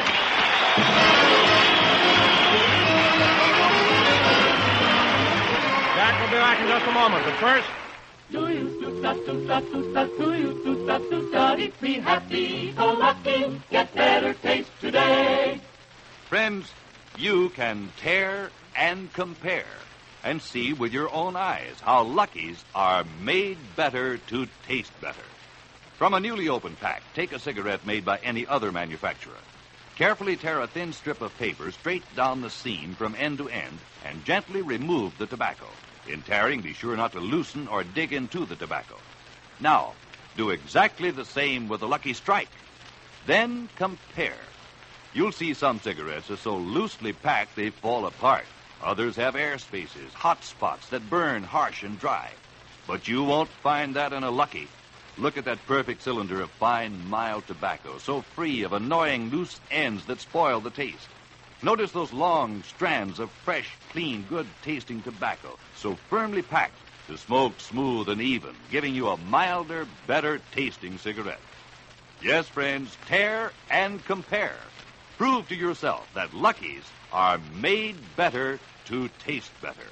Then make your next carton Lucky Strike. Be happy, go Lucky Strike today. Ladies and gentlemen, I want to thank Vice Admiral Thomas L. Sprague, Commander of the Air Force Pacific Fleet, Captain William L. Erdman, Commanding Officer of the Naval Air Station, and Lieutenant Harold C. Boudreau, Special Service Officer, for inviting us down here. And fellas, I want to thank you, too, and tell you it's been wonderful being here. You've been a great audience, and... Come in. Yes, what is it, sailor? I'm ready to take you to your television show, Mr. Benny. Fine. I got my pass. Just jump on my back and let's go. Well, good. So long, kids. I'll see you on television in just a minute.